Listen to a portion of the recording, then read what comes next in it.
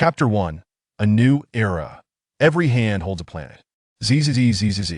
The abrupt sound of electricity pierced the minds of every living being across the myriad realms. Soon after, a voice as ethereal as the cosmos resonated, indistinguishable in gender. From origin comes extinction, from existence comes emptiness. As epochs transition, all things are reborn. A new era commences. Shall the teleportation be initiated? On the celestial platform, a weary Su Jie gazed at the sudden pop-up window before him, his brow furrowed. "What is this?" he inquired, furrowing his brows as he reached out to click the confirmation button, only to feel as though his body was being drawn away, sinking into an abyss of darkness. Current number of teleporters, 10, approximately 48 trillion Gerger. Remaining slots will be randomly drawn from the myriad realms. Swish, swish, swish. Countless beams of white light flickered within the civilizations of the universe. In a fleeting moment, akin to Thanos' snap, half of the universe's population vanished. Current alien star system, Jelver star cluster. Belonging planetary belt, Nemesis belt. Belonging planet, NTR 9528. Current planet rich in mineral resources, containing rare metals technology, tree unlocked. Magic cultivation, technology, Zerg, microorganisms. Please select initial innate skill. Upon a desolate planet, Su Jie slowly awakened. Before his eyes spun 3 colossal rings of Saturn orbiting a blazing star. The surface was marred with countless pits and gaping chasms, as if it had endured unimaginable calamities, rendering this world a wasteland. Su Jie lifted his head to survey his surroundings, realizing he lay upon a barren expanse of yellow earth. For 100 meters in every direction, not a soul was in sight. Beyond that, a dense white mist enveloped the landscape, obscuring all within. Warning: current area radiation levels exceed safety thresholds. Please select an initial talent and base promptly. Mutation countdown, 5 minutes. Upon hearing this, Su Jie froze. Radiation? Mutation? A new life? There was no time for contemplation as a torrent of chaotic memories surged into Su Jie's mind, causing him excruciating pain. Time waits for no one. He could only extract key phrases from the memories. In essence, half of the beings from all realms had been teleported to this unfamiliar universe, becoming pioneers of the new cosmos. Their purpose here was to plunder resources and bolster the original universe. The will of the world would offer them some assistance. However, the specifics of how to proceed required exploration and practice on their part. Due to the interference of the new universe's will, all pioneers had to start from scratch. Strength and power would revert to their initial values. This was a grand reshuffling of civilization, a survival game. The universe is uncertain, all are but cattle and horses. Having grasped the situation, Su Jie's gaze fell upon the selection boxes before him. Initial innate skills. Excavator. Mining ability increased by 100, possesses a keen sense for mineral vein paths. Planter.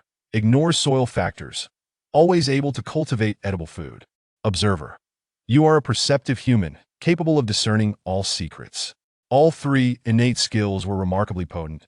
Previously, Su Jie had vaguely heard that this planet was rich in minerals. The first option seemed a commendable choice. The second option was equally enticing. Finding food in a desolate yellow earth landscape seemed like a fanciful notion. With the planter's innate traits, starvation would be a distant worry. As for the final option, the observer. The significance of information disparity is self-evident. Anyone with intellect would recognize its latent value. He'll choose the third option. I hope it does not disappoint me. As he spoke, Su Jie had already confirmed his choice. Congratulations, pioneer. You have successfully acquired the talent. Observer. Unlocking derived skill, Appraisal LV3. Appraisal LV3. Appraise designated targets to obtain useful information. Su Jie briefly glanced over it and then clicked on the second selection box. Initial technology tree. Magic side. Illuminate the magic technology tree, granting initial base, wooden cabin. Cultivation side. Illuminate the cultivation technology tree, granting initial base, stone cave. Technology side. Illuminate the mechanical technology tree, granting initial base, dilapidated micro base pod. Among the options, Su Jie longed most for the cultivation side of the technology tree. Cultivating immortality, was a cherished aspiration among all of Huaxia. There was no reason for Su Jie to remain indifferent. Yet reality was harsh. He could only opt for the technology side now. As for the reason, could a cave insulate against radiation? This planet was rife with radiation and various unknown mutagenic rays. Only by illuminating the mechanical technology tree could he survive and avoid an early demise. With mere moments left before the 5-minute warning, he tearfully chose the path of mechanical ascension. Mayhap he could someday create beautiful ship girls to soothe his wounded heart. Buzz! In a flash of white light, a dilapidated base pod of less than 20 square meters materialized before him. Mutation countdown, 30 seconds. Please seek shelter immediately to shield against radiation mutations. 30, 29, 28. Dragging his exhausted body, Su Jie opened the base pod's door and took refuge inside. Clang! As the hatch closed, the countdown ceased. It seemed his assumption was correct. This base could withstand external radiation and would not succumb to mutagenic corrosion.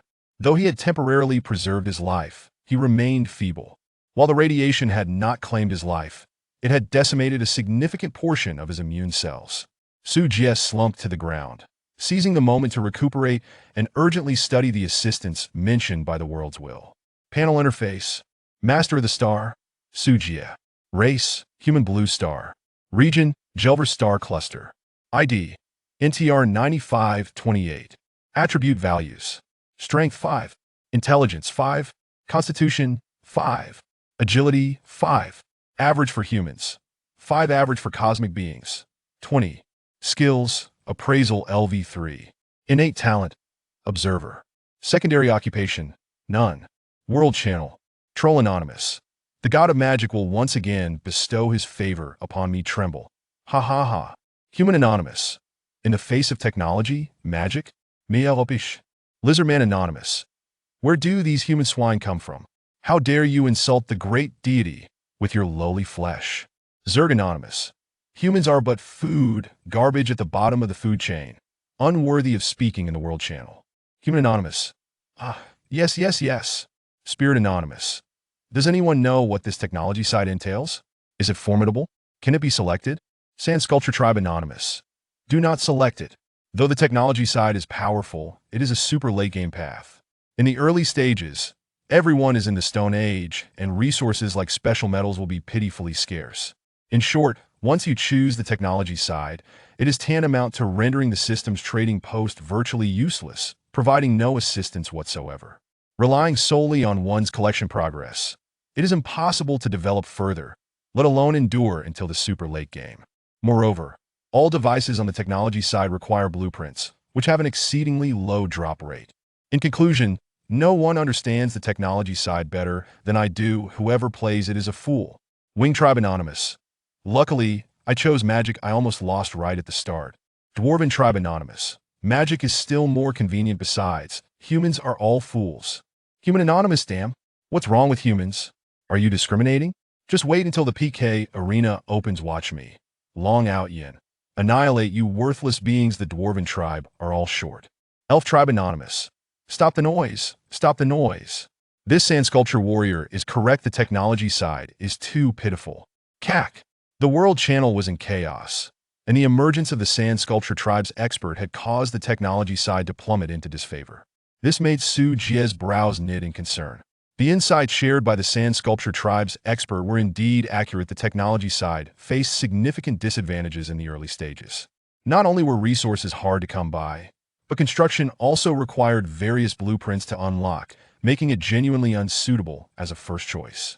Almost everyone opted for other upgrade paths, intending to illuminate the technology side once conditions permitted, unlocking those convenient intelligent facilities. Su Jie clicked open his technology tree interface. Indeed, most buildings and facilities required blueprints. This compounded the difficulties for a family already struggling. By the way, can appraisal be used to identify the blueprints on the technology tree? A sudden spark of inspiration struck Su Jie as he recalled his innate skill. With a mindset of experimentation, he casually clicked on a building within the technology tree. Then he was rendered speechless. Fully automated titanium base. Comprehensive building rating, 8,000. Construction prerequisites. Automation base blueprint. Appraisal result. Collect the following materials to construct directly. Metal materials 10,000, stone 30,000, wood 1,000, copper or 4,000, intelligent chip 1, medium base core 1. Heaven does not close off all paths. This is solid. Everything is secure now. Chapter 2. The correct use of appraisal. Su Jie never expected that his appraisal could bypass blueprints and directly reveal the materials required for construction. Now, all he needed to do was find a way to acquire the materials. Who said the technology side was without hope? Su Jie beamed with delight, a secret satisfaction blossoming within him. After a cursory examination of the system interface and its functionalities, he had already formulated a rough plan for the future in his mind. To attain wealth, one must first gather resources. Once the resources are collected, one can then repair the roads. When the roads are fixed, prosperity will follow. With a surge of excitement, he rose to his feet, gazing through the cabin glass at the vast expanse of yellow earth outside the base. Alas, it was all for naught. This place had radiation levels that were alarmingly high. There was not even a blade of grass, let alone any trees. Perhaps it would be prudent to assess the situation within the cabin. The initial base provided by the world was rather modest, stark in its simplicity. It resembled a rudimentary metal shell, housing a basic wooden bed for flower pots and several stone tools. On the bed lay a tattered protective suit. Identification: simple wooden bed. If you wish to avoid lumbar strain, it is highly advisable not to sleep here. Planting pot. The soil is rich in organic nutrients, suitable for growing vegetables, fruits, and flowers. Tattered protective suit. Goodness, surely no one would wish to wear such attire while traversing the stars? Surely not. Can provide short-term radiation protection. Duration: 1 hour. Stone pickaxe, a stone pickaxe. Stoneashi, a stoneashi. Wooden barrel, a wooden barrel. An unsatisfactory array of initial supplies. Notice, daily supplies have been distributed. Current base rating: 1, eligible for 1 point. Su Jie. Points? Upon opening the points explanation, he gleaned that it served as the currency for transactions among the pioneers. Points could also be utilized to purchase special items in the system store, though resources could not be bought with them. Points were distributed promptly at noon each day, with the quantity determined by the base's rating. As Su Jie surveyed the myriad of goods available in the mall, he could not suppress a sarcastic remark. Only 1 point? Not even enough to purchase the cheapest nutrient solution. How utterly insulting. Basic nutrient solution: 10 points. Provides 1 day's sustenance. Prolonged usage may diminish physical attributes. A new storm was brewing. Stagnation was not an option. Closing the exasperating point store, Su Jie had to strategize for the most pressing issues at hand: food and water. Despite the unfortunate circumstances of landing on such a desolate planet, he did not waver in his resolve. He would not concede until the very last moment. Donning the protective suit and wielding the stone axe, Su Jie embarked on a quest for supplies. Surrounding the base was an atmosphere cloaked in a phenomenon known as war fog. Everyone was in the same boat. None were exempt. This seemed to be the world will's emergency response to their invasion. Only through exploration could the fog be dissipated. Of course, if one chose to languish in idle existence, the fog would gradually close in, completely engulfing the base. At that point, the unknown dangers lurking within the fog would loom perpetually over the pioneers, posing an ever-present threat of death. If the technology tree can be identified, could the war fog be identified as well?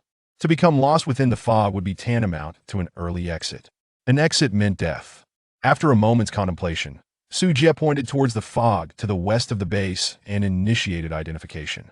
Ding! 300 meters ahead, a thin water source has been detected. Wow, it truly works. Overcome with excitement, Su Jie promptly returned to the base, taking a wooden barrel with him as he set off towards the water source. He proceeded slowly, marking his path with the stone axe to avoid losing his way. The 300 meters took him a full 15 minutes to traverse, a pace that was indeed sluggish, even with purpose and without encountering any trouble. Tick-tock! The crisp sound of water reached his ears, prompting him to lift his gaze. Indeed, amidst a crevice in the rocks, he could faintly see a trickle of water seeping through the gap, forming a small pond below. The water source was relatively close to the base. It seemed fortune was smiling upon him. With a grin, Su Jie filled the wooden barrel with half a bucket of clear water. To be on the safe side, he once again utilized identification. Slightly radioactive freshwater. Not suitable for prolonged consumption. Immunity to effects granted if physical attribute exceeds 20. As long as it's drinkable, that's all that matters. We can worry about the rest later. Adhering to the principle of waste not, want not, Su Jie filled the barrel to the brim with the radioactive beverage and returned to the base. He could only afford to remain outside for 1 hour. There was no room for waste. Returning would be much simpler, as he would merely follow the markers he had made. Moreover, the war fog was dissipating slowly due to his presence. According to Su Jie's estimations, after making 2 or 3 more trips, the fog along the water retrieval route would be completely cleared. Once he had secured the water, he checked the system time and discovered there were still 40 minutes of active time remaining.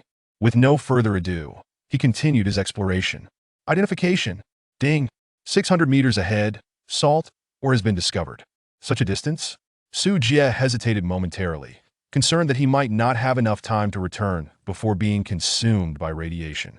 However, as long as his spirit did not wane, there were always more solutions than problems.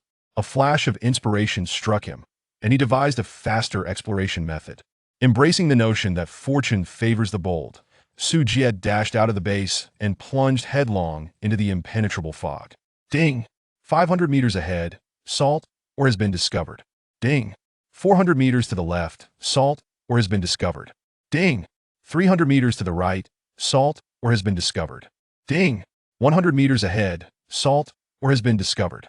Indeed, this was the positioning method Su Jie had conceived by continuously using identification to discern direction. He could ensure his freedom of movement within the fog. Salt, or X3. Gathering the scattered ore from the ground, Su Jie swiftly adjusted his direction. With identification to clarify the base's location, he immediately set off. Ding! 600 meters ahead. A base that even a dog would not want to stay at has been discovered. Cheeky. Ding! 450 meters to the left. A base that only dogs would want to inhabit has been discovered. Ding! Upon returning to the base, Su Jie was panting heavily, his face flushed. A glance at the time revealed that he had only taken 10 minutes. He had made the right call. This method was indeed effective. Now he had 30 minutes of outdoor time remaining. There was no need to rush this time. Outdoor time was precious, and he needed to thoroughly identify the most valuable resources surrounding the base. After a brief rest on the ground, he approached the window and pointed aimlessly at the surrounding fog. 700 meters southwest, edible ferns have been discovered. 580 meters east, deadwood has been discovered and can be felled. 990 meters north, mugwort has been discovered and is edible. 750 meters south. Ding! Proficiency has reached its limit. Identification LV3, identification LV4. Chapter 3. The correct method to open the treasure chest. A plethora of information converged, granting Su Jie a general understanding of the resources surrounding the base. Although the fog hindered the pioneers' exploratory endeavors, it also concealed mysteries. According to the system manual, the war fog had a daily chance to refresh supplies and, likewise, a chance to spawn monsters. Perhaps due to the pioneers still being within a novice protection period, no dangers had yet emerged from the fog. What supplies should he choose? Su Jie pondered, stroking his chin. Now that he had secured a water source, he found himself lacking in food. However, the few herbs surrounding the base were evidently insufficient to satiate his hunger. Moreover, Su Jie discovered another issue. His divine skill of identification seemed limited to resources within a 1,000-meter radius. Could it be due to his low level? Ding! Proficiency has reached its maximum. Identification LV3, identification LV4. Upgraded? Su Jie's eyes lit up. He activated the identification skill once more, focusing on the surrounding fog. To the northeast, 1,400 meters, a bronze treasure chest has been discovered. It will refresh in 10 minutes. What? 10 minutes? Such special resources as treasure chests appeared randomly and would not linger for long. For the pioneers to obtain them, it relied solely on luck. Another race against time had begun. Without hesitation, Su Jie dashed into the fog, sprinting towards the indicated direction. He dared not tarry, even ignoring a patch of edible wormwood as he rushed past point. 1,400 meters was no small distance, compounded by the rugged terrain and the weight of his protective suit, leaving Su Jie with little time to spare. Fortunately, Lady Luck smiled upon him. In the final 10 seconds before the treasure chest was set to refresh, he managed to grasp it just before it vanished. Ding! Congratulations, Star Master. You have obtained a bronze treasure chest 1. You are the first person in this region to acquire a treasure chest, earning the title Fearless Pioneer. Reward points 100 points. Fearless Pioneer. The probability of treasure chests refreshing near your base increases by 20. Their duration extends by 50, and there is a small chance of high-grade treasure chests refreshing. Heh. The heavens did not give birth to someone like Su Jie. What comes next again? Never mind. What matters is that it's impressive. Su Jie couldn't help but revel in his triumph, exuding an air of invincibility. However, gazing at the enveloping white mist, that exhilaration quickly faded. With only 20 minutes remaining, he needed to make the most of every moment to gather useful supplies. Thus, Su Jie simultaneously utilized his identification skill to confirm the direction back to the base while sweeping through resource points along the way. Soon, the last 20 minutes of his protective suit elapsed, and Su Jie successfully returned to the base. Exhausted, a sigh escaped Su Jie's lips as he collapsed onto the hard wooden bed, peeling off his protective suit, his face a mask of fatigue. The sensation of intense concentration followed by a sudden release was utterly dreadful, leaving him feeling drained. However, he was fortunate to have reaped considerable rewards this time. Not only had he obtained a bronze treasure chest, but he had also collected 3 clumps of wormwood on his return journey. Surviving today should be no issue. Half an hour later, after regaining some strength, Su Jie sat up in bed. Next came the moment to witness a miracle. Habitually, he initiated an identification, fearful of missing any useful information. Bronze treasure chest, 1 level above black iron, 1 level below silver. Opening it upside down may yield unexpected rewards. Huh? Open the treasure chest upside down. Does it think I'm a circus monkey? Rolling his eyes, Su Jie unhesitatingly opened the chest. Due to your exceptionally graceful posture while opening the treasure chest, you perfectly executed the correct method, doubling the chest rewards. Ding! Successfully opened bronze treasure chest, obtained. Basic exchange scroll 2. Iron ore 800, intermediate nutrient solution 4, Nong Fu spring tin. In a flash of golden light, the chest transformed into several items before vanishing. He immediately cast a few identification spells to check the utility of these items. Basic exchange scroll. Can be used in the point shop to exchange for 1 item for free. Intermediate nutrient solution. Provides 3 days of satiety without adverse effects. Nong Fu spring. Slightly sweet. The ore held no particular value for identification, being a type of base resource reserved for future construction. Gulp.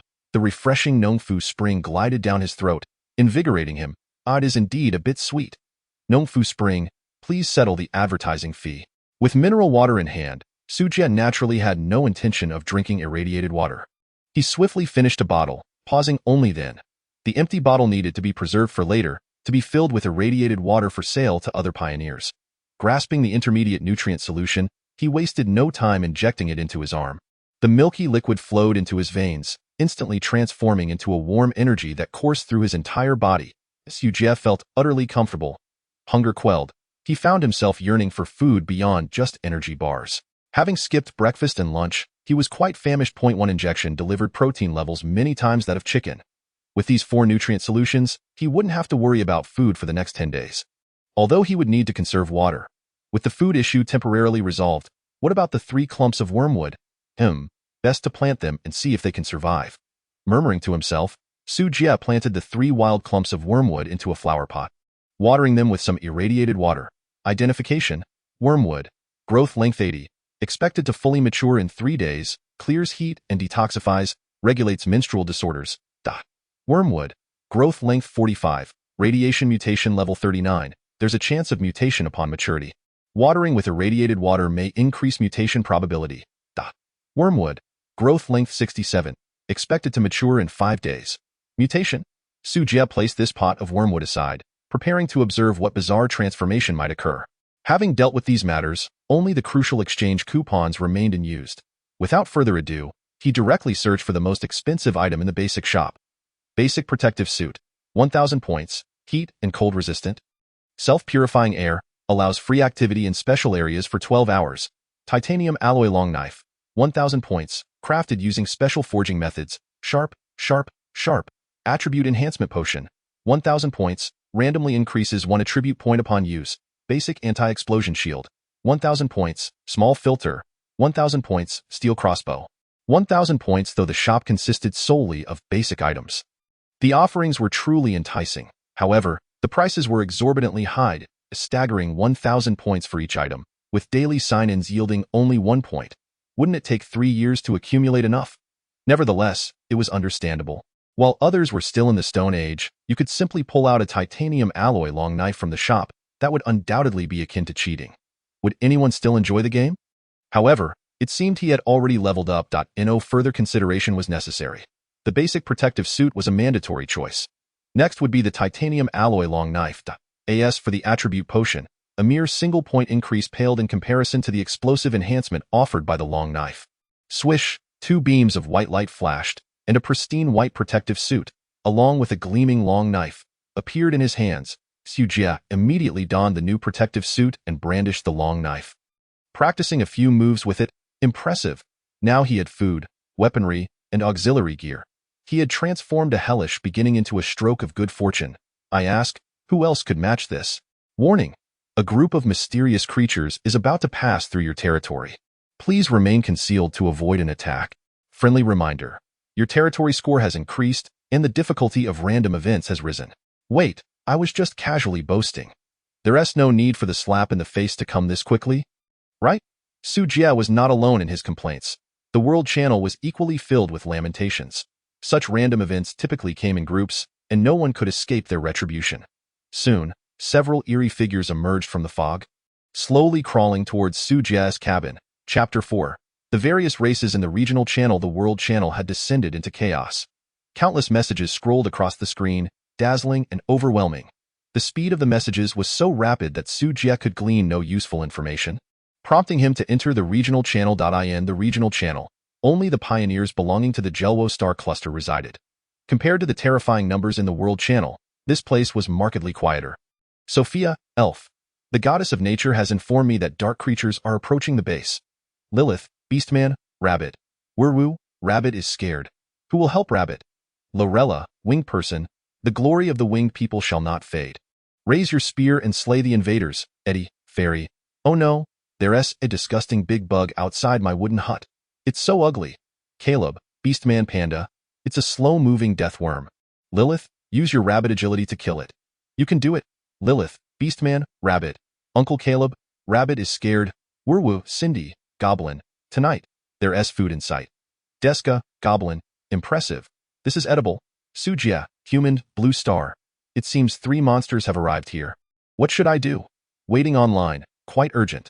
Everyone, may heaven be free of death worms. Human, fare thee well. Su Jie was left utterly speechless. Was this a direct death sentence? He believed he could still be saved.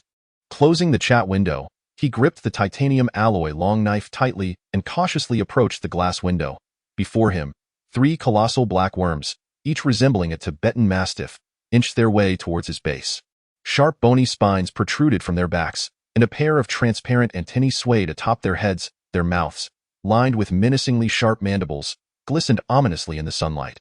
Upon spotting Su Jie, the 3 worms instantly lifted their heads, their antennae quivering slightly as if to ascertain the location of their prey. Goodness! Su Jie hastily retracted his head. He had never encountered such repulsive creatures before. Identification: death worm. Attributes: strength 14, agility 5, constitution 25, intelligence 8. Identification information: weakness to salt water and flame. Hiss! Upon seeing the monster's attributes, Su Jie couldn't help but gasp in disbelief. Except for agility, which matched his own, all other attributes were vastly superior. If it were merely one worm, he might have had a chance to defeat it using his titanium alloy long knife and the cover of his base.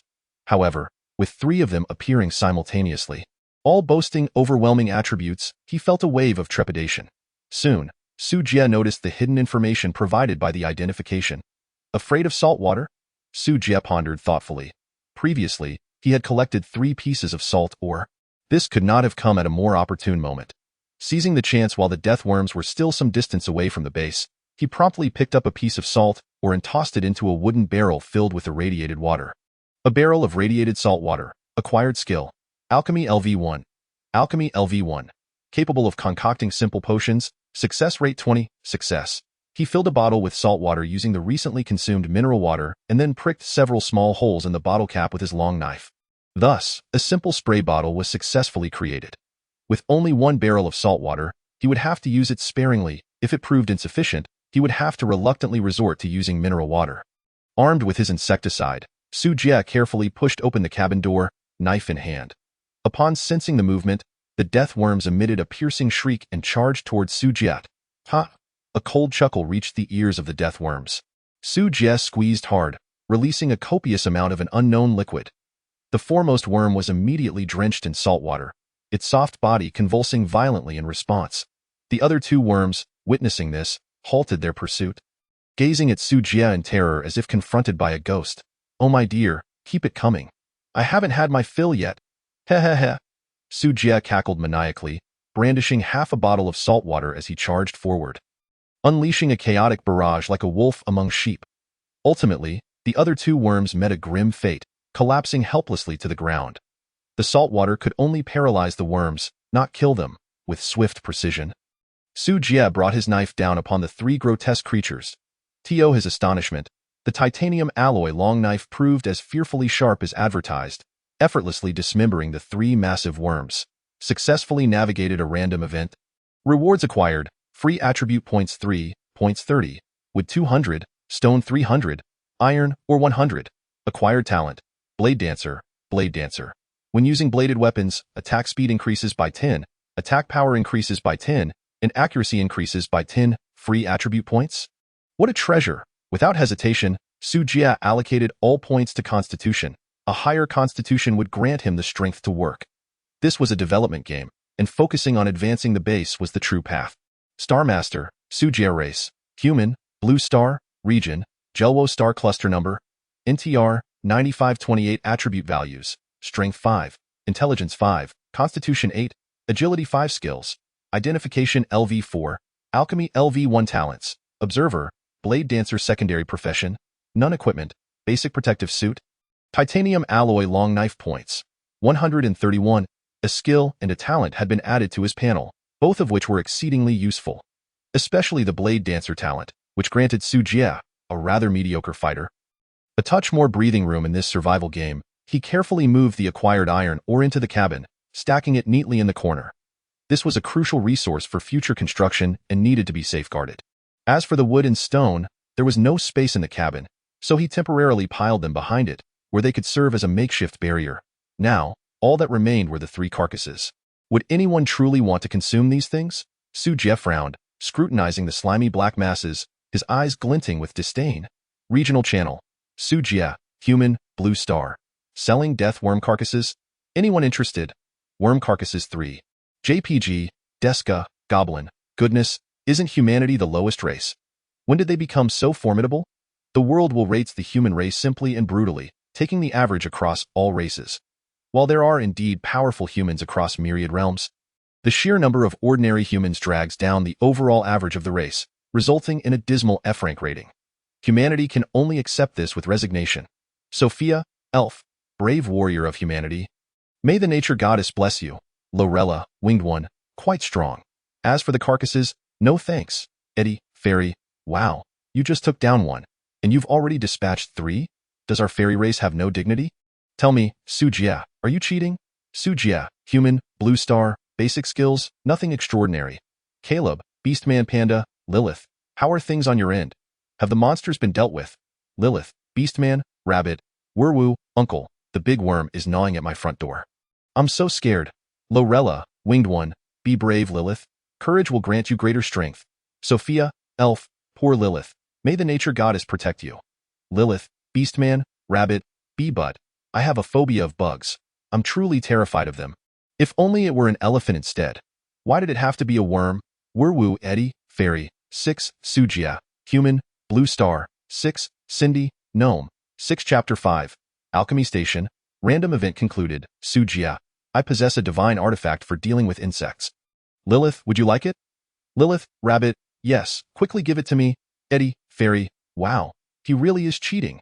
Ignoring Eddie's exclamations, Su Jie directly opened Lilith's dialog box, initiating a private chat. Su Jie, Lilith, there's no such thing as a free lunch in this world. Lilith, rabbit understands. I'll trade you my most precious item. The most precious? Surely it isn't what he thinks it is. A trade window popped up, indicating Lilith was indeed quite eager. Simple alchemy station, capable of producing basic healing potions. Success rate, 30. Note. Those without alchemy skills or talents cannot use this, a splendid item. Healing potions, essential for survival, would undoubtedly fetch a high price at this stage. Su Jie, equipped with alchemy skills and the station, was poised to profit immensely. Such an excellent opportunity would not be missed. He immediately poured half a bottle of salt water and traded it to Lilith.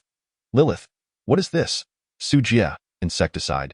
Just spray it directly at the bugs. And remember to return the bottle once you're done. Lilith, all right, thank you, Su Jie. Su Jie, no need for thanks. It's merely a mutual benefit. After waiting a while, noticing that Lilith hadn't replied, he presumed she had gone off to deal with the enormous bugs. With that, Su Jie closed the chat window and examined the simple alchemy station before him. The fact that he could acquire such an item at this stage indicated that Lilith was no ordinary individual. The environmental conditions on his planet were abysmal, yet not all pioneers were so unfortunate. Su Jie had kept track of those familiar faces in the regional channel. They were either exceptionally powerful individuals or had been fortunate enough to land in resource-rich areas at the start. It was always wise to cultivate good relationships. Simple table. Consumes with 30 points 1. Darn. Constructing a table costs points. How exorbitant. Su Jie grumbled about the mercenary system as he casually clicked to build. In a flash of white light, a wooden table appeared before him. He moved it beside the wooden bed to accommodate the alchemy station. Basic healing potion. Consumes wormwood 1, purified water 1. Current success rate, 50. Effect. Capable of treating minor wounds. Providing emergency hemostasis and purifying wound infections. The alchemy skill LV1 contributes a 20 success rate, combined with the station's 30, yielding an overall success rate of just half. However, this was merely the beginning. With time, his skill proficiency would surely reach 100. Currently, the wormwood had yet to mature, preventing potion production. Thus, alchemy would have to be temporarily set aside. Regional channel. Lilith, rabbit, yay. I defeated the big worm. He. Lorella, winged one. It seems Su Jie's artifact is quite effective. Caleb, panda. Glad you're safe, Su Jie. Thanks, brother. Su Jie, human. No need for courtesy. Mutual assistance is key. Lilith, rabbit. But what about the carcasses? They're so gross, I don't like them. Eddie, fairy. Cindy, time to eat. Why aren't you coming out? Cindy, gnome. No, I was just joking. Who would want to eat that? Deska, goblin. Don't give it to me. I'd rather eat it than starve. Minotaur. If one had gathering skills, they could process the carcasses. Elizabeth, light elf. The filthy creatures of the abyss must be purified by the light. I suggest burning them. Eddie, fairy, burning would be such a waste. Let us sell them to the worm race. They have peculiar tastes and accept anything. Ka Jie, Zerg, we are not a garbage dump. Even dogs wouldn't eat this. Go to see, Doghead clan. What's wrong with dogs, you foolish Zerg? As the regional channel devolved into a cacophony of insults, Su Jie decisively closed the chat window. Instead of squabbling, it would be more prudent to venture outside in search of resources. That moment, a private chat window began to flash. Su Jie hastily clicked to open it. AID, fairy, help gather the corpses of the worms. The service fee is 1 point, mass message. Goodness, this little fairy truly knows how to conduct business. Not only is it a chance to brush up on skill proficiency for free, but one can also earn points. Everyone here seems to possess a clever mind. This stage. Everyone is showcasing their skills and talents to the utmost. It is well understood that the game represents both opportunity and peril. No one dares to slack off. It seems I must also double my efforts. Su Jie, little fairy, I'm here to support your business. AID fairy, just click on me to trade. This fairy is quite busy. After tossing 3 worm corpses into the trading slot, AID replied that gathering would take time, and she would deliver the items by night. Su Jie was unconcerned. The subcontracting transactions were protected by system rules, and he did not worry about the other party absconding with his items. Tip: random event has ended. Remaining number of pioneers, 67. A staggering 30 have perished. With so many beings across countless realms, the actual number of deaths is almost unimaginable. A fierce battle awaits at the end of the month, and Su Jie lamented the cruelty of this game. Glancing at the time, he noted there were still 3 hours until nightfall. Time is money. He picked up his long knife and embarked on a journey of fog exploration. Everyone is formidable. There's no alternative. So he must resort to using cheats. Discovered scattered salt mine 2. Discovered wormwood 3. Discovered timber 20. Discovered unpolluted black soil 2. Discovered. Chapter 6. Special blueprint. Grand sweep after a busy afternoon. Su Jie had nearly cleared all resources within a 2,000-meter radius around the base. It left him utterly exhausted. The war fog enveloping the base dissipated significantly due to his exploration. The initially limited safe zone of 100 meters had now expanded to an impressive radius of 800 meters. Greatly enhancing the base's security, Knight fell. Su Jie returned to the cabin and began tallying his resources.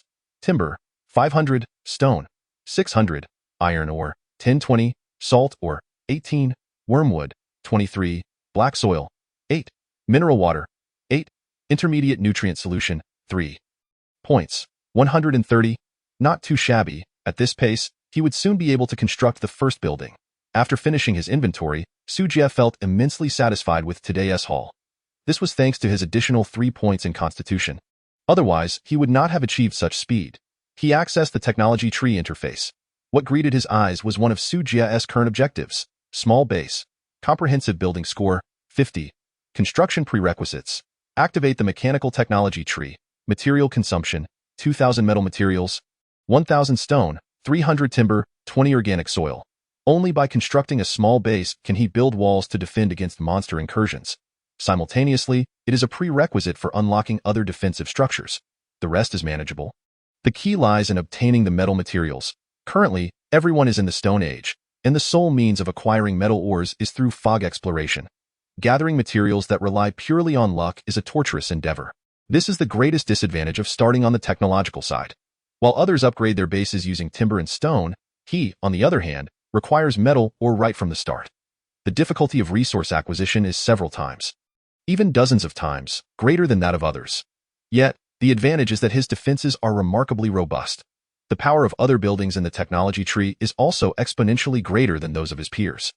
Alas, poverty reigns. Su Jie shook his head and closed the technology page. If all else fails, he would have to spend points to purchase what he needed. Just as Su Jie lay on his wooden bed contemplating how to procure iron ore, AID sent a private message. AID. I have goods. It's a blueprint. Su Jie. What do you mean you have goods, little fairy? Please clarify. AID. Your corpse yielded something valuable. Take a look for yourself. Whoosh. The other party promptly sent over an image. Automatic crossbow design. Automatically shoots at enemy units within a 50-meter range. Requires unlocking the prerequisite technology, automation weapons. What a treasure. The blueprint for automated weapons is undoubtedly one of the highest level items currently available. However, it is merely a blueprint, and the technology tree must be unlocked to utilize it. The requirements are rather stringent. In the Stone Age, where would one find automated technology? AID. Su Jie, this incredible fortune has dropped into your lap. Shouldn't you be generous and give this fairy queen a substantial red envelope? Su Jie. Fair enough. Let us trade, little fairy. AID. Call me queen. Su Jie. All right, little fairy. Received from AID. Filthy worm meat 6. Carapace spikes 18. Automatic crossbow design. Filthy worm meat. Edible by certain races. Carapace spikes. Spines from the back of dead worms. Can substitute for metal materials. Substitute for metal materials? This is promising. Everything is falling into place. Iron ore is difficult to collect, but R&T carapace spikes easier to gather. Just the other day, everyone had just encountered a random event, and carapace spikes would certainly not be in short supply. Since they have no use for them, why not take them off their hands at a low price? AID. Where is my red envelope? Su Jie. Here you go, look at you. Little money grubber. He was not stingy. Without AID, he would not have obtained this blueprint. Adding the 3 points from the gathering subcontract, he directly traded 10 points to the little fairy. AID. Thank you for your patronage. Please come again. The two exchanged some light banter before AID cut off the contact. Opening the trading post, Su Jie searched for carapace spikes. Trading ratio, 1/6 AM bit pricey. 1 point only gets him 6 spikes, which equates to 6 units of metal materials. However, merely 5 minutes later, this ratio rose to 1/7. It seems that no one is buying, and thus the price began to drop. After all, not everyone can see the hidden information of this item. Many are selling it as useless material. How could the price remain high? Just right.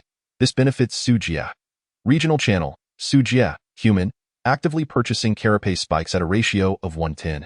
Bulk purchases receive preferential treatment. Desika, goblin. No way, someone is really buying this stuff? Sua Feya, elf, Su Jie. The nature goddess urges me to advise you against this folly. Lili C, rabbit. Brother Su Jie, don't lose hope. It's not yet time for despair. Luo Lei La, winged human, warrior. Your foolishness astonishes me. Su Jie, human, I genuinely need it. This is no joke. Everyone, AID fairy, 6, Sua Feya, elf, 6, Luo Lei La, winged human, 6, Xind, gnome, 6, 666,666, ding. Li Lisi has sent you a trade request, ding. Ka Lai Bu has sent you a trade request, ding. Suafeya has. A flurry of trade pop-ups left Su Jie dizzy. He accepted a dozen trades in succession, his points rapidly dwindling. However, simultaneously, the carapace spikes were swiftly accumulating in his inventory. Before long, he spent 100 points in exchange for 1,000 units of metal materials. At last, he had gathered the 2,000 metal units required for constructing the base. The amount of timber was already sufficient. Now, he only needed 400 units of stone and 12 units of organic soil. The 4 flower pots offset 4 units of soil, leaving him with 8 more to acquire. With only 20 points remaining in his inventory, he faced a dilemma. Should he sell the blueprint? This thought crossed Su Jie's mind. He possessed the appraisal skill, and the blueprint was unnecessary. Keeping it would be superfluous. However, it was only the first day of the game, and such a valuable blueprint would undoubtedly fetch a poor price. Selling it would mean incurring a hefty loss. After pondering for a moment, he opened the chat window with Lili Su Jie. Bunny, do you have any spare soil? One must have thick skin. Otherwise, how can one achieve great things? Lili C. I have plenty. It is everywhere. Do you want some? Bunny will go dig some for you. Everywhere? Where in the world did this rabbit randomly land to be so fortunate? Su Jie. Well, I've run out of points. Can I owe you for now? Lili C. No need for points. Brother Su Jie helped me with such a great favor. Digging up some soil is no trouble at all. Su Jie felt a warm glow in his heart. Indeed, the girls are quite considerate. After waiting for a while, he noticed Lili C was silent, seemingly off to dig soil for him. Sure enough, 10 minutes later. Ding! Lili C has sent you a trade request. You have received premium soil resource 20. Carat 1, goodness.its actually premium soil. Is this rabbit the illegitimate child of the goddess of fortune? But why is there an extra carat? It's still WETLIC. Oops, Bunny was too quick and pressed the wrong button. Oh well, consider it a welcome gift for brother Su Jie. A carat. A welcome gift. Quite a creative present. Su Jie. Thank you, Bunny. Once I take off, I'll treat you to something delicious. Lilith, is it delicious? Are carrots tasty? Su Jie. Of course, they must be. The two engaged in conversation for quite a while before closing the chat window. To be honest, this little rabbit is quite adorable.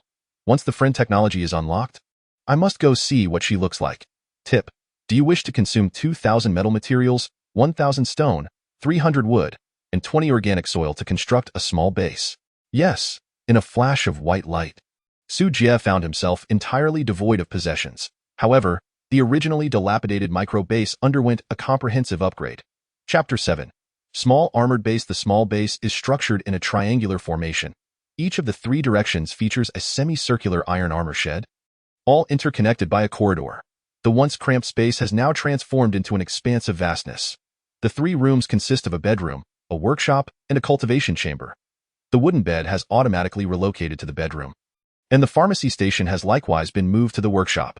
The cultivation chamber boasts a plot of fertile soil, which fills Su Jie with immense joy. The 20-odd wormwood plants he dug up during the day can now be planted. With 20 plots of black soil, each capable of accommodating 4 plants, the entire garden still has ample space left. Small armored base. Comprehensive building rating. 60. Description. Occupying an area of 60 square meters. The shell is composed of spiny armor, providing high defense against biological attacks with a strength of 30 points or less. The base is equipped with sharp spikes, offering a certain degree of offensive capability. Good heavens, this resembles a turtle shell reinforced with spikes. Filled with excitement, Su Jie rushed outside to inspect the base. Indeed, the black exterior of the base was covered with a dense array of small spikes. Evoking a sense of dread at first glance, Su Jie, this significantly enhances safety. Tip. The base rating has increased substantially. Random events and the difficulty of end-of-month attacks will correspondingly escalate. Pioneers are advised to bolster their defenses. Star Master, Su Jie race, human, blue star, region, Jelwo star cluster ID. NTR, 9528 base rating. 66, the higher the rating, the greater the difficulty, yet the rewards are equally more generous. Now, he can accrue 66 points daily. By the end of the month, he will undoubtedly be able to construct terrifyingly powerful defensive structures. After a brief surge of excitement, an unprecedented wave of fatigue washed over him. After a full day of toil, Su Jie yearned for nothing more than a good night's sleep. The following morning, Su Jie opened his eyes, feeling invigorated. Aside from the wooden bed being rather hard and causing a slight ache in his back, everything else was quite satisfactory. Solar panel, comprehensive building rating, 5, construction prerequisite, solar panel blueprint, identification result, materials consumed, 50 metal materials, 50 aluminum ore, 30 quartz, 10 points. Metal materials are easy to acquire. But where can one find aluminum and quartz? The small base comes equipped with an energy storage box. Energy is a crucial prerequisite for unlocking subsequent technological trees. Currently, the easiest source is solar energy.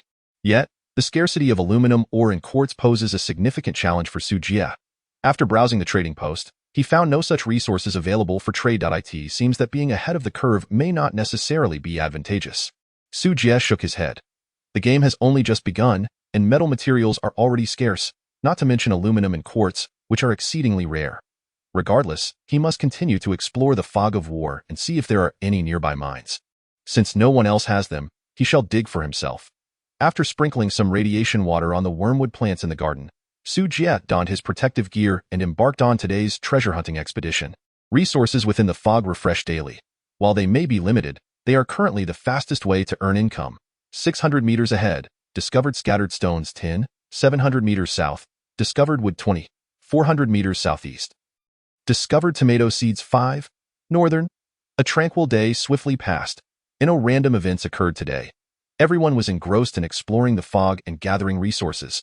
The global channel remained lively, as countless beings across the myriad realms enjoy banter. In contrast, the regional channel saw little activity. Until evening, after a day filled with labor, Su Jie began to tally his gains when suddenly, the chat window began to flash. Team channel, Lilith, Rabbit, I've added Su Jie brother here. Is that all right, sisters? Eddie, Fairy, you've already added him. What else can we do? Su Jie, human, what else going on? Sophia, Elf, it's a team function, making it easier for us to chat and trade resources in a small community of mutual support. Lorella, winged, even brave warriors need competent partners. Caleb, Panda, is everyone here? Does anyone have acquaintances to bring along? Su Jie, human, what about Cindy and Deska? Eddie, Fairy, Cindy is a greedy goblin. A team doesn't need 2 merchants. Sophia, elf, goblins. The nature goddess cannot accept such vile creatures. Su Jie, human, well, that makes sense. The team consists entirely of lovely ladies. Why bring in a couple of odd beings? Su Jie finds this quite reasonable. The key is that he seems to have little say in the matter. Lilith and Caleb belong to the subhuman races, possessing inherently robust physiques, ranking moderately high. Perhaps around A level. The elves and fairies surpass A level, reaching S level ratings. The winged race, being scarce in number and consisting of fierce warriors, boasts exceptionally exaggerated average attributes, landing them in the SS category. AS and F level human. Being amidst such a team feels rather inadequate. Were it not for Lilith's unilateral decision, he would not have been able to enter this team channel. Nevertheless, the world remains uncertain, and everyone has their strengths. The outcome is yet to be determined. Caleb, Panda, all right, since everyone is here, let us discuss the conditions of our respective planets to better facilitate future resource trading. Lilith, Rabbit, the land here is fertile. With ample wood, vegetation, and fruits, I've planted a lot of carrots, and when they mature, I'll share some with everyone. They are absolutely delicious. Sophia, elf, blessed by the nature goddess, I am in the great forest. Abundant with wood and game. Feel free to trade with me if needed. Lorella, winged in the highland snow mountains, there is an abundance of freshwater resources and fish. Those needing ice blocks to preserve meat can come to me. Eddie, Fairy, in the underground mines, there are plentiful gemstone resources. For magical buildings requiring attribute gems and crystals, come to me if you need them. Caleb, Panda, bamboo groves. Resources are average, but my talents in planting, craftsmanship, and forging are quite high. Anyone needing forging can seek me out. Lilith, Rabbit, Su Jie brother, why aren't you speaking? He would like to speak, but everyone seems to be playing at an advanced level. What more could he possibly say? Yet, what is destined to come must come. He must face it bravely. Su Jie, human, the planet is contaminated by radiation, resources are scarce, and the working environment is harsh, leading to inefficiency. Eddie, Fairy 6, Caleb, Panda 6, Lorella, Wing 6, Sophia, Elf, this shouldn't be such a dismal beginning, and you chose this technology path, which is a dead end. Where did you get so many points to purchase the spiny armor? Su Jie, human, is it only allowed for you to cheat? Can't I cheat a little too? Everyone. Each person harbors their own secrets. They are hesitant to inquire further. However, one thing has piqued their interest. despite such a brutal start. He has accrued points far exceeding theirs. It seems that Su Jie's advantage is far more formidable than they had anticipated. In the team, aside from the rabbit, everyone is intelligent. Thus, no one dares to underestimate this human. Perhaps he is one of the rare cultivators among humans. Lilith, rabbit Su Jie brother, actually, having radiation isn't necessarily a bad thing. The chances of mutation for plants and animals have increased, enhancing the probability of random yields of good things. Su Jie, human really? Lilith, rabbit indeed. Chapter 8. Basic healing potion. The atmosphere in the team channel was quite pleasant. However, after a short while, everyone logged off. Everyone understands the principle that a single misstep can lead to a cascade of failures. Time is precious in the early stages. One must seize every opportunity to grow stronger. Wormwood, growth rate 91, expected to mature in 1 day. Wormwood, growth rate 55, radiation mutation level 43, there is a chance of mutation upon maturation. Watering with radiation water can increase mutation probability. Arriving at the cultivation chamber, the fastest herb will not mature until tomorrow, thus delaying the progress of crafting healing potions. However, the mutated wormwood reminded Su Jie of Lilith's advice. Perhaps excessive radiation is not entirely negative. It might also be a form of special resource. He planted the vegetable seeds he had collected during the day. Subsequently, he set aside the mutated wormwood in a flower pot, watered it with some radiation water, and returned to the bedroom. Lying on the bed, he opened the panel to begin tallying his resources. Star Master, Su Jie race, human, blue star, region, Jelwo star cluster ID, NTR, 9528 base rating, 66 attribute values, strength 5, intelligence 5, constitution 8, agility 5 skills, appraisal LV4, alchemy LV1 talent, observer, sword dancer title, fearless pioneer secondary profession, none equipment, basic protective suit, titanium alloy longsword points, 66 resources, wood 70, stones 40, iron or 12, salt or 28, wormwood 41, black soil 14, mineral water 6, intermediate nutrient solution 3. Everything else aside, the 66 points earned from signing in during the day are truly delightful. Taking advantage of the current low prices for the thorn shell, Su Jie spent all his points to trade for 660 units of metal materials. For Su Jie, who leans towards technology, metal materials are always in excess demand. The key is that others are unaware of the divine skill of appraisal and do not realize that this can substitute for metal materials. Otherwise, it would be impossible to find such a bargain. It is worth noting that the exchange rate for iron or in the trading market is 1. Purchasing it would certainly not result in a loss. Tip: due to your extensive trading in the market, you have unlocked the secondary profession, merchant. Merchant unlocks advanced trading features such as automatic listing, automatic purchasing, and precise searching. This feature is excellent. It saves a considerable amount of time and effort by allowing items to be listed without manual input. Su Jie smiled as he touched the bridge of his nose, contentedly sinking into a dream. Day 3. The base remained peaceful and calm. Today, Su Jie found a substantial amount of wormwood and immediately filled the planting area in the cultivation room. After clearing the resources and nurturing relationships with the ladies in the channel, Su Jie proceeded directly to the workshop. 2 plants of wormwood were mature, and he could finally begin crafting potions. The alchemy table was simple to operate. He merely had to place the materials into the vessel and follow the instructions. However, before starting the alchemy, he needed to make some vials. Su Jie, Uncle Caleb, could you help me make a few vials? Caleb, no problem. Do you have the materials? Su Jie, will thorn shells do? What's the processing fee? Caleb, sure, no processing fee this time. Let us cooperate for mutual benefit. At this moment, the role of the team members came into play. Everyone took what they needed and assisted one another. Su Jie traded 10 thorn shells to Uncle Panda, and before long, he received 100 mini iron vials. Caleb, by the way, the materials you asked us to keep an eye out for, I found some. But I only managed to collect a few pieces of quartz in the mist. Su Jie, that's fantastic, thank you, Uncle. Do you need any materials? Caleb, I'm in the mountains and I'm short on salt. I can't upgrade my cooking skills without it. If you have any spare salt or, let us trade. Su Jie, sure, I have plenty of salt.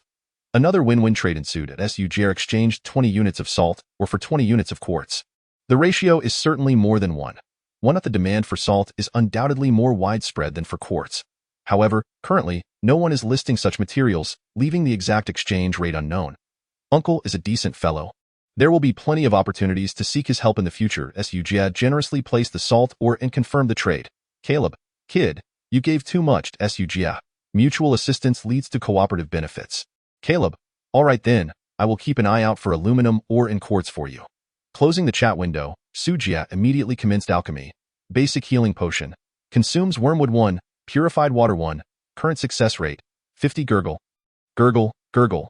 The green liquid gradually boiled, visibly transforming into a vibrant red. Ding, obtained. Basic healing potion 2. Skill proficiency increased. Success. A look of joy spread across Su Jie's face. He crafted 2 potions on his first attempt. It seemed that Lady Luck was on his side. In high spirits, Su Jie decided to try again. Alchemy failed. Skill proficiency increased. Damn. Did Lady Luck leave so soon? Su Jie instantly felt that the world was filled with malice. However, there will be plenty of time ahead. One day, he would surely bind Lady Luck to the base. With no herbs left, he could only wait for tomorrow to continue. Basic healing potion. Treats minor injuries. Provides emergency hemostasis. Cleanses wounds. Appraisal information. Can remove or reduce negative statuses caused by injuries. Probability, 30. This is impressive. The healing effect of the basic healing potion is average, and its price shouldn't be too outrageous. However, if it possesses a hidden effect that removes negative statuses, its value could multiply several times over. Effects such as sluggish movement, decreased work efficiency, and reduced stamina severely impact the pace of Pioneer's exploration. It is important to note that the game has only just begun, and time is of the essence. Whether one can bridge the gap between wealth and strength hinges on this moment. After a moment's contemplation, Su Jie decided to stockpile the potions. When the next random event occurs, there will surely be someone injured at that time. With a little speculation, the price would undoubtedly skyrocket. The key is that currently, everyone is low on points, making it impossible to sell for high prices. Even chives must wait to grow tall before they can be harvested, right? Another pleasant dream followed. The next day, Su Jie woke early, watered the vegetable garden as usual, and then began the day's exploration tasks. The war mist had greatly dissipated, allowing him to venture further from the base. Appraisal. 1,500 meters ahead, a mine has been discovered. Tip. Congratulations to the pioneer for being the first in the current area to discover a mine. Reward exploration degree, bloodthirsty miner's iron pickaxe. Warning. Mysterious creatures are lurking near the mine. Please ensure your safety. Chapter 9. Abandoned mine tunnel and the giant beetle. Wow. I can almost see endless resources beckoning me. I, Su Jie, am destined to be the king of mining. Excitedly rubbing his hands together, Su Jie dashed into the mist without hesitation. Racing towards the mine, as he got closer, a dark and deep mine tunnel came into view. Through the thin mist, he could faintly see a soft blue glow emanating from within, appearing somewhat eerie and mysterious. He wasn't sure if it was an illusion, but a low roar seemed to emanate from the mine. However, due to the depth of the tunnel, he couldn't hear it clearly. The good news was that the warm mist surrounding the mine was quite thin. He estimated that if he lingered at the entrance for a bit longer, the fog would dissipate. Appraisal. Abandoned mine tunnel, perhaps hiding precious metal ores. Ding. Proficiency achieved. Appraisal LV4. Appraisal LV5. At a critical moment, his appraisal skill leveled up. What more could he ask for? He appraised again. Abandoned mine tunnel, rich in metal veins, iron 30, copper 30, silver 18, aluminum 15, gold 7, co-star beetle, attributes, strength 30, agility 5, constitution 45, intelligence 10, appraisal information, skills, metal detection, stare, withdraw, giant claw crush. Secondary profession, miner LV3, a beetle that got lost from its group. It is currently very hungry. Feeding it meat might lead to taming. 2 prompts appeared simultaneously. Appraisal master, indeed. With a constitution of 45 and a strength of 30, this creature is quite formidable. Clearly, this giant is not something that the current pioneers can contend with. Su Jie had previously inquired about the initial attribute values of Lilith and the others. The average was around 20, with Lorella possibly having a bit more, but certainly not exceeding 30 points. The co-star beetle undoubtedly qualifies as a boss-level creature in the early game. Although its agility is concerning, its high health and tough shell make it a formidable opponent. Without powerful weaponry and equipment, breaking through its defenses would be nearly impossible. This is troublesome. Fortunately, I have an advantage. Appraisal has once again proven invaluable. He had no meat on hand, so he could only seek assistance from his teammates. Just as Su Jie opened the chat interface, he noticed someone in the world channel had also discovered a mine. After all, among the myriad beings in the multiverse, there are bound to be some favored by Lady Luck. World channel, wow, look what I found. A mine. Now I can enter the Iron Age. Tremble, you mere mortals. Pfft, I discovered it yesterday, but can you handle the monster inside? Fool, monster? Holy crap, Such a huge bug. Wait, this attribute is way too exaggerated. Isn't it? Isn't this just revolting? Do you think mineral resources are so easy to unlock? Foolish, as long as you keep your wits about you. There are always more solutions than problems. Watch me chop some wood and burn it to death. Just because it has high health doesn't mean it's immune to fire damage. Haha. I learned something that I told you. The water group can teach you things. It's amusing how these people think. Smoke the beetle? To be fair, it does have some feasibility.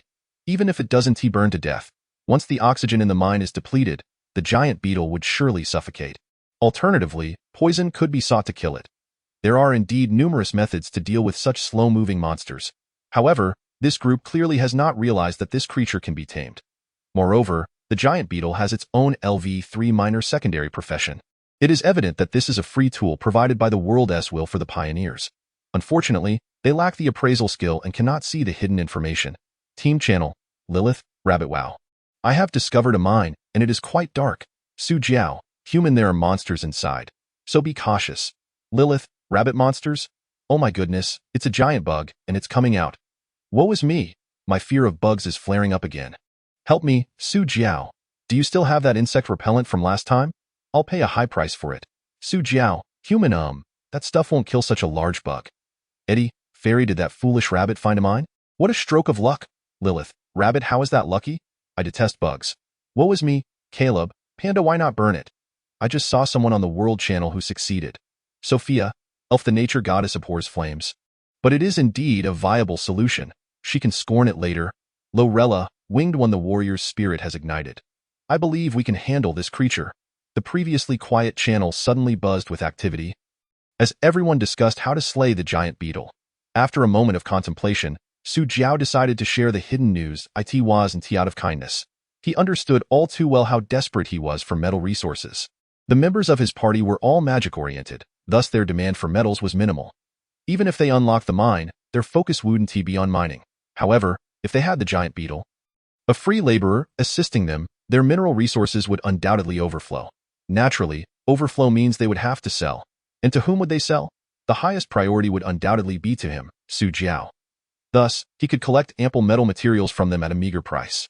Not only would he gain a significant favor from them, but he would also acquire splendid metals. Two birds with one stone. Su Jie, human, everyone, take a look at this marvelous item, but keep it confidential. Cost beetle attribute chart.jpg, Eddie, Fairy, holy moly, Caleb, Panda, holy moly, Sophia, Elf, wow. The nature goddess is astonished. Lorella, Winged 16, Lilith, rabbit, this thing can actually be tamed. But why does it have to be a bug? It would have been better if it were an elephant. Woe is me. Su Jie, human, do you all understand? Eddie, Fairy, got it. Caleb, Panda, thanks, brother. I'll head to the mine right away. Sophia, Elf, may the nature goddess bless you. Su Jie, what do you desire? Information cannot be taken for free. Lorella, Winged 11, Lilith, rabbit, I previously gave Su Jie, brother, my most treasured possession. I wonder what I can offer this time. Eddie, Fairy, Caleb, Panda, Sophia, Elf, Lorella, Winged 16, Su Jie, human, don't misunderstand. It's not what you think. Eddie, Fairy, that? Which one? Doghead.jpg, Caleb, Panda, you're acting strange. Sophia, Elf, that's not the school bus. The nature goddess must disembark. Lorella, Winged 16, Lilith, rabbit, What are you all talking about? I can't quite understand. Su Jie, human, alas, my illustrious reputation has been ruined by foolish rabbits. Eddie, Fairy, you've made the queen laugh. The chat channel was filled with joyous laughter, adding a touch of lightness to this burdensome survival game. In the end, Su Jie expressed his need for a substantial amount of metal resources. Upon learning this, everyone agreed to sell any surplus metal or to Su Jie at the lowest price. After all, this was the essence of mutual assistance and win-win cooperation among the party. Favors must be owed. They would compensate Su Jie later when suitable items emerged. Subsequently, the elven elder sister, Sophia, distributed her excess prey to the group, and one by one, they dashed toward the mine with renewed vigor. The giant beetle was not merely a mining tool. It was also a free tank warrior. Even the battle maniac Lorella grew impatient. However, whether they could locate the mine amidst the fog depended on their individual luck. Su Jie wasted no time and began his journey of taming bugs. Chapter 10. Beast Tamer. Deep within the mine, a creature resembling a rhinoceros beetle lay languidly, seemingly disinterested in its surroundings. Its four deep blue compound eyes were barely open, and its massive pincers drooped weakly. Clearly, it was in a state of utter fatigue. Hunger rendered it unusually lethargic and drowsy. Just as it prepared for hibernation, an enticing scent of blood wafted into the cave, causing it to abruptly lift its head and gaze toward the mine's entrance. Food! It is food! Rising to its feet, it lumbered toward the entrance. Indeed, it discovered a large, blood-soaked piece of meat. This was a chunk of torn wild boar meat. Though it was in tatters, it still emanated a sweet aroma that tantalized the beetle's appetite. It eagerly crawled over, clamped its jaws around the large piece of meat, and began to chew and swallow with its long teeth. Crunch, crunch. With its pincers clamped down, the delicacy was devoured, leaving it yearning for more. Soon, it spotted another piece of meat outside the cave. The ravenous beetle lunged for it. Crunch, crunch, crunch. Unfortunately, the morsels were too scant to satisfy its hunger. It continued to crawl outward, longing for more food. Awaiting it was a man wielding a long knife. Holding a hefty leg of meat, enticing Su Jie cautiously tossed the meat leg forward, brandishing his knife in readiness. Come and eat. Under the allure of the delicacy, the giant bug succumbed to temptation. Beginning to gnaw on the meat in mere minutes, not even the bone fragments remained on the ground. It seemed genuinely famished. Would you like another large and thick piece of meat? If you become my pet, I assure you will be well fed every day. Su Jie coaxed gently, his demeanor calm and unflustered, as if it were second nature. However, the creature appeared unmoved, merely standing there in a daze. Tip: you are attempting to tame the cost beetle. Current success rate, 60. Do you wish to tame? Yes, no. Su Jie raised an eyebrow, surprised to find the success rate was only 60. If he clicked confirm, a failed taming would result in the giant bug going berserk. He certainly didn't possess the means to defeat it. Identification: cost beetle. Status: half full. So it was already satiated. No wonder the success rate was low. Then I shall let you go hungry for another day. When you are famished, you will obediently submit to my control. Su Jie resolved to retreat slowly into the mist of war. Continuing to gather supplies in the fog, he soon found himself at dusk. He returned to the mine entrance, extracted a small piece of meat, and lured the giant beetle out. Identification: cost beetle. Status: hungry. Have you made up your mind? This is your last opportunity. Otherwise, I shall take my leave. Tip: you are attempting to tame the cost beetle. Current success rate, 85. Do you wish to tame? Yes, no. An 85 success rate was quite promising. Su Jie clicked confirm without hesitation. Crack, crack. The giant beetle shook its pincers and then ambled towards Su Jie. Ding! Congratulations, pioneer, for successfully taming the cost beetle. You have gained 50 points, 2 free attribute points, and unlocked the secondary profession, Beast Tamer. The Beast Tamer can communicate simply with pets, issue brief commands, animal affinity 20, animal combat strength 20, delightful.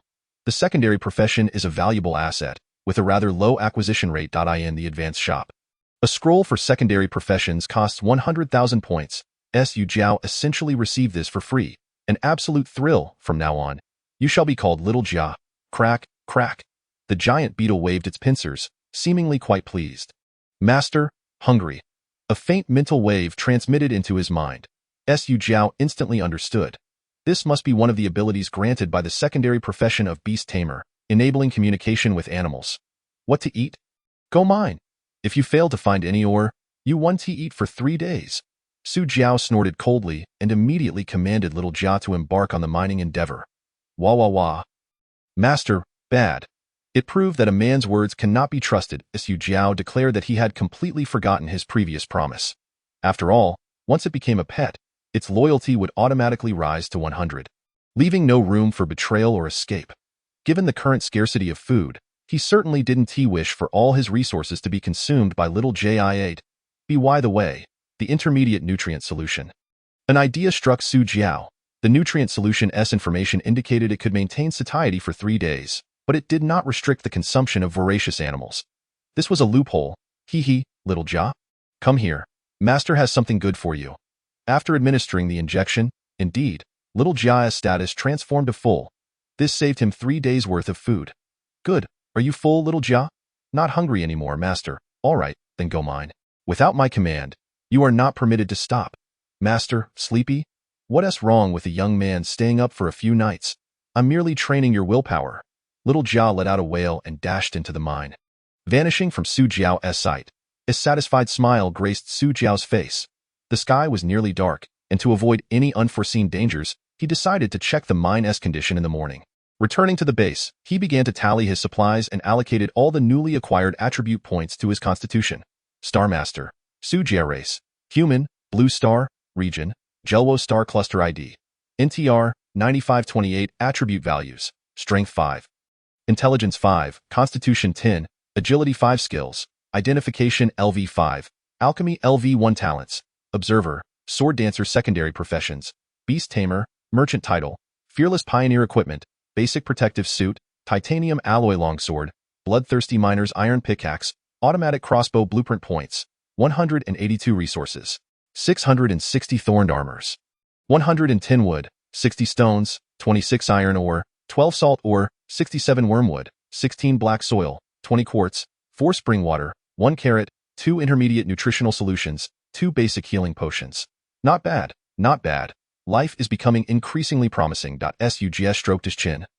Nodding in satisfaction, as the mine was gradually developed, the resources in his possession would experience explosive growth. The future looks bright, indeed. He planted the wormwood collected today and discovered 3 more matured plants. What else is there to say? He proceeded directly to concoct potions. Alchemy failed, skill proficiency increased, alchemy succeeded, gained basic healing potion 1, proficiency increased, alchemy succeeded, gained basic healing potion 3, proficiency increased, ding, proficiency requirement met. Skill, alchemy LV1, alchemy LV2, alchemy LV2, success rate 20, potion output 20, alchemy speed 20, chapter 11, the attack incident, Desert Emperor. The skill upgrade increased potion yield and alchemy efficiency. Unfortunately, the success rate remained at a mere 20, which was disappointing. Nonetheless, better to have something than nothing. Returning to his bedroom, he lay down and opened the chat window, only to find the team channel silent as the grave. They were presumably busy searching for mines. After perusing the trading post without finding the materials he needed, he exchanged all 180 points for thorned armors. Having completed these tasks, Su Jie closed all windows. Preparing to drift into slumber. Alert! Due to 3 days without bathing, personal cleanliness has declined, and there is a risk of illness. Please take note, Pioneer. Seriously? Do we have to be so realistic? He would indeed like to wash. But the water resources in his territory were far too precious, and he couldn't find a suitable water source, which led him to forget about it. Lorella's planet, however, was rich in water resources. The problem was, there weren't any large containers to hold the water. Was he supposed to trade 1 bottle of spring water at a time? Time was far too precious. Who would willingly waste it on bathing? Perhaps he would address it tomorrow, hoping to find a new water source. Su Jie relinquished his thoughts and succumbed to slumber. On the 4th day, a sudden alert jolted everyone from their beds. Alert! Due to the influence of the world will, a severe weather event is imminent. Please prepare defenses, Pioneer. Duration: 1 hour? What the hell? What is going on? Su Jie was utterly bewildered. Another random event. Team Channel Lilith. The winds have picked up here. Oh no, my vegetable garden. Caleb. It's a sandstorm. Forget the garden. Find shelter. Eddie. Wait. Why is there a sandstorm underground? Sophia. The forest is a strong defense against sandstorms. Thank you, Nature Goddess, for your protection. Lorella. This sandstorm feels strange. It seems to contain something. Lilith. Su Jie. Is your base alright? Su Jie. It's fine. My base has high defenses post-upgrade. Eddie. What? You upgraded so quickly? Are you sure you chose the tech route? Su Jie. Basic operations? No worries. The mining resources were plentiful, and he had mined a lot of iron yesterday, hence the upgrade. Lilith. Gotta go. The rabbit needs defending for my carrots. Caleb. Everyone, stay safe. Good luck. Sophia. Good luck. Closing the chat window, Su Jie approached the window. Outside the base, the winds howled fiercely, and yellow sand filled the air. The fog of war was blown away by the gale, and today's freshly spawned resources were swept away into the storm. What a dreadful weather, Su Jie muttered, a tinge of worry creeping in for the little Jia within the mine. While the tornado had yet to fully form, he called out for little Jia in his heart, urging it to return to the base quickly and no time. A shadow emerged from the swirling sand, stepping forth with a steady gait. Click! Little Jia entered the base, joyfully nuzzling against Su Jie. You've worked hard. Master, not hard. Su Jie ruffled its hard head, casting a sidelong glance at the distant sandstorm, his eyes narrowing. This sandstorm seemed rather unusual. Identification? Sand Sovereign. Attributes? Description. Ruler of the sandstorm? What the heck? The first time encountering a creature that can't even be identified. The screen was filled with question marks. What was going on? Warning, warning. Your probing has attracted the attention of an unknown entity. Escalating random event to an attack event. Enemies will arrive at the battlefield in 10 minutes. Please prepare. What? Just for looking at you a moment longer in the yellow sand. You want to kill me to silence me. Boom! The terrifying yellow sand surged, dense stones crashing against the outer walls of the base, causing the structure to tremble as if it might collapse. Alert.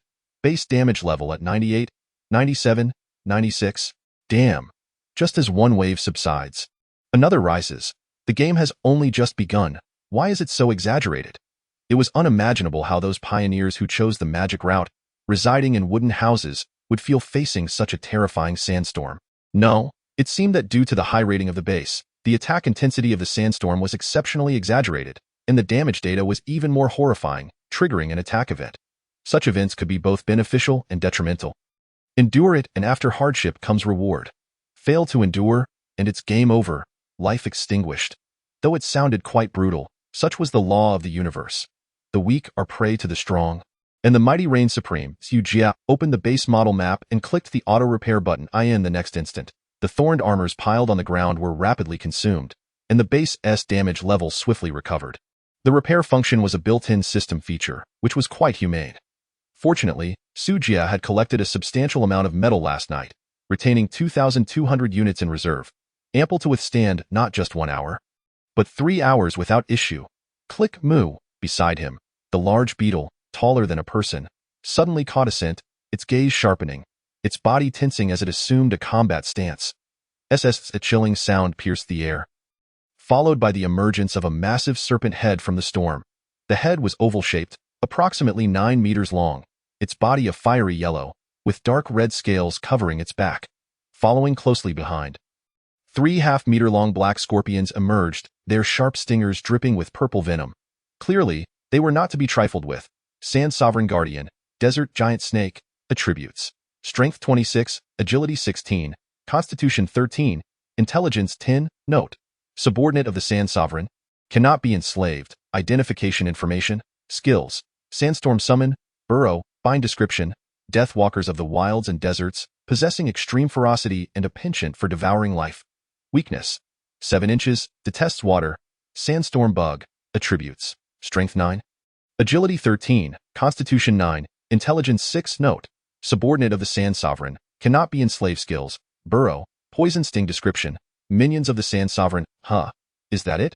After reviewing the enemy unit's attributes, Su Jie felt an unexpected disappointment. They weren't too powerful, rather, they were rather weak. Naturally, he himself couldn't compete, but his giant beetle could. With 45 points in Constitution, plus 30 points in Strength, how would they fare? He would concede defeat if they could even break his defenses. Click.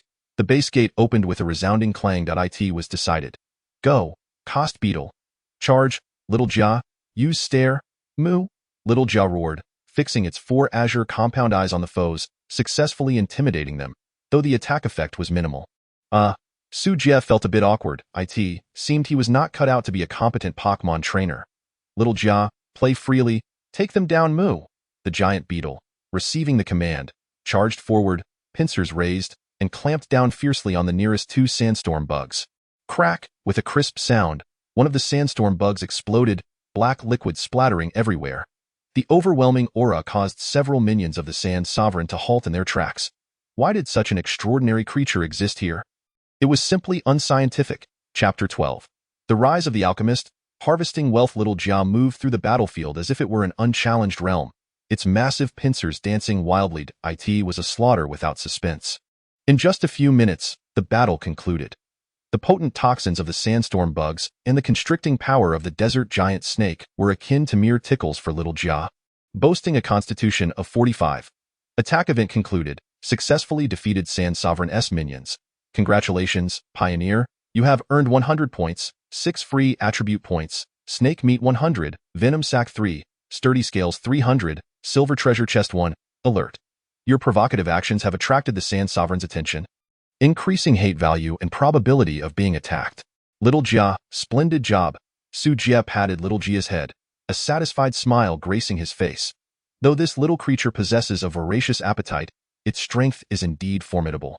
It undoubtedly qualifies as a tank-level contender at this stage. The little crab raised its massive claws and gestured a victorious towards Su Jie. With a series of clicks and clacks, it declared, "All right, if there's nothing else, let us get to mining." As Su Jie gazed at the succulent snake meat that had fallen to the ground, the little crab reluctantly turned away, leaving behind a graceful yet solitary silhouette. It was promised that there would be ample meat to indulge in daily, yet the reality was truly difficult to articulate.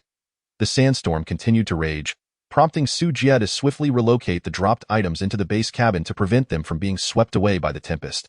As for the carcass of the sandstorm worm, it disintegrated into sand and vanished upon the emergence of the dropped items. A silver treasure chest. Let me see what delightful treasures lie within. Following tradition, he initiated the identification process. Silver treasure chest. 1 tier above bronze, 1 tier below gold. Requires a one-handed handstand to open, possibly yielding unexpected rewards. Nonsense, do you really think I'm a monkey from the zoo? A handstand? Su Jie declared defiantly, even if I starve to death or leap from here, I won tea.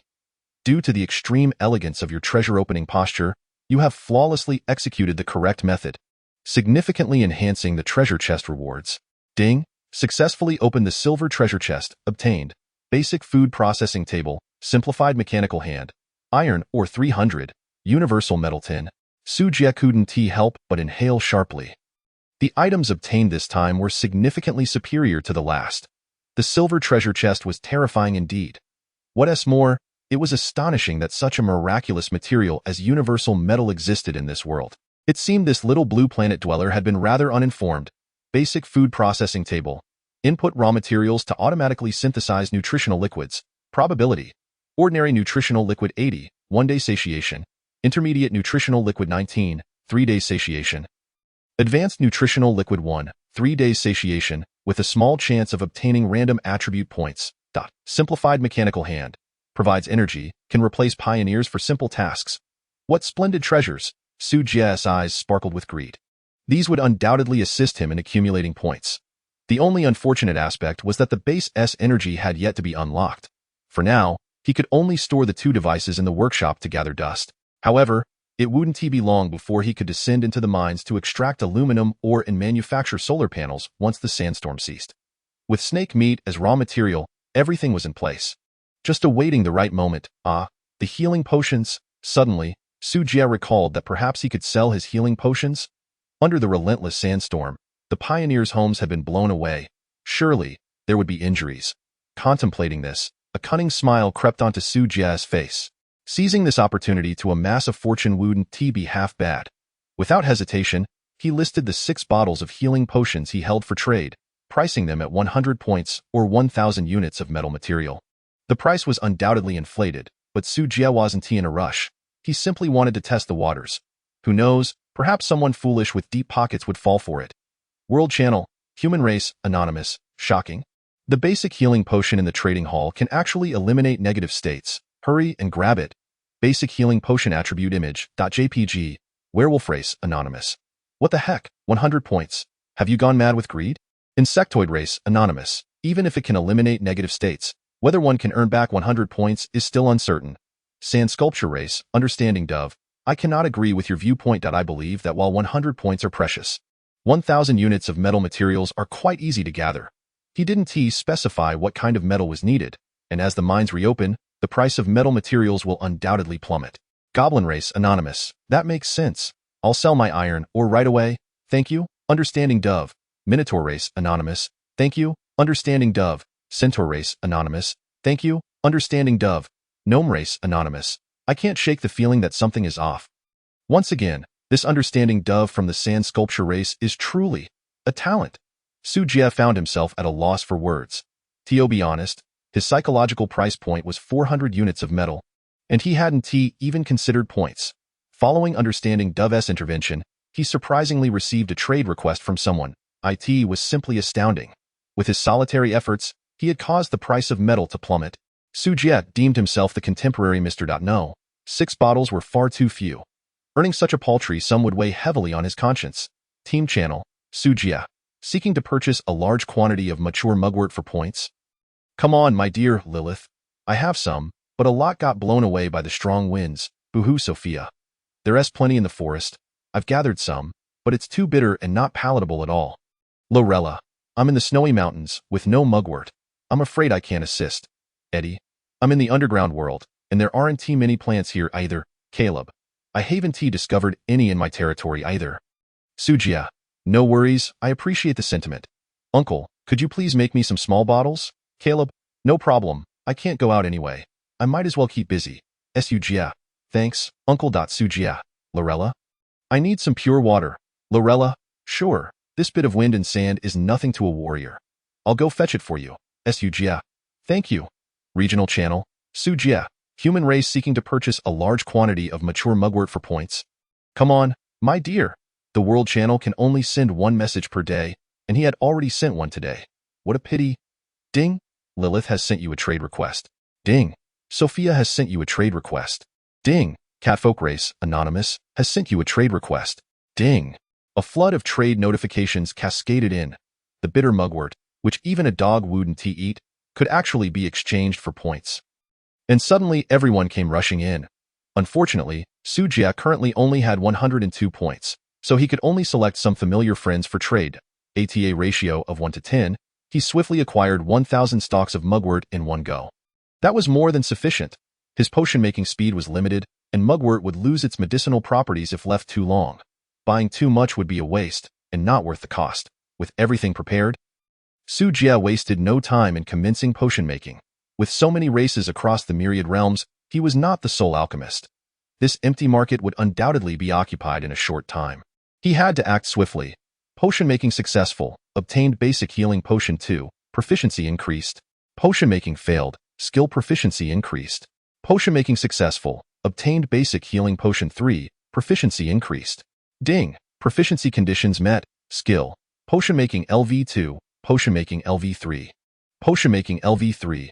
Success rate 30. Potion yield 25. Potion-making speed 25. Ding. Preceding skill level achieved. Obtained secondary profession. Alchemist. Alchemist. Potion-making success rate 20. Potion-making speed 20. 20 chance of critical events. 1 chance of potion mutation. Chapter 13. Profiting handsomely. Millions of resources. Gurgle, gurgle. Bubbles continuously emerged from the test tubes on the potion table. 1 bottle after another of basic healing potions was produced, and with a flash of white light, they were listed in the trading hall. The metal materials piled up in his bedroom were also steadily accumulating. What began as a small heap gradually transformed into a small mountain, even covering the bed and casting the entire room into darkness. Su Jie could not afford to concern himself with such trivialities. The opportunity to close the gap with the top-tier races was right in front of him.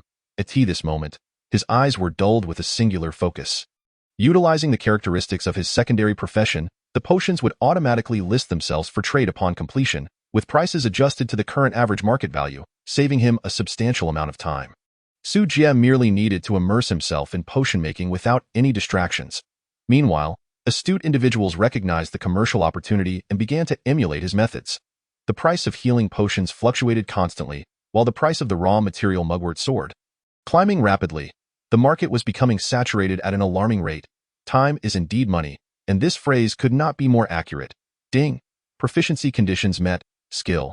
Potion-making LV3. Potion-making LV4. Potion-making LV3. Success rate 35. Potion yield 30. Potion-making speed 35. With another skill upgrade, Su Jie felt immense joy. Potion-making successful. Obtained basic healing potion 3. Proficiency increased. Potion-making successful. Obtained basic healing potion 4. Critical hit. Quantity 2. Potion-making failed. Skill proficiency increased. Potion-making. Under the combined effects of his skills, secondary profession, and the potion table, Su Jie could concoct a batch approximately every 10 minutes. Considering the failures and critical hits, he could yield at least 3 potions every 10 minutes on average. The current price had dropped to 60 points and 600 metal materials. This meant Su Jie was earning 1,800 units of materials every 10 minutes. The level of profit was simply staggering. However, Su Jie's expression grew increasingly somber. His body was becoming wearier. This fatigue was not merely physical, it was a mental strain weighing down on him. His intelligence attribute affected his mental fortitude. With only 5 points in intelligence, he had already exceeded expectations just to hold on until now. Yet, The prospect of such terrifying earnings made him unwilling to yield. Damn it, I want to be human anymore. The 6 attribute points from the attack event reward had yet to be utilized. Resolutely, he decided to allocate them all to intelligence. Su Jie's attributes have once again surpassed expectations. Strength 5. Intelligence 11, Constitution 10, Agility 5. In an instant, a surge of mental clarity invigorated him, dispelling fatigue entirely. Ding! Your mental state is exceedingly euphoric, gaining buff. Workaholic. Efficiency increased by 50, followed by a state of weakness with a 50 drop in attributes. Lasting for 12 hours. Excellent. I feel rejuvenated. Come, let us revel in the joy of labor. Muda. Countless afterimages flickered as Su Jie's hands danced, his movements swift and agile. An hour later, ding, proficiency conditions met, skill. Alchemy LV4, Alchemy LV5. Alchemy LV5. Success rate 40, potion yield 40, alchemy speed 40. Notice. Random event concluded, the war fog has been dispersed by a sandstorm. With abundant resources scattered randomly throughout the base, the war fog will refresh in 24 hours. The system notification echoed. Yet, Su Jie did not cease his work. He was utterly absorbed, his eyes bloodshot. A visage of madness, N01 could deter him from his path to overnight wealth. As the saying goes, those who survive great calamities are destined for future blessings. Following the conclusion of the random event, the war fog that had plagued all was lifted.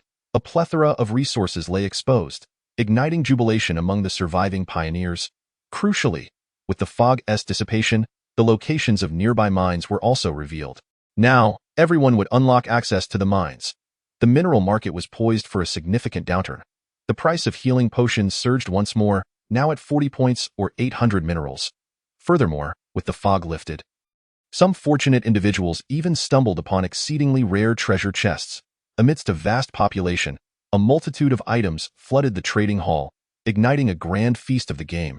The revelry continued until nightfall. Su Jie remained diligently occupied. It was only when his vision swam and exhaustion consumed him that he finally collapsed, fainting from fatigue. Before losing consciousness, he greedily contemplated gathering the scattered resources outside the base. Yet, upon recalling that the war fog would not refresh for another 24 hours, he felt no rush. Tomorrow morning would suffice for gathering. Su Jie. Zzz. The following dawn, Su Jie awoke slowly, sporting dark circles beneath his eyes. Feeling utterly drained, as though he had been hollowed out, it feels as if I have rewarded myself over 20 times. What a delightful sensation. He rubbed his aching waist, murmuring to himself. Rising from the ground, his first action was to check his resources. Star Master, Su Jie region, Jelwo Star Cluster ID. NTR, 9528 base rating. 66 attributes. Strength 5, Intelligence 11, Constitution 10, Agility 5 skills. Appraisal LV 5. Alchemy LV 9 points, 188 resources, spike armor, 2360 iron ore, 980. 000 copper ore, 120,000 silver ore, 36,000 aluminum ore, 48,000 gold ore, 8,000 salt ore, 12 quartz, 20 universal metal, 10 basic purification potion, 7, and so on, units, tens, hundreds, thousands, 10,000s, 980, 000. Su Jie gaped in astonishment, unable to believe that this was the fruit of his labor from the previous day. Fearing it might be an illusion, he counted again. Now he could confirm that earning $1 million in a day was no mere dream. He opened the trading hall and discovered that the price of healing potions had plummeted to 5 points, while the raw material, mugwort, had risen to 2 points per stock. The market had reached saturation, and prices were unlikely to fluctuate further. Indeed, only those who dared to be the first to take a risk could reap the rewards. Su Jie once again expressed his respect for the illustrious appraiser. The terrifying profits derived from information disparity surpassed what a poor person could fathom. It was truly frightening. Now that he had sufficient metals, it was time to enhance quality. Contemplating, Su Jie opened the trading hall to search for quartz. With such wealth, why mine at all? It was certainly better to purchase directly. Previously, the mines had not been opened, and there was no trace of such resources in the market. Now, under the resource explosion, rare minerals and metals had also emerged. With time before noon's check-in, he hurried to raise his base rating, aiming for maximum profit. As beams of white light flashed, numerous buildings sprang up. Su Jie's base rating witnessed explosive growth. Chapter 14, Base Renovation, Unlocking Energy Technology, Solar Panel, Comprehensive Building Rating, 5. Construction requirements. Metal materials 50, aluminum or 50, quartz 30, points 5. Energy storage device. Comprehensive building rating. 20. Construction requirements. Metal materials 500, copper or 300, silver or 200, gold or 50, points 20. Whoosh, whoosh, whoosh, with several rays of white light flashing. 4 solar panels appeared atop Su Jie's base, alongside a white metal box in the workshop. 4 solar panels and 1 energy storage device consumed over 1,000 metals and 40 points in total, a mere trifle. For a newly affluent individual, this expenditure was hardly a concern. Notice. Energy technology unlocked, finally. Defensive structures could be constructed. This was no small feat, he sighed in relief and then opened the technology tree interface. Small electric cannon, comprehensive building rating, 300, construction requirements, metal materials 4,500, iron or 3,000, copper or 800, silver or 250, points 300, description. Effective range of 200 meters, consumes electricity to fire electric cannons at specified targets. Power consumption, 100, cooldown 30 seconds. Can instantly kill any creature with constitution below 30 points. For those above, damage decreases progressively, guaranteeing paralysis effect. Exorbitantly priced, yet undeniably powerful. The costliest aspect is not the materials, but the points. The system's manufacturing fee somewhat excessive. I cannot afford it. I cannot afford it. Although the prospect of this weapon was quite enticing, the steep price of 300 points caused Su Jie to hesitate. He wondered if there were alternatives more suited to his current situation. High-pressure alloy wall. Comprehensive building rating. 5. Construction requirements. Metal materials 1,000, iron or 500, copper or 200, gold or 20. Description. 1 meter long, 3 meters high, 0.7 meters wide. Alloy wall. Defense power 50, based on constitution 50. Exceeding this value, defense decreases progressively. When connected to energy, it can release high-voltage electricity, causing sustained damage while inflicting paralysis effect. Holy moly, this thing doesn't require points. My dream wall. Such a secure structure, combined with such convenient offensive capabilities, is undoubtedly an invincible artifact for the early stages. Without hesitation, Su Jie clicked to forged. For the mere cost of over 1,700 materials, that was trivial. The only issue was the length of just 1 meter. How long should I make the wall? After some contemplation, Su Jie decided that 50 by 50 seemed a bit cramped, especially with many buildings yet to be constructed. A small area would make future expansion troublesome. Thus, he opted for 100 meters by 100 meters instead. With the appraiser by his side, why would he ever fear not making money? With this thought, Su Jie's extensive supply of iron ore began to dwindle rapidly. The 4 walls amounted to 400 meters in length, consuming approximately 680,000 iron ore, instantly halving his fortune. Not only that, but his base rating soared to an astonishing 2466. It was unfathomable to imagine the impending attacks at the end of the month. Ding! Congratulations, you have become the first pioneer in this region to exceed a rating of 1,000. Reward, 1,000 points, Automation Core 1, Silver Chest 1, Resource Chest 1, Free Attribute Points 10. Su Jie vaguely heard a classic old song resonating in his mind. How lonely it is to be invincible. Chests, points, and attribute points are all fleeting. The key is the Automation Core. Its significance is paramount for pioneers leaning towards machinery. It is practically their lifeblood. Only by unlocking automation can one gain access to the intelligent mainframe. Otherwise, no matter how many weapons he possesses, he can only wield them with his 2 hands, incapable of managing them all. With this core, it is akin to transcending to a higher realm, a leap in existence, a fish leaping over the dragon's gate. One moment in the heavens, the next on earth. It is a monumental change. With no hesitation, he placed the core into the designated slot in his base. Automation technology unlocked. Notice. Current base structures can automatically attack hostile creatures. Just install and use. Splendid. Unfortunately, features such as automatic organization, precision strikes, automatic identification, and automatic planting all require specialized facilities. But that can wait. He muttered to himself. Su Jie stepped outside. Beyond the door, the once barren and unobstructed wilderness now stood adorned with a magnificent metal wall. The cold metallic texture exuded solemnity and majesty, resembling a colossal beast lying in repose upon the earth, quietly waiting. Standing atop the wall, Su Jie surveyed the desolate expanse beyond, his deep eyes revealing a hint of melancholy. Life truly is as lonely as snow. The term invincible scarcely suffices to describe Su Jie at this moment. From this day forth, he stands at the forefront of various races, ascending to the grand stage of the world. He finally possesses sufficient capital to engage in a battle of wits with those elite races. What kind of feeling is this? It is indescribable. There is a sense of grandeur akin to parting the clouds to reveal the mountains, along with an indescribable sense of accomplishment. Yet more than that, there is a profound solitude, and no matter how great the achievements, in this moment, there is no one to share them with, which feels rather lackluster. Returning in splendid attire to one's hometown is akin to parading in fine garments under the cover of night point. One cannot help but wonder whether those dear friends from the past still roam the earth. Sighing, upon descending the city wall, Su Jie suddenly realized he had neglected to leave the gate open. How awkward! He quickly dismantled several sections of the surrounding walls and subsequently invested a significant sum to construct a mechanical grand door on the eastern side of the base that could open and close automatically. Additionally, he expended a substantial amount of copper, or to produce a plethora of electrical wires, connecting the energy storage within the base to the walls, supplying them with power. There was an incessant feeling that the energy reserves were insufficient. The 4 solar panels only added 0.1 units of electricity per second. At this rate, it would take an eternity to recharge. His high-pressure alloy walls consumed 1,000 units of electricity within a minute. The charging speed of the 4 solar panels was utterly exasperating. Unfortunately, due to a lack of quartz, the energy problem required further consideration. First, he should focus on constructing the electrical artillery. Fortunately, he had received a reward of 1,000 points. And with a bit of his original points, he managed to gather a little more at the trading post. With a swift motion, 1,200 points were deducted, and in a flash of white light, 4 dark electric cannons materialized, positioned at the 4 corners of the city wall.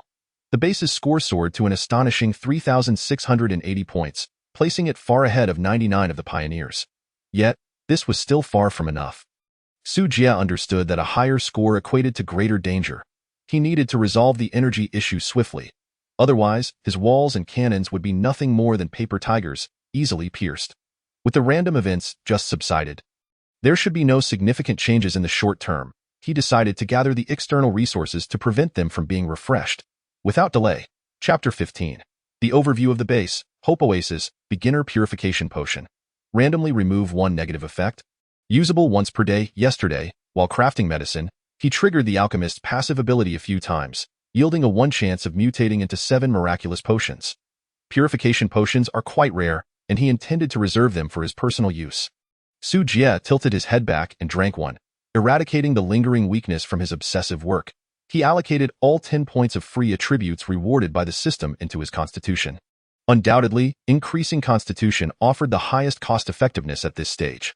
With electric artillery for offense and walls for defense, enhancing his constitution would enable him to accomplish more tasks. It was by no means due to any physical weakness. Absolutely not. In an instant, Su Jie felt revitalized, even sensing he could take down a bull with his bare hands. Attribute values: Strength 5, Intelligence 11, Constitution 20, Agility 5, fully rejuvenated. Su Jie swiftly gathered all valuable resources in the vicinity of the base. He bypassed some less mature wormwood, not because he underestimated its slight profit, but rather because he wished to experiment with nuclear radiation to induce mutations in the plants. The profits from primary healing potions were already meager. He needed to concoct more advanced elixirs. Perhaps the radiation could yield some beneficial plants. After all, they held little value and were better left for future surprises. Black iron chest 1, bronze chest 1, beet seeds 4, mutated tomato seeds 2, chili peppers 3, lumber tin. 2 more chests appeared. Excellent. His title, Fearless Pioneer, finally proved its worth. The likelihood of treasure chests appearing was indeed low. Even with his title enhancing the probability, after so many days, only 2 or 3 had materialized. It could only be said that Lady Luck was not fond of a planet saturated with radiation. Previously, when the base score reached 1,000, he was rewarded with 2 chests. Now, with the 2 he already possessed, he had a total of 4 unopened chests. He decided to hold on to them for now and open them all at once he finished his tasks. Su Jie continued to scour the territory for resources.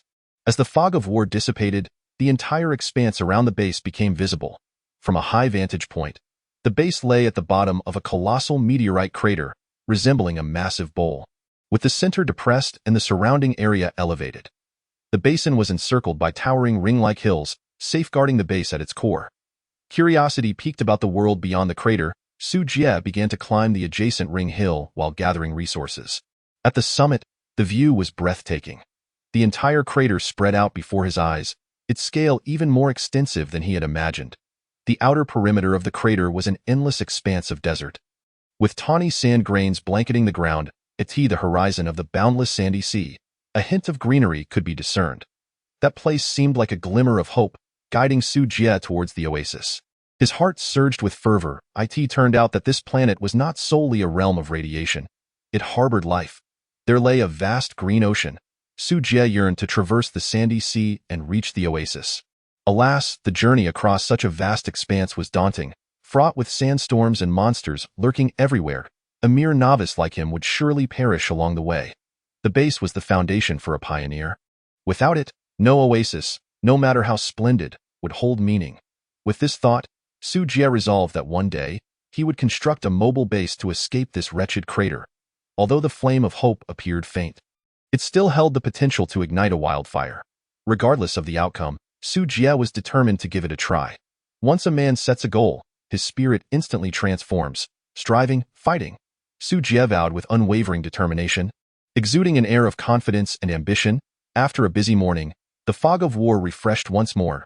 At this point, Su Jie had returned to the base and performed a handstand, opening 4 treasure chests in quick succession. Successfully opened resource chest, random resource, lumber, received Wangwali wood 1000. To his astonishment, it was lumber, a commodity not to be underestimated. At this stage, the price of lumber was particularly exorbitant, reaching 10 points per unit. Even with such outrageous prices, the lumber market remained in high demand, with prices incrementally rising every few hours. The reason was simple: the magical side, which houses magic towers and magic workshops, all required lumber to sustain them. With the market size limited but the number of competitors vast, the price of lumber naturally soared. After some contemplation, Su Jie opened the squad channel. Su Jie, does anyone need Wangwali wood? ID. What the heck?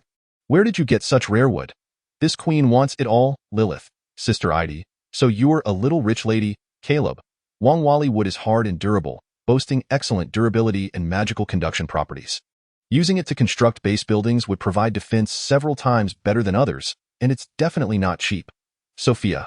Su Jie, do you have more? I need some Wangwali to build my Huangning treehouse. Could you spare some for me? May the nature goddess bless you. Lorella. So Sophia is the real wealthy one. The materials needed for the Huangning treehouse must be entirely made from Wangwali, which would cost at least 5,000 points, but its defense and magical conduction properties are 10 times that of others.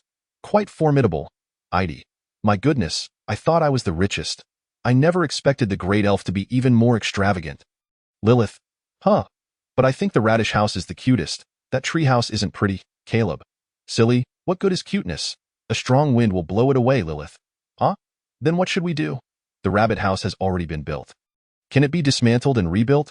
Boo-hoo, Su Jie. How much do you all need? I don't have much left. Sophia. I need 500. ID.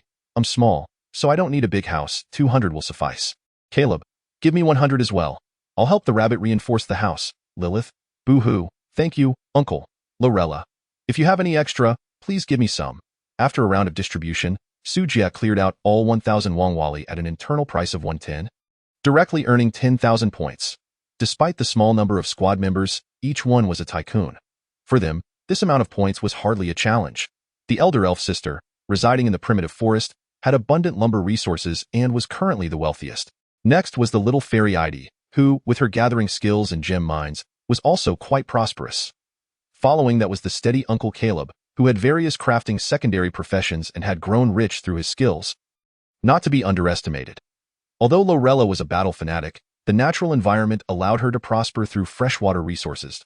As for the foolish rabbit Lilith, while she might be a bit dim-witted, she was sustained by fertile land and her own diligence. Along with Uncle's assistance, if she could develop a reasonable plan, she would lead a rather comfortable life. Only Su Jie remained the poorest, devoid of money, food, or land, relying solely on luck to survive. Contemplating this, he felt utterly despondent. He could only open a few treasure chests to soothe his wounded spirit. Open black iron chest, received. Iron or 500, copper or 500, aluminum or 500. Open bronze chest, received. Small drill. Iron or 800, wild boar meat 200. Open silver chest, received. Space ring, C-class, purification water filtration device, high pressure water pump, Chapter 16. Radiation collection and conversion device. Golden dragon, what the heck? Is opening chests while inverted really this effective? Staring at the special equipment before him, Su Jie was astounded. Space Ring. C-Class contains a 10M x 10M alternate space, capable of storing items, but cannot store living beings. With this item, exploration in the fog will become exceedingly convenient, as will subsequent transportation and storage of resources. The drilling rig is clearly intended for mining purposes. I shall venture into the mine shortly. The filter and water pump are of no immediate use. Yet they will eventually prove beneficial, provided I can locate a suitable water source. Su Jie donned the spatial ring and stowed these items, along with the titanium alloy long sword in his possession. Within it, the cabin instantly became tidy. Having completed these tasks, he gazed at the system interface displaying 10,000 points. It was time to address the energy concerns of the base. Opening the technology tree, Su Jie began to search for appropriate equipment. Heat energy collection device. Comprehensive building score, 400. Construction requirements, 5,000 metal materials, 3,000 copper ore, 2,000 silver ore, 500 gold ore, 2,000 points. Effect. Raw materials combusted will generate heat energy for storage. Convertible into thermal or electrical energy, radiation collection and conversion device. Comprehensive building score, 3,500. Construction requirements, 50,000 metal materials, 40,000 copper ore, 20,000 aluminum ore, 20,000 gold ore, 10,000 points. Effect. Capable of absorbing any radiation and converting it into energy reserves. Currently transmutable into any attribute of energy. Efficiency. Generates 1 unit of energy per second. After a thorough search, only these two structures appeared suitable for Su Jie's base. The former has mediocre effects. Yet his resources are sufficient for immediate construction. The latter offers a permanent solution, but unfortunately, the 8,000 gold he had was entirely spent on erecting walls. 20,000 gold is no trifling sum. According to the current market ratio, it equates to 100,000 points. After all, gold is incredibly versatile, required across all technology trees, and its scarcity drives its price to rival that of rare timber. It seems the only option is to sell that design blueprint. After a moment of contemplation, Su Jie opted for the latter. A device capable of transforming environmental disadvantages into advantages is worth any price. However, the only valuable item he possessed was the automatic crossbow design blueprint that Eddie had previously helped him acquire. Since it would be of no use to him, Su Jie promptly decided to exchange it for gold. The automatic crossbow belongs to the universal architecture of the entire technology tree, and its price is undoubtedly substantial. He listed the blueprint on the trading market and immediately opened the world channel. Human race, anonymous. Wow, someone has listed the automatic crossbow blueprint on the trading market? Brothers, it's only 20,000 gold. Rush to snatch it up. Heavenly demon race, anonymous. What? An automatic technology blueprint. Divine race, anonymous. This blueprint belongs to my divine race. Fairy race, anonymous. Oh, the divine race is so imposing. Others may fear you, but we fairies do not. Titan race, anonymous. Pfft, as if you can afford it. Sand sculpture race, understanding Emperor Pigeon. Goodness. A single blueprint has attracted a host of top races. Esteemed leaders, let us get acquainted. Ding. Heavenly demon race, anonymous, has initiated a trade with you. Su Jie did not anticipate that, mere moments after listing it, someone would approach him for a trade. He had to admit, the advertising effect was indeed powerful. Heavenly demon race, anonymous human. You must have struck it lucky, Haven TU, discovering that the trader was merely an F-grade human. The other party sneered contemptuously. This blueprint is worth at most 10,000 gold. Let us trade, Ant. The condescending attitude of the other party furrowed Su Jie's brows. Damn it, what an idiot. He could not help but curse under his breath and abruptly closed the trade window. After all, the PK and territory war functions hadn't been activated yet. Who is afraid of you? World Channel, Heavenly Demon Race, Anonymous.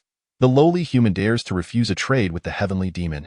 You are finished, and so is the entire human race, Fairy Race, Anonymous. Oh, getting anxious already? The Heavenly Demon Race is just pathetic. Divine Race, Anonymous. Trash, all talk, no action. Why don't you build an aircraft carrier and attack them? Human Race, Fried Prawn. Damn, a foolish heavenly demon with nothing but hot air. Do you think my mighty human race is someone you can insult? Screw you, you piece of trash. A barrage of colorful insults left the heavenly demon race member speechless. What a joke. Did they really think human keyboard warriors were just idle? Su Jie ignored the commotion and proceeded to open the next trade window. Dragon Race, Anonymous. 20,000 gold, trade. To his surprise, it was a dragon race member. Were dragons not the ones most enamored with shiny treasures like gold? It was indeed extraordinary for them to offer it for trade. This suggested that the blueprint S value was indeed quite high. Should he raise the price? A sly smile crept across Su Jie's lips. Human race, anonymous not enough. A divine race member offered 30,000. Dragon race, anonymous human, greed is disgraceful. Human race, anonymous if you don't want it. I'll sell it to the divine race. Dragon race, anonymous 35,000. That is my bottom line. Su Jie raised an eyebrow. What to do? Should he stoke the flames and squeeze the dragon race for all it was worth? After much deliberation, he remained undecided. Angering them would likely provoke a fierce retaliation against the human race. Perhaps it was best to leave a little leeway for future encounters. Human race, anonymous, but that divine race member claims they can offer 40,000. Dragon race, anonymous human, do not push the dragon too far. Human race, anonymous however, I told him I preferred the dragon race, so I'll sell it to you for 35,000. Dragon race, anonymous himph. I suppose you have some discernment. Human race, anonymous, let us at each other as friends and keep in touch. Dragon race, anonymous friends? I have no need to befriend such a weak race. Human race, anonymous, how childish. This is just a matter of mutual benefit. It's merely a contact exchange. No need to be so sensitive. Dragon race, anonymous humph. I shall consider it. After a brief moment, ding, Golden Dragon Clocidia has sent you a friend request. A golden dragon? A female dragon? No less. No wonder they have such abundant gold reserves. They must accumulate wealth effortlessly. This one is a true tycoon. Su Jie promptly accepted the request. There would be many opportunities to utilize gold in the future, and befriending such a wealthy individual could only be advantageous. Su Jie, Blue Star human, nice to meet you. Clocidia, Golden Dragon race, let it be clear, I do not wish to befriend humans by adding you as a friend. Also, keep this matter confidential. I do not want to be ridiculed by my kin. Su Jie, Blue Star human, understood. Closing the conversation with the juvenile dragon, Su Jie commenced the construction of the radiation collection and conversion device. Whoosh, intense white light illuminated the area as a colossal structure materialized at the center of the base. Chapter 17. Advanced Energy Storage Device, Radiation Collection and Conversion Device. Comprehensive Building Score, 3,500. Construction Requirements, 50,000 metal materials, 40,000 copper ore, 20,000 aluminum ore, 20,000 gold ore, 10,000 points. Effect. Capable of absorbing any radiation and converting it into energy reserves. Transmutable into any attribute of energy. Efficiency. Generates 1 unit of energy per second. It stood as a circular metallic column, approximately 20 meters tall, adorned with peculiar patterns, with faint blue electric currents coursing through it. Beneath the column lay an 8 by 8 meter metallic base. Each side of the base featured 6 grooves, each designed with energy transmission pipelines. Su Jie positioned this enormous device in the western section of the base. Behind the cabin, he also crafted 6 energy conduits to connect it to the energy storage device within the cabin. The energy storage device was further linked to the surrounding walls and electric cannons. Though the wiring appeared somewhat chaotic, the energy issue was finally resolved. Entering the workshop, he glanced at the energy storage device. Energy storage, 167 10,000, with a rate of 1 unit per second. The storage device would soon be filled. As long as nuclear radiation persisted, Su Jie could collect 86,400 units of electricity daily. Indeed, this energy structure, rated at 3,500, was worth the expenditure of 10,000 points. However, he wondered if an excess of energy might overwhelm the storage device. Su Jie pondered, stroking his chin. Regrettably, his points were depleted, leaving him unable to construct a larger capacity storage device. Notification: your base score has reached 7,400 points. Sign-in rewards, 7,400 points. Truly, thoughts manifest into reality. Su Jie nearly forgot that he could sign in for points at noon. Coincidentally, he had just swindled 15,000 gold from the juvenile dragon. So why not seize the opportunity? Advanced Energy Storage Device. Comprehensive Building Score, 1,500. Construction Requirements, 38,000 metal materials, 25,000 copper ore, 5,000 silver ore, 4,000 gold ore, 1,500 points. Storage limit, 200,000. How exorbitant. Su Jie cursed under his breath and promptly accessed the trading market. He lacked sufficient copper ore and needed to trade excess minerals for some. Copper has excellent energy conductivity and is utilized in many technologies. Its current price is also quite steep. Su Jie nearly emptied his entire fortune to gather the necessary resources. Whoosh, whoosh, whoosh. 4 beams of white light flashed. 4 large metal boxes appeared beside the towering iron pillar. Each box occupied an area of 20 square meters, making it impossible to store them within the cabin. Fortunately, these items are impervious to the elements and can be placed outdoors without concern. Su Jie took the opportunity to reorganize the transmission lines. The 4 storage boxes would each be responsible for supplying energy to a section of the wall, while the smaller storage device in the workshop would be reserved for his personal use. Thus, the industrial and agricultural electricity are completely unrelated. Perfect. Ding. Congratulations, you are the first pioneer in this region to achieve a score exceeding 10,000 reward, 3,000 points, resource transfer scroll 1, blueprint treasure chest 1, free attribute points 30. Wow. Has it really reached 10,000 so quickly? How lonely it is to be invincible. Su Jie felt that his score was rising too fast, making it seem somewhat unreal. However, he did not feel complacent.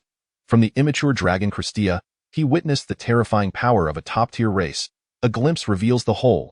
If a single dragon can produce such an immense quantity of resources, what about a group? Incredible.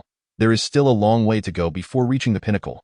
Resource transfer scroll can move resource points to designated areas, including but not limited to mines, water sources, forests, etc. Blueprint treasure chest can yield any blueprints, including but not limited to buildings, cores, devices, etc. The items are decent, but for now, they are of little use. I shall store them for the time being. He placed the 2 items into his ring.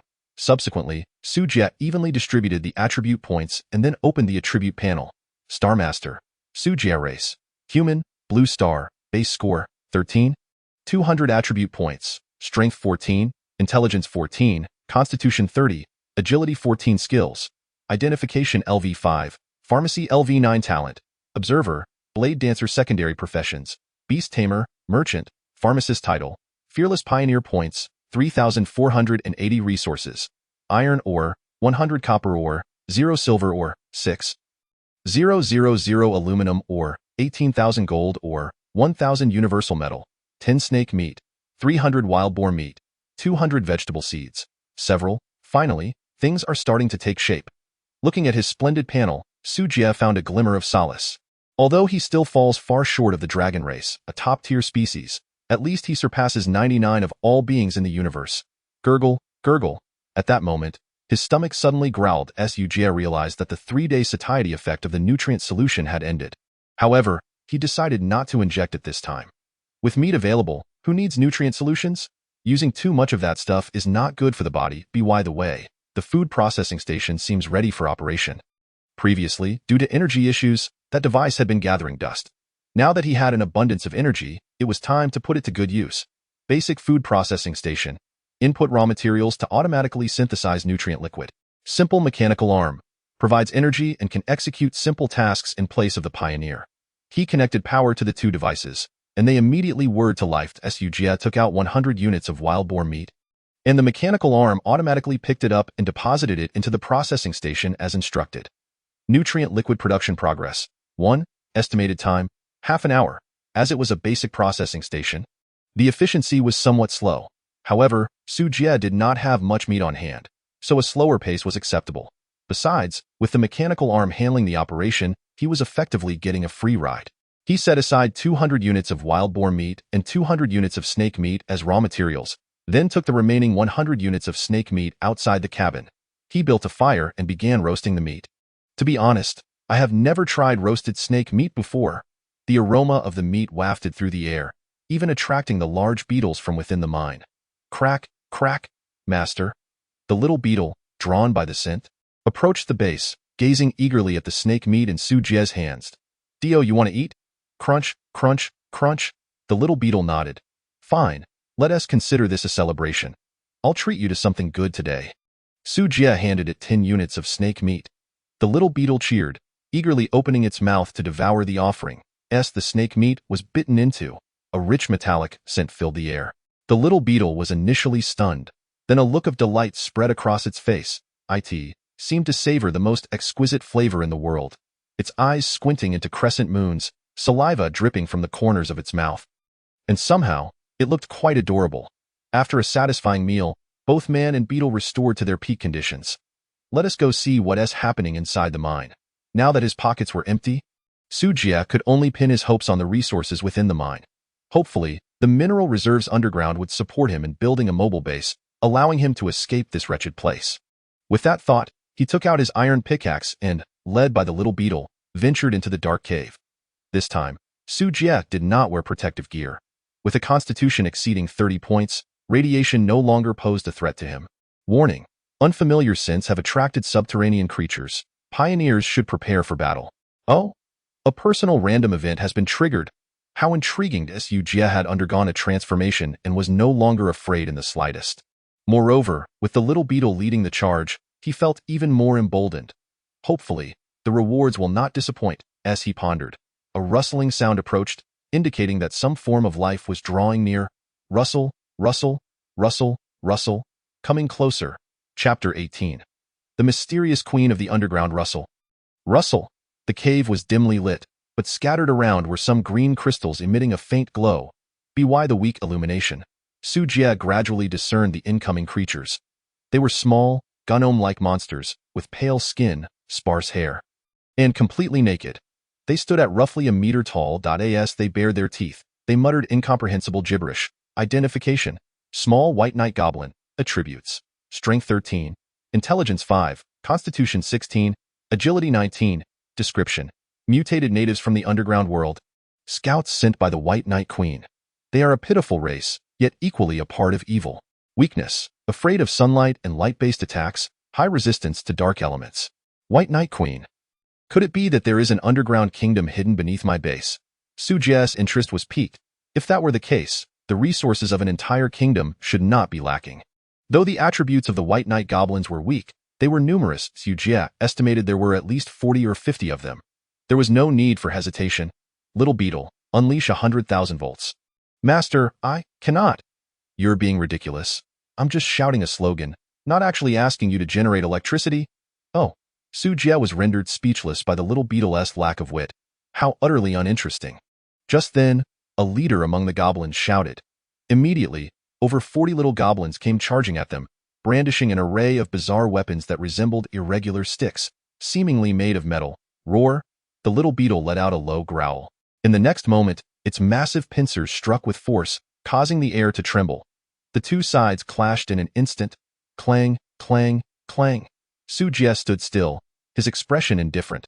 The little beetle's strength could undoubtedly be considered the strongest at this stage. Several attacks landed on it, producing resounding metallic clashes, yet it did not even flinch. Well, to be fair, it didn't have eyebrows. In contrast, the little goblins were easily torn apart by a single strike, leaving a gruesome scene of scattered limbs. Roar! Roar! The White Knight goblin leader let out furious cries, urging its dazed minions to continue their charge. However, their steps were clearly disordered, indicating severe psychological trauma. Cack, crack. Circumvent the bug and attack that foolish monkey from behind. Eek. Understood, big brother. Following the leader's command, the horde of goblins lunged towards Su Jie. The little beetle attempted to intervene, but, with its agility being a flaw, it could not intercept so many goblins. It could only watch helplessly as they surrounded Su Jie. Zing! The titanium alloy long knife sliced through the air. Emitting a metallic clang, Su Jie vanished from sight. When he reappeared, he was already at the neck of one little goblin. The long knife descended fiercely, cleaving the goblin in two. Blood gushed forth, splattering everywhere. Su Jie had transformed beyond recognition. All those attribute points were not accumulated in vain, coupled with the talent of Blade Dancer. He moved as if in a realm of his own. Blade Dancer. When using bladed weapons, attack speed increases by 10, attack power increases by 10, and accuracy increases by 10. Whenever the blade flashed, a goblin's head would roll. Soon, the area around Su Jie was littered with corpses. His gaze shifted to the White Knight goblin leader, and with a cold smirk, he charged forward. Roar! Upon seeing its companions dispatched in an instant, the White Knight goblin leader hurriedly attempted to flee. Unfortunately, it had barely taken a few steps before colliding with a dark shadow. Awaiting it were two massive pincers. Splurt! The head of the White Knight goblin leader exploded, splattering red liquid everywhere.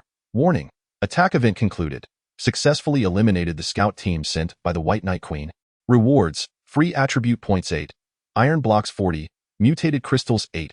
Warning: your actions have attracted the attention of the Night Queen. Increasing hostility. Probability of being attacked has risen. Damn! A czar and a Night Queen. I was merely defending myself, yet they all seem to think I am easy to bully. Sooner or later, I will tie them up and make them warm my bed. Damn it! Su Jie despised being passive, especially when the enemy was the one initiating the attack while he could only passively defend. The sensation is utterly stifling. Fortunately, after the incident, the rewards received are relatively satisfactory, allowing me to temporarily overlook the Queen's rudeness. With 8 points allocated to freedom attributes, Su Jie immediately applied them, as holding onto them would serve no purpose. Attribute values: Strength 16, Intelligence 16, Constitution 32. Agility 16. He has gained a slight increase in strength. With my current attributes, I should be able to engage in a contest of strength with the foolish rabbit, he mused to himself. Subsequently, he picked up the metallic rod dropped by the White Knight Demon. Iron block. A product of smelting iron ore, 1 iron block 100 iron ores. Excellent, that directly translates to a credit of 4,000 units of iron ore. After placing the iron block into his spatial ring, Su Jie turned his attention to the final reward. It consisted of several black rhombus-shaped crystals. Mutated crystals. Collect 100 to synthesize a mutated core and unlock mutated technology. Mutated technology. Su Jie murmured, immediately accessing the technology tree for inspection. He soon discovered a plethora of intriguing devices. Controllable laser light dome. Accelerates plant growth and mutation progress. Laser healing chamber. Eliminates necrotic cells and bacteria. Rapidly healing injuries. Destructive death ray laser cannon. Fires light waves, annihilating all beings with a constitution less than 300 points. Attack range: 1,000 meters. Gamma mutation device. Activates the Hulk's bloodline. A variety of bizarre buildings and devices flickered across Su Jie's face, momentarily revealing a hint of madness. He seemed to grasp why the scientist in the computer had become so hysterical in the end. The allure of technology is truly irresistible, however. These items require various radioactive ores to unlock, which seems somewhat challenging to gather. Su Jie shook his head, storing the mutated crystals in his ring, intending to wait until he collected 100 before proceeding. For now, he needed to focus on rapidly acquiring resources to upgrade the base. Su Jie, let us go. Mining awaits. Together, let us become the kings of mining. Mu, iron pickaxe of the bloodthirsty miner. Mining speed increases by 100. This pickaxe was a reward bestowed by the system upon discovering the mine. I never had the opportunity to use it until now, and it has finally come in handy. As for the small drilling machine, there is no power source in the mine, so it remains temporarily unusable. I'll have to wait until I am affluent enough to properly renovate the mine. For now, it's best to dig diligently on my own. 80, 80, 80. The sound of clinking and clanging echoed from afar. Su Jie was brimming with enthusiasm. Stone 20. Iron or 10. Copper or 15. Iron or 20. Ding. Your mining skills are extraordinary. You are a natural miner. Gaining the talent. Excavator. Excavator. Mining speed increased by 100. With a keen instinct for vein direction. Or yield increased by 100. Chapter 19. Welfare event. Resolving water sources. Su Jie has already developed immunity to the judgment methods of the world will. How could I possibly be born to mine? Impossible, absolutely impossible. It must be the 100 mining speed boost from the pickaxe that led to the system's erroneous judgment. Yes, it must be so. Su Jie was firmly convinced. With the talent of excavator, his mining speed received yet another boost. The heavy iron pickaxe felt as light as a toy in his hands, swinging with great vigor. It was almost as if it were producing smoke. Like a rapid-fire hack, there were only afterimages. Meanwhile, the yield of ores surged rapidly. The numbers displayed in the resource bar flickered rapidly, with at least 100 units of various ores credited every minute. That translates to 6,000 units an hour. Excluding time for meals, sleep, and rest, I could gather around 70,000 daily. With Su Jie's assistance, I could amass at least 100,000 mining resources each day. Quite a substantial income. Albeit a bit taxing. Ding, due to your frenzied mining activities, your body has been honed, rewarding you with 1 constitution. Mining can actually increase attribute values. Su Jie was overjoyed. Today's laborious efforts were not in vain. He continued to strive for more attribute points. Su Jie excitedly wielded his iron pickaxe. Clink, clink, clink. In the blink of an eye, the afternoon had passed. Returning to the cabin, Su Jie collapsed onto the bed. Lying in a position, exhausted, stretching out his limbs, Su Jie let out a sigh. Looking at today's haul of 20,000 iron ore, 20,000 copper ore, 20,000 stone, and 3 points of constitution, he felt both exhilarated and pained. It was indeed satisfying, yet undeniably exhausting. Warning: your personal hygiene is severely lacking. Please clean immediately. or the probability of negative status will increase. Damn, it's just been 5 or 6 days without a shower. Is it really that serious? Indifferent to the system's prompt, Su Jie quickly finished his dinner and collapsed into bed. Bathing can wait a couple of days.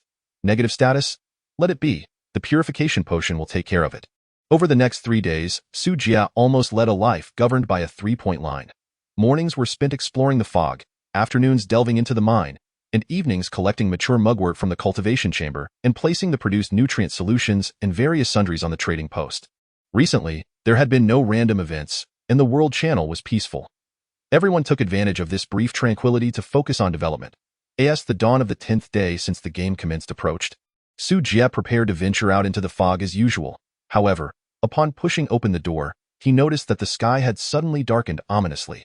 Looking up, dark clouds loomed overhead, signaling an impending storm. A downpour was about to descend. Tip: a spring rain has fallen upon your base, accelerating plant growth and increasing plant yield chances. Oh, what a delightful welfare event. Random events can include natural disasters and attacks as negatives. Naturally, there must also be positives, such as this spring rain. Oh wow, there's water now. He suddenly realized and hurriedly opened the technology tree. The world will randomly grant welfare to everyone. Whether one can seize it relies entirely on one's abilities. Medium water reservoir, comprehensive building score, 800, construction requirements, 20,000 stone, 20,000 metal materials, 800 points, TISC 800 points. It feels a bit beneath my base's worth. Moreover, it's open air. Su Jie frowned slightly. To collect rainwater, it would need to be a sealed water tank. Otherwise, if it were contaminated by radiation, it would be quite the loss. However, radioactive water is a type of resource as well. Forget it, since it's not expensive. I'll just build one. Mining yields not only metals but primarily stone. Thus, Su Jie was not lacking in stone. With a flash of white light, a 10 by 20 meter open-air swimming pool appeared in the northeast corner of the enclosure. As the torrential rain poured down, the pool quickly filled with rainwater. Without much concern, Su Jie allowed the pool to collect water on its own. He then turned his attention to find more suitable structures. Aluminum alloy sealed water room, comprehensive building score, 1600, construction requirements, 20,000 stone, 20,000 metal materials, 10,000 aluminum ore, 10,000 copper ore, 3,300 points. This one looks good. Although the water storage capacity is average, it suffices for my daily needs. Su Jie was currently quite impoverished. Resources must be allocated judiciously. There was a bit of aluminum ore left from earlier, so let us build it. Whoosh, with a flash of white light. A delicate water room appeared in the southeast corner of the enclosure, occupying an area of 30 square meters. Aluminum alloy sealed water room. Water storage capacity of 10 tons, capable of isolating bacteria and radiation contamination. With a built-in water circulation system to prevent water quality deterioration, 10 tons should be enough for me for half a year. That's sufficient. I'll consider a larger water room once the population increases. With the water storage issue resolved, the next step is to set up the rainwater collection device. Su Jie continued to browse the construction interface. Simple water collection tank, 1M, comprehensive building score, 2, construction requirements, 50 wood, 10 metal, wood? Su Jie raised an eyebrow. For a temporary water tank, it surprisingly requires precious wood. Are you kidding me? At this point, wood is more expensive than iron. He decisively abandoned this option and looked at the next. Exquisite retro water collection tank, 1M, comprehensive building score, 5 construction requirements, 100 metal, 100 iron, 20 points. Now this is more like it. He had been mining metals for the past few days and had quite a bit of stock. His points had also accumulated to over 30,000 through daily sign-ins. After using some on the water room, he still had 26,000 left. With sufficient funds, let us proceed to build. Exquisite retro water collection tank 400, with a flash of white light. 8,000 points and 80,000 iron ore were transformed into a long steel serpent. Su Jie placed it atop the enclosure wall. From a distance, it resembled a colossal steel beast coiled upon the city wall. Now this feels appropriate, Su Jie grinned, then proceeded to lay the pipes in place, conveniently installing the pure water filtration device obtained from the previous treasure chest. Thus, with the water room's internal circulation coupled with the filter's secondary purification, the issue of daily water usage was resolved. Hopefully, this spring rain will last for a couple more days, allowing me to replenish my water source completely. Tip: due to your neglect of personal hygiene, your health has declined, resulting in the debuff, bacterial infection, immunity decreased by 50, metabolism decreased by 50, work efficiency decreased by 50. Damn, It really came. Su Jie was at a loss for words. He had just been preparing to construct a bathroom and toilet. Couldn't he have waited a few more hours? Having reached this point, the personal hygiene issue must be resolved today. Thus, Su Jie immediately began searching for the blueprints for the bathroom and toilet. Fully automatic luxurious bathroom. Comprehensive building rating. 4,500. Construction requirements. 90,000 metal materials. 40,000 stone. 3,000 silver ore. 1,000 gold ore. 13,000 points. Description. Equipped with services such as body scrubbing and massage, foot kneading, cupping, and gua sha, including functions for beauty, moisturizing, spot removal, and anti-aging, ensuring a direct path to rejuvenation, revitalizing energy, and eternal youth. Chapter 20. Luxurious bathroom. Rating exceeding 10,000, quite expensive. Su Jie clicked his tongue, relieved that he had enough materials. So it was no problem. After deducting 13,000 points, only 5,000 points remained. The metal materials were nearly exhausted after this expenditure. Resources: iron ore, 0 copper ore, 0 silver ore, 3,211 aluminum ore, 0 gold ore, 36 universal metal, 10. Fortunately, the luxurious bathroom did not disappoint Su Jie.As golden light flashed. A metallic semicircular dome covering an area of 60 square meters appeared in the empty space on the left side of the cabin. A small corridor connected the cabin bedroom. Su Jie eagerly stepped into this luxurious bathroom. The aluminum alloy waterproof walls gleamed as if polished, adorned with patterns of gold and silver, exuding an air of opulence and sophistication. In the center of the bathroom was a large hot spring pool, with water at an ideal temperature, steaming, resembling a paradise on earth. Surrounding the pool were various massage facilities, including massage chairs, massage beds, and even spa-specific tubs. Moreover, the scrubbing area was equipped with several mechanical arms holding scrubbing towels and cups, capable of providing foot kneading, cupping, scrubbing, and acupressure. The imperial package was complete, truly a lavish indulgence. Upon seeing this, Su Jie could hardly contain his anticipation. After connecting the water pipes, he shed his clothes and jumped into the hot spring. Bliss! The water cascaded over him, and he couldn't help but emit a groan of comfort. The exhaustion of the past several days vanished in an instant. His pores opened up, and he felt rejuvenated, as if he had indulged in a soul spa, invigorated beyond measure. Ding! Congratulations, you have become the first pioneer in this region to exceed a rating of 20,000. Rewards: 5,000 points, base core 1, gold treasure chest 1, resource treasure chest 1, free attribute points 30. The system's resounding notification made Su Jie's eyes light up. What a fortuitous day, a double blessing. It was then that Su Jie realized that his base rating had reached 20,000 with the establishment of the luxurious bathroom. Indeed, a swift step leads to continued swiftness, free from the troubles of blueprints. He was far ahead of others, securing the top rating in the current region. No further words were needed. He continued to build. Tip. Open resource treasure chest. Choose to open resources. Metal or acquired. Gold or 1,000 gold ore, you say. While Su Jie currently needed iron ore, the market value of gold ore was 100 times that of iron ore, equivalent to receiving 100,000 iron ore. This reward was already quite satisfactory. Well, time to find someone to trade for some metals and construct the restroom. Relying on the outdoors was ultimately inconvenient. With that thought, he casually opened the team channel. Lilith. Wow, what heavy rain. No need to water today. Yay, Eddie. Why is it raining in the underground world? It's unscientific. The queen dislikes dampness. Sophia. Rain is the natural goddess's tears. Are our efforts moving the goddess? Caleb. The ground is muddy because of the rain. Have you laid the tiles yet? Lilith. The bunny has paved them. The big bug dug up a lot of stones for me, and I used them to lay the bricks. The base rating has exceeded 1,000. Lorella. The higher the rating, the greater the difficulty of attacks. Lilith is truly brave, Lilith, but I haven't built any defensive structures yet. What should I do? Caleb. Silly, didn't we tell you to build a wall first? Lilith. But the wall will block the sunlight from the garden, and the carrots won't grow big. Lorella. 6 Sophia. 6 Su Jie. 6 Eddie. Foolish rabbit, all you think about is carrots. The fairy queen has grown accustomed to Su Jie. Let us build a magic tower. A magic shield is more suitable for the magic side. Caleb. We want to, but the gold required for the magic tower is too expensive. And it's hard to find on the market. It might take ages to mine it ourselves. Su Jie. I still have some left. Do you want it? We can trade for other metals. Lilith. Su Jie. You seem quite wealthy. Eddie, last time it was yellow sandalwood, and now it's gold. Didn't you say the planet's resources are scarce? Where do you get so many rare materials? Su Jie, just kidding. I'm aiming to be the king of mining. Don't question the power of a dedicated player. Lorella, you're not mining 24/7, are you? We've been mining for days and only collected over 30 gold. The gold reserves in the caves are really LOW. Su Jie was momentarily taken aback. How could it be only over 30? Little Armor could easily mine more than 30 units of gold in a day. Not to mention the various buffs stacked on Su Jie. After pondering for a moment, he suddenly realized something and came to a startling understanding. The world would not transport pioneers to resource-scarce planets. They were here to invade, naturally focusing on more prosperous star regions.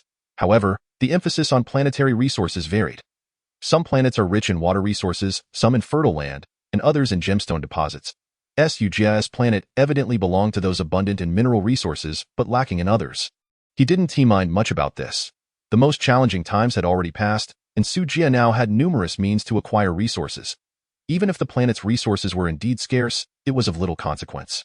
With the identifying master in hand, he truly had little to worry about. After chatting with his companions for a while, Su Jie exchanged 2,000 gold for a large amount of metal ore.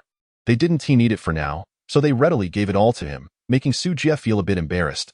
Fortunately, he was not too guilty and quickly regained his composure. He opened the technology diagram interface. Exquisite bathroom, comprehensive building rating, 1,700, construction requirements, 30,000 metal materials, 40,000 iron ore, 30,000 aluminum ore, 3,000 silver ore, 6,000 points. Description: significantly enhances base sanitation indicators, reduces the probability of illness, and lowers the chances of negative effects. Not bad. I have enough materials. This is it. With a wave of his hand, a pure white high-end restroom appeared on the opposite side of the bedroom. Having a restroom was not enough. A sewage system must also be constructed. This was easy to manage. Just spin some metal to create a pipeline leading underground. Simultaneously, he also built the drainage system within the base to prevent it from flooding during heavy rains. After a series of operations, Su Jie's resources were nearly depleted. He opened the panel to check and allocated his attribute points. Star Master, Su Jie race, human, blue planet, region, Jelver star system number, NTR, 9528 base rating, 21. 700 strength, 24 intelligence, 24 constitution, 35 agility, 24 skills, identification LV5, pharmacy LV9 talents, observer, sword dancer, digger secondary occupation, beast tamer, merchant, pharmacist title, fearless pioneer points, 360. His strength had increased a bit more, and life was becoming increasingly promising. Looking at his splendid panel and the well-equipped sturdy base, Su Jie was suddenly filled with a profound sense of accomplishment. The construction of the base had temporarily reached a pause. Su Jie shifted his gaze to the remaining two rewards from the rating. Base Core unlocks the base building upgrade system, unlocks intermediate base blueprints, reduces the fog of war range by 10, increases resource output by 10, gold treasure chest, 1 level higher than silver, 1 level lower than platinum. Chapter 21. Electromagnetic Pulse Laser Rifle, Vegetable Mutation. The base core is a valuable item. With it, the subsequent technology tree for the base can be unlocked. Although Su Jie could bypass the limitations of blueprints, many buildings had prerequisite conditions. For example, to construct a furnace room for smelting metals, the prerequisite was to first build a furnace, which could only be unlocked through the thermal core, creating a deadlock. Thus, the price of any core is exorbitantly high. Without hesitation, Su Jie directly inserted the core into the designated core slot. Once he had the funds, he could upgrade the base to intermediate level and manufacture even more formidable defensive structures. Next came the exhilarating treasure chest opening segment. This was the first time he had seen a gold treasure chest, and he was curious about what delightful items it might contain. This time, there was no prompt to stand on his head. He simply opened it. Opening gold treasure chest obtained. Universal Metal 1, 000, Talent Upgrade Scroll 1, Electromagnetic Pulse Laser Rifle, Grade B, wow, a black tech weapon. Su Jie was so astonished that he jumped directly out of the hot spring. Such a cool firearm was every man's dream weapon, second only to finding a long straight wooden stick on the roadside. Su Jie carefully examined the laser weapon in his hands. Its sleek blue exterior enveloped the barrel, spiraling at the muzzle, with the sight crafted from transparent crystal and ancient patterns etched onto the body, seemingly made from some special metal. When he disengaged the safety, The turbine rapidly increased pressure, and terrifying currents began to coalesce. Su Jie promptly donned his attire and ascended the wall, aiming his weapon at a colossal stone towering 3 to 4 meters away. With a decisive pull of the trigger, a blinding beam of light erupted forth, striking the target instantaneously and reducing the stone to mere fragments that danced in the air. The sheer destructive power left Su Jie gasping in awe. Electromagnetic pulse laser rifle, Grade B, instantly eliminates any creature with a constitution below 100 points. Cooldown, 1 minute. Magazine capacity, 10. This truly rendered him invincible. However, the lengthy cooldown period necessitated its use only as a trump card. Satisfied, Su Jie descended from the wall, stowing the impressive laser rifle away in his ring. Initially, he had harbored concerns about the base's high rating, fearing it might hinder his ability to respond to the impending attack at the end of the month. Armed with this extraordinary weapon, even if the Tsar himself were to arrive, he would dare to challenge him. Upon returning to his chamber, Su Jie immediately utilized the talent upgrade scroll. Currently, he possessed 3 talents: Observer, Blade Dancer, and Excavator. The Observer was a unique talent that could not be upgraded. Without a doubt, he prioritized upgrading Excavator. Excavator, 2 stars mining speed increased by 150, or output increased by 150, probability of rare metal output increased by 10. Excellent, he was now 1 step closer to becoming the king of mining. The rating also rewarded him with 10 million golden metal. This was truly a valuable asset, best reserved for future endeavors in unlocking special technologies. To expend it now as if it were mere gold would be an utter waste. After consuming a bottle of purification potion to eliminate the negative effects of bacterial infection, Su Jie seized his pickaxe and charged into the mine. With his talent upgraded, he transformed into a relentless drilling machine. The incessant sound of clanging echoed through the cavern, leaving the nearby Su Jie utterly bewildered. The owner's industriousness was simply astonishing. Is this really okay? My master, your aim is to become the king of mining, not merely to dig. Su Jie paid no heed to such concerns. The need for wealth spurred diligence, and poverty only intensified it. Without money, even a meal would be a luxury, let alone aspiring to be the king of mining. 2 days later, at night, the pitter-patter of rain gradually ceased, the clouds dispersed, and the silvery moonlight bathed the earth. Su Jie awoke and inspected the state of the water reservoir and the water room. Thanks to the collection tank, the water room had amassed 80 of its capacity, equating to 40 tons of rainwater. However, due to Su Jie's negligence, the reservoir barely held 30. Yet, it sufficed for irrigating the mutated plants. Reflecting on the mutated plants, Su Jie suddenly realized that he had neglected the cultivation chamber for quite some time. At most, he would sprinkle some water each morning before heading off to mine without a second thought.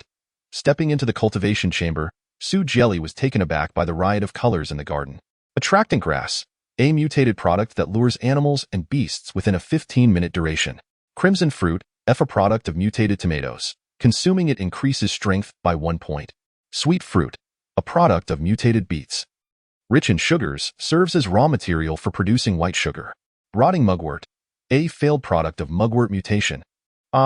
Looking at the myriad of jumbled mutated products, Su Jie suddenly grasped the allure of these mutated plants. One must understand that attribute pills in the mall could only enhance attributes by a single point, costing a staggering 1,000 points each. Yet, here he was, able to obtain such benefits from merely cultivating vegetables and herbs. A sense of absurdity washed over him. How infuriating! It felt as though he had missed out on billions. Initially intending only to take a quick glance before retiring for the night, sleep was now a distant prospect. Private chat channel, Su Jie. Lilith, are you asleep? Lilith, not yet. I'm munching on carrots. What's up?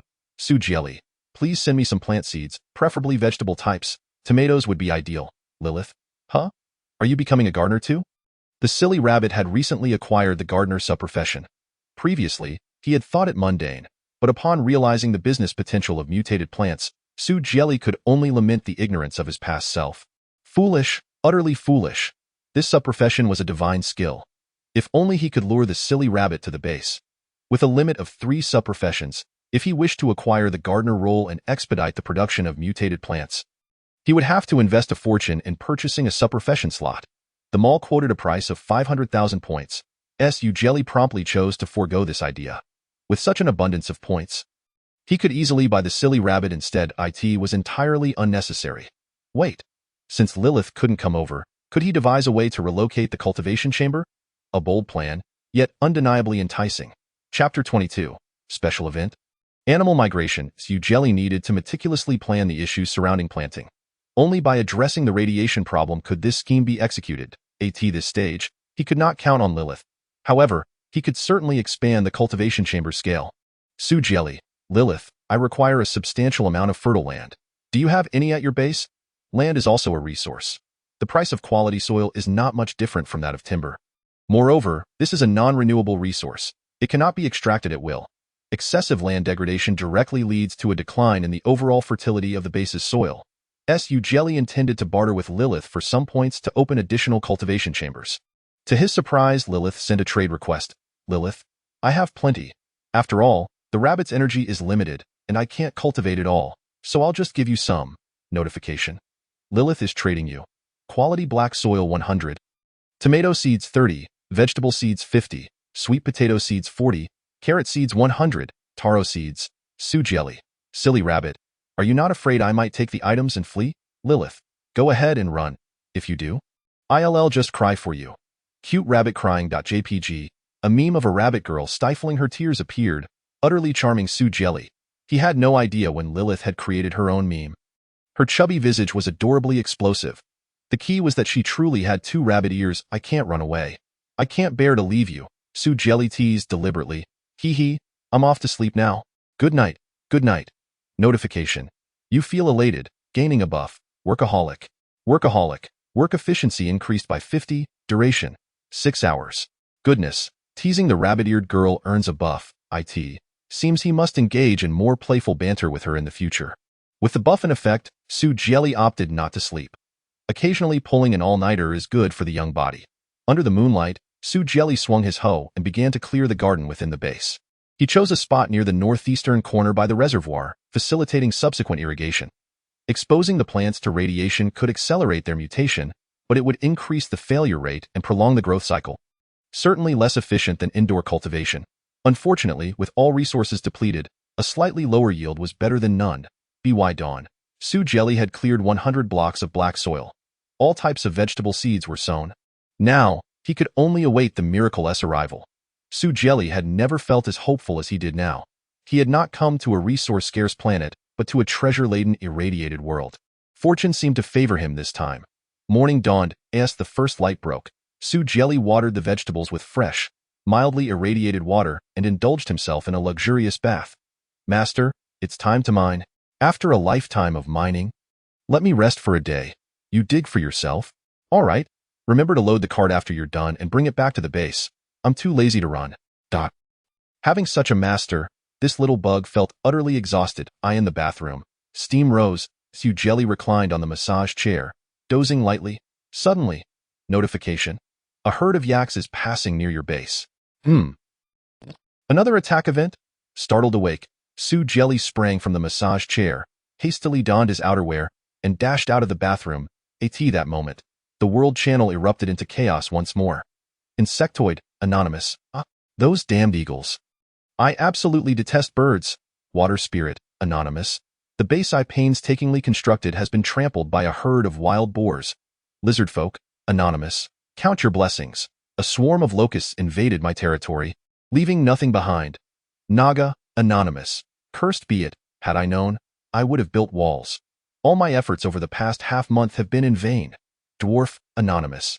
Who exactly is the invader here? Please leave us alone. Su Jie discovered that each person encountered a different event. He then opened the squad channel to check on his companions. Su Jie, how are you all doing? Is the base all right? Lilith, waha, I built a magic tower yesterday, and once the magic barrier is up, no one will dare to approach. It's merely a normal animal migration. We have a magic tower, so it's no trouble. Sophia, I'm facing a beast tide. The rating is too high, and there are quite a few animals in this large forest. Lorella, do you need assistance? I've unlocked the mercenary subprofession and can temporarily head to others' bases. Sophia, yes, of course. This nature goddess, this Betisich, no longer loves me. From now on, I'll change my faith and worship the benevolent goddess of the angel race. I refuse to rely on a goddess who can't help. Lorella, 6 Lilith, 6 Su Jie. Your faith is quite flexible. Isnt it. Id. The pure spirit. X. The transformed woman. Caleb. Ladies and gentlemen. Once again we have a welfare event. With food delivered right to our doorstep. Lilith. Indeed, and it seems we can tame animals as well, making them work for you, Su Jie. Oh no, I forgot to turn off the power switch. My yak is about to become a charred delicacy. Lorella. 6 ID. 6 Caleb. Goodness, we are still in the Iron Age, and you have already resorted to electricity. Comparing ourselves to others is infuriating. Lilith. Enough chit-chat, the animals are about to flee. Let us catch them quickly. Closing the dialogue box, Su Jie hurriedly dashed toward the wall. Boom, boom, boom. Just halfway there, he heard the electric turret emitting a deafening roar. Blue and white lightning coalesced at the barrel's mouth, and then a fist-sized ball of electricity shot forth. With a resounding explosion, a yak that was galloping nearby was instantly obliterated into pieces. Su Jie stood in shocked, my beef. The electric turret's attack range extends a full 200 meters. Coupled with the automated core that has been unlocked, any creature in the vicinity, aside from allies, becomes a target for the turret's wrath. This turret, capable of instantly annihilating any creature with a constitution lower than 30 points, is no laughing matter. Ordinary animals typically possess a constitution below 20. How could they possibly withstand a single blow? Quick on his feet, Su Jie immediately issued a ceasefire command. In the brief moment that passed, 7 or 8 yak corpses lay outside the wall. Su Jie felt as if he had lost a fortune. After days of exploration, the fog of war around his vicinity of 2,000 meters had dissipated.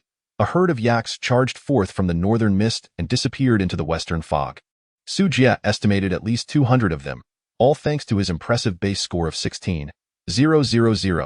Seeing the yak herd about to leave, he cast aside his sorrow for the exploded carcasses and quickly retrieved a mutated mugwort. Its scientific name, attraction grass. Come here, my bovine friends. I have delicious treats for you. Su Jie waved the herbal remedy in his hand, hoping to hasten the release of its enticing aroma. Indeed, the moment the attraction grass was revealed, the yak herd slowed their pace. Their nostrils flared as they began to seek out the source of the delightful scent. Moo. One yak suddenly raised its head, its eyes ablaze with a bloodthirsty glow. The rest of the yaks swiftly followed suit, charging towards the source of the aroma. The sight was nothing short of spectacular. Come on, let me see whether your horns are tougher or my iron walls. Chapter 23. The terrifying power of electric technology. The earth trembled, dust swirling, as countless boulders were crushed to dust. The entire valley shook, yet Su Jie remained unfazed. The copper walls, constructed at such a high cost, would easily handle a few yaks. Bang, bang, bang. A roar echoed as several yaks crashed into the walls. The sturdy copper barriers stood firm, but they shattered a few of the yaks' horns. Zzzzz. In that instant of collision, a terrifying surge of high-voltage electricity surged into their bodies, causing several yaks to collapse, convulsing on the ground. Su Jie. Humph. Dare to challenge me? Moo. The yak let out a long cry, struggling to rise. Desperate to flee, however, as soon as it moved a leg, it let out a pained scream, collapsing to the ground in a spasm. The remaining yaks fared no better. One after another, they fell, howling in agony. The process was remarkably smooth. In less than 10 minutes, all the yaks had become lambs to the slaughter. After waiting a moment to ensure no more yaks would appear, Su Jie hurriedly climbed down from the city wall. Taming. Su Jie approached a yak that had been stunned by the electricity and shouted loudly. The yak. Very well, your silence shall be taken as consent. Notification. You have successfully tamed a yak, with his Beastmaster subclass, which grants a 20 affinity with animals. His success rate was notably high. Notification. You have successfully tamed a yak. Notification. A plethora of notifications chimed, and Su Jie busily attended to them. After more than half an hour, he had successfully captured 60 wild yaks. Excluding the 7 or 8 that had been obliterated by the electric turret, over 100 others had either met a similar fate or were gravely injured beyond salvation.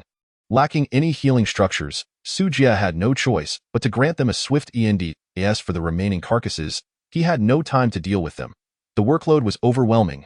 By the time he finished, several days would have passed, and the meat would have spoiled. It would be best to leave the cleanup to Heidi. With her gathering skills, she could handle it in a matter of hours. Team Channel. Su Jie. Little fairy, I've got work for you. Heidi.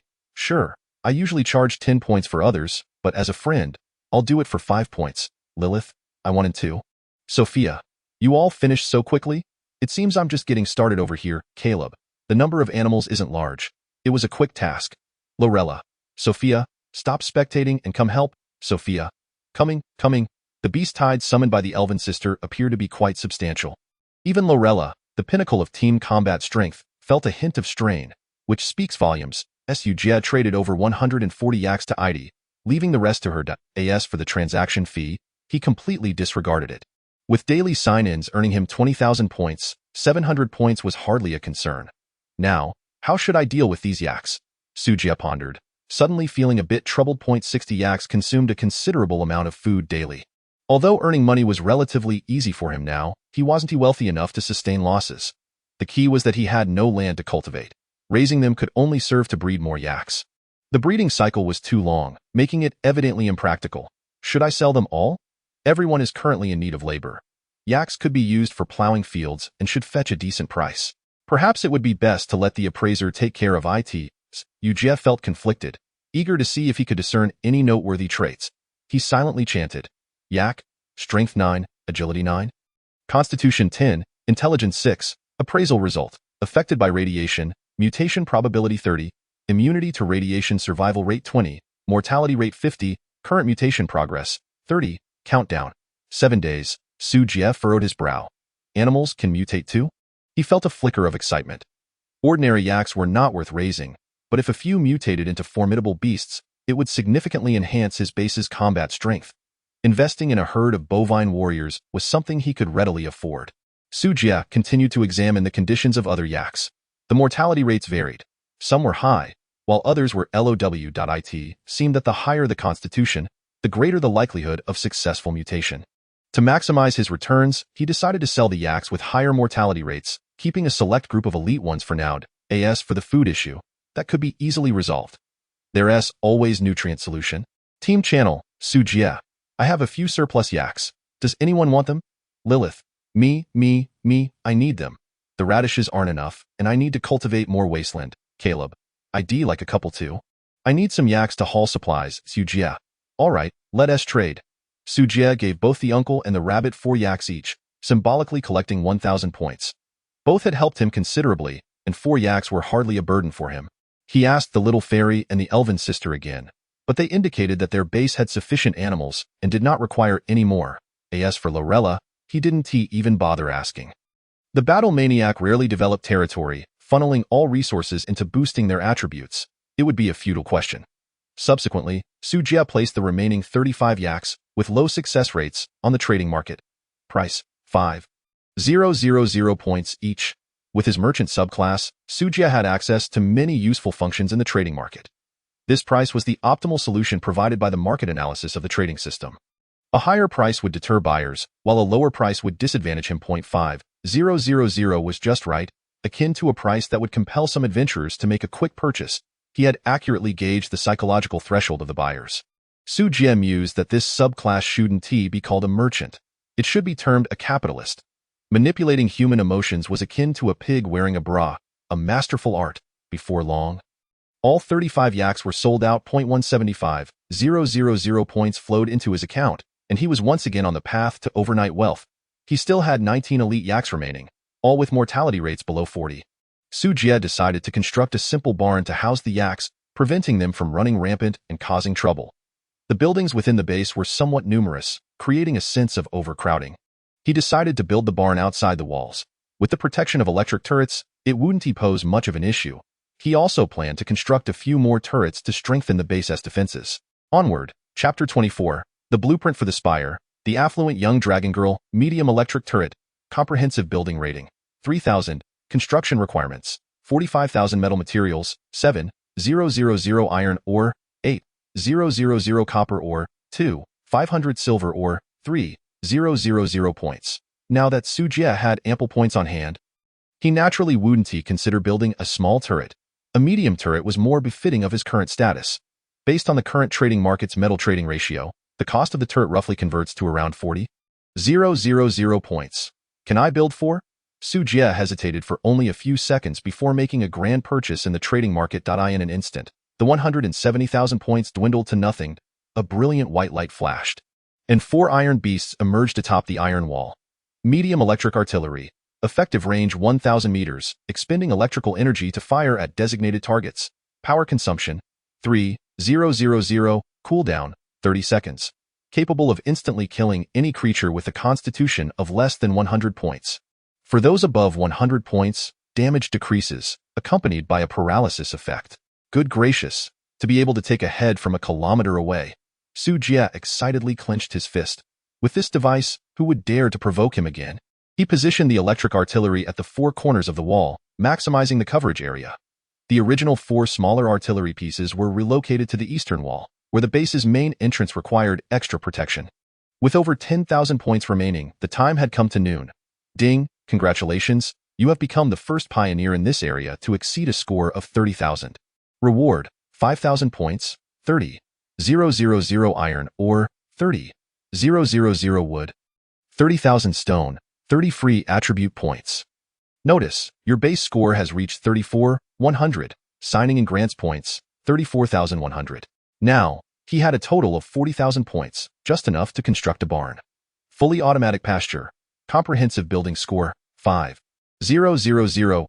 Construction requirements, 40,000 metal materials, 40,000 stone, 40,000 wood, 2,000 copper ore, 15,000 points. Description: automatically feeds livestock with meat, fodder, drinking water, etc., and features built-in massage, cleaning, and daily grazing functions. Building effects: livestock reproduction speed 50, growth speed 50, meat nutritional value 50, vitality 50, with a 0.001 chance of gaining attribute points. Good gracious. Initially, Su Jie had merely intended to construct a simple barn. Little did he expect to discover this remarkably fitting pasture. The other peculiar attributes were secondary. The key point was the vitality boost of 50, which was exceedingly enticing. If yaks were housed in this automated pasture, the likelihood of their demise would undoubtedly decrease significantly. Yet, the price, it was exorbitantly steep. It even required wood. The amount of wood rewarded for the score was still insufficient. SK. This is forcing me to dip into my savings. Indeed, Su Jie had 2 highly valuable items remaining: resource transfer scroll and a blueprint treasure chest. He had no intention of selling the transfer scroll, as it would be of great utility. Thus, he could only open the blueprint treasure chest to see if he could obtain something of worth. Su Jie retrieved the golden treasure chest from his ring and silently willed it to open. Opening blueprint treasure chest, obtained. Magic tower construction blueprint. What is this? Su Jie was momentarily stunned. Blueprint, magic tower. Blueprint details: a high-level building blueprint created by powerful wizards using mysterious spells. Building effects: elemental convergence, elemental amplification, elemental affinity. It appeared to be an auxiliary building related to magic. With rather impressive effects, Su Jie glanced at the materials required for construction. He was taken aback. 800,000 points? What a robbery. Just the points alone required 800,000, not to mention the other materials. The screen was filled with zeros. He could hardly count them. Such an extraordinary blueprint, surely no one could afford it, right? Suddenly, Su Jie realized the gravity of the situation. This blueprint was undoubtedly extremely valuable, yet the game had only just begun. Even those top-tier races likely could not amass such a vast fortune at this stage. The key was that this item was currently just a useless trinket. It couldn't be built, merely gathering dust in a corner. Who would be foolish enough to pay such a steep price for a blueprint that wouldn't be usable for a long time? Resources were far too precious now. Didn't they have any sense? The situation suddenly became stagnant. Suddenly, a brilliant idea flashed in Su Jie's mind. Perhaps there was someone who would buy it. Private chat channel. Su Jie, Blue Star, are you there? Clycidia, Dragon Clan who summons me? Su Jie, Blue Star, childish dragon. This is not the time to indulge in your middle school fantasies. Clycidia, Dragon Clan, insolent human. How dare you speak to a member of the Dragon Clan with such disrespect? Su Jie felt a little embarrassed. Such lines were rather inappropriate. Generally, those who spoke such words would be swiftly put in their place. Su Jie wasted no time and sent a screenshot of the blueprint directly to Clycidia. Clycidia. What the hell? A magic tower. Where did you get this? Found it. Su Jie nonchalantly fibbed. Given the dragon's earlier attitude, I might as well keep it for myself. Clycidia. Ahem. Let us start over. Private chat channel. Su Jie, Blue Star, are you there? Clycidia, Dragon Clan, I am here. Dear, how may I assist you? Dear Su Jie, Blue Star, how childish. Clycidia, Dragon Clan. Whatever you say, dear. Within a magnificent dragon lair, a golden-haired, blue-eyed maiden with an alluring figure stared intently at the screen. Her cheeks flushed. How embarrassing. If her kin were to witness such a conversation, she would likely be expelled from the clan. Yet this blueprint was truly enticing. Darn human. Once I unlock the access feature, I will definitely pay him a visit and teach him a lesson. Su Jie. Well, considering your currently amiable demeanor, I shall generously sell it to you. Name your price. Clycidia, 200,000 points. Su Jie. Are you joking? Clycidia, 200,000 is quite a lot. Su Jie. I'll put it up for auction then. Clycidia. No, no, no. Just name a price, and we can discuss it. A smile curled at the corner of Su Jie's mouth. 300,000 gold. Clycidia. Dear, that's rather steep. Currently, the market price of gold has surged from the original 1 gold to 5 points, now rising to 10.300. 000 units of gold translates to 3 million points. Converted to iron ore, that amounts to 30 million. Of course, a large sell-off of gold would severely decrease its price. The actual amount would undoubtedly be far less. Yet, he surely had 15 million worth of metal materials. Clycidia was also a clever individual. Even with a substantial amount of gold, she sold it gradually to control the market price, thus maximizing her wealth. Hence, Su Jie was convinced that this childish dragon definitely had a considerable stash of gold. At this price, take it or leave it. This time, Clycidia's response took quite a while. A full 10 minutes passed before she replied. 100,000 gold, plus a large attack scroll. That is my limit. If you disagree, feel free to sell it to someone else. I dare say this is the highest price currently available on the market. Clycidia nervously stared at the chat window. To be honest, this price was rather harsh. Yet it was indeed all she could offer. If Su Jie were to ask for more, Clycidia gritted her teeth, glaring at the chat interface. Darn human, I advise you to recognize a good deal when you see one. Just as she was about to explode with anger, a new message appeared in the chat box. Su Jie. Click to trade. Can't you do it yourself? Clycidia. Oh, coming right now. Her previously gloomy mood instantly lifted, and the childish dragon cheerfully listed the trade items. Upon receiving the blueprint, she immediately cuddled it to her chest, grinning foolishly. On the other hand, Su Jie was no better off. He rolled about on a pile of gleaming gold. He had never fought such a wealthy battle in his life. He struck it rich. Indeed, a dragon had spent a fortune to purchase this seemingly useless blueprint. Whoever marries this frivolous dragon will surely find themselves in a predicament. Chapter 25. Automated pasture and medium storage room. A mesmerizing flash of white light appeared. Beneath the western city wall, a splendid pasture covering 80 square meters emerged. Su Jie promptly herded 19 yaks inside. The mechanical arms within the pasture immediately sprang into action. Bathing, massages, and aerobic exercises were all arranged. Moo. The yaks had never experienced such treatment and began to bleat excitedly. Behave, or you'll all end up as roasted whole yaks. Su Jie threatened fiercely. The herd instantly quieted down, obediently complying. Su Jie spent some points to exchange for a large quantity of fodder from Lilith and poured it into the feeding trough of the pasture. Leaving them to their devices, he then turned to return to his room for some sleep. Initially, Su Jie had planned to use nutrient solution instead of food, but that would not promote the yak's mutations. Consuming fresh, tender grass would enhance their vitality. Considering he wasn't short on funds at the moment, Su Jie decided to let them eat freely. However, the price of nutrient solution would likely rise, wouldn't it? After this wave of animal attacks, the number of various poultry would surely skyrocket. With vegetable prices so high, many would think of using nutrient solution as livestock feed. In a rush, he would address it after a good sleep. After a night of cultivating the vegetable garden, Su Jie was utterly exhausted. After all, there were very few pioneers focused on technology, and even fewer capable of producing nutrient solutions. This untapped market would last a while. He needn't worry about sales. As the sun set, Su Jie was awakened by a private message from ID. Over 140 cows have yielded a total of 100,000 beef and 140 hides. Hurry up with the trade. My house is about to burst with beef. Su Jie. I'm here. I was sleeping so soundly that I almost got scared to death by you. AID. Stop sleeping and get up to have some fun. Su Jie. What about the bullhorns? Did you eat them all? AID. Consider the bullhorns as my labor fee. Besides, you won't need them for your technological side, right? No problem. Su Jie. What do you need the bullhorns for? They can't be used as building materials. AID. I've crafted a witch's cauldron, and bullhorns are essential for concocting witch potions. Su Jie. All right. I'll let you have it this time, you little sprite. AID. You scoundrel. You should address me as your majesty, queen. Su Jie. Sure thing, my little sprite. AID. You're driving me crazy. As the little sprite seemed on the verge of a meltdown, Su Jie swiftly closed the chat window. He then clicked to confirm the transaction. With a loud crash, in an instant, a deluge of beef chunks rained down from above, nearly crushing him. Although he escaped unscathed, his storage was completely overwhelmed. The bedroom door burst open, and the sheer volume of meat overflowed into his workspace. As the beef threatened to inundate the cultivation chamber, he quickly stored the meat chunks into his spatial ring, averting a disaster.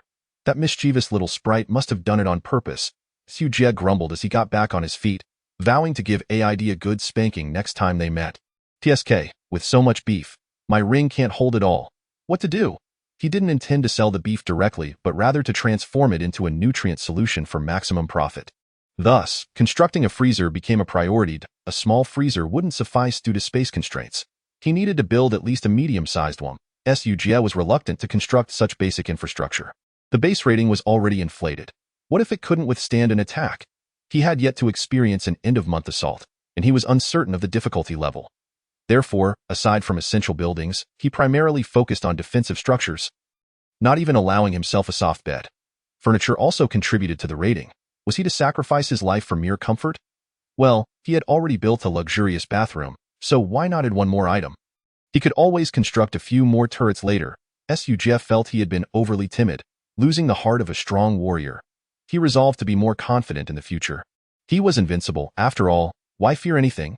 Fully automated medium storage, comprehensive building rating, 4,500, construction requirements, 45,000 metal materials, 30,000 copper ore, 20,000 aluminum ore, 3,000 silver ore, 15,000 points. Description: automated organization and classification. Automated temperature regulation, automated sterilization, extends meat shelf life by 60 days, extends vegetable shelf life by 40 days. All right, this will do. Su Jie swiftly swept through the trading post to gather the necessary materials. In no time, he had amassed everything required. Whoosh! This time, the radiant light appeared underground. With limited surface space and the storage occupying considerable area, it was clearly unsuitable for outdoor placement. Su Jie designated it to be underground in the workspace, effectively blocking sunlight, conserving electricity, and facilitating access to the food processing station. Connecting the power supply, he promptly tossed in 100,000 units of beef. Soon, the mechanical arms within the storage began to organize the contents automatically. This was the power of technology, time-saving, worry-free, and labor-efficient. Perfect. Glancing at the panel, base rating, 43,600 strength, 36, intelligence, 34, constitution, 38, agility, 34 resources. Iron, 0, copper, 0, silver, 0, aluminum, 0, gold, 960, 000, universal metal, 1, 100, beef, 100, 000, leather, 140, mutated vegetables, several. Points, 0. The money truly doesn't last long, Su Jie sighed, but upon seeing he still had 960,000 gold, he felt reassured. Converted to iron, that amounted to 9.6 million. Setting aside factors like the declining gold price, he still had 7 to 8 million to spare, enough to indulge for quite some time. Ding! Congratulations! You have become the first pioneer in this area to exceed a score of 40,000. Reward, 10,000 points, 40,000 iron ore, 40,000 wood, 40,000 stone, 4,000 silver, 4,000 gold, 30 free attribute points. Great. A nice boost to my resources. However, with a sizable amount of gold in hand, Su Jie no longer cared much for the other resources. The attribute points were quite generous. Suddenly awakened by AID's incessant chatter, he found himself wide awake. Su Jie began to ponder another item he had obtained from Clycidia. Large assault scroll. Can summon nearby hostile factions to attack the base. With the scale linked to the base rating. Current hostiles, Czar, Queen of the White Knight, Worm Nest, Desert Beasts. Goodness, when did I offend so many? Su Jie rubbed his nose, feeling aggrieved. However, this scroll appeared to initiate the highest level of assault events, meaning the difficulty would be equivalent to the end-of-month attacks. It could be utilized to gauge the difficulty of an impending assault, aiding in devising the best future development strategy for the base. After sleeping on a wooden plank bed for so long, Su Jie was on the verge of suffering from a muscle strain. It was the uncertainty of the assault difficulty that had prevented him from constructing furniture. He feared that an inflated rating might leave the base defenseless. How about spending all the gold and summoning an assault to test the waters? The moment this thought crossed his mind, it amplified within Su Jie. Let's do it. Regardless of the Tsar or the Night Queen, beneath my artillery, they shall all bow down and weep. Ready to take action, Su Jie decided against sleeping and continued his shopping spree. Chapter 26. Mass-producing turrets and initiating an assault. Due to Su Jie's extensive shopping spree, metal prices began to rise gradually, though still within acceptable limits. After all, the number of beings across the realms was vast. He was not yet capable of shaking such a formidable market. First on the agenda was the medium turret. With the increase in metal prices, the cost translated to approximately 50,000 points each. With a total gold value of around 900,000 points, Su Jie spent 300,000 points to produce 6 electric turrets. Alongside the 4 he already possessed, he now had a total of 10. Although the electric turrets boasted formidable power, their drawback lay in the lengthy cooldown time, requiring 30 seconds to charge. With 10 electric turrets attacking in a crossfire, this shortcoming could be mitigated. With 600,000 points remaining, he constructed 16 small electric turrets at a cost of 8,000 points each. The medium turrets were too powerful and could easily reduce his spoils to ashes. While they were suitable against bosses, they were excessive for mere minions. Assault creatures were also a resource. They shouldn't be wasted. Thus, small turrets were essential for clearing out the minor foes. Spending 130,000 points in total, he was left with 470,000 points. Yet, the attack frequency remained too low. 30 turrets could only fire 1 shot per second. Hardly enough to contend with the massive hordes of monsters. Su Jie furrowed his brow, pondering deeply. Suddenly, he realized his approach was flawed. His progress had been too rapid. The defensive structures he was constructing were powerful weapons meant for the mid-game. In other words, he was using a sledgehammer to crack a nut. Though the sledgehammer was powerful, it was ill-suited for such a task, resulting in effort without reward. I should build some lower-tier weapons to shore up the base's deficiencies. Su Jie murmured to himself. His thoughts leaped, and in an instant, he had a plan. He scrolled down the technology tree, quickly locating the structure he sought. Automated machine gun tower. Comprehensive building rating, 4,000. Construction requirements, 60. 000 metal materials, 30. 000 iron ore, 30. 000 wood, 8. 000 copper ore, 2. 500 gold ore, 10. 000 points. Description. Equipped with 20 M77 rapid-fire machine guns, effective range, 800 meters, firing rate per unit, 10 rounds per second, armor-piercing effect, 20. Bullet attack power, 10. Automatically consumes iron or when firing. Low-tier defensive structures may not be feasible, but I can construct something even more impressive. A torrent of steel. This is the true torrent of steel. Su Jie's war spirit began to blaze fiercely. Though the cost was somewhat high, with this steel beast, anyone who stands in its way will meet their demise. Just imagine, 200 rounds per second. How could one possibly defend against that? What if I built 5 towers? With a capacity for 1,000 rounds per second, who could rival that? Alright, 5 towers may be a bit excessive. I can't manage that. Su Jie silently calculated his available funds. Each tower would cost roughly 120,000 points.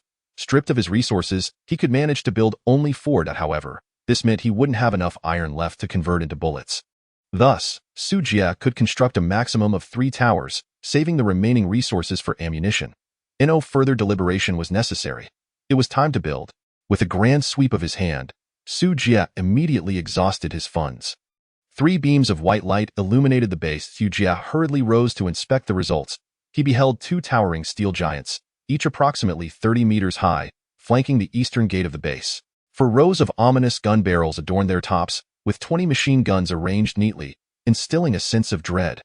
The towers could rotate 360 degrees, their attack range encompassing every area of the base. No matter where the enemy emerged, they could not escape the fate of being annihilated by concentrated fire. The 3rd tower was positioned at the corner of the western city wall, fortifying the weak defenses of the automated ranch located outside. Excellent, excellent. Tomorrow morning, I'll use the scroll. Gazing at the 3 steel beasts and the 30 striking electric cannons lined up on the city wall, Su Jie broke into an evil grin. So, the Tsar thinks they can challenge me? They'll be turned into dust. As the sun ascends from the horizon, a day brimming with hope unfolds. Su Jie stands atop the city gate, gazing into the distance where yellow sands swirl, his demeanor grave and his eyes alight with intensity. A fleeting glance at the current panel reveals, Base score, 78400. A score of 78,000, a truly staggering number. The rewards for this score have bestowed upon Su Jie a substantial amount of resources and attribute points, significantly enhancing his prowess. At this moment, he refrains from hastily utilizing the scroll, choosing instead to await the noon sign-in at 12 o'clock. Following the routine, he waters the vegetables in the garden and cultivation room with irradiated water before retreating to his bedroom to indulge in a tranquil nap. Recuperating in anticipation of the impending battle, Su Jie, return. Today is a day off. Go guard the ranch. Hooray! Time flows leisurely. Notice, your base score has reached 78400. Sign-in points awarded, 78,400. Su Jie abruptly opens his eyes, a surge of formidable confidence radiating from within. Exchange for attribute enhancement potions. The 78,000 points he just acquired dwindles to a mere 400 in an instant. Followed by the arrival of 78 bottles of milky white potions. Su Jie consumes the potions with fervor, as if a thirsty beast quenching its thirst. Gurgle, gurgle. Acquired random attributes. Strength 1. Acquired random attributes. Agility 1. Acquired random attributes. Constitution 1. Acquired. A succession of system notifications reverberates through Su Jie's mind. An inexhaustible power surges through his limbs, as a substantial amount of black impurities is expelled from his body, leaving him feeling invigorated. Such an effect would not occur with gradual attribute increases. However, Su Jie's rapid ascent has resulted in a sudden eruption of impurities that could not be expelled through normal channels. Notice. Buff acquired.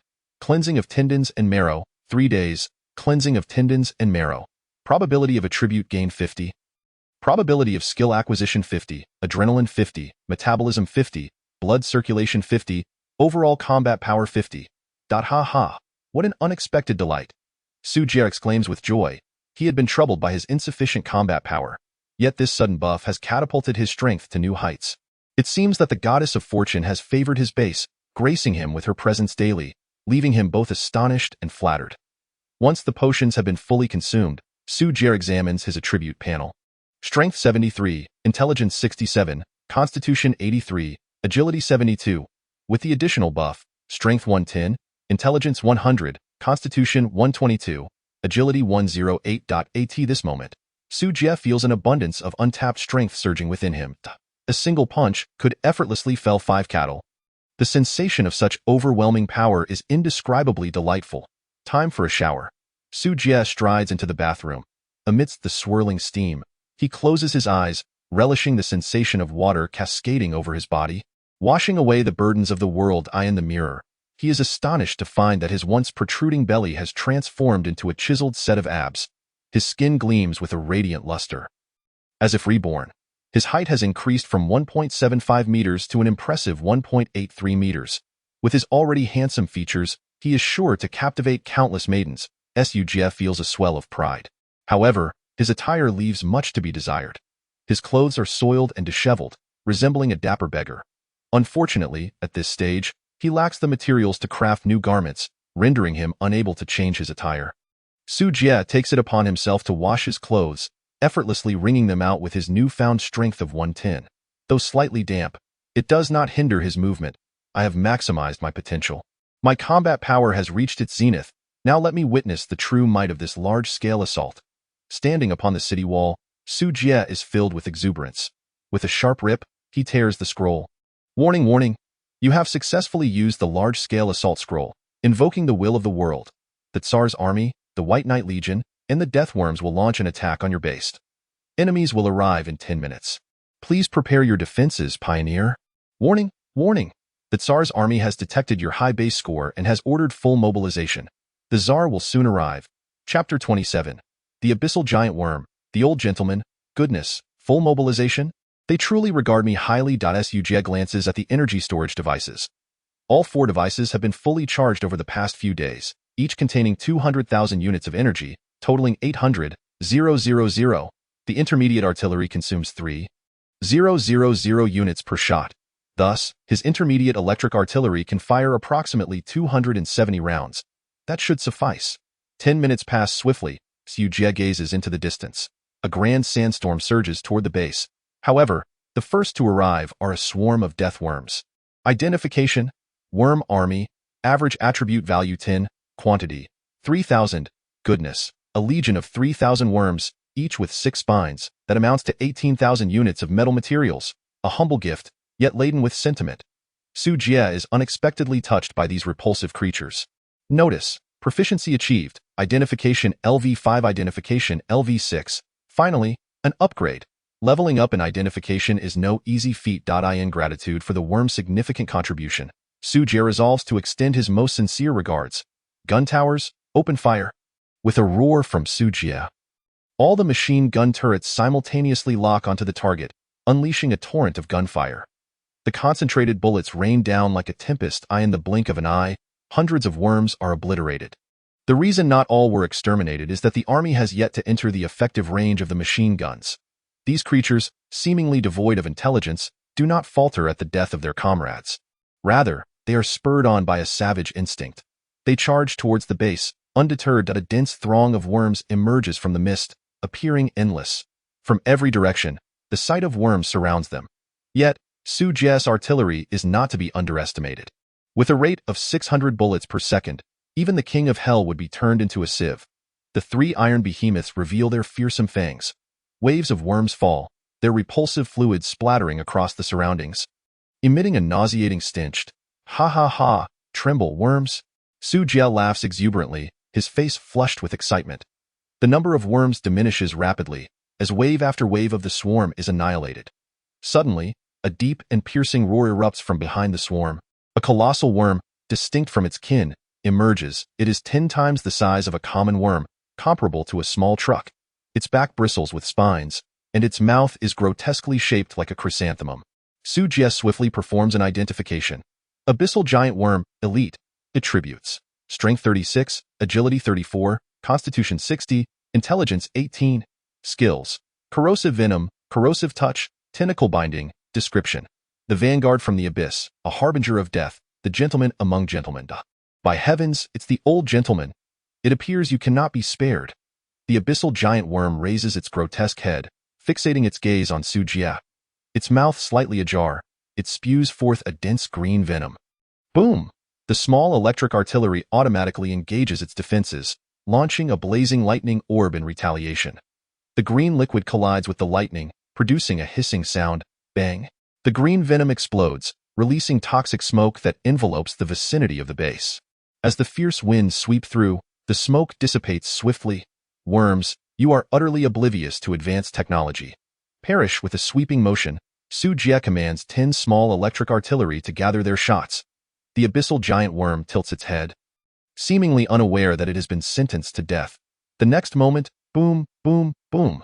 10 lightning orbs soar toward it, striking its grotesque head with tremendous force. The explosive power sends it flying, its body charred black. The small artillery's attack power is approximately 50 points, sufficient to annihilate any creature with a constitution below 30 points in a single strike. Although the chrysanthemum beast possesses a constitution of 60 points, it is no match for a 10-shot barrage from the artillery. In an instant, it is reduced to mere fragments. The reason for not deploying the advanced artillery is that its overwhelming power would obliterate any potential spoils. This current level of force is just right. Su Jie glances at the approaching sandstorm, noting it still has some distance to cover before reaching the base. Gripping his titanium alloy longsword, he charges forth. With an agility of 106, Su Jie's speed is akin to lightning. In the blink of an eye, he appears before the death worm, slashing down and severing its head, sending this old gentleman to the depths of hell. Successfully killed abyssal giant worm. Acquired skill: tentacle binding. Su Jie muses that he merely intended to collect spoils, not to inherit the gentleman's legacy. It must be the influence of the cleansing of tendons and marrow buff. With no time for further contemplation, he stores the giant worm's carcass in his ring and swiftly retreats. New foes have emerged. As Su Jie stands firm upon the city wall, the worm army has been completely eradicated under the relentless barrage of bullets. The army arrived swiftly and met an equally swift demise. Notice: the Third Army of the White Knight Legion has arrived to attack your base under the Queen's command. Legion size: 600, elites, 3, super elites, 1. Su Jie squints, realizing that the newcomers are formidable adversaries. Third White Knight Legion leader, by he. Attributes: strength 30, agility 68, constitution 95, intelligence 160. Skills: dark magic gun, shadow assault, night curse. Talent: dark element affinity LV4. Description: a powerful dark sorcerer. Extremely dangerous. It is advised to prioritize focused fire for a quick kill. Deputy Commander, attributes. Strength 66, Agility 78, Constitution 80, Intelligence 30, Skills. Charge, block, description, moderately capable, but hardly noteworthy. Chapter 28. The Sand Emperor. Shaipila. Emerging from the mist, a well-trained army advanced slowly. Unlike the White Knight scouts encountered by Su Jie in the cave, this army donned tattered iron armor, no longer exposing their bare bodies. Their iron rods had been replaced with crude axes and greatswords. Their height had increased from just under 1 meter to around 1 meter 40. Their skin remained pallid, and their hair sparse. Their combat prowess had improved, but only marginally. Only the commander at the forefront appeared somewhat respectable. Commander Bai He wore a simple yet tidy black robe, his features resembling those of a human male. Behind him stood 3 deputy officers, whose finely crafted gear did little to mask their grotesque visages. 2 of them were women, and compared to them, even Hua Hua appeared strikingly beautiful. One could only imagine the extent of their unattractiveness. Invaders, vacate our territory, Commander Bai He stated coldly. His words sounded as though directed at a pile of refuse. Laced with disdain, Su Jie grinned. I extend the same sentiment to you. The 2 sides exchanged glances, each perceiving the fury in the other's eyes. In that case, do not blame us for our lack of courtesy. For the Empress, charge. With a thunderous command from Bai He, the 3 deputy officers led the army into an assault on the base. The air was soon filled with the cacophony of battle cries. Su Jie snorted disdainfully, seeking death. As the White Knight Legion entered the range of machine gun fire, the sounds of fierce gunfire echoed. Blood splattered, and corpses lay strewn across the ground. Although the concentrated bullets could not penetrate their iron armor, they could still pierce their skulls. Despite the bullets possessing only 10 points of attack power, the 20 armor-piercing effect from the tower could still inflict damage upon the army, if 1 bullet was insufficient to kill. What of 10 or 100? The torrents of bullets fell like rain. 600 troops suffered devastating losses. Bastards! Witnessing this scene, Bai He could no longer contain his fury and prepared to retaliate. He waved his staff, and a dark magical array materialized beneath his feet. A surge of ominous dark elements coalesced above him, forming a pitch-black spear. Su Jie smirked, as if he had anticipated this. With the assistance of the appraisal master, he could see the opponent's attributes and had already devised countermeasures. Thunder cannon, obliterate him.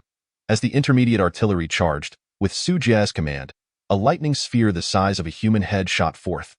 Radiating intense electric light. In an instant, the lightning sphere hurtled toward Bai He. His pupils constricted, and as he pivoted, he flicked the dark magic spear in his hand, intercepting the lightning sphere in midair. Yet, the force of the explosion still surged toward him. Bai He's expression changed drastically, and without hesitation, he quickly recited an incantation. Amidst the flickering black light, he vanished from his original position. When he reappeared, he was 30 meters ahead. Shadow strike? Sorcerers are indeed troublesome, Su Jie murmured to himself. Through this clash, he discerned a critical weakness in the technological side, attack speed. When certain powerful individual attributes were excessively high, they could evade attacks before the artillery struck. Bai He could dodge using magic, and his 3 subordinates could evade bullets with their high agility. At this moment, the 3 elites had already closed in within 200 meters of the city walls. Undeterred by the barrage. Of course, their evasion was not solely due to agility. It was also attributed to their skills, charge and block. Nevertheless, it was of little consequence. The artillery would strike. 200 meters was the effective range for the small artillery.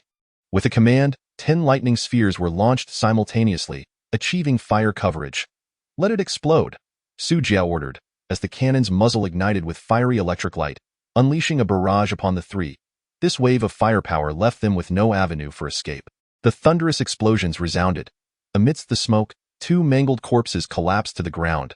Gulyalu, invaders, you have failed. A lone male voice emerged from the dust. Your demise, crack. Just as the figure emerged from the debris, poised to speak, the sound of a weapon being cocked rang out. He was met with Su Jie's icy gaze and a peculiar weapon, stylish and glowing blue. Electromagnetic pulse laser rifle. Grade B instantly kills any creature with constitution below 100 points, cooldown, 1 minute. Magazine capacity, 10 boom. A violent explosion erupted. The man's body was annihilated by the laser pulse, scattering blood mist across the battlefield. Even the exquisite iron armor he wore was reduced to molten metal in an instant. Ha! Su Jie sneered disdainfully. Who said I wield only the lightning cannon? But he clambered up from the ground, just in time to witness his subordinate being obliterated. His heart convulsed painfully. Why is this happening?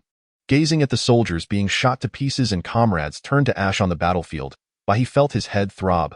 Clearly this invader appears so feeble. Why are their weapons so formidable? Flee. I must bring this news back. Let the Empress take action personally. Aside from Her Majesty, I cannot conceive anyone in the kingdom capable of countering such foes. These invaders must perish. But he turned to flee. But soon, he beheld an even more terrifying sight. The Sand Emperor? Why is she here? A storm of yellow sand swept across the battlefield, dispersing the mist and revealing a figure standing atop a dune. Has she arrived? Su Jie squinted, gazing at the solitary, majestic figure atop the basin. The Sand Emperor was a woman? Strangely enough, she was quite beautiful. The appraisal information simultaneously flooded into Su Jie's mind. Sand Emperor, Shipila, attributes. Strength 300, Agility 300, Constitution 300, Intelligence 300, Skills. Storm Descent, Sand Soldier Summon, Song of Frenzy, Quicksand Domain, Elemental Form, Talent. Earth Element Affinity, Max. Earth Element Immunity, Max. Heart of the Desert, Max. Description.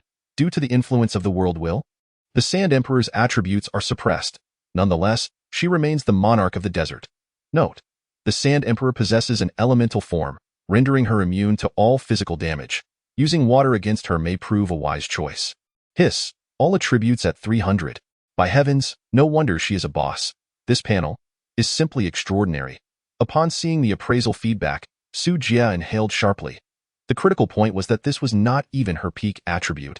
Were it not for the world will prohibiting the emergence of an unbeatable boss at this stage, her attributes would surely reach 4 digits. It seemed today would herald a fierce battle. Chapter 29. The army approaches, by his demise. Upon witnessing the Sand Emperor, by his legs quivered. Yet, after a prolonged wait, he saw no movement from her. She merely stood atop the hillside, gazing down at the mysterious base before her. It dawned on him that the Sand Emperor's target was not the White Knight Kingdom, but the invaders before him. In this realization, by his emotions oscillated like a roller coaster, both anxious and exhilarated. With the Sand Emperor's involvement, why would he still need to flee? An opportunity for revenge had presented itself. Great Sand Emperor, by he, commander of the 3rd Legion of the White Knight Army, extend my sincere greetings on behalf of Her Majesty the Empress. By he summoned his courage and called out, tentatively, "Get lost." The Sand Emperor's response was brief and brusque. By he was instantly petrified. He had thought invoking the Empress's name would earn him some respect. But instead, he received such a reply. This was utterly outrageous. Su Jie smirked slightly, clearly amused by the unfolding drama of dogs biting dogs. Seizing the opportunity while the two sides bickered, he leapt from the city wall and stripped the 3 deputy commanders of their equipment. One set of armor was still relatively intact, which Su Jie promptly donned himself. The remaining 2 sets were significantly damaged and could only serve as raw materials. Returning to the city wall, he glanced at the newly acquired gentleman skill. Tentacle Bind LV1. Summons 3 abyssal tentacles to ensnare the enemy, inflicting a binding status, duration, 3 seconds. An auxiliary control skill, rather decent. Su Jie closed the panel and prepared for battle. At this moment, it appeared the Sand Emperor was ready to unleash her ultimate move. With a graceful wave of her hand, a terrifying sandstorm suddenly erupted. Endless yellow sand swirled in the air, blotting out the sun as if the very desert trembled. What a farce! Can mere mortals withstand the forces of nature? Don't be ridiculous. Within Su Jie's field of vision, darkness enveloped everything. The howling winds drowned out all other sounds, rendering him unable to hear anything else. Even the surrounding scenery became blurred and distorted. Su Jie activated the appraisal once more. Sandstorm. A summoned entity of the Sand Emperor, health 99999, can be eliminated through attack methods. It turned out it was not a natural phenomenon, but a summoned entity. Su Jie quickly comprehended. As long as it was a summoned entity, it possessed a health bar, and depleting that health bar would cause the sandstorm to dissipate. Full power operation. Unleash hell upon it. Su Jie issued his orders without a hint of politeness. His voice was barely audible amidst the raging storm. Fortunately, his subordinates were automated constructs. Even in silence, the defensive structures would activate spontaneously. Boom, bang. The clash of cannon fire and sandstorm unfolded across the valley. The tremendous roar drowned out all other noises. A single strike from an electric cannon reduced the sandstorm's health by over 5,000. Yet, when it came to output capabilities, the machine gun towers were paramount. With a rate of fire of 600 rounds per second and 10 points of damage per shot, they inflicted a staggering 6,000 damage every second. As the sandstorm first arrived on the battlefield, it lost a tenth of its health. With each relentless barrage from the towers, it sustained an additional 5% loss every second, in less than 30 seconds. The sandstorm's health bar vanished entirely. With a resounding explosion, it completely disintegrated. Is this a joke? How could this even be possible? At the edge of the battlefield, he could hardly believe his eyes. This was the sandstorm, the mightiest technique of the Sand Emperor. Even with its attributes sealed, its skills and talent levels were undeniably formidable. How could it have been thwarted so easily? Gazing at the man standing atop the city wall, his robes billowing, he felt utterly bewildered. Even the Sand Emperor, at this moment, wore a frown of disbelief. "Invader, state your name," she commanded, her voice ethereal yet laced with authority. As the sandstorm dissipated, clarity returned to the heavens and earth, allowing Su Jie to behold the Sand Emperor in full. She was tall and slender, with cascading silver hair reaching her waist. Although her face was partially obscured by a translucent veil, the brilliance of her star-like eyes revealed that her beauty was truly extraordinary.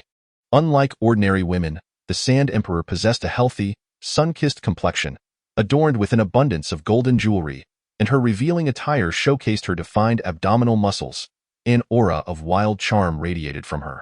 Wielding a golden scepter, she exuded a cold and domineering presence that inspired. "I am known as Rian, with the surname Zhu," Su Jie declared with a formal bow, spouting nonsense with utmost seriousness.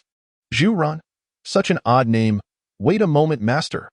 The Sand Emperor suddenly realized that the person before her was mocking her, and her cheeks flushed with anger. "It seems you possess a keen self-awareness, realizing you cannot defeat me.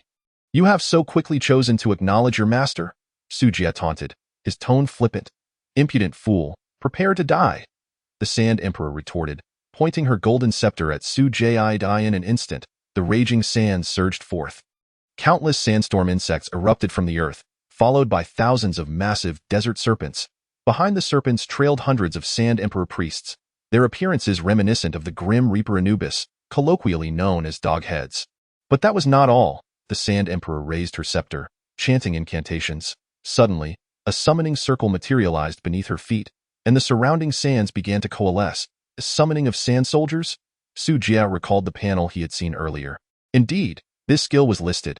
Identification, Desert Guardian, Summon, Attributes. Strength 150, Agility 150, Constitution 150, Intelligence 150. Very well, merely a high-stat minion. Su Jie activated 6 intermediate cannons, activating only Ford. He feared that the Sand Emperor might flee upon sensing the dire situation. He needed to create an illusion of barely holding off the assault, as if they were only a fraction away from breaching the base. Only then could he entice the Sand Emperor to engage on the battlefield. Indeed, Su Jie intended to capture this formidable woman. Even if he could not keep her, he must eliminate her. Such terrifying combat prowess, if allowed to escape, would be akin to releasing a tiger back into the mountains, posing endless future threats, seizing the opportunity while her attributes were suppressed. If not now, then when? Warriors of Shurima, march forth and lay waste to this place. With the Sand Emperor's command, the battle was imminent. For His Majesty the Emperor, for the glory of Shurima, kill! The dog-headed priests charged forth with fervor, while rows of desert serpents roared as they advanced. The earth trembled, fierce winds whipped up the sands, and dust filled the sky. This scene resembled the arrival of the apocalypse. Boom! A lightning orb sliced through the air, crashing down upon the shouting dog-headed priest, obliterating him instantly. "Shurima, you say? Allow me to introduce you to Piltover." Although the dog-headed priest had superior attributes compared to the desert serpents, his constitution barely exceeded 70. Naturally, he could not withstand the cannon's bombardment, collapsing lifelessly in an instant. The momentum of the Sand Emperor's forces was significantly diminished. Thud! The Sand Emperor would not remain idle. She struck the ground forcefully with her golden scepter. Song of Frenzy, charge forth, my subjects! In an instant, a wave of crimson, bloody wind swept across the land, and the eyes of all her troops gleamed with a mesmerizing red light. Song of Frenzy bestows a blessing upon all allied units within the field of vision. Fear resistance 50, intelligence -50, destructive power 100, Chapter 30. Terrifying defense. What a disgusting skill. Su Jie grimaced as the identification prompt sounded. Note that it affects all friendly units within sight. This effect was utterly outrageous. There were no fewer than 10,000 sandstorm insects on the battlefield, yet the effect could encompass them all. It was akin to doubling the overall combat power of her army. Truly absurd. Is this what a boss is like? The machine gun tower. No worries, I'll take care of it. The tower chimed in, reassuring him as the enemy forces closed in within 800 meters of the base. The iron beast revealed its fearsome visage once more. The machine guns unleashed a torrent of fire, sweeping the battlefield with a hail of bullets. The Sand Emperor's army descended into chaos. Yet, with the sheer number of sandstorm insects, the bullets could not clear them all at once, and the Sand Emperor's forces continued to advance steadily. He, who had been observing for some time, seemed to see a glimmer of hope, stealthily approaching the base, preparing for a surprise attack on Su Jie atop the city wall. Why hasn't he left yet? Su Jie, keen on honing his identification skill, utilized it almost incessantly. When identifying individual targets, proficiency could only be gained from the first attempt. With so many minions present, it was only prudent to make the most of them. Then, quite by chance, he spotted He sneaking amidst the dust. Originally, he had considered letting her off, but since she insisted on charging in to deliver her head, why bother? Su Jie feigned ignorance, glancing elsewhere while quietly drawing his titanium long knife. After waiting for about 2 minutes, the Sand Emperor's forces had advanced to within 200 meters of the base. The small electric cannons began their work, boom, boom. The powerful lightning orbs incessantly bombarded the battlefield, leaving the ground riddled with craters, dust swirling, and flesh scattering. That moment, a dark flash illuminated the dust. Ha ha ha, you vile invader, did you not expect me to return? Prepare to die, shadow assault. He completed her incantation. And with a series of quick flashes, she found herself beneath the city gate. With a mere leap, she could ascend the wall and slay the invader, a commendable ability, but you shall meet your demise. Tentacles entwine. Just then, a calm voice echoed, as if it had been anticipated all along. What? He jumped in surprise. In the next instant, 3 translucent purple tentacles emerged from the void, ensnaring her body tightly. Swoosh! The flash of a blade flickered. And his eyes widened in terror. She soon realized that she was being uncontrollably lifted into the air. Only upon seeing her own headless corpse did she comprehend that she was already dead. His head was sent flying, blood spilling across the ground. I never expected my first act of chivalry would be granted to a man. Alas, Su Jie silently stripped he of her garments, then disdainfully hurled her corpse far away. Had it not been for her relatively decent attire, he would have obliterated her with a single blast. Notification. Killed the commander of the White Knight Army's 3rd Legion. Gain skill. Shadow Assault. Acquired weapon. Black Iron Staff. Shadow Assault. Insufficient talent. Dark Element not yet unlocked. Unable to use. Black Iron Staff. E-grade Intelligence 10. Casting Speed 10. Damn, it says I have no talent? Who does it think it's looking down on? Su Jie's face turned green with anger. However, considering he had chosen a tech-focused path, it was reasonable that magical buildings had not been unlocked. Forget it. Let us see if there is a way to obtain the Dark Element talent in the future. Su Jie shook his head and redirected his attention back to the battlefield. Roar!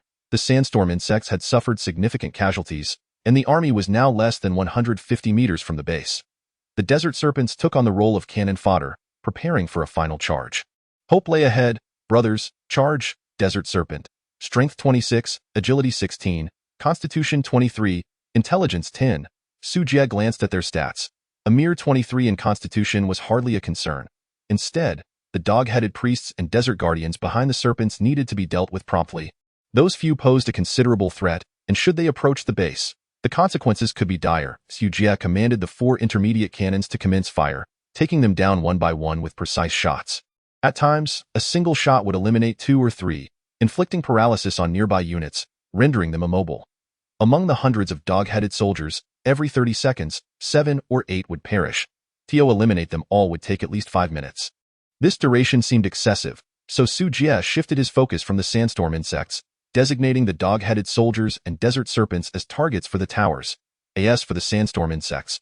With the bullets no longer obstructing them, their speed surged, and in less than half a minute, they reached the city wall. The Sand Emperor, watching from a distance, felt a surge of joy. Victory was finally within reach. To be honest, This assault had nearly decimated her entire army. This battle had been exceptionally brutal. She was equally unprepared for the terrifying nature of the invaders' weaponry. However, as long as ultimate victory was attained, the will of the world would bestow ample rewards to compensate for her lost troops. Potentially even in greater numbers than before. In summary, there was no doubt of a net gain. Yet, while dreams are delightful, reality is often harsh. Soon, the Tsar's smile froze, as the scorpion-like sandstorm creature made contact with the steel wall. Arcs of ethereal blue electricity instantly enveloped its body. The crackling of electric arcs surged forth, instantly transforming it into a charred husk, with the sandstorm creatures densely packed beneath the city wall. The electric arcs swept through, causing waves of them to fall lifelessly. The destructive power far exceeded that of the tower. Your Majesty, is it so difficult to acknowledge me as your master? Oh dear. Just look at your subjects. They are suffering terribly. It is truly pitiful. The flippant tone ignited the Tsar's fury, her chest heaving as her breath quickened, her beautiful eyes ablaze with wrath. Damn invader. I shall kill you. At that moment, Su Jie suddenly cried out in panic. We're running low on energy. This is bad, very bad. He held his head in despair. A look of disbelief etched across his face. Subsequently, he plopped down on the city wall, embodying a sense of utter hopelessness, like a cornered rat. Although the electric cannons continued to fire, their rate had noticeably diminished. Yet, the machine gun towers were still unleashing a relentless barrage of bullets. This rekindled a glimmer of hope for the enraged Tsar. On the battlefield, the desert titans were nearly decimated, while about 1,000 sandstorm creatures remained, but with the electric iron wall obstructing them. Their demise was virtually assured. Only 30 dog-headed priests and 8 desert guards remained, a mere 30 to 40 meters from the base. Just a little closer, if the dog-headed priests could reach the base. Their formidable power would allow them to leap over the walls. All that would remain was to destroy the core of the base, rendering these peculiar weapons useless. Victory was within my grasp. The Tsar's thoughts raced, leading her to a resolution. With a powerful stomp, she propelled herself forward, her speed so fast it created an afterimage. Truly deserving of her title as a boss with 300 agility. Her swiftness was extraordinary. Su Jie silently calculated the time in his mind. He had only one chance. He must take the Tsar down in a single strike, or if she chose to flee, he would be powerless to stop her. Before long, the Tsar had closed the distance to 1,000 meters, 800 meters, 600 meters. Chapter 31. The assault concludes, a bountiful harvest as the Tsar reached 800 meters. Countless bullets locked onto her. Elemental form, sand. In an instant, the Tsar transformed into flowing sand, the dense hail of bullets passing harmlessly through her. Following this, a lightning sphere the size of a human head surged forth. The intense electric light made her frown slightly, but she swiftly dodged the attack. Su Jie observed this scene keenly. It appeared that the damage dealt by the electric cannon was of the lightning attribute, and thus could indeed harm her. Otherwise, she wouldn't need to evade. As long as it could inflict damage, it could be managed. A perfect plan began to form in Su Jie's mind. At some point, the 30 artillery units had grown silent. The invaders must have exhausted their energy, hadn't they? Next, it would be your demise. The Tsar scoffed, her figure transforming into a swift arrow, lunging towards Su Jie. Not so fast. An eerie smile curled on Su Jie's lips as he raised his electromagnetic pulse laser rifle, aiming it at the Tsar before pulling the trigger. Whoosh, accompanied by a sharp sound wave reverberating throughout the area. An almost invisible bolt of electricity sped toward the Tsar. What is that? The Tsar's pupils constricted as she instinctively raised her hand to shield herself. The electric bolt grazed past, severing her right index finger. At that moment, she had already surpassed the desert guards, now less than 20 meters from the city gate.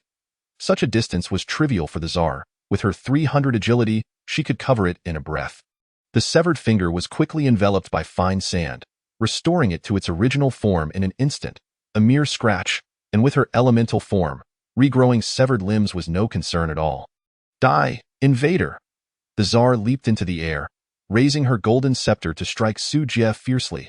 However, the laser was merely a tool to mislead, and by time in that fleeting moment, his weapon had somehow transformed into a water pipe. The desert must be quite parched, no need to be polite. Today, consider it my treat. Drink as much as you desire. Boom. Su Jie pressed the switch, and the water pipe erupted with a torrent of water. A magnificent rainbow arched across the sky. Caught unawares, the Tsar was drenched, resembling a drenched chicken.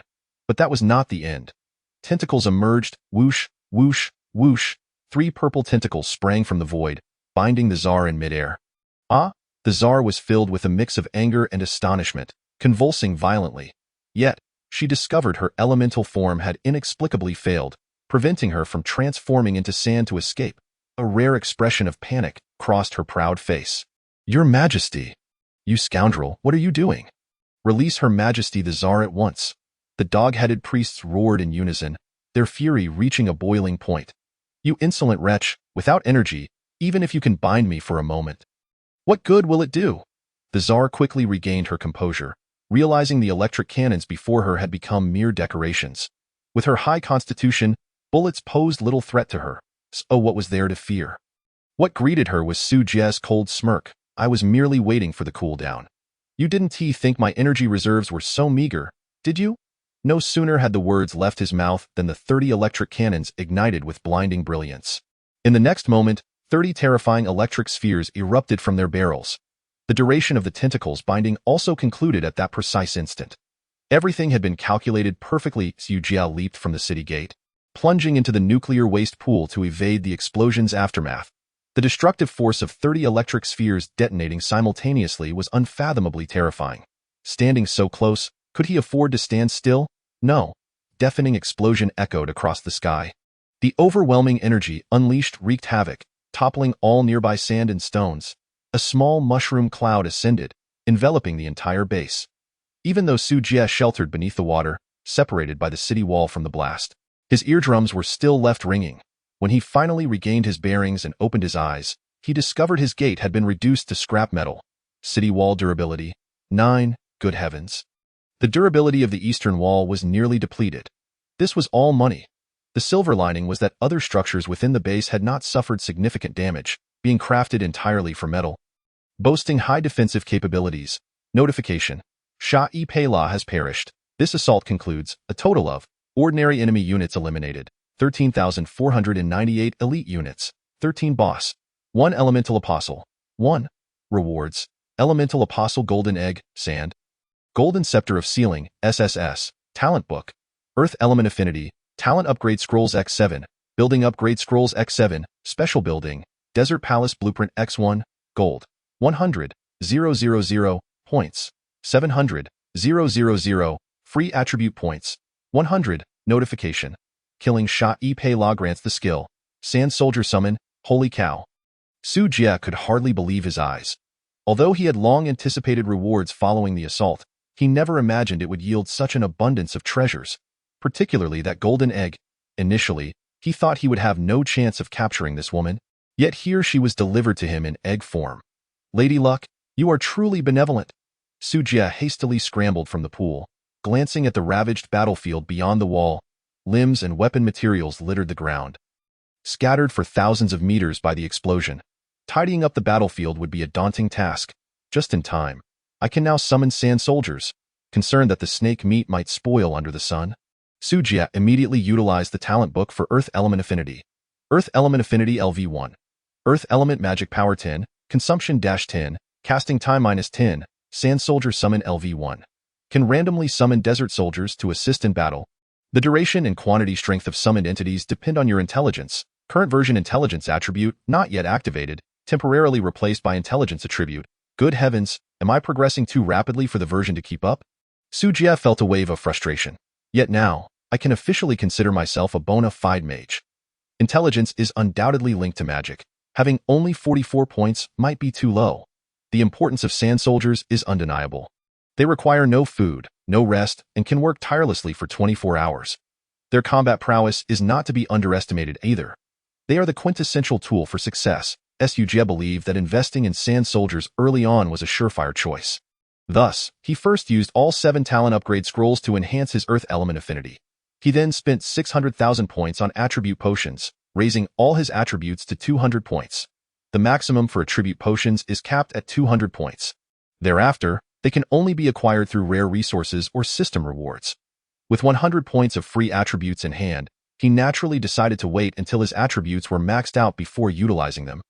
Maximizing his gains. Now, attributes are maxed. All of it goes to intelligence. He gazed at his panel, Attributes: Strength 200, Intelligence 300, Constitution 200, Agility 200.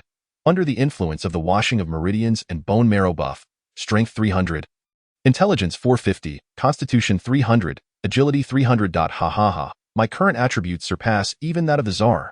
Su Jie could not contain his overwhelming joy. However, with this, the newly acquired points had dwindled significantly. Oh, but I still have 100,000 gold. That's not a problem. Arise, my little sand soldiers. Chapter 32. The Golden Scepter, the terror of the large lightning cannon. Arise, my little sand soldiers. Su Jie, wielding the golden scepter, chanted incantations. He could sense a certain energy draining from within him, what one might call magical power. Fine grains of sand gathered around him, and 9 imposing sand soldiers clad in armor materialized out of thin air, standing respectfully on either side of Su Jie. 9? So many? Su Jie felt astonished. Although his current intelligence attribute exceeded that of the former Tsar, his skill level was merely LV1. There was no comparison to the Tsar, whose skills and talents were fully maxed out. He had thought he would at most summon 3 little soldiers, yet here he was summoning 9. Could it be the effect of this weapon? After some analysis, Su Jie confirmed that it was indeed the effect of the Golden Scepter. Golden Scepter Seal, SSS, Characteristics, Exclusive Weapon for Shai Pela. If not worn by the rightful owner, weapon effectiveness is reduced by 50. Attributes: Intelligence 20, Sealed. Skill 1. Elemental Enhancement Earth. Earth Elemental Magic Effect 100. Skill 2. Tsar's Authority. Number of Sand Soldiers 50. Intelligence of Sand Soldiers 50. Duration 50. Summon entities enjoy 50 of the summoner's base attributes. Skill 3. Desert Spirit. Casting Speed 50. Skill Range 50. Skill Critical Hit 50. Critical Hit Chance 50. Skill 4. Sealed. Skill 5. Sealed.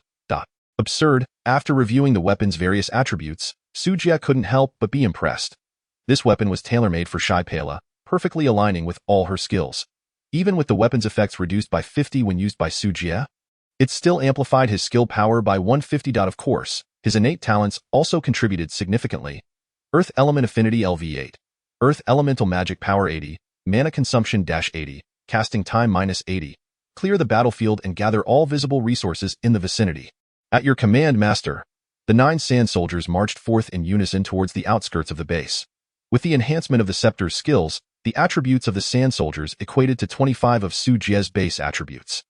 In other words, without any buff, they were a quarter of his base attributes. Sand Soldier, Strength 50, Intelligence 75, Constitution 50, Agility 50. Such attributes are already quite formidable. Even in the realm of pioneers, they could rival the might of a second-tier race. The speed at which the 9 soldiers cleared the battlefield was gratifying. Su Jie estimated that by dawn, they would have finished all the cleanup. That time, a substantial fortune would be earned. Just the thought of it filled him with delight. Su Jie continued to tally the spoils. 7 building upgrade scrolls. Without a second thought, he decided to use them all to upgrade the intermediate lightning cannon. Although this battle appeared to be a guaranteed victory, it had also revealed numerous issues. Foremost among them was the lack of firepower. Indeed, Su Jie still believed that the defense of the base needed enhancement. How could the enemy breach the walls? What difference was that from being invaded by a foreign nation? After careful analysis, Su Jie concluded that the biggest issue was the absence of a super long-range, large-scale, high-damage weapon. If he could annihilate all enemies from 5,000 meters away, there would be no risk of them reaching the walls. While the intermediate lightning cannon had considerable attack power, it could only eliminate 2 or 3 enemies per shot. And the cooldown was a staggering 30 seconds. Displeased, very displeased. If only it were an area attack. Su Jie first used 1 upgrade scroll to test the effects. Large lightning cannon, comprehensive building rating, 10,000. Effective range, 5,000 meters. Attack power, 1,000. Can instantly kill beings with constitution below 500. The energy consumption, 10,000. Adjustable. Cooldown, 30 seconds. Adjustable. Shell effect. Upon colliding with enemy units, inflicts area damage on enemies within a 30-meter radius, with additional effects of explosion, paralysis, and burning. Holy moly, is this for real? Su Jie's eyes widened, his heart racing. The range and attack power were undeniably impressive. The key point was that the explosion radius of the lightning sphere reached a 30-meter area, equivalent to a circle with a diameter of 60 meters. 1 shot could obliterate an entire area. Given the density of the sandstorm worms, a single shot could potentially wipe out 200 or 300 of them. Over 100 dog-headed priests could be dispatched with just 3 shots. Damn, this directly cured my long-standing fear of insufficient firepower. The only drawback was the energy consumption being somewhat extravagant. One shot costs 10,000 energy, and I can only support 80 shots before running out. Su Jie began to worry again about the energy issue. Adjustable? Suddenly, he noticed the word adjustable marked next to the energy consumption. Clicking on it revealed a delightful surprise. Adjustment interface. Can set cannon attack power? Adjust energy consumption and cooldown time. Su Jie's interest peaked immediately. He promptly adjusted the cannon's power to 100 attack. Energy consumption, 1,000, cooldown, 3 seconds, hiss, no way, the cooldown has been reduced to 3 seconds. That's utterly insane, Su Jie gasped in astonishment. But he soon began to smile.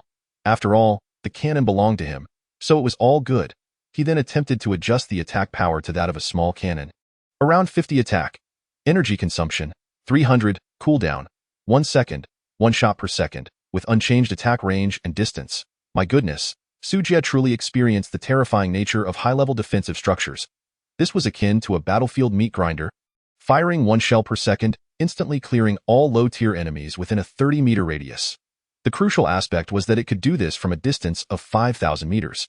Imagine 200 small beetles marching in formation, launching an assault on the base from 5,000 meters away, only to be obliterated by a single shot. It was that terrifying. Little beetle, upgrade.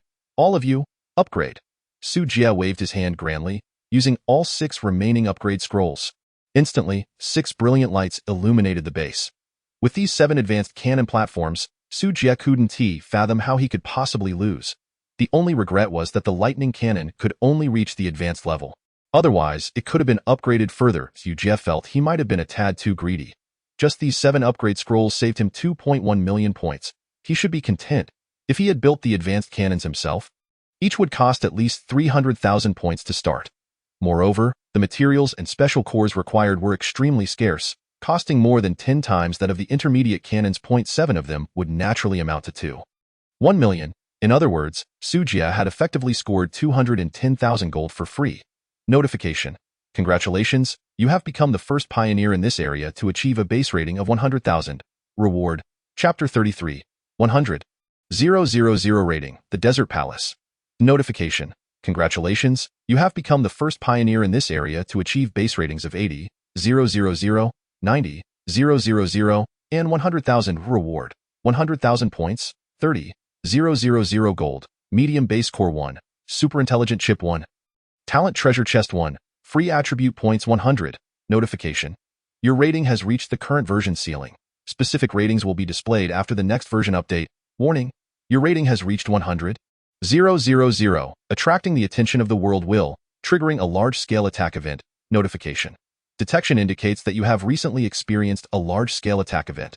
This attack is postponed and will merge with the end-of-month attack event. High difficulty. Pioneers are advised to make ample preparations. Attention. The death of the Tsar has incited the wrath of the Shurima Empire.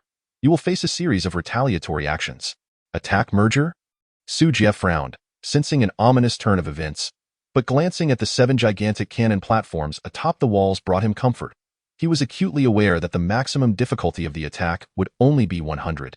000. However, the combat strength of his base exceeded that by far.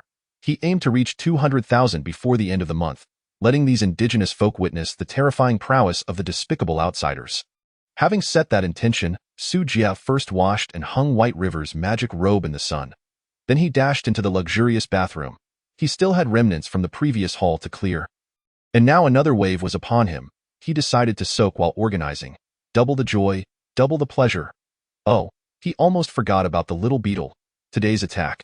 Aside from the deathworms attacking from all directions, the White Knight Empire and Tsar's army launched their assault from the east of the base. The western pastures remained unscathed. Therefore, the little beetle had not been summoned. How vexing, to have wasted half a day mining. All of that was money. Little beetle, return to the mine and continue mining. But, master, didn't you say today would be a holiday for little beetle? Look at how anxious the little creature is.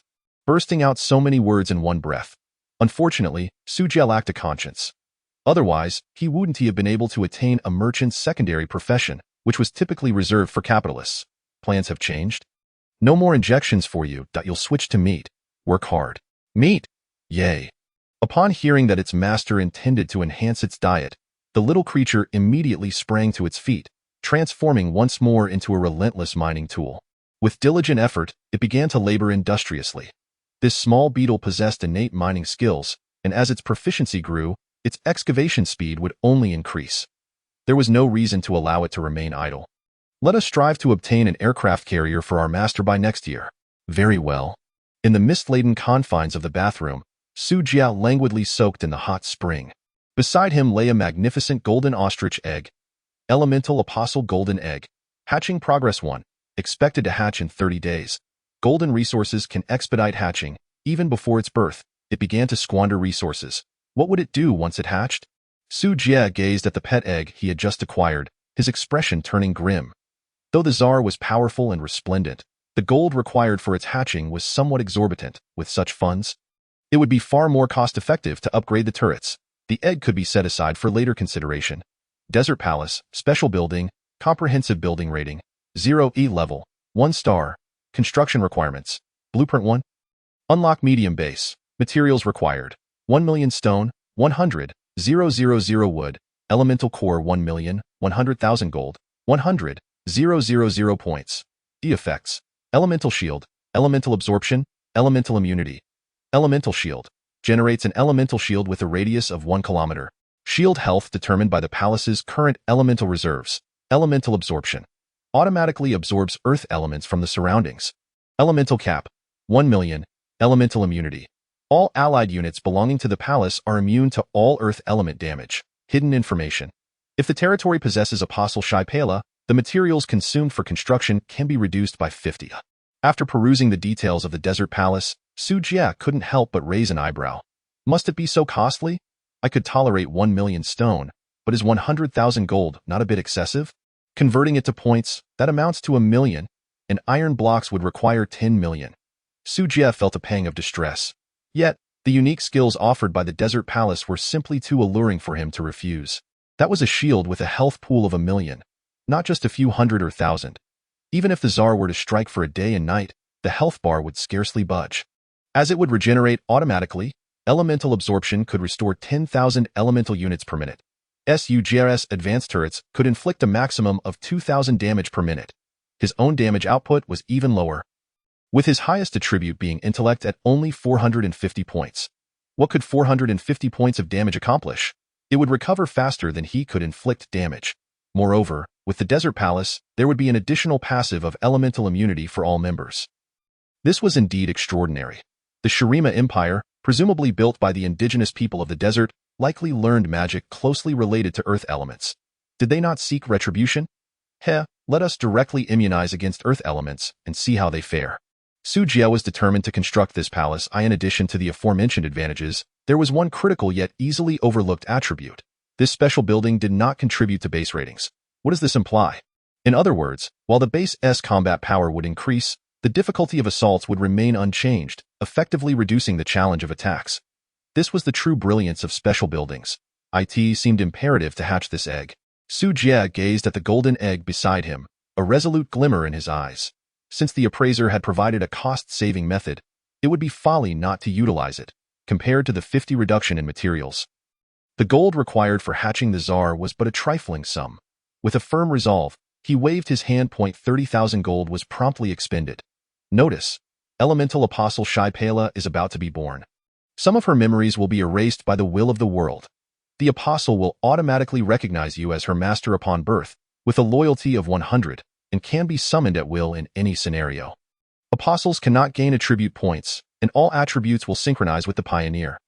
The system provided a user-friendly summary of the apostle's situation. It was evident that apostles seemed to hold a unique status within this universe. Moreover, the attribute synchronization effect would allow the apostle to accompany the host indefinitely, preventing any potential decline in combat power over time. Within the bathroom, a brilliant golden light erupted. Su Jie squinted his eyes.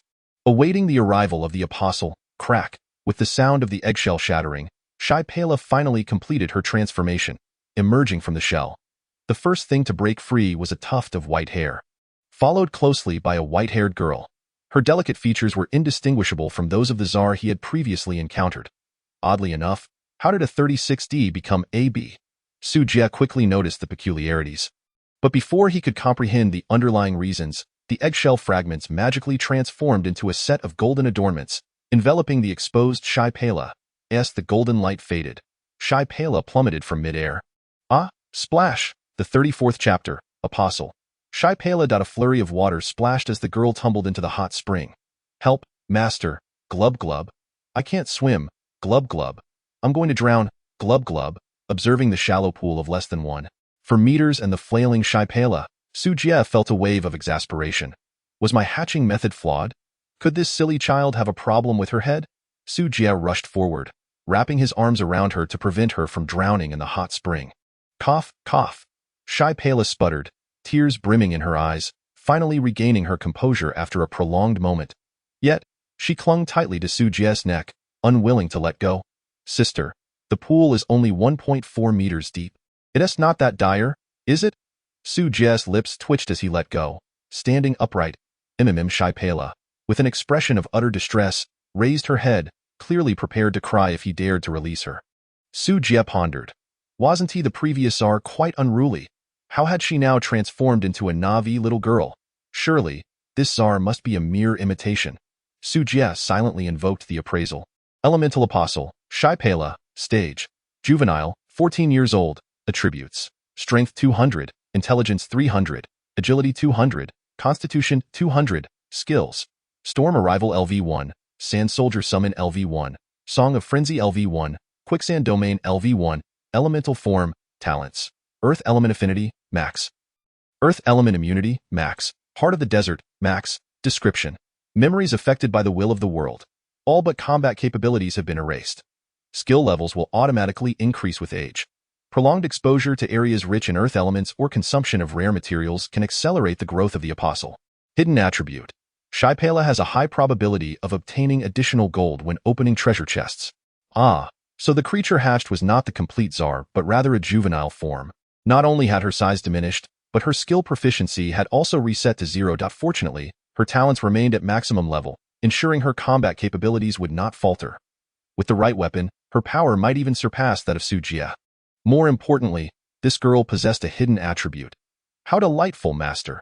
Shai Pela gazed up with her adorable wide eyes, timidly uttering, "Do you dislike me?" As her voice trailed off, it grew increasingly faint, as if she were a forsaken child. Her face awash with panic, Su Jie sighed. The czar is the czar, and Shai Pela is Shai Pela. The past is best left in the past. As for your earlier attempt to bludgeon me with your staff, I shall not hold it against you. How could I? Shasha is so formidable. I am overjoyed to have you. Shai Pela blinked her beautiful eyes. Then, do you like me? Su Jie was momentarily taken aback. Gazing at the little darling adorned in gold, he replied without hesitation. Of course. Pray tell, is there anyone in this world who would not cherish gold? However, Shasha wearing such heavy clothing will hinder your growth. Let your master keep it safe for you, shall we? Upon hearing this, Shai Pela readily agreed. After all, she believed whatever her master said. Gold bars 100. Su Jie's lips curled into a smile. He had struck gold. The gold bars represented refined gold, where 1 unit of gold bar equated to 100 units of gold. Having just spent 30,000 gold, he had swiftly recouped 10,000. Truly, earning money was effortless. Overjoyed, Su Jie planted a couple of kisses on Shai Pela, eliciting a cascade of giggles from her. Very well, now go play. Your master is busy. Su Jie unceremoniously tossed Shai Pela from the pool, adopting the demeanor of a heartless rogue. In contrast, Shai Pela appeared utterly unperturbed, curiously exploring the bathroom. As long as she was kept from the water, she was agreeable to anything. Su Jie resumed sifting through the spoils. There were simply too many items to tally, and counting the bills proved challenging. For the time being, the desert palace could wait. Even with a 50 reduction in required materials, gathering everything would still pose a challenge. He would deal with it after the upcoming days. The reward for the 100,000 rating, however, was not so complicated. He would allocate 100 points to free attributes, continuing to invest in intelligence. The number of sand soldiers and the combat power of the young czar were directly linked to intelligence. Presently, intelligence offered the highest cost-effectiveness, leaving no room for indecision. Next came the talent treasure chest. Shasha, come here for a moment. Shai Pela scampered over eagerly. Master, is there something you need? Su Jie gently ruffled her soft white hair, saying, help your master open it. All right, swish, the golden light shimmered. Acquired, talent scroll, Dark element affinity. Hint. Triggered apostle's hidden trait. Acquired. Gold 1000. Goodness. Can you believe that gold can be obtained from the talent treasure chest? Alright, time to continue playing. Oh, observing the girl joyfully depart, Su Jie couldn't help but smile. Did this count as him stumbling upon a treasure? Recollecting his thoughts, Su Jie promptly learned the talent and resumed fiddling with the last two items. Medium base core, super intelligent chip. These two items are essential for upgrading the technology side of the base. They also serve as prerequisite items for unlocking subsequent functions of automated technology, akin to unlocking a rudimentary form of artificial intelligence. This would enable a more precise assessment of enemy units. For instance, during the previous Yak incident, the turret automatically fired, mistaking neutral creatures for enemies, resulting in significant losses of beef. This incident still weighed heavily on Su Jie's mind. However, with the intelligent chip, this problem could be flawlessly resolved. Not only would it facilitate automatic targeting, but it would also unlock technologies for automated factories, automated pharmaceuticals, and automated agriculture. As long as those automated structures were constructed, Su Jie could effortlessly gather vast resources every day. This is the remarkable advantage of technology. Let us upgrade the base first, and the bedroom and bed also require an upgrade. I can't let my little money tree sleep on a wooden board.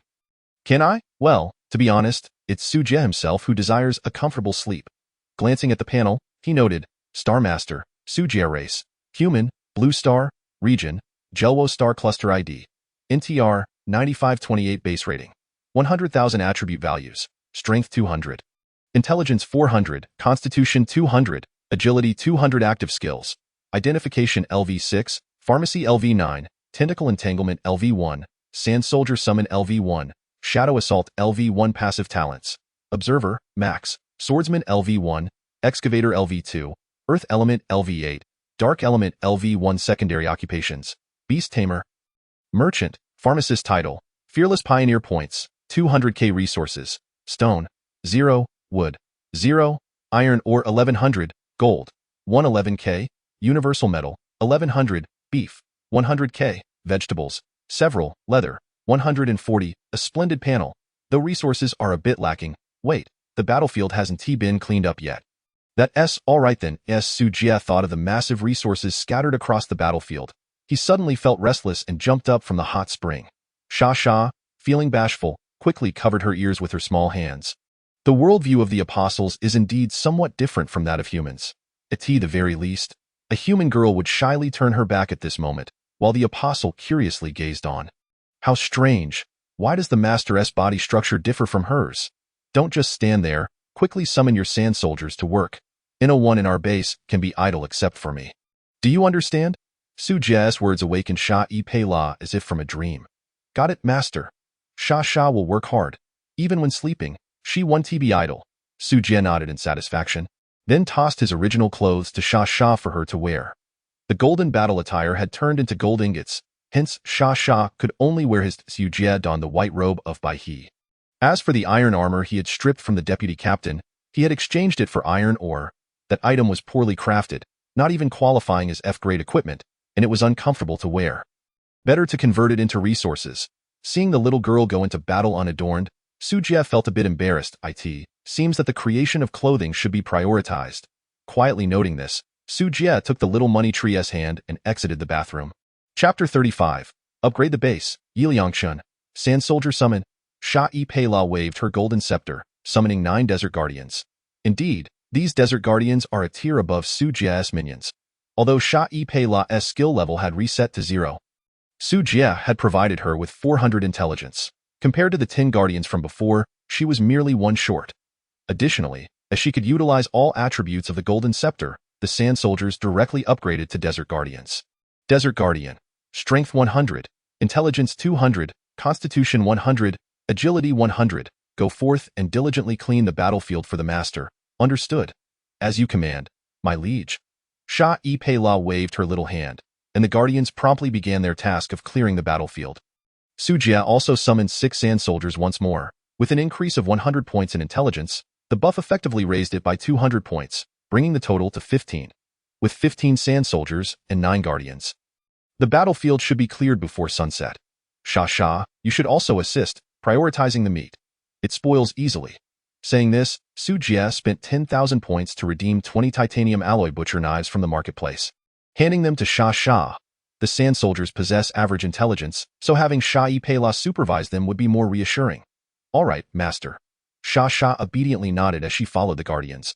Although IDS gathering skill is convenient, there's always a transaction fee involved.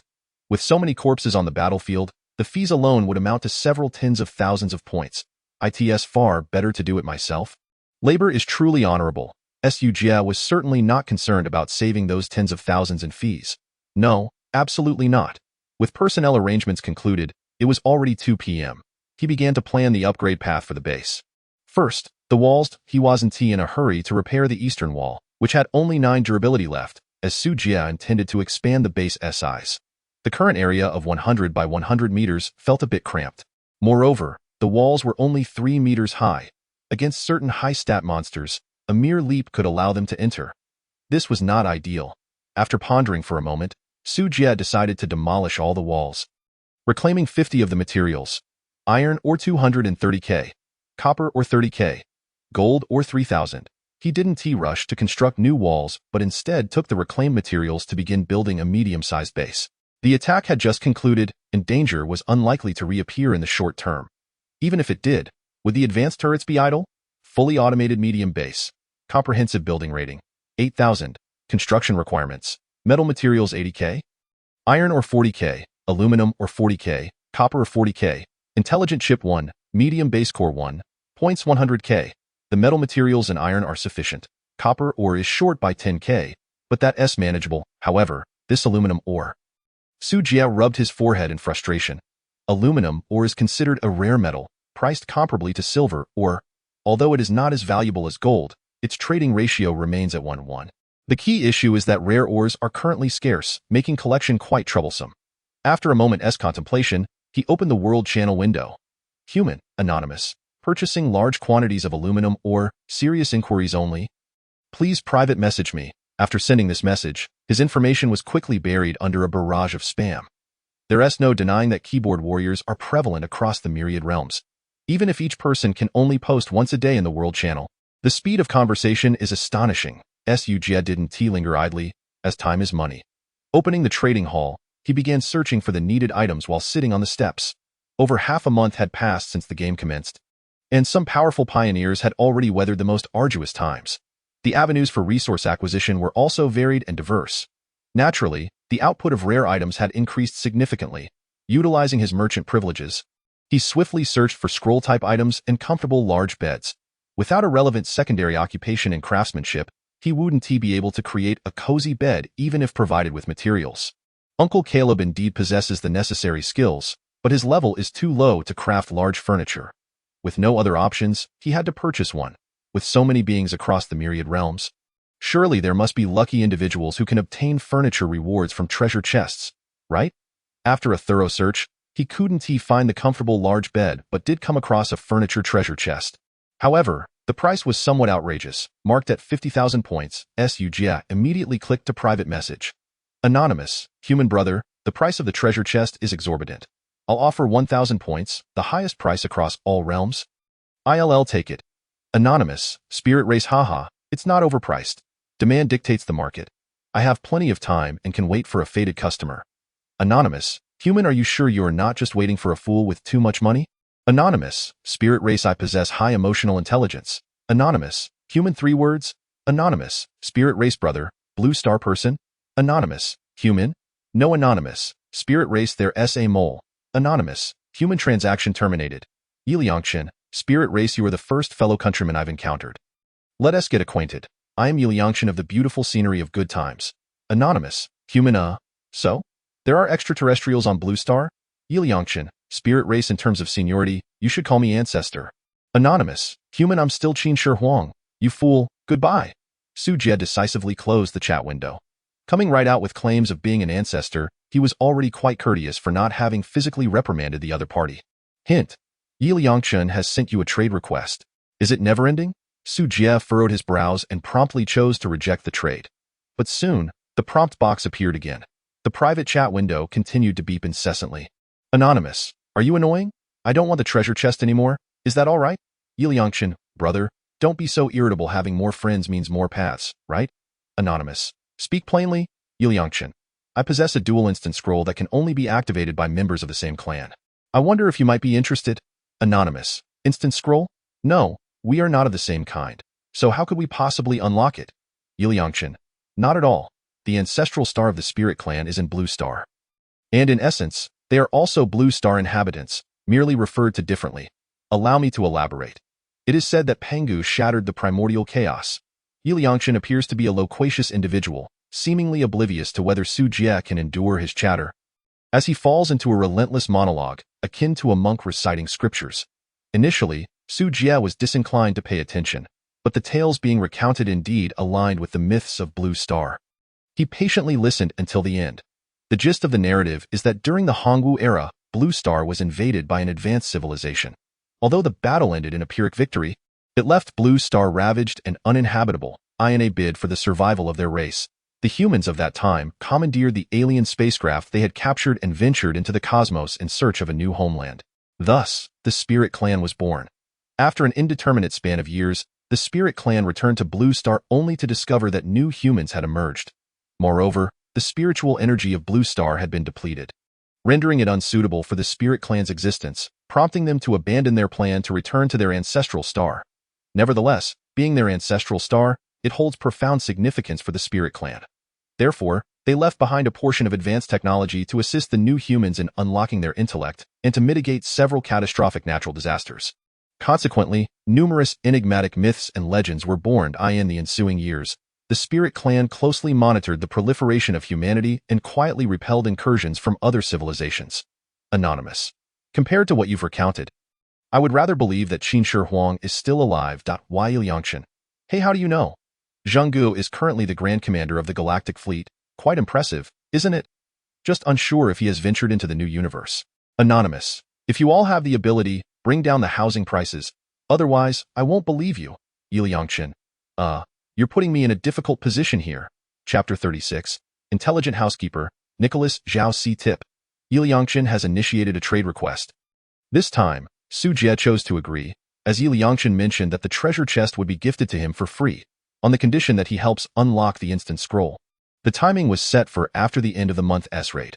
Acquired, Furniture Treasure Chest 1. TCH, who doesn't he know about telecom scams? Only a fool would go along with it. Su Jie smirked. He intended to collect the money without fulfilling his end of the bargain, as Yiliangshan was unaware of his true name and would be unable to locate him later. Meanwhile, Su Jie's private chat window lit up once more. It was not Yiliangshan but a stranger. Anonymous. Goblin boss, do you need aluminum or? It seems someone noticed his shout in the World Channel and approached him proactively. Anonymous. Human, how much do you have? If the quantity is substantial, we can negotiate the price. Anonymous. Goblin, how much do you want? I can procure it for you. I'm a member of the Goblin Merchant Guild. In the myriad realms, various races possess diverse talents. The Goblin Merchant Guild is an organization formed by a group of unscrupulous merchants dedicated to gathering information, collecting resources, and seeking items, charging corresponding fees for their services. Although they may not excel in developing bases, they are certainly adept at making money. As long as the funds are sufficient, what kind of base can't be constructed? It can be considered an alternative developmental route. Anonymous. Human 40,000 aluminum ore, 10,000 copper ore, the sooner the better. Price is not an issue. 5 minutes passed. Su Jie did not receive a response but instead received a trade request from the other party. Tip. Anonymous. Goblin.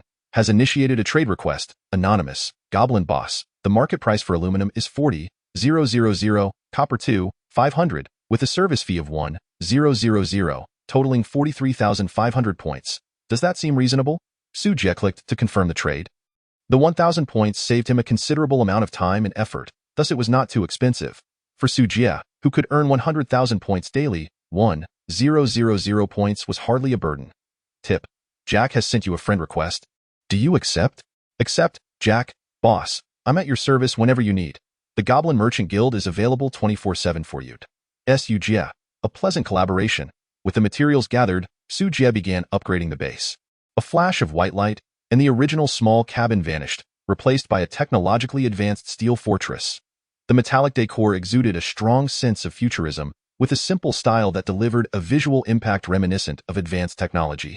Upon entering the base, the first sight was a vast central hall. The ceiling soared high, with lights twinkling like stars, illuminating the entire space as if it were daytime. Surrounding the hall were various functional areas, including laboratories, cultivation rooms, dining areas, and workshops. Taking the elevator to the second floor, he found an expansive flat. The solid walls were replaced by enormous floor-to-ceiling windows, offering a panoramic view of the entire base. According to the system, this was the control center of the base. Should the control center be compromised, it would signify the base's demise. Currently, the control center was stark and barren, requiring Su Jie to construct the necessary facilities. In the center of the room stood a holographic projector with numerous slots below it. The intelligent core, the base core, and the medium-sized base core lay quietly within their respective slots. Esteemed master, welcome. I am your intelligent housekeeper. Please bestow upon me a name. A melodious and enchanting female voice suddenly resonated. A beautiful woman clad in a black silk dress appeared beside the holographic projector, smiling as she bowed to Su Jie. A name? Su Jie pondered briefly. Perhaps he could call her Nicholas Jiaoxi? The air fell silent for a moment. Then, the intelligent housekeeper maintained her smile and reiterated, I am your intelligent housekeeper. Please bestow upon me a name. Not to your liking. Su Jie stroked his chin in contemplation. Then let us call you Christian Lu Neng. The intelligent housekeeper gazed skyward in silence, utterly devoid of words. Alas, Su Jie was indeed lacking in naming creativity.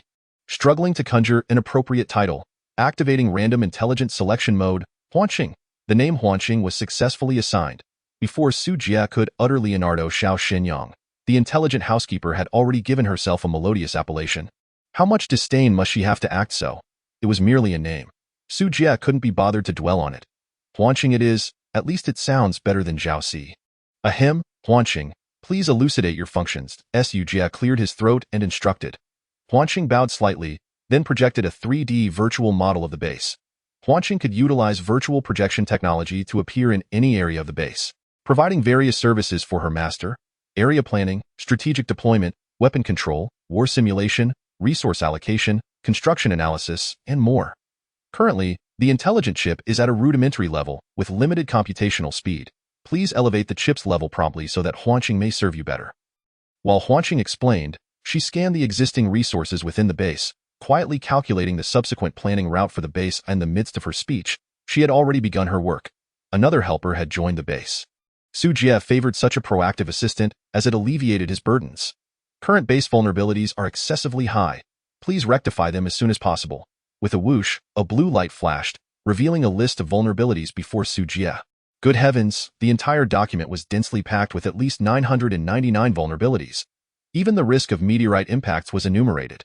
This entity undoubtedly suffers from severe paranoia regarding firepower insufficiency, far more so than Su Jie. Ahem, the base is in its infancy and has just begun. It's not that exaggerated. At times, having an overly diligent employee is necessarily a blessing. The pressure falls squarely on the boss's shoulders. Replanning has commenced. Currently, the food reserves in the base are excessive, prioritizing construction, automated processing plants, Huanqing reminded Su Jie.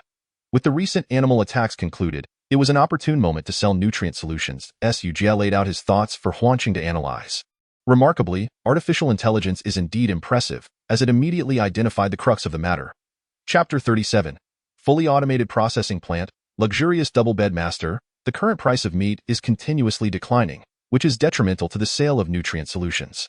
I suggest prioritizing the acquisition of sizable quantities of meat, stockpiling nutrient solutions, and waiting for the market to rebound before re-entering for sale, maximizing profits. Huanqing maintained a gentle and amiable demeanor, speaking slowly and unhurriedly. Su Jie nodded in appreciation. Excellent, let us proceed as you advised. This was a perspective he had not considered. Following the animal attacks, while the pioneers acquired numerous pets, the demand for food surged rapidly. However, concurrently, an abundance of animal carcasses flooded the market. At this moment, all pioneers were anxious that the meat would spoil if left too long, thus hastening their sales. This led to a significant downturn in the meat market. Nutrient solutions carried no risk of spoilage, ensuring a steady market. However, entering the market at this juncture was not ideal. Only by waiting for the food supply to be depleted could they seize the opportunity to sell for maximum profit. Huanqing's suggestion was timely. Importantly, meat prices are low at present, so stockpiling would be wise. After all, his storage room was air-conditioned, eliminating concerns about spoilage. Su Jie promptly opened the tech tree, searching for the blueprint of the automated processing plant. Fully automated processing plant. Comprehensive building rating. 1000. Construction requirements. 40,000 metal materials, 40,000 iron ore, 10,000 copper ore, 10,000 aluminum ore, 10,000 points, building effects. Work efficiency 50, output 50. The required materials for the factory were quite reasonable. After all, this contraption is merely a factory. The indoor machinery, control panels, and processing tables are all devoid of equipment. The aspiration to earn passive income is not as straightforward as it seems. The will of the world does not permit idleness. Plunder is the essence of the game. Therefore, all the necessary equipment requires blueprints. IT matters not. For the esteemed appraiser will lend assistance. Automated food processing table. Construction requirements. 5,000 iron ore, 5,000 copper ore, 5,000 aluminum ore, 5,000 silver ore, 5,000 points. Smart conveying belt. Construction requirements. 100 leather, 3,000 iron ore, 3,000 copper ore, 3,000 points. Automatic loading device. Automatic storage device. Automatic screening device. A plethora of facilities left Su Jie in a state of bewilderment. To establish a complete industrial chain, the array of disparate equipment is indeed overwhelming. The sage words of the former expert pigeon ring true. The technological path is fraught with difficulty. Huanqing, calculate the total required materials and, based on the current market ratios, ascertain whether the base has sufficient resources. Huanqing nodded, and the data stream swiftly circulated. Soon, a detailed report materialized before Su Jie's eyes. The required materials are as follows: 260. 000 iron ore, 44, 000 copper ore, 39, 000 aluminum ore, 18, 000 silver ore, 8, 000 gold ore, 800 leather, and 190,000 points, converted points, 447, 000, equating to approximately 45,000 in gold. The current base possesses 111,000 gold. The resources are ample. Su Jie marveled once more at the convenience of artificial intelligence. All right, I will grant you trading privileges. Assist me in executing transactions, ensuring to procure at the lowest possible prices. After stating this, Su Jie added, also, keep an eye out for various treasure chests and scrolls. Huanqing nodded in acknowledgement, indicating that the message was received. For now, let us proceed with this. We shall address the remaining matters after the battlefield is cleared. Yes, master. Huanqing bowed and promptly vanished from sight. Su Jie's command to purchase at the lowest price entailed a considerable workload, necessitating immense computational power. The 3D hologram would consume CPU resources, so it had to be temporarily disabled. Feeling quite relaxed, Su Jie assumed the role of a hands-off manager and turned to ascend to the third floor of the base. The third floor housed a spacious bedroom. Although the room contained only a rickety wooden bed, the skylight overhead allowed a bright glow to permeate, creating an inviting atmosphere. I hope I can acquire a proper bed. I truly dislike sleeping on wooden planks. Su Jie retrieved a furniture treasure chest. Silently praying. Naturally, the one chosen to open the treasure chest would be Shai Pela. Huanqing, notify Sha Sha to come here. Su Jie instructed the heir, and Huanqing's voice resonated in his mind. Received, on the battlefield. Shai Pela was directing the sand soldiers in the slaughter of the desert giant serpents. Meanwhile, she roamed about, collecting valuable resources. The fog of war was dissipated by the sandstorm conjured by the Sand Monarch. Revealing a wealth of materials, she even stumbled upon 2 black iron treasure chests. The core of Su Jie's base increased resource output by 10 due to the fog, and the title raised the probability of treasure chests appearing by 20. The odds of obtaining loot were quite favorable. Swish, Sha Sha, barefoot, dashed around in excitement when a beautiful lady clad in black suddenly appeared before her, startling her momentarily. However, upon recognizing the visitor, calmness returned. From the moment the intelligent steward emerged, the world S-Will had implanted the knowledge of Huanqing's existence into Sha Sha's mind. Thus, she understood that the enchanting lady before her was an ally. Upon receiving the command, Sha Sha hurriedly clutched the 2 treasure chests and rushed towards the 3rd floor of the base. Master, I'm here! With a stumble, she tripped over her own feet and fell directly in front of Su Jie. There's no need for such grand gestures when you see me next time. Su Jie couldn't help but chuckle. Rubbing her sore nose, Sha Sha looked up at her master with a pitiful expression. Master, my pants are too long. They're so troublesome. I don't want to wear them. After saying this, she thrust the treasure chests into Su Jie's hands. This is for you 2 treasure chests? Su Jie exclaimed in astonishment. He had only found 2 or 3 chests in total over the past few days. How had this girl managed to procure 2 in less than an hour? The disparity was staggering. It seemed he had indeed been cursed with bad luck. You open it for me. Su Jie cleared his throat, attempting to mask his feelings of defeat. Xia obediently nodded, and 2 beams of golden light flashed. Obtained. 500 iron ore, 500 copper ore, 500 aluminum ore. Triggered. Shai Pala's hidden trait. Obtained. 500 gold. Obtained. 500 iron ore, 500 copper ore, 500 aluminum ore. Goodness. Another hidden trait triggered. The quantity of gold obtained surpassed the total value of all the materials from the 2 treasure chests combined. Xia, you truly are my money tree. Su Jie affectionately patted the little girl's head, praising her. Xia beamed with delight. Now, let us open this treasure chest too. Su Jie extended the furniture treasure chest. All right. Xia replied eagerly and gently pushed with her small hand. Crack! This time, the golden light shone even more brilliantly. Obtained. Luxurious exquisite double bed 1. 4-piece bedding set 1. Triggered. Shai Pala's hidden trait. Obtained. 1,000 gold. Wow. Is this real? Su Jie was overwhelmed with excitement. He had never anticipated that the comfortable bed he had longed for would truly be revealed by his little money tree. Moreover, it even came with a bedding set. He was at a loss for how to reward her. Xia, Master loves you dearly. Su Jie kissed the little girl, causing her to giggle uncontrollably. We finally have a bed, Master. Can I sleep here too? Xia blinked her big eyes, inquiring. Ha ha ha. Sleep wherever you wish. After all, it's just one bedroom. He. Thank you. Master, work hard, and I'll treat you to something delicious tonight. Thank you.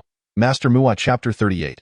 Establishing the factory, earning money with ease before the sun set. The sand soldiers had perfectly cleared the battlefield. Soon after, they were dispatched by Su Jie to the mines for excavation. Now, Su Jie would not feel lonely. The open spaces within the base were filled with various materials, and at this moment, Huanqing was busy tallying the quantities. As night fell, a dusty Xia was forcibly ushered into the bathroom by Su Jie. Under the weight of her master's authority, even though Xia loathed water elements, she had no choice but to obediently soak in the tub. After cleaning her up, Su Jie lazily reclined on a massage chair.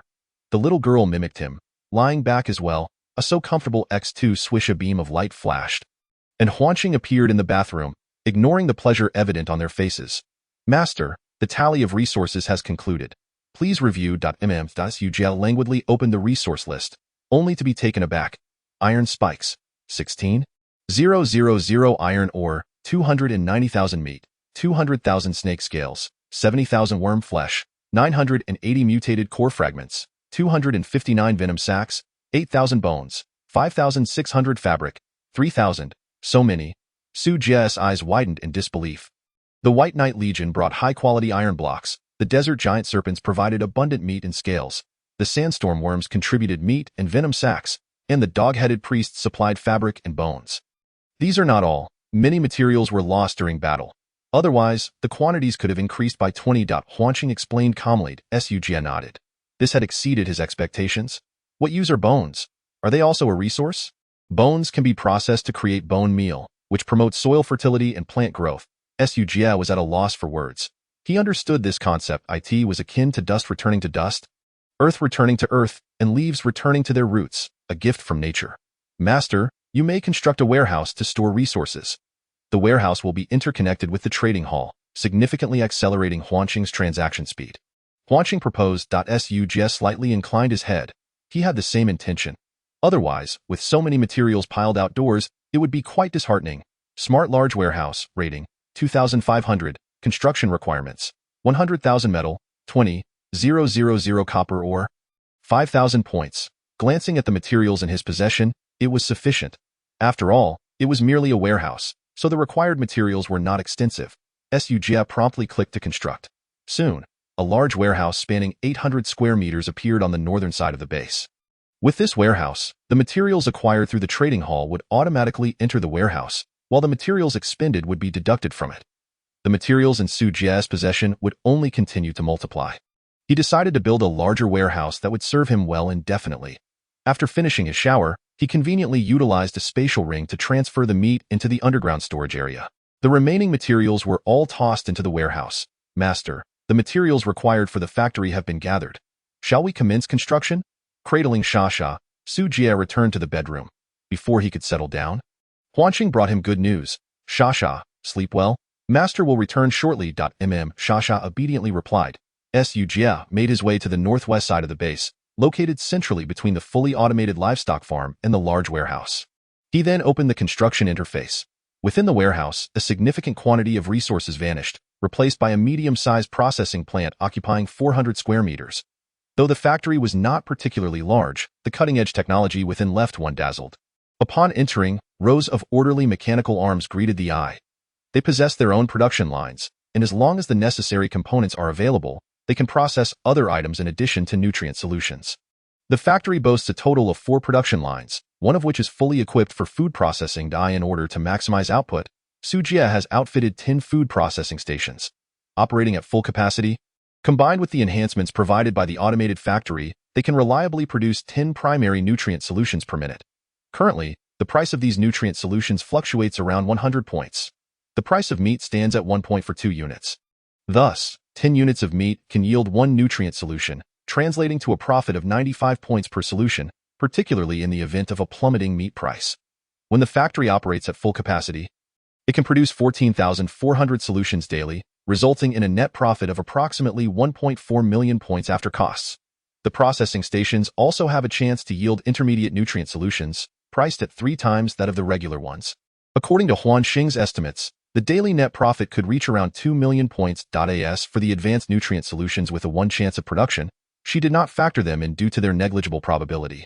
Even if luck were to favor such a shipment, these advanced nutrient solutions, which enhance attribute points, would certainly be reserved for the animals on her base rather than being sold. A daily net profit of 2 million points. How delightful it is. Su Jie exclaimed with satisfaction, Master, operating at full capacity requires 150,000 units of meat daily.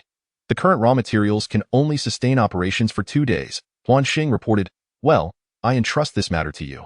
If the meat runs short, go to the trading post and stock up. Since meat prices are low right now, Su Jie replied, once again acting as a carefree overseer, irresponsibly delegating the task to Huan Xing. Understood. Huan Xing acknowledged. Su Jie took another stroll around the factory. Everything was in order, and he promptly activated the conveyor belt. The factory is conveniently located adjacent to the warehouse, with a transport passage connecting the two. Raw materials and produced nutrient solutions would automatically return to their designated places, requiring no effort from Su Jie. He merely needed to have someone toss the frozen meat from the storage room into the warehouse. This expenditure was well worth it. Standing outside the warehouse, Su Jie couldn't help but chuckle. At this rate of profit, the desert palace was just around the corner. After such a busy day, Su Jie began to feel drowsy. Now that the base was on track, he could finally rest easy. Upon returning to the bedroom, he found the little girl already fast asleep. Su Jie snuggled into the fragrant bedding, wrapping his arms around the soft Sasha, and soon drifted into a deep slumber. The next morning, sunlight streamed through the skylight, illuminating Su Jie's face. He slowly opened his eyes and glanced at the panel, discovering an additional 70,000 primary nutrient solutions and 10,000 intermediate ones in the warehouse. Goodness, waking up from a single night's sleep had netted him 1 million points. Master, good morning. Sasha seemed to have been awake for a while, curled up in his embrace with her small face pressed against his chest. Once you're awake, it's time to get to work. Lounging in bed won't do, Su Jie said, ruffling Sasha's hair. With Shy Pale as high attributes, it's unacceptable for you to only sleep and not contribute. The losses are all points wasted. But master, didn't you say yesterday that you would treat Sasha to something delicious? Sasha pouted, her big eyes sparkling as they gazed at Su Jie. All right, I had forgotten, Su Jie conceded. I'll make it for you right away. Chapter 39.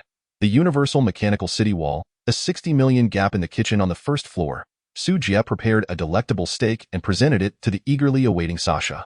Due to the lack of seasoning, the flavor could only be described as mediocre. Nevertheless, Sasha savored every bite, even licking the plate clean. Sasha, did you enjoy it?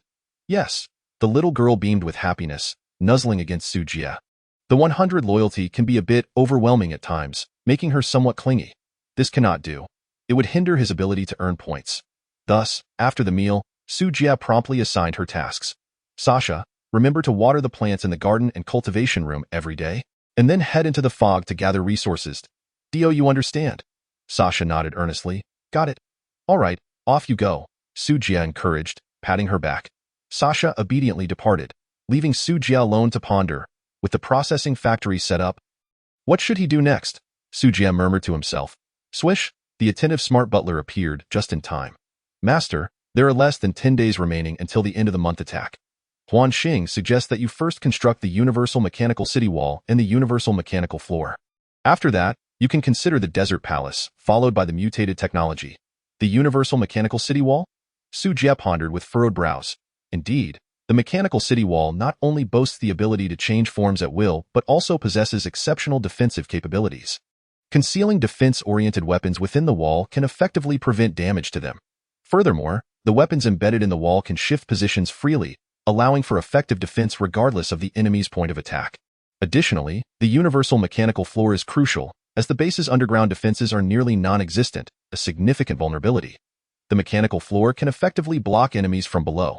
With the universal mechanical floor, buildings can also be repositioned freely, facilitating future area planning. The insights from Huan Xing illuminated Su Jie's mind. Such advanced technology? He inquired. Yes, master. The quantity of mechanical blueprints is 1,000 times that of other technological categories, encompassing a vast array of possibilities and nearly everything in existence. Su Jie nodded in understanding and subsequently located the extraordinary structures Huan Xing mentioned. Universal mechanical city wall, comprehensive building rating, 10,000, construction requirements, 1,000 metal materials, 1,000 iron ore, 1,000 copper ore, 1,000 gold, 1,000 points, universal mechanical floor, comprehensive building rating, 10,000, construction requirements, 1,000 metal materials, 500 iron ore, 500 copper ore, 500 gold, 500 points, 10,000 points. Is this a joke? Upon completion, wouldn't the base's rating skyrocket? Su Jie's eyes widened in disbelief. The higher the rating, the greater the difficulty. If the ratings were solely derived from the walls and floors, the impending attack would surely be thwarted in less than 3 seconds. However, his concerns were evidently unfounded. Master, mechanical buildings are rather unique. Whether it is 10 floors or 100, as long as they are assembled together, they constitute a single entity. Therefore, regardless of how many floors and walls you build, the rating will always remain at 10,000 points. Su Jie paused for a moment, then grasped the implications. So, these two structures function similarly to special buildings. They enhance combat power without affecting ratings. This realization sent a thrill through Su Jie, prompting him to exclaim, "We must construct them. Surely I should create 100 or 80,000 pieces." Eagerly rubbing his hands together, he glanced at the costs. Good heavens, that is exorbitant. The price for a 1-meter wall converts to approximately 15,000 points, while the floor is slightly cheaper, yet still exceeds 6,000. According to Su Jie's upcoming plans, the walls would need to span 1,000 meters by 1,000 meters in length, equating to 4,000 wall segments. That adds up to 60 million points. Is this level of exaggeration necessary? And this is just for the walls. I haven't even accounted for the floors. No, the production capacity of the automated factory must be increased, and the other 3 conveyor belts need to be arranged immediately. Currently, the fastest way to generate revenue is through nutrient solutions. If I wish to gather the necessary materials for the walls as swiftly as possible, I can only focus on this avenue. Huan Xing, immediately sell the nutrient solutions and start acquiring the materials needed for the factory equipment, Su Jie instructed. While hoarding nutrient solutions could maximize profits, it would disrupt the pace of base development. That a batch must be sold first to arrange the other 3 production lines for the factory. Only then would he have a chance to generate 8 million points daily and construct the walls before the end of the month. Understood. Huan Xing acknowledged the command and promptly began to busy herself. Su Jie could no longer afford to be idle. Mining. The king of mining has returned. With that, he made his way to the mine. Before doing so, he combined over 200 mutated crystal fragments into 2 mutated cores and stored them in the control center slot. Su Jie currently lacked the surplus resources to invest in mutated technology. He could only activate them for now and address further developments after surviving the end-of-month attack. So busy? Too busy? Clang, clang, clang. The crisp sound of hammering echoed throughout the mine as Su Jie relentlessly swung his hammer, digging fervently. Behind him were 24 sand soldiers and the regular miner, Su Jie. Upon seeing his master arrive, Su Jie was overjoyed, significantly increasing his mining speed. Now that the mining personnel had multiplied and each boasted decent attributes, the output of ores from the mine had become exceptionally impressive. Before long, a full day had passed. Su Jie gathered all the mined ores into his spatial ring. He took stock of his haul for the day. Stone, 100,000, iron ore, 30,000, copper ore, 30,000, silver ore, 20,000, aluminum ore, 15,000 gold or 2,100. To be honest, this would be considered a substantial amount for other pioneers. However, for someone like Su Jie, it was merely satisfactory. Leaving the sand soldiers to continue mining day and night, Su Jie returned to the base with Su Jie. Today, Su Jie's mining skill had leveled up, and he had performed admirably. Time to treat him to a nice meal. Sasha, we're home. Coming, amidst the fog. The sweet laughter of a little girl echoed, soon followed by Sasha, who bounded out while cradling 3 treasure chests. With her nimble form and swift pace, she dashed up to Su Jie, wrapping her arms around his leg and nuzzling against him. Su Jie reached down to tousle her soft, silky fur, a smile involuntarily curling at the corners of his mouth. Today brought 3 treasure chests. How splendid! Sasha tilted her head back, her rosy lips stretched into a wide grin as she joyfully shook her head. Sasha was truly remarkable. The little girl proudly lifted her chin. Su Jie chuckled and shook his head. He decided to let her open the treasure chests. They were all of the black iron grade, containing nothing of worth, merely some ordinary supplies. The key lay in Sasha's hidden traits. Gold 500, quite commendable. Triggering the traits twice was akin to obtaining 10,000 points for free. Come, let us return home to enjoy some delicious food. Su Jie took Sasha's dirty little paw as they made their way back to the base. Under the setting sun, the scene of a man, a child, and a beetle somehow radiated warmth. Chapter 40. The time is ripe to sell nutrient solutions after dinner. Plop, splash, Sasha was unceremoniously tossed into the water tank, sending a cascade of water splashing everywhere, startling the little girl into a series of cries. However, Su Jie remained unfazed. If he were to bathe her daily, it would become quite troublesome. She needed to learn independence. Master, Sasha is going to drown. Help. Would you dare to stand up first before calling for help? Su Jie sighed, rubbing his forehead. Sasha, Master, you are so mean. With a look of grievance, Sasha flopped over to Su Jie, wrapping her arms around his neck and gazing up at him with tear-filled eyes. Master, she whined in a babyish tone. All right, you must not act spoiled tomorrow. Su Jie sighed in resignation, pinching Sasha's little nose. Sasha promises to be good tomorrow. The next morning, Master, help, gurgle gurgle. The 3rd day, Master, gurgle gurgle. The 4th day, gurgle gurgle. The 5th day, he, Master. What is this? A life buoy. You are the first to bring a life buoy to the bathhouse. Sasha is impressive, right? In the following days, the base remained relatively calm. With no random events occurring, on the day the order was issued, Huaxing gathered all the necessary supplies for the 3 production lines. This nearly depleted Su Jie's entire fortune, but everything was worth it. Watching 800,000 units of nutrient solution flow in daily brought him immense joy.as for the cost issue. Su Jie earned 100,000 points daily, all of which he exchanged for meat, this moment. The storage room was nearly overflowing. After all, the daily meat consumption was only 40,000. Su Jie planned to store the excess 60,000. As time progressed, the price of meat soared. Even if he simply sold it in the trading market later, he would make a profit. The value of the storage room was now vividly apparent. If not now, then when? Team Channel Lilith. Today, I cleared another patch of farmland. I'm completely worn out, Caleb, with so many vegetables. Can you protect them?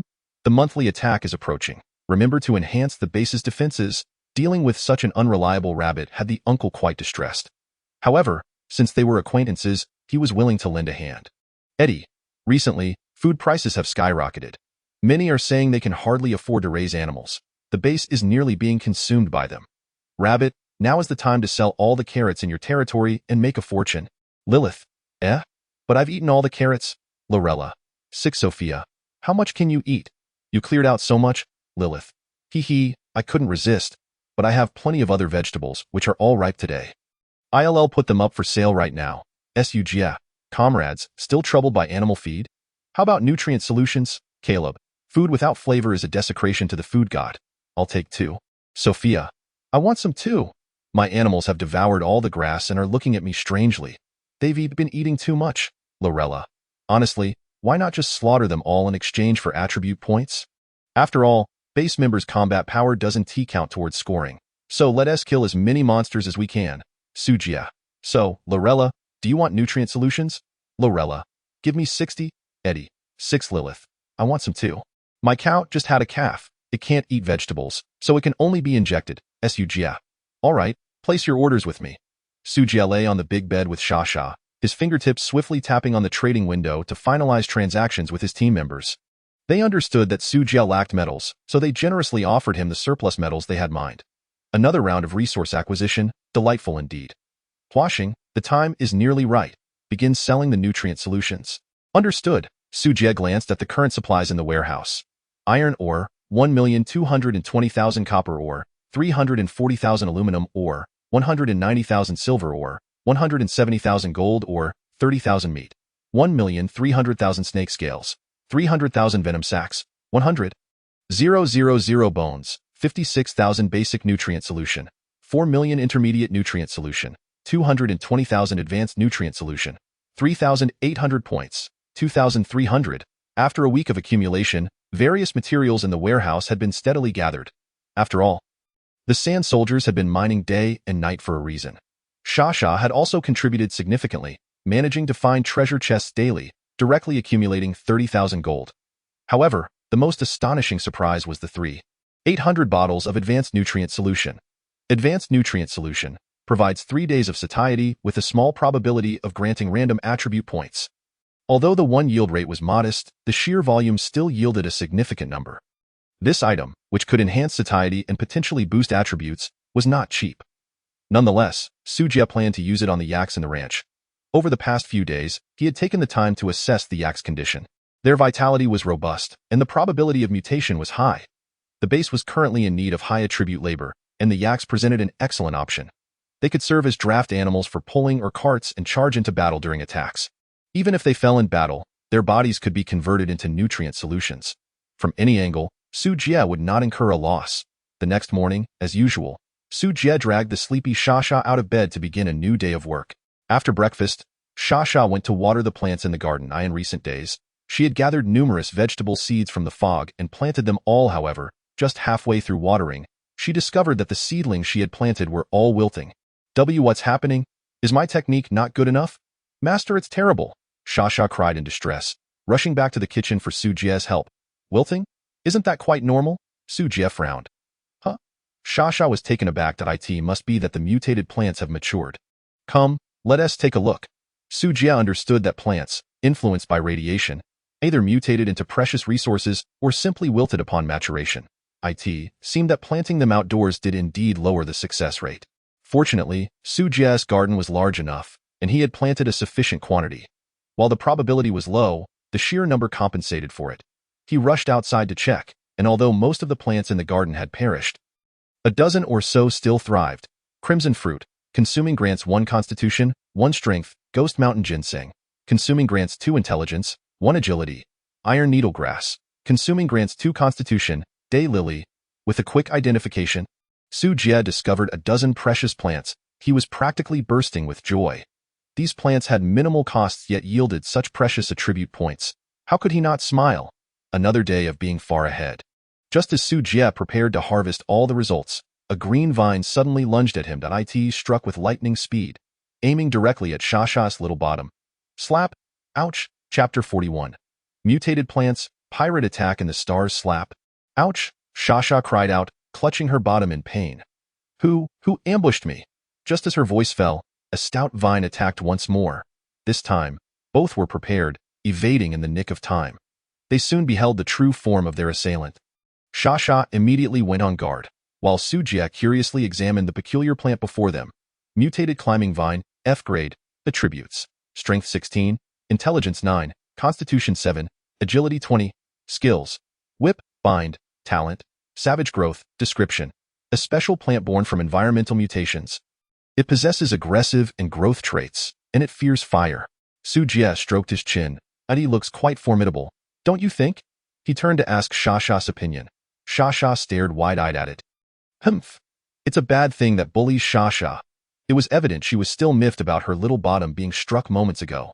With a constitution of 200, Xia Xia was completely immune to the weak damage dealt by the climbing vine. Yet the pain still registered. The harm is minimal, yet the insult is profoundly severe. Go and teach it a lesson, but do refrain from delivering a fatal blow. Upon hearing this, Xia Xia instantly transformed into a streak of golden light and rushed forward.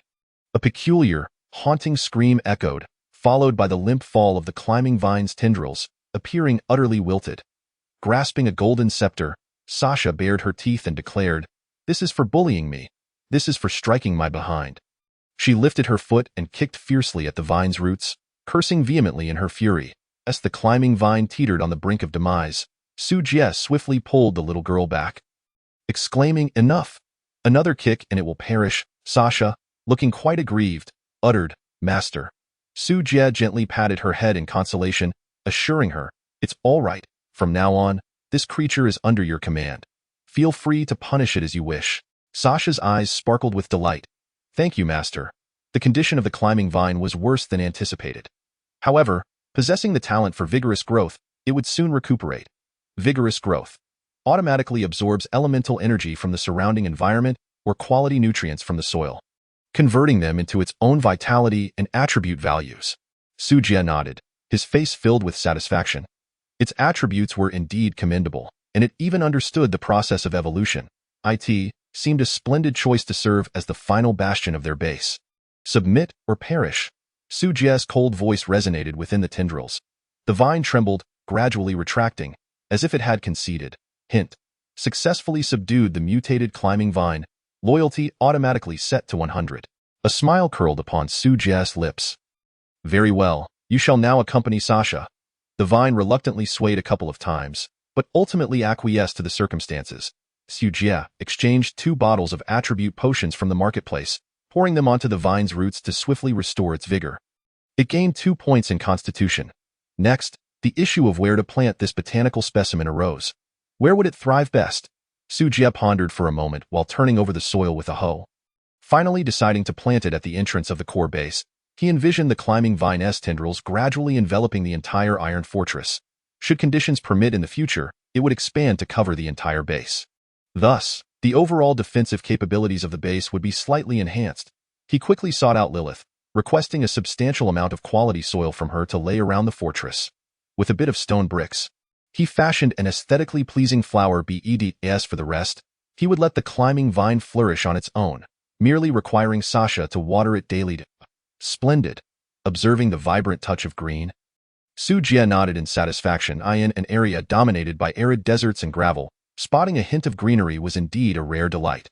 Once the climbing vine was settled, the two swiftly harvested the treasures from the vegetable garden and planted new seeds.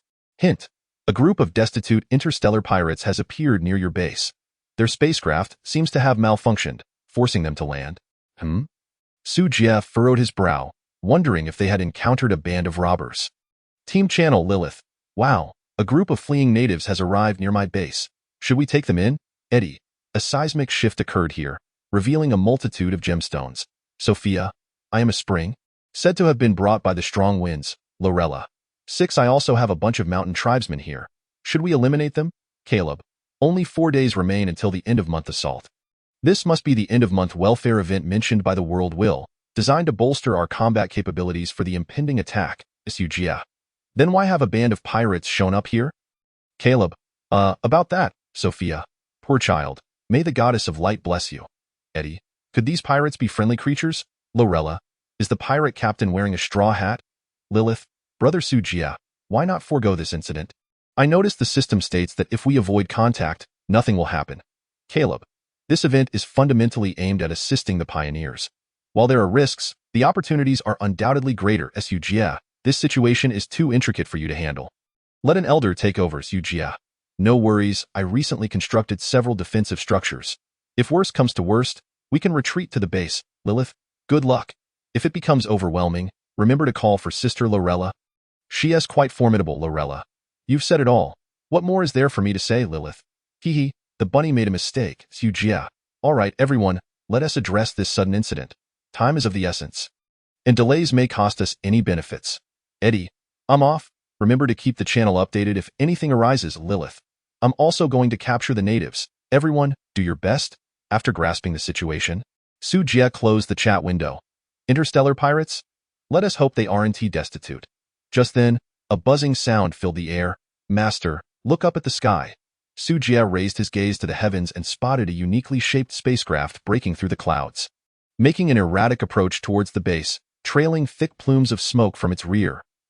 alternately soared in the shape of an 8 and then a 6. Anyone observing would realize that this vessel was on the verge of crashing. Miraculously, just as it was about to land, the tail suddenly emitted a burst of flame, stabilizing it as it touched down in the open space outside the base. Chapter 42. The Green Dominance Pirate Group. A heist. Once the spacecraft settled, several pirates clad in black combat attire leaped down. Su Jie squinted, taking a brief survey of the group, 5 individuals, 4 men and 1 woman. Their appearances were peculiar, with reddish skin, clearly indicating they were not human, but rather an extraterrestrial race. One man had a wounded arm, blood streaming down. The others appeared no better, looking disheveled as if they had recently survived a fierce battle. As they disembarked, they immediately retrieved tools to begin repairs. During this time, the red-haired woman among them cast a glance at Su Jie's base, a flicker of surprise crossing her features. It was astonishing to see living beings in such a desolate place. "Quit gawking. Hurry and fix the ship so we can leave," commanded the one-armed man, directing his companions with authority. Illusion Star. Swish! In a flash of light, Illusion Star appeared right behind Su Jie. "Master, what are your orders?" "Activate the electric cannon and prepare support for us both." "Understood." Illusion Star vanished in an instant, reappearing in the central control room. With the city walls dismantled by Su Jie, the electric cannon was now positioned atop the gun tower. As energy coursed through, 30 cannons readied themselves for action. "Let us go and confront these extraterrestrial beings." Su Jie strode calmly toward the interstellar pirates, with Sasha clutching her golden scepter closely behind. "Halt! What do you intend to do?" A blue-eyed, red-skinned man eyed Su Jie and Sasha warily. "Nothing much, just seeking a few who might kill me, or perhaps I shall kill them," Su Jie spoke in a calm tone. Yet an overwhelming sense of danger permeated his words. His demeanor was imbued with an intensity that hinted at lethal intent. This was a game of predators. One needed to be ruthless to stand firm. "Quicksand domain." Sasha took the initiative, waving her scepter as the ground around them was swiftly engulfed by quicksand. Simultaneously, Su Jie unleashed his own attack. Clang! A flash of blade glimmered. The blue-eyed man had his legs severed and collapsed heavily to the ground. He let out a pained scream, despair and terror etched across his face. Yet, he had no chance to voice his agony. Thud! In merely a second, the blue-eyed man became a headless corpse. "Curse it, brothers, grab your weapons." The remaining 4 pirates, witnessing Su Jie's merciless strike, hastily drew their weapons, aiming them at him. Laser pistol, degrade inflicts 40 points of damage to enemies. Magazine, 20 rounds. "Nice gear. I'll take it." "Sasha." Sasha replied with a bright smile. "Sure thing, master." Before her words had fully escaped her lips, a resplendent golden scepter materialized behind the group. Bang, bang, bang. Accompanied by their anguished wails, 3 pirates had their heads smashed into pulp. Su Jie had previously assessed this group of pirates. They belonged to another faction, thus could not be subdued or recruited. The only way to incorporate this faction was to eliminate it entirely. Even if he forcibly subdued them, they would be incapable of contributing. Thus, there was no alternative. His base did not harbor idlers, and all must perish. At this moment, only the one-armed leader remained alive. Trembling, he stared at Su Jie and Sasha with a face full of horror. Uncertainty gnawing at him. The attributes of these two were terrifyingly powerful, capable of instantaneously dispatching his subordinates. It was unfathomable that such ruthless monsters existed on this planet, with quicksand spreading all around. He found himself powerless to escape. "You can't kill me. I am a member of the Green Dominance Pirate Group." Su Jie raised an eyebrow, coldly inquiring, "And what of that?" The one-armed man swallowed hard. Struggling to speak, "If you kill me, our boss will surely dispatch more troops for revenge. You won't be able to hold your ground." Sasha, upon hearing this, couldn't help but roll her eyes, disdainfully remarking, "So much unnecessary chatter." Yet, turning back, she instantly adopted a different demeanor. "Master, may I smash his head to pieces?" The one-armed man nearly fainted at this. Was this little girl a devil? Su Jie slightly nodded, indifferently stating, "Go ahead and kill him." "All right." Immediately, Sasha raised her golden scepter and struck the one-armed man's head. Bang. Crack. The speed was swift. The man departed this world peacefully. Hint: you have successfully killed the captain of the Green Tyrant Pirate Squad, exposing the base coordinates, increasing the hatred value of the Green Tyrant Pirates, and raising the probability of attack events. Resources are currently in short supply. Come quickly, the more the better. Su Jie grinned with a devilish charm. After dealing with this group of pirates, Su Jie turned his gaze towards the smoking spaceship. Rundown small spacecraft, dismantling it can yield a large amount of resources. This spaceship should be the reward for this incident. Sha, go to the mine and gather all the sand soldiers. Understood. Moments later, Sha appeared, leading a throng of sand soldiers. Upon learning their task, the sand soldiers immediately set to work, grabbing pickaxes to strike at the spaceship's hull. Bang, bang, clang. The spaceship was battered into pieces. Though the method of dismantling was somewhat primitive, the final quantity of resources remained unchanged. The debris that fell automatically transformed into various metal blocks. Iron block 300, copper block 200, aluminum block 200, gold block 100. Intelligent chip 1, element core 1. As they reached the final energy compartment of the spaceship, two bursts of golden light suddenly erupted. What a treasure! Su Jie's eyes sparkled as he hurried over to inspect. The intelligent chip can enhance the computational speed of Huaxing. Collecting 10 of them allows for the synthesis of a mid-level chip, which is also essential for upgrading the base. The element core, on the other hand, is a special material required for constructing the desert palace. Both items are treasures that Su Jie urgently needs. A few hours later, the sand soldiers returned to the base. Pushing a large amount of resources, there was no need to sort or count. They simply tossed everything into the warehouse. The warehouse would automatically consolidate and display the specific quantities on the panel. Su Jie instructed the sand soldiers to continue mining, while Sha took it upon herself to search for treasure chests in the mist. On the second floor, in the control center, Su Jie placed the chips into their designated slots.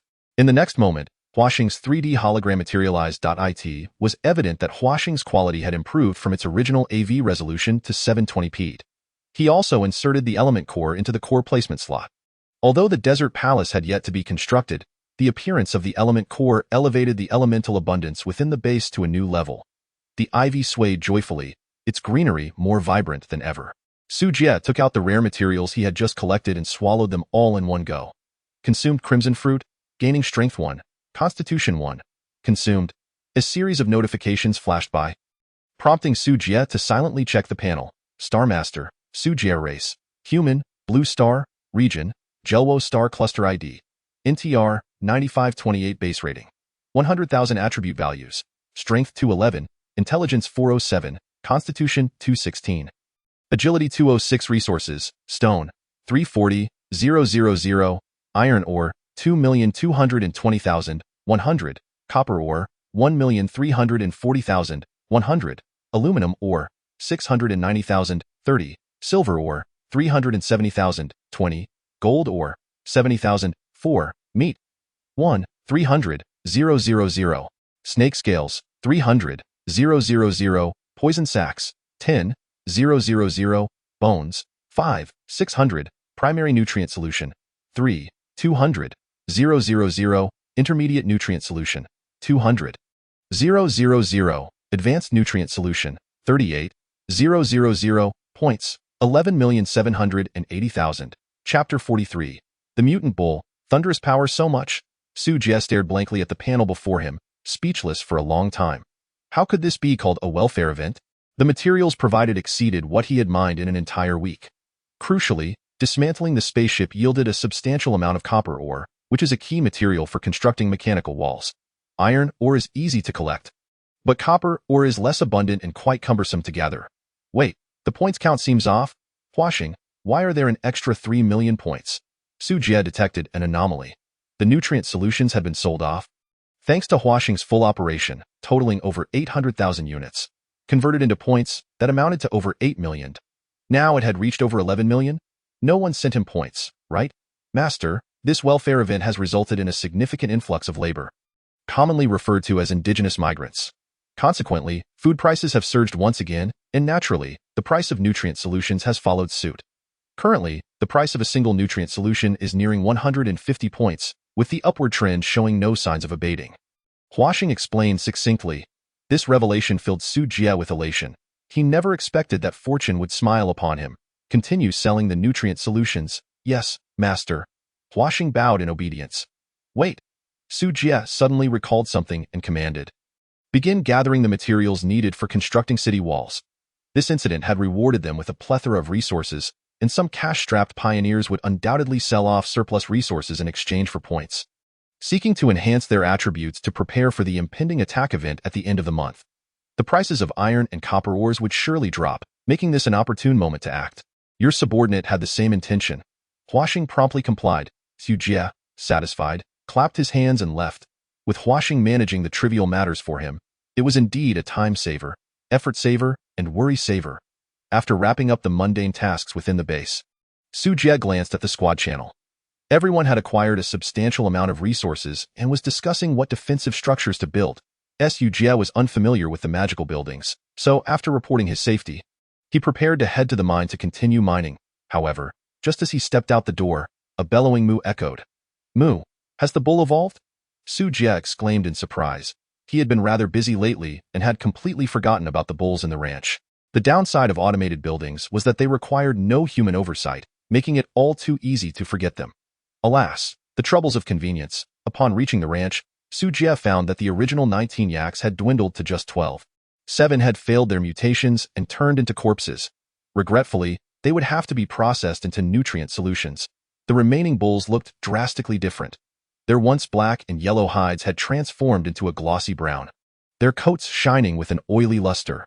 They had doubled in size, their sturdy hooves pounding the ground as they ran, creating shockwaves in the air. Suddenly, one of the deceased bulls raised its head and let out a fierce bellow at Su Jie.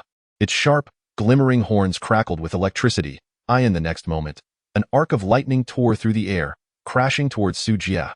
What the heck? Su Jie's face changed as he narrowly dodged. The electric arc struck the ground, exploding and kicking up a cloud of dust. Electric horns? Now even bulls can wield magic. Identification. Blue Arc Horn Bull, D-Class, Attributes. Strength 76, Intelligence 56, Constitution 89, Agility 44, Skills. Charge, Trample, Electric Arrow, Electric Armor. Description. Mutated due to radiation. Long-term exposure to lightning elements has endowed the horn bull with a trace of electric attribute. Su Jie. Truly a magnificent bull. He gazed at the electric arc emanating from its horns, unable to resist stroking his chin. If mutations are influenced by environmental factors, does that mean if I want a fire attribute next time, I should place more torches in the ranch? His mind wandered. Imagining too much, Su Jie shook his head. The priority now was to tame the bulls. Moo, among the 12 bulls, the largest one let out a low growl. Watching him warily, Su Jie smiled and approached. Submit or become beef. The choice is yours. Saying this, he drew his electromagnetic pulse laser rifle and aimed it at the blue arc horn bull. With a thud, the blue arc horn bull's legs buckled, and it knelt to the ground. If you have the ability, why not take away your weapon before asking? With their attributes already high, their level of intelligence far surpassed that of ordinary animals.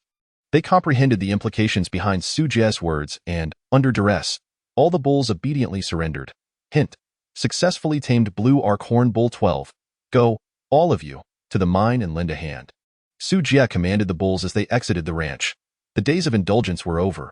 All the grass they had consumed must be repaid through labor. Who says bulls can't mine? Use your horns to drill diligently. If nothing else, you can at least generate some electricity to light up the mine. Wait a moment, electricity. A spark of inspiration struck Su Jie. He remembered long ago, he had opened a small drilling machine from a treasure chest. Previously, due to the distance from the mine, it couldn't be powered, so it had been left unused. Moreover, the White Knight Legion emerged from the mine. Even if Su Jie constructed a new energy collection device, it would likely be destroyed by the White Knight Legion. Given these factors, the item had remained dormant in his spatial ring. But now, with the bull's assistance, he no longer had to worry about power issues. It would be incredibly convenient to relocate. He could simply retract the drilling machine when needed. With this thought in mind, Su Jie quickly sprang into action.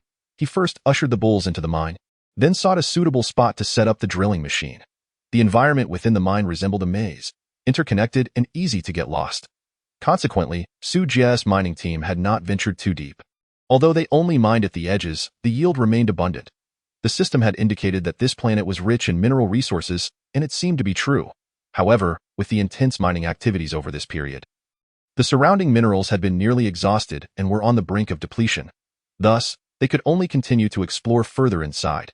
Su Jie hoped they wouldn't disturb the guard troops of the White Knight Kingdom. Otherwise, it would cost him even more time and energy to deal with the ensuing troubles. Xiao Jia, let us go, Su Jie called out to Xiao Jia. Xiao Jia bounced along, following with a couple of hums. The sand soldiers and horn bulls trailed behind. After about 10 minutes of walking, the group arrived at a spacious underground cavern. Utilizing the faint light emitted by the surrounding stones, Su Jie discovered numerous signs of prior mining activity nearby. This appeared to be an abandoned mine that had not yet been fully exploited. What a stroke of luck! It provided Su Jie with ample conditions for construction. Su Jie, accompanied by the sand soldiers, diligently excavated nearby, while Nyonyo stood guard, vigilant against the surroundings. Su Jie admonished them. The others promptly affirmed their compliance. Hint: you have arrived at the mining resource point. Resource output 50, mining efficiency 100. Warning: occupying the resource point will result in continuous disturbances from local forces. Hint: a group of wandering White Knight scouts has discovered the presence of the mining team. Please prepare appropriate countermeasures. Chapter 44, Resource Point of the Mine. Materials gathered. Commence construction resource point. Su Jie opened the panel and quickly located the relevant description. Essentially, resource points yield greater rewards, but are subject to various attacks and disturbances. The locations of such points are often accompanied by substantial profits as well as endless peril, a fishmonger once stated.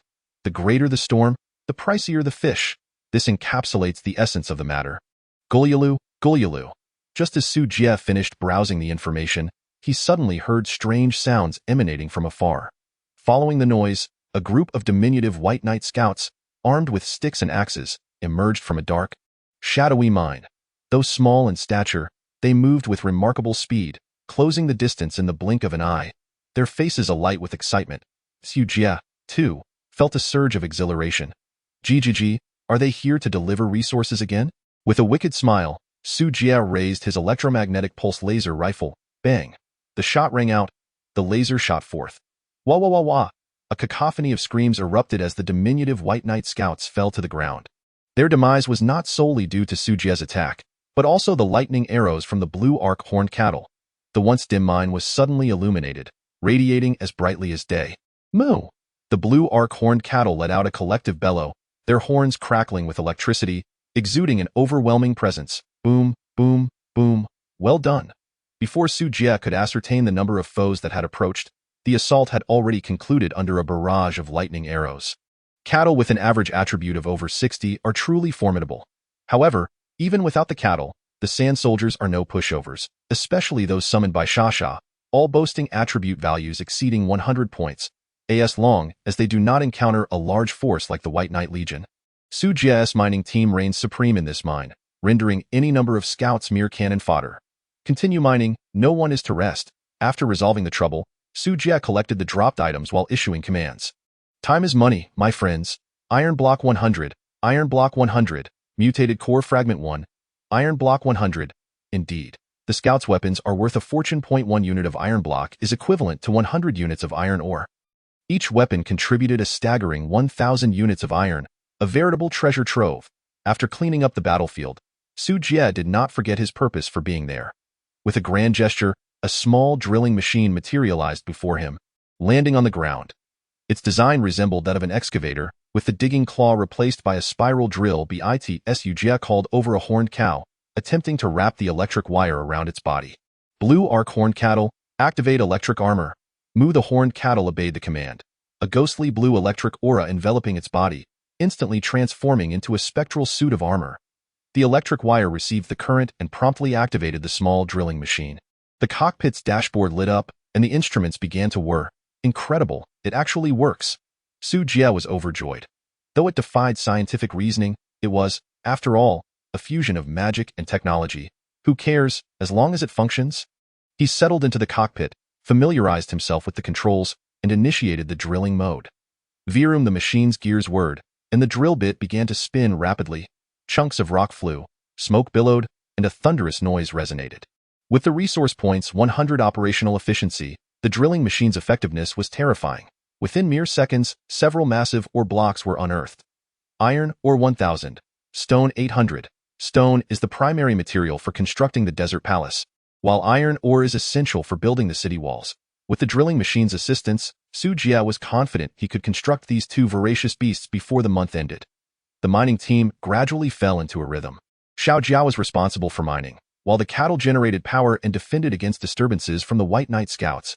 Su Jie operated the drilling machine, overseeing everything. The afternoon passed in a whirlwind of activity. As evening approached, Su Jie summoned Xia to assist. Only 3 days remained until the end of the month, he intended to work through the night to expedite the construction of the city walls. Without wall defenses surrounding the base, he felt a profound sense of insecurity. Fortunately, apart from Su Jie, the intelligence and physical attributes of the others were commendable. Staying awake for 2 consecutive nights was not a significant issue. "Master, perhaps you should take a break." Ignoring Su Jie's forlorn gaze, Su Jie chose to remain resolute. "You are the main force in mining. Anyone can rest, but not you. You promised a life of luxury in the future." "You mentioned the future. Let us discuss that later." Su Jie's mining skill had reached level 7, and with the resource points buff, the efficiency was hardly inferior to that of the drilling machine. At such a young age, how could one even consider sleep? Ultimately, Su Jie's heart softened. He expended 600,000 points to acquire a plethora of attribute potions, boosting Su Jie's attributes to 200 points across the board. Now, he would have the strength to work. Su Jie could not remain in the mine indefinitely. The responsibility of command would soon rest on the shoulders of the most intelligent, Su Jie. Eventually, he would need to enhance its attributes. Fortunately, Su Jie was not lacking in points at present, so fostering Su Jie in advance posed no issue. Rejuvenated, Su Jie rejoined the mining efforts. By day's end, the amount of iron ore Su Jie had amassed reached astonishing figures. Yet he did not relent, continuing to toil diligently. As time passed, the final day before the month's end arrived. Tomorrow marked the day of the impending assault. Su Jie's end-of-month attack was no trivial matter. It also encompassed a wave of large-scale assaults worth 100,000 points. The degree of danger surged dramatically. Fortunately, he had accumulated ample supplies. "Master, all nutrient solutions have been sold, and iron, copper, and gold have been gathered. We can now construct the city walls and the desert palace." Dragging his weary body back to the base, Su Jie wasted no time and dashed into the bathroom with Sha Sha. After many days without a shower, his hygiene level had plummeted once more. He did not wish to be afflicted with debuffs before the assault. Immersing himself in the pool, he equipped Sha Sha with a life preserver and allowed her to play independently. Su Jie then accessed the construction panel. First, he glanced at his resources: stone, 2,560,000 wood, 1 million iron ore, 14 million copper ore, 6 million gold ore, 6,100,000 points, 12 million, a staggering quantity. A profound sense of achievement welled within him. Gazing at the fruits of his labor over the past days, Su Jie could not help but burst into hearty laughter, filled with joy and exuberance. However, the price of gold was indeed exorbitant. Almost all resources had been exchanged for gold, translating to an astonishing 60 million points. Outrageous. Huanqing, where are the blueprints for the new base you planned? Soon, a brand new 3D virtual image of the base materialized before Su Jie. The subsequent constructions could not be haphazardly designed. For instance, if the production area were too distant from the warehouse, it would impact factory efficiency. As the base expanded, these minor issues would be magnified infinitely. Thus, he had preemptively requested Huanqing to draft the blueprints, preparing to construct according to plan. With everything set, Su Jie, following the blueprints, activated a frenzy of construction. Chapter 45. Surge in Combat Power, End-of-Month Assault First. The city walls Su Jie had longed for: Universal Mechanical City Wall, Comprehensive Building Rating, 10,000, Construction Requirements, 1,000 Metal Materials, 1,000 Iron Ore, 1,000 Copper Ore, 1,000 Gold, 1,000 Points, Swish, Swish, Swish, Iron Ore -8, 0,000 Copper Ore -4 million, Gold Ore -4 million, Points -4 million. The resources in the warehouse began to diminish rapidly, as countless beams of white light shot up from the vicinity of the base. Subsequently, towering walls emerged from the ground. Unlike the initial 3-meter-high barriers, these were genuine city walls, an impressive 3 meters thick and 20 meters high. Spanning 1,000 meters in length and width, they stood resolutely in the heart of the vast desert, resembling a majestic guardian deity. Although Su Jie was somewhat dissatisfied with the height, these were mechanical walls that could be infinitely stacked upward in the future, which was quite user-friendly. In fact, he could manipulate the shape of the walls at will.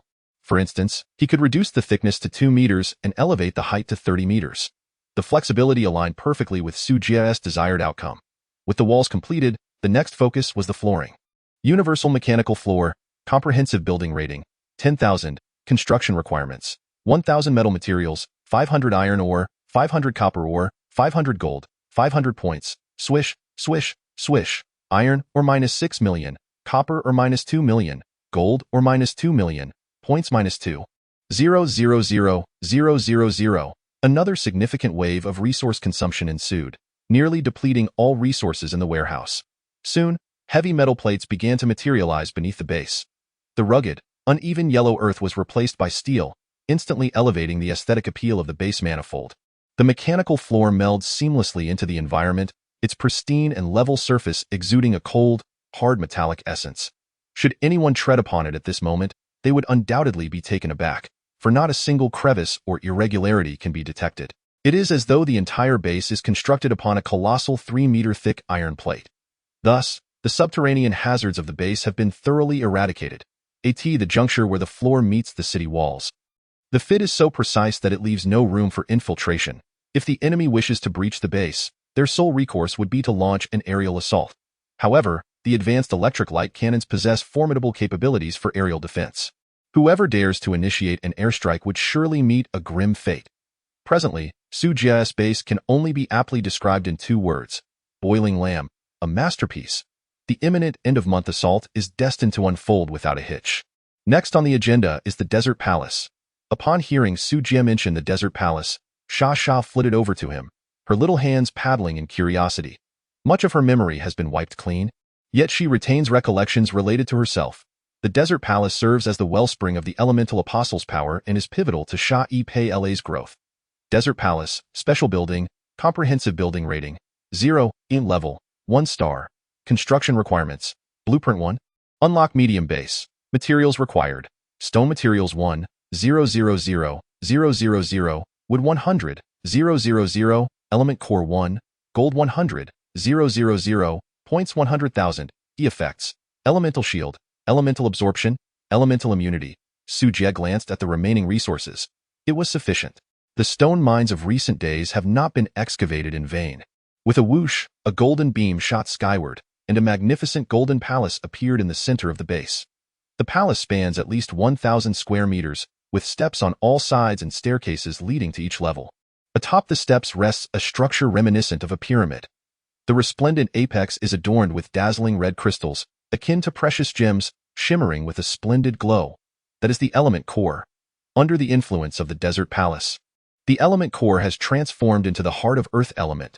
A hum resonates as an energy wave sweeps over, enveloping the Desert Palace. In the next moment, a hazy, light golden membrane materializes around the opulent hall, perfectly shrouding the entirety of Su Jie's base. Notice, due to the special building's characteristics, all units within the base gain immunity to Earth element. Notice, elemental shield activated, current shield health, 10. 000, golden radiance flows slowly, ripples spreading outward. These ripples seem to possess a mysterious power, infusing the surrounding air with the palpable weightiness of the earth. The concentration of earth element within the base has reached an unprecedented height. Xia, basking in the pure earth element, emits a contented sigh, her form languidly sprawled upon the surface of the water. She adores this land. Notice, your pet Xia Yi has been baptized by the Desert Palace and has achieved an evolution. What? Su Jie was momentarily taken aback. He had not anticipated that the Desert Palace would have such an effect. A gentle force enveloped Xia, and in an instant, her previously soft form became rigid. Golden light radiating from her pupils, her white hair swiftly lengthened, and her figure became more slender and graceful. The once little girl gradually transformed into a young maiden, ultimately settling at around 16 years of age. Gasping for breath, she kicked off the water's surface, leaping out of the pool. With a clang and a splash, brilliant golden light flared from behind Xia as a pair of resplendent golden wings unfurled. The wings shimmered with iridescence, exuding a sacred and solemn aura. Following this, a suit of golden armor enveloped her entire form. The armor was translucent and exquisite, devoid of any visible patterns, yet emanating an indescribable sense of pressure. Cooing with excitement, Xia soared in a circle through the air before landing gracefully on the ground. Su Jie, astounded, rubbed his eyes in disbelief, murmuring to himself, "No way, is this real? A money tree sprouted wings?" This defies logic. With a swish, Xia flapped her wings, her bright and radiant eyes sparkling as she beamed at Su Jie. "Master, do I look beautiful?" "Indeed." Su Jie generously offered his praise, however, with wings of such magnitude. "It seems a double bed may not suffice for sleeping. You'll have to sleep on the floor tonight, ah?"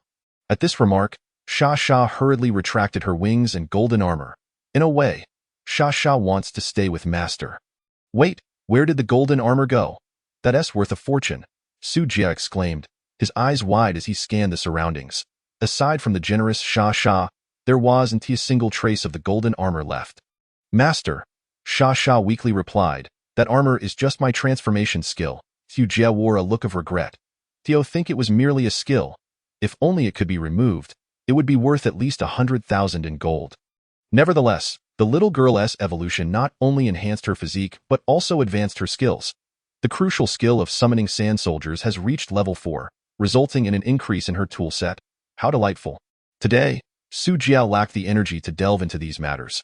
After 3 consecutive sleepless nights, even with over 400 points of intelligence, his mental fortitude was waning. If he did not rest soon, he would suffer adverse effects. Let us go, it's time for sleep. I'm utterly exhausted. With a wave of his hand, he donned his clothes and headed toward his room. Coming, Sha Sha chirped happily. Hurrying to catch up as Su Jie climbed into bed, Sha Sha nestled against his chest. The wait? This night, many would be destined for sleeplessness. Faced with the impending end-of-month assault, the pioneers were filled with trepidation. Yet Su Jie slept soundly. By the time the assault arrived the next day, the Desert Palace's shield value would be fully restored. 1 million health points. I, Su Jie, shall allow you to strike for half an hour first. Such extravagance. Warning, warning, the end-of-month assault has officially commenced. Due to your base rating reaching 100,000, the difficulty of the large-scale assault has been upgraded to Hell level. The Kingdom of White Knight mobilizes the entire nation. The White Knight Empress personally leads the White Knight Legion to the battlefield. The worm nest has emerged in full force. The Worm King leads countless death worms approaching the battlefield. The Insect Sea tactic has been activated. Please prepare for battle.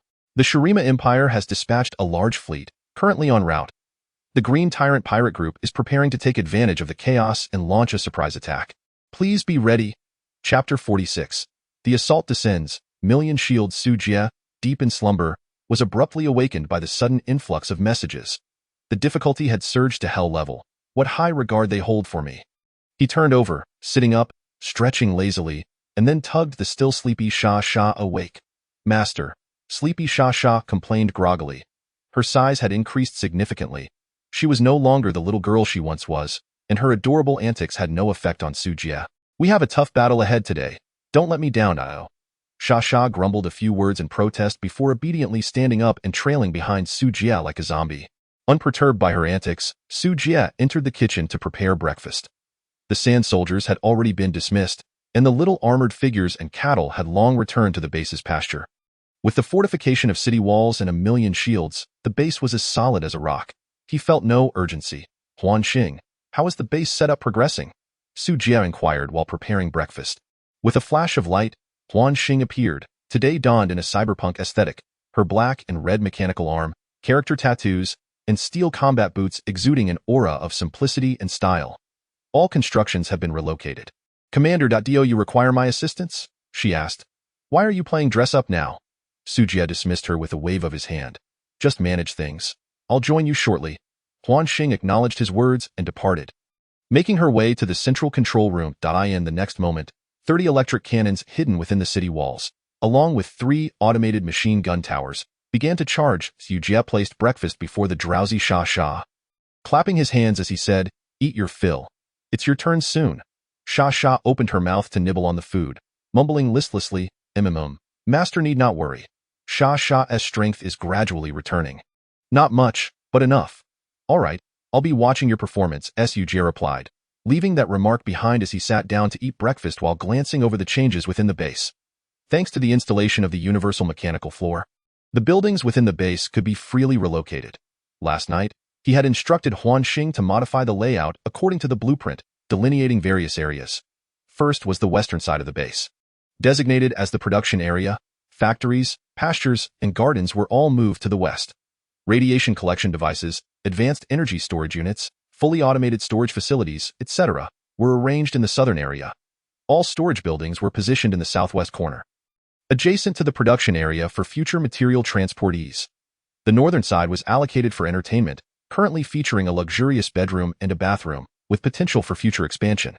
The eastern side was designated for machine gun towers. where all defensive structures would be constructed moving forward. At the center lies the Desert Palace, its elemental shield encompassing the entire base. The control center and bedroom are also situated centrally, but slightly to the east. Backed by the Desert Palace. Here, the concentration of Earth element is at its most potent, facilitating Xia absorption of elemental energy. The universal floor boasts an additional highly convenient feature. It is equipped with water pipes, cables, and energy transmission conduits. All the previously exposed and chaotic wiring within the base has been neatly organized. After a thorough reorganization, the entire base now presents a harmonious and orderly appearance. It appears somewhat desolate. After all, the sudden expansion by tenfold has left the number of structures somewhat lagging behind. After finishing breakfast, Su Jie led Sasha atop the city wall from a distance. They could see a multitude of death worms emerging from the mist, dense and overwhelming. Death worms, strength 11, intelligence 7, constitution 16, agility 9. The base was surrounded on all sides by the tide of insects, yet beyond the city wall, it seemed as if a barrier of air separated them, preventing the death worms from crossing the threshold. At that moment, the elemental shield revealed its formidable strength. Is this the tactic of a swarm of insects? It feels rather foolish, doesn't it? Su Jie glanced at the current health of the elemental shield. Shield value, 956,000. Goodness. He had finished his breakfast, yet the shield value had barely diminished. It felt as though he could afford to be idle for a while longer.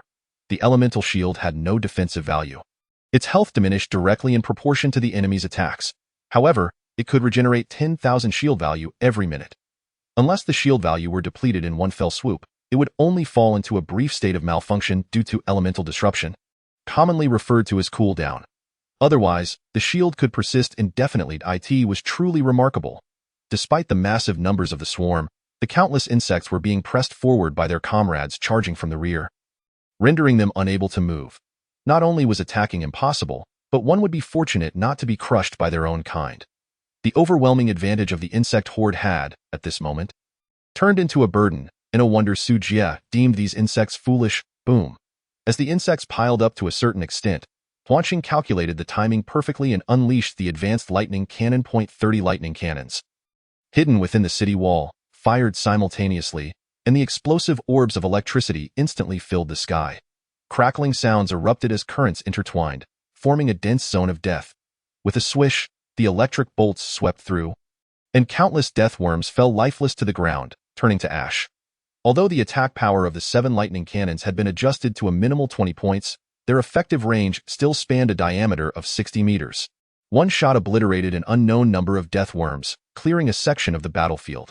The anguished cries of the worms echoed, seemingly endless. Su Jie felt an inexplicable sense of unease. Everything else was manageable. But the critical issue lay in the energy reserves of the base. Should the swarm prove truly interminable, his 800,000 energy points would soon dwindle.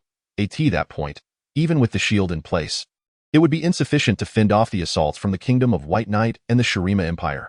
Huanqing, deactivate the primary and intermediate turrets, and only keep the advanced turrets at minimal power to maintain the shield's health. We are engaged in a war of attrition. We merely need to endure the onslaught for 1 hour. Su Jie pondered as he issued his command. The system issued a special reminder. The swarm tactic had been activated. Prepare for battle. He did not believe this was without substance. It surely held deeper significance. It was prudent to exercise caution. Understood, Commander. Huanqing promptly adjusted the strategy, maintaining a balance between energy output and recovery to ensure that the energy reserves within the base remained perpetually at full capacity. Fortunately, after lowering the power, the advanced lightning cannons consumed less energy than their lower-tier counterparts, yet their lethality was magnitudes greater. The area damage they dealt was akin to a map artillery strike, making the extermination of foes extraordinarily satisfying. After a round of bombardment, a profound silence enveloped the world. Chapter 47. Shurima, your emperor has returned. Master, is it Sasha's turn to take the stage? Observing the death worms being annihilated below the city wall, Sasha was eager to join the fray. She relished such slaughter. One spell could wipe the board clean. How exhilarating! Patience. Let us allow Xiaojia and the Nyo to practice their skills first, Su Jie replied with a smile. It would be unwise to unleash the trump card immediately. Sasha blinked twice, appearing somewhat disheartened. Yet, adhering to the master's plan was always the right choice. Huanqing, open the gates of the pasture and let Xiaojia out. Understood. The gates of the base and the pasture slowly opened, Moo! The sounds of the cattle echoed from within the pasture. As the gates swung open, Su Jie led 12 blue-horned cattle charging forth, colliding with the army of deathworms outside the city wall. The 12 massive blue-horned cattle exhibited terrifying momentum, effortlessly scattering the swarm and pulverizing them into a mushy paste. Zzzt. Azure arcs of electricity flickered and danced, armor-like illusions manifested on the blue-horned cattle, incinerating anything that came into contact. Despite the vast numbers of deathworms, their attributes were far too low to be any match for the cattle. Moo! Su Jie raised its head and bellowed, leading the cattle in a furious charge around the shield, transforming into a battlefield meat grinder. Where they passed, worm corpses littered the ground. With an average attribute exceeding 200 points, Su Jie was no ordinary creature. If not for its smaller size, it could have easily transformed into a bulldozer. Su Jie is so impressive, Sasha said enviously. Impressive, indeed. It cost 600,000 points, Su Jie replied, his lips twitching. If such an expenditure did not yield remarkable results, then the pioneers would truly be at a loss. Su Jie's presence fortified the shield's health further. The cattle were equally unwilling to be outdone. Their war trampling combined with wild charges proved just as effective as the lightning cannons. Should they tire, they merely needed to step a few paces into the shield to recover their strength. The death worms posed no threat to them whatsoever. Master, look quickly. What is that? Sasha exclaimed in astonishment. Following Sasha's pointed finger, Su Jie gazed into the distance. There, on the horizon, a dark cloud materialized. The cloud rolled ominously closer, revealing a massive flying ship. Its surface was adorned with crimson runes, radiating a golden glow. Its overall appearance resembled that of a large sailing vessel from Earth, albeit with a different mode of propulsion. The sails harnessed the wind, propelling the ship through the air at a leisurely pace. This, Su Jie furrowed his brow in contemplation. It must be a product of magic, right? Sasha, what is your relationship with the Shurima Empire? They refer to me as the Tsar. Perhaps I was once one of their subjects, but beyond that, I cannot recall. After a moment's hesitation, Sasha provided a vague answer. Try to see if you can persuade them to submit willingly. Huh? Is that truly possible? Sasha seemed somewhat hesitant. Just give it a shot. After all, there's nothing to lose. You do this, then this, and finally that Su Jie began to impart his persuasion techniques, whispering his strategy. The animosity of the Shurima Empire stemmed from their prior slaying of Shai Pela. Su Jie surmised that if Sasha revealed her identity, they would likely cease their harassment. It would be even better if they could offer a few tons of gold in acknowledgement of the Tsar's status. After receiving Su Jie's guidance, Sasha nodded earnestly. Very well, master. I shall give it a try.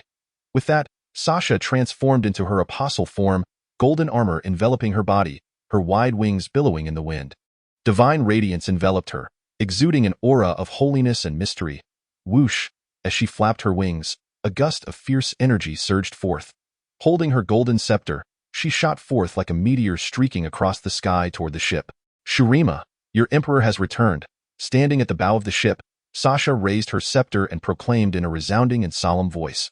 Commander, look, it is Her Majesty the Tsar. A warrior on the ship's deck exclaimed with delight. The man referred to as the commander turned at the sound, his expression one of confusion. We obey the will of the sun god, exterminating the foreign tribes and driving away evil. It is beyond doubt that Her Majesty the Tsar has ascended. The individual before him could not possibly be Her Majesty. She must be an evil impostor. This commander, named Isaac, regarded Shai Pela with a cold gaze. The sun god has delivered a divine decree. The Tsar has been slain by foreign foes. The divine being does not err. Isaac trusted the celestial over the Tsar. Preposterous. Shai Pela snorted disdainfully. With a wave of her golden scepter, a tempest of sand surged forth, sweeping in a violent storm. Protect the commander. The soldiers near Isaac hastily drew their swords to fend off the approaching sandstorm. Boom! The swirling dust erupted. Though the ship's surface was shielded, it still sent the vessel flying hundreds of meters away. What just happened? Isaac stared in disbelief at the scene ahead. This is the power of an apostle. The high priest clearly stated that the Tsar was dead. Why has she suddenly returned? Shai Pela fixed a cold gaze upon him, her words deliberate and slow. Shurima, do you dare to betray me? The overwhelming force momentarily bewildered the imperial troops. Commander, should we continue? This is Her Majesty's exclusive skill, along with her armor and scepter. These do not seem counterfeit. Foolishness. If it were not convincing enough, how could we be deceived? Isaac scolded his soldiers. "Commander, I merely suggested, what if, just what if, it is real?" Isaac fell silent. "Indeed. What if it is real? Apostles are the earthly agents of the divine. If this were truly the Tsar herself, any attempt to harm her would surely provoke the wrath of the divine and incur punishment." Observing this, the other imperial soldiers fell silent, their hearts uneasy. Hint: you have successfully deceived the soldiers of the Shurima Empire. Their morale has wavered, and their combat effectiveness has decreased by 30. Watching the unfolding drama from atop the city wall, Su Jie raised an eyebrow upon hearing the system prompt. 3 sentences, and the men's combat effectiveness has plummeted by 30. Quite impressive, Sasha. While Su Jie privately commended her, he also sensed something amiss. The evidence was laid bare before them, yet the result was merely a wavering of morale and not outright submission or retreat. What did this indicate? It indicated that this battle was unavoidable. Indeed, Su Jie's thoughts were entirely accurate that a beam of golden light descended upon the spacecraft, and in the next moment, the soldiers, who had been hesitating, displayed expressions of sudden enlightenment. Isaac clenched his teeth as he glared at Su Jie atop the city wall. The wicked heretic dared to enslave His Majesty the Tsar. Such a crime warranted the gravest of punishments. Had it not been for the divine oracle descending from the heavens, I might have been deceived by you. Warriors of the Empire, charge with me. Slay this heretic and restore freedom to His Majesty the Tsar. Kill. The morale soared, and the battle cries resounded through the air. Indeed, this battle was inevitable. The so-called deity must be the world's will of this new universe at work, attempting to eradicate their group of extraterrestrial fiends through the native beings. You dare to stand against me? Sasha's icy gaze met them as she positioned herself directly in front of the spacecraft. The golden radiance shone brilliantly like the sun, exuding a terrifying pressure. Your Majesty, please step aside. Once we vanquish the heretic, we can restore your freedom, Isaac fervently urged. However, at this moment, the Tsar they perceived had already taken the form of Su Jie.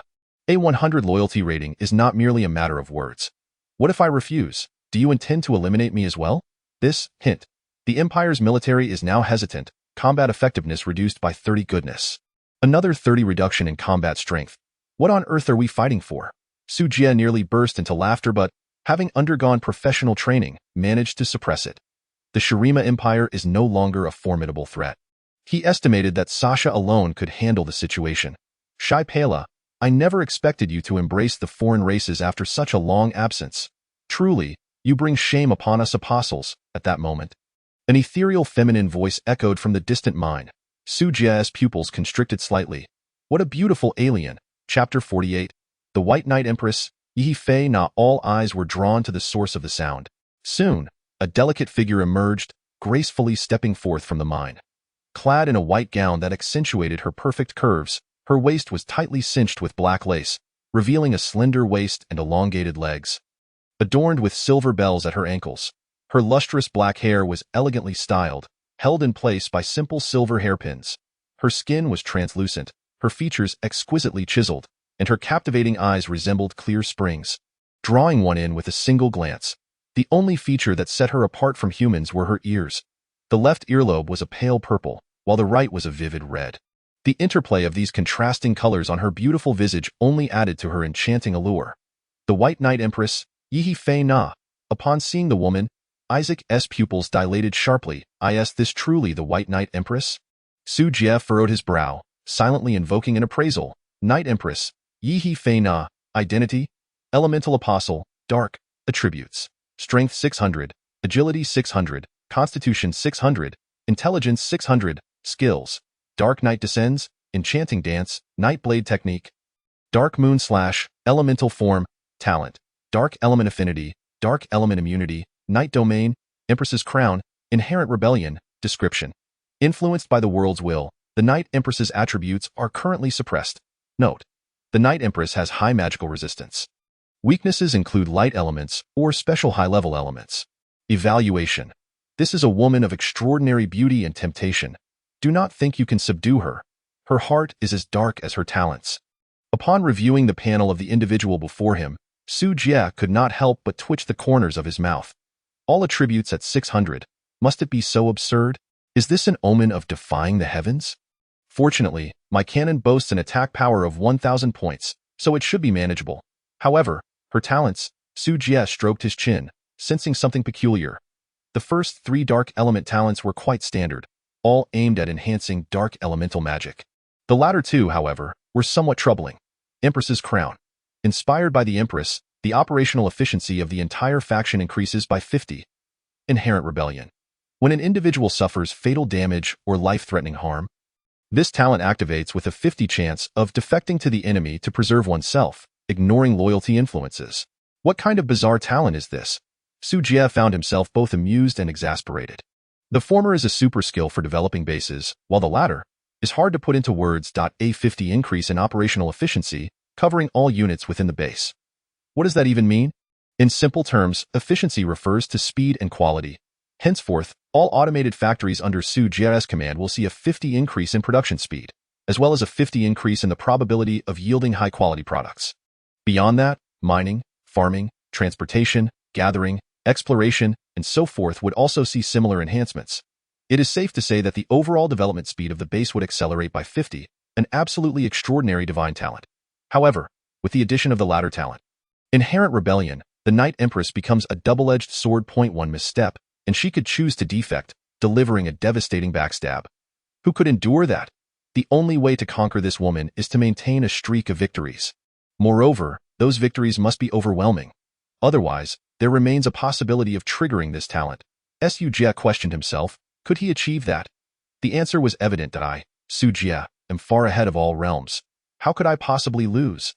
With a cold snort, Su Jie silently resolved to capture this woman. Heh, does Shurima wish to wade into this murky water as well? Yi Fei-na advanced with feline grace towards the battlefield, her gaze shimmering, as if she had 1,000 words to share. Behind her marched the impeccably organized White Knight army. The 2 leading generals were Rodriguez and Amanda. Rodriguez was a burly man with a rugged and imposing appearance. Amanda, on the other hand, was slender and alluring, resembling a ripe peach, evoking a desire to savor. Both possessed astonishing attributes reaching 200 points, nearly surpassing Su Jie. 1 was a berserker, the other a sorceress, accompanied by 5,000 elite warriors clad in splendid armor. As the system had stated, the opposition had mobilized their entire force, unleashing the pinnacle of White Knight Kingdom's might. Your Majesty, our goals are aligned this time, Isaac said, forcing himself to speak. You mean cooperation? Yi Fei-na replied with a scornful smile. First deal with your czar, and as for me, she raised her slender sword, pointing it at Su Jie. I shall handle him myself. And no sooner had her words fallen than a shroud of night enveloped her surroundings.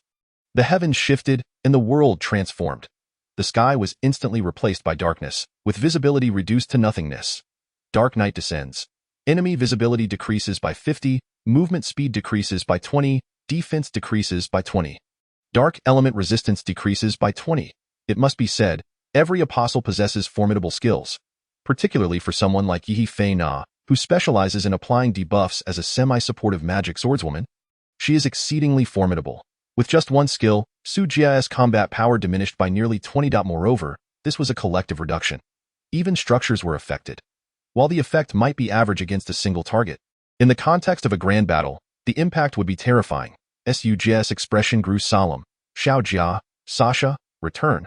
The night beyond the shield was pitch black, with visibility perilously low. To avert unforeseen circumstances.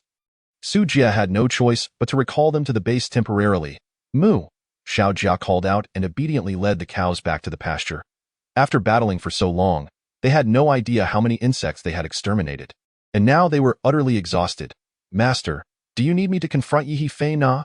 Sasha inquired as she flew back to the city wall. Not for the time being. We have the wall, the shield, and the cannons. We must make the best use of our advantages, Su Jie replied calmly. Huan Xing. Here, a 3D holographic image suddenly materialized behind Su Jie.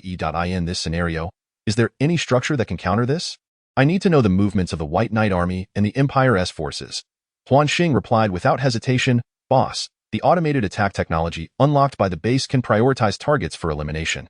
Huan Xing suggests you increase the power of the lightning cannon and prioritize attacking enemy units with attributes exceeding 100 points. Upon hearing this, Su Jie nodded slightly, finding it a feasible plan. In that case, adjust the lightning cannon's attack power to 1,000 points, activating the medium artillery to target enemy units with constitution exceeding 100 points. Understood. Huan Xing responded, promptly vanishing. Shortly after, a series of thunderous roars erupted from various parts of the base, accompanied by a chorus of piercing, anguish screams. Hint: appraisal proficiency condition met. Skill: appraisal LV6, appraisal LV7. Appraisal level condition met. Gain derivative skill: detection, max. Chapter 49. Full firepower, instant annihilation. The sudden notification startled Su Jie momentarily. The appraisal skill has leveled up again, and a new derivative skill has been added. Let us give it a try. Su Jie silently invoked detection against the darkness beyond the shield. Whoosh! In an instant, a holographic image unfolded in Su Jie's mind. He could clearly see He Fei Na's location, even catching her disdainful expression. Above in the sky, Shurima's spacecraft was gathering energy, preparing to launch a large-scale magical projectile. On the ground lay a dense mass of insects, and at the rear of the insect army lurked a unique creature. Its upper half resembled a bear woman, while the lower half was grotesque tentacles, appearing to be the queen commanding the nest of insects. Before the prowess of detection skills, Yehafina's nightfall lost its effect entirely. Truly, the esteemed appraiser always manages to intervene at the critical moment. Su Jie lifted the corners of his mouth into a slight smile. Thus, it was time for my counterattack. Sasha. What is it, master? Sasha beside him displayed a look of confusion. Go. Summon a sandstorm in that direction. Following Su Jie's indication, Sasha gazed into the abyss of darkness. Nothing was visible except for the unsettling sounds of wriggling and gnawing insects. Yet, her master's command was absolute. Without a moment's hesitation, she brandished her staff. Oh, earth spirit that bears all, heed my call and descend. Closing her eyes, Sasha summoned her strength. Moments later, she opened her eyes and struck the ground with her staff. A formidable and vast sandstorm, teeming with destruction and death, surged forth, ravaged them. Wild sands. Sasha roared as the storm instantly rushed forward. The howling winds echoed as if they emerged from the depths of the underworld, instilling dread. The sandstorm obliterated all in its path, crashing into the white knight army. Countless insects were caught in its wake, instantly reduced to pulp, leaving only their toughest exoskeletal spikes swaying in the tempest. The power of the sandstorm surged exponentially. Su Jie was pleasantly surprised by this unforeseen boon and promptly commanded the illusory star to unleash a large electric cannon towards the White Knight army. As for Shurima, he hardly gave it a thought. All earth elementals were immune. Coupled with the opponent's shaken morale and the debuff of hesitation, their combat effectiveness plummeted by 60, allowing Su Jie to disregard their attacks entirely. Not good, Your Majesty. The sandstorm is upon us. The berserker Rodriguez's expression changed drastically upon witnessing the approaching tempest. They had no defensive structures like Su Jie's to unleash electric cannons and obliterate the storm's health. If this ultimate move struck, their 5,000 elite soldiers would likely suffer grave injuries. What are you panicking for? Yehafina scoffed. She had anticipated that the Sand King would intervene. However, she did not foresee how effortlessly they could pinpoint their location. How was this accomplished? Or was it merely a stroke of luck? Yehafina narrowed her eyes, sensing that the situation was slipping from her grasp. Yet, they were all elemental apostles. Who was to fear whom? Amanda, cooperate with me, at your command. Your Majesty, Yehafina commanded, her form flashing as she positioned herself before the sandstorm. Simultaneously, the alluring Amanda stepped forward. Her resplendent robe indicated her considerable magical prowess. Yehafina raised her sword to the heavens. Dark elements swirling around her fiercely, the waning moon materialized beneath the night sky. As Yehafina concentrated her power, the moon's size gradually increased. Concurrently, Amanda hastily recited incantations, her magical energy depleting rapidly. Dark moon, cleave, Yehafina called out. The waning moon shot forth, carrying with it a chilling gale. Forbidden spell, tenfold amplification. Amanda intoned in unison, the radiance atop the waning moon intensifying. The already colossal moon cleave surged once more, increasing tenfold. Boom! The gigantic moon cleave collided with the terrifying sandstorm, resulting in a cataclysmic explosion. The wild sands raged, filling the sky. The pitch-black night was torn apart, the battlefield once again illuminated. The terrifying winds billowed the gown of the queen, rustling fiercely. She lifted her head high, her gaze piercing as she surveyed her surroundings. The queen's aura reached its zenith at that moment. Long live the queen! Just as her army prepared to welcome the victorious return of their sovereign, Yehafina's expression shifted dramatically. She sensed an overwhelming danger approaching. Whoosh, whoosh, whoosh. 7 blazing orbs of lightning sliced through the air, hurtling towards her. "Your Majesty, be careful." Rodriguez and the others rushed over in sheer horror, exerting their utmost strength. Yet, it was already too late. The speed of the lightning orbs was too swift, vanishing in an instant, arriving at Josefina's side in the blink of an eye. Boom!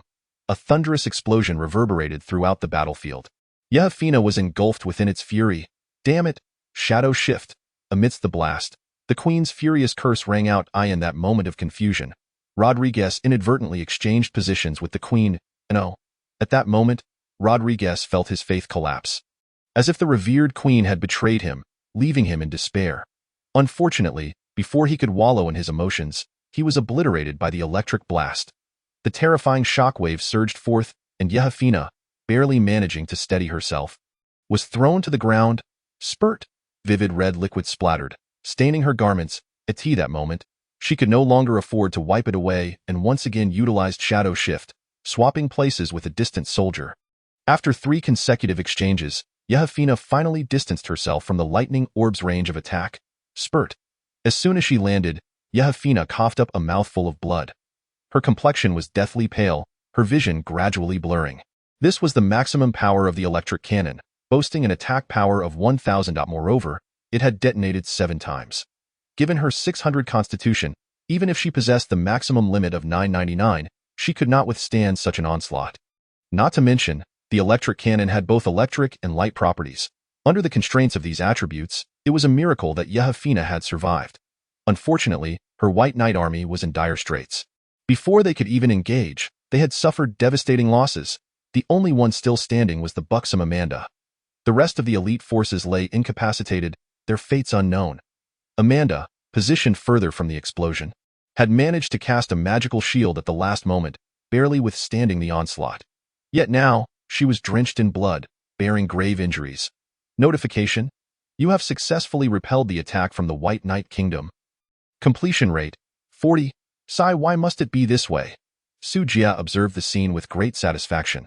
Is it not better to be a queen in peace? Why venture out to face cannon fire? Sasha, go retrieve those 2 women, as you command. Sasha nodded in agreement, then soared into the battlefield. Amanda, still contemplating resistance, was swiftly knocked unconscious and dragged away by Sasha. Josefina was no better off in her transformed state. Sasha's attributes were doubled. Although she could not match the queen's 600 points, her 4-dimensional attributes exceeded 400, with her intelligence surpassing 800. The severely weakened Josefina stood no chance against her. Shaipala, you are aiding the tyrant. Do you not fear divine retribution? Josefina, gritting her teeth, questioned Sasha, attempting a final struggle as she was slung over Sasha's shoulder. Divine retribution? What is that? Is it delicious? Sasha grinned, revealing her gleaming fangs. Stop resisting. It would be far better to serve our master together than to languish in the shadows of the underworld. I tell you, our master's grand bed is incredibly comfortable. Once you lie down, you won't want to get up. Sasha's incessant chatter left Josefina in silence. After a moment, she slowly closed her eyes, seemingly surrendering to Sasha's grasp. Sometimes, being inherently rebellious is not entirely a bad thing. At the very least, it makes for easy subjugation. Josefina, submit or perish. Chapter 50. The malicious Queen Josefina was hurled heavily against the castle wall by Sasha. Her already tattered gown shredding further into tatters, she clutched her chest, struggling to lift her head. Her eyes brimmed with defiance, yet deep within her pupils flickered a hint of trepidation. This was due to her sight falling upon a grand palace of sand. Standing imposing in the center of the base, as a fellow elemental apostle, how could she not recognize the terror of this structure? A million shields. Even if she hacked at it for a day and a night, she might not be able to breach it. Who, exactly, was this lord? What immense power did he wield? Submit or die? The cold, devoid of human emotion voice echoed in her ears. Josefina's heart quivered slightly. Crack! A dazzling machine gun was pressed against her forehead, intricately engraved with exquisite patterns. The moment the trigger was pulled, it would signify the price of death. I am the Queen of White Knight, the earthly representative of the divine. I will never submit. Josefina struggled to utter a few words, as if expending all her remaining strength. She was acutely aware of her worth. This man before her would undoubtedly be reluctant to kill her. Thus, Josefina chose not to compromise. Instead, She resolved to resist fiercely, striving to secure more leverage for her future. Notification. Attempt to subjugate Yehefina failed. Success rate, 99. What does this mean? Su Jie stared at the prompt window in confusion. Why had a 99 success rate ended in failure? Could it be that this woman was being cunning, claiming to refuse while her body remained honest? Su Jie employed the appraisal skill once more. Appraisal. A woman attempting to secure greater benefits for herself. Her heart has long since rotted, her soul filled with sin, greed, and desire. You will never know how many secrets lie within her unless you kill her. Otherwise, no matter how generous the terms you offer, betrayal is always a possibility. A self-indulgent royal's confession. After reading the prompt, Su Jie fell into a prolonged silence. What a dreadful disposition. As the turbine speed of the laser rifle began to surge, the intense energy coalescing at the muzzle causing Yehefina to swallow hard. Wouldn't he truly go through with it? Would he? Regrettably, I only grant enemies one chance. You may die now, Su Jie inquired calmly. Humph, I bet your gun is devoid of bullets. Yehefina responded with a cold smirk. Su Jie scoffed disdainfully, his finger gently squeezing the trigger. Upon hearing the click of the trigger being pulled, Yehefina's heart skipped a beat. How could this be? Why was he so resolute? Did he truly dare to take her life? In that fleeting moment, Yehefina's mind went blank, consumed by sheer terror. Whoosh! Just as the situation reached a critical juncture, a flash of golden light streaked toward the base. Bang! The golden light collided violently with the outer shield, dissipating into the air like a shower of energy. The ground trembled lightly. It was this tremor that caused Su Jie's aim to waver slightly. A laser grazed the queen's fair cheek, leaving a faint burn mark. The threat of death narrowly passed her by. Yehefina's eyes were hollow, reflecting a visage of someone who had survived a catastrophe. Sweat had long since drenched her back. It turned out, death had been so close. Just moments ago, she had been on the brink of demise. Following the direction of the explosion, the crowd soon realized it was the magical cannon fired from the Shurima ship that had saved the queen's life. Su Jie cast a glance at the unscathed shield. A flicker of expected expression crossing his eyes.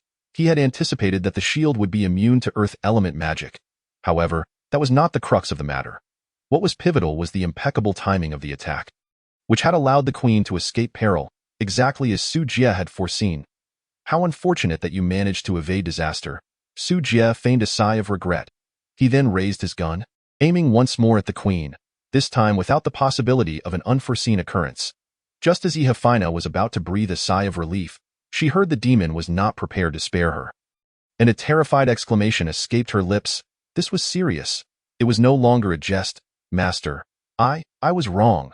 Please, do not kill me. I am willing to submit. You can have your way with me. Yehefina's tone instantly transformed into one of alluring submission. Her delicate face flushed like a ripe apple, evoking pity. Such a shy and enchanting demeanor, on anyone else, would undoubtedly be tempting and criminally alluring. Regrettably, Su Jie was acutely aware that Yehefina possessed charm-related abilities, and her current display was merely a fade. Click. The trigger was cocked. Even at this juncture, she was still not being honest. Attempting to charm me? Futile. Su Jie stated coldly, his finger gently pressing the trigger. Energy accumulating, ready to erupt at any moment. Wail. Yehefina desperately shook her head, her eyes brimming with terror. She had genuinely harbored no seductive intent. She was born this way. It was not her fault. Why on earth did this man resort to gunplay at the slightest disagreement? It was utterly insane. Hint. Successfully subdued elemental apostle. Yehefina, loyalty. 100. Su Jie had long received the system notification confirming the successful subjugation. He understood that she had indeed chosen to submit. Yet, his actions did not cease. To deal with a woman like her, one must instill absolute terror, ensuring she would not easily betray him when she faced such choices in the future. Su Jie's ruthless image would etch itself into her mind, ensuring she would remember it for a lifetime, with betrayal being an impossibility unless absolutely necessary. Wail. Just as Su Jie intended to utterly dismantle the queen's mental fortitude. Tears streamed from Yehefina's eyes. Her pitiful and helpless expression would move even the hardest of hearts. Su Jie's actions momentarily faltered. He then gently squeezed the trigger. Yehefina felt the searing energy of the laser against her skin, and with a roll of her eyes, she fainted. Alas, it appears I am out of bullets. What a pity. Su Jie clicked his tongue, holstering his weapon back into the spatial ring. He had merely intended to intimidate her. But he hadn't anticipated that this woman would be so faint-hearted as to faint from fright. It was quite exasperating. Disinterested, Su Jie turned and directed his gaze towards the battlefield. Sha, intercept the spaceship for me. Huanqing, activate maximum power. Do not let them escape. Yes, master, boss. Both Huanqing and Sha responded in unison, promptly executing the orders. The main attacking force had been annihilated. Su Jie was no longer willing to waste time on this motley crew. He activated his skill to probe, searching for the location of the insect mother. Only by controlling the insect mother could the so-called swarm tactics cease. However, Su Jie soon sensed something amiss, his gaze landing upon the top of a distant hill. There, he spotted a group of oddly dressed green-skinned aliens shrouded in secrecy. Su Jie recalled that the Green Tyrant pirate crew had also participated in this assault. Their ships were indeed valuable. Setting aside the materials, Su Jie had his sights set on the intelligent chips and elemental cores within. Narrowing his eyes, Su Jie leaped from the city wall, hastening toward the hill. Chapter 51. Dealing with the pirate crew boom. After several rounds of bombardment, the Shurima ship's protective shield shattered. Smoke billowed from the ship's rear, and it began to lose balance, plummeting rapidly. Even the White Knight Queen had been captured. Isaac knew he was no match for the heretics and, after firing a shot, prepared to retreat. Unexpectedly, he was intercepted by the former Zard. A large electric cannon with a range of 5,000 struck them without mercy. The ship crashed down, creating a massive crater in the ground, sending dust soaring into the air as if the apocalypse had arrived. Shaipala summoned 16 sand soldiers, sealing off the scene to ensure no survivors escaped. They could die, but they must not flee. Otherwise, upon returning to the Empire, they would expose the true combat strength of the base. The next time the Empire dispatched troops, they would not send weapons related to earth elements. This would spell a tremendous loss for the base. With Sha suppressing the Imperial army, Su Jie had no need to worry. The swarm was shielded, and Huanqing would handle it. Now, only the interstellar pirates remained, and Su Jie intended to personally deal with this trash. Buzz! Su Jie flashed to the front of the hill.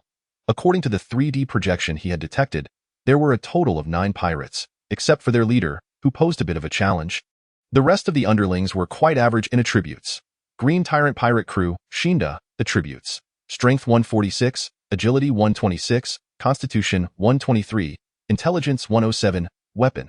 Laser Sword, Grade B, Laser Rifle, Grade C, Green Tyrant Pirate Crew, Minion, average attributes. Strength 66, Agility 76, Constitution 63, Intelligence 50, Captain, that guy is coming. One minion exclaimed. The remaining 8 immediately became alert. Su Jie's displayed power was too terrifying, leaving a lasting impression on them. Instinctively, they felt a primal fear of a formidable foe.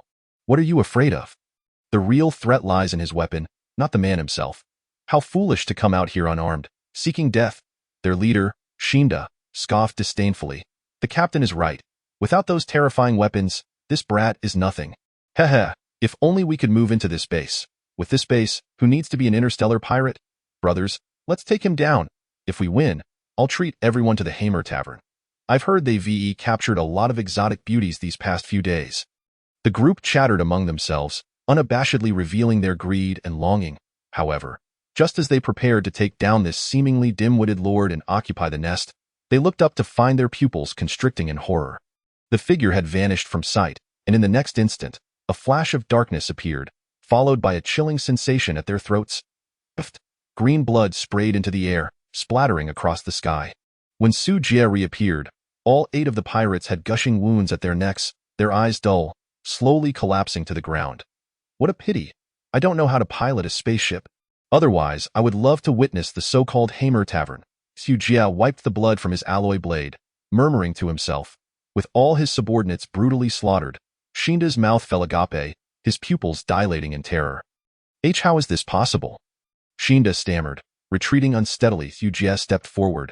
Standing before Shinda, his indifferent gaze locked onto him. Will you do it yourself, or would you like me to assist? He inquired, his words seemingly courteous. Yet Shinda felt no warmth whatsoever. Hell is empty, and demons walk the earth. Escape. Shinda's singular thought was to flee, instinctively turning to run. Yet, just as he had taken a few steps, 3 tendrils yanked him back. The ship was clearly in sight, yet Shinda felt as though it was receding further away. as if separated by a vast expanse. Bang! Crack! Accompanied by a dull thud and the sound of bones breaking. Shinda was hurled by Su Jie, crashing hard against the side of the ship. The overwhelming inertia nearly turned him into a pancake. Su Jie had been concerned that these ruffians would flee with the spoils he had long since claimed, which was why he had ventured out alone. Lacking much combat experience, he had opted to utilize a shadow strike initially to eliminate the minions. The outcome was surprisingly effective, perhaps due to the overwhelming disparity in intelligence attributes. Bang! Su Jie planted a foot on Shinda's chest, pressing his blade against his neck. Tell me about your pirate crew, and the distribution of forces in the nearby star regions. Su Jie threatened. If I tell you, will you let me go? Of course not. Heh. Shinda retorted mockingly. Since that is the case, why should I tell you? Su Jie smiled enigmatically and retorted. Have you ever heard of a human pig? Human, whoosh, splurt. The sound of a blade slicing through flesh echoed. Blood splattering as Shinda's eyes widened in horror. He beheld the gruesome sight of his left hand, severed by Su Jie. A piercing wail erupted from his lips as he writhed frantically in agony. His mutilated body twisting in desperation. Unfazed, Su Jie continued to carve into his other shoulder with a cold expression. I yield. At last, the excruciating pain shattered Shinda's resolve, and he could no longer restrain his pleas for mercy. I fail to comprehend why a captive must endure torment to the bitter end before confessing. Alas, what necessity is there? Su Jie paused his assault, shaking his head with a hint of regret.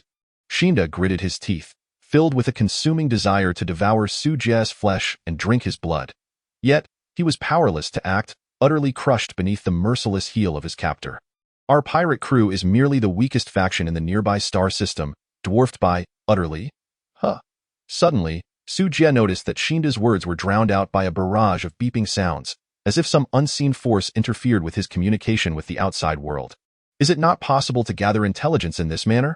Su Jie raised an eyebrow in contemplation, then quickly dismissed the thought. Intelligence is but another form of resource.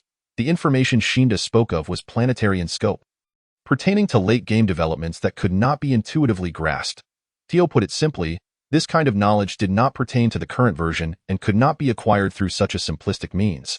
It was akin to discovering that a certain material would appreciate in value in the next version, prompting one to hoard it in advance, only to become immensely wealthy overnight upon the version's release. Disrupting the balance of the game. The intelligence Shinda mentioned likely dealt with such matters, warranting its suppression by the will of the world. What use are you to me? Su Jie coldly remarked. Kicking Shinda over and delivering a final blow? Ugh, the bewildered Shinda succumbed to death, his face a mask of disbelief. Tip. Successfully defeated the Shirima Empire Army and the Green Tyrant Pirate Crew. Current raid completion rate, 80, Chapter 52, version update preview now. Only the insect nest remains. Su Jie summoned sand soldiers to commence the dismantling of the pirate crew's remaining spacecraft supplies. He himself swiftly returned to the city walls, propelled by his impressive agility.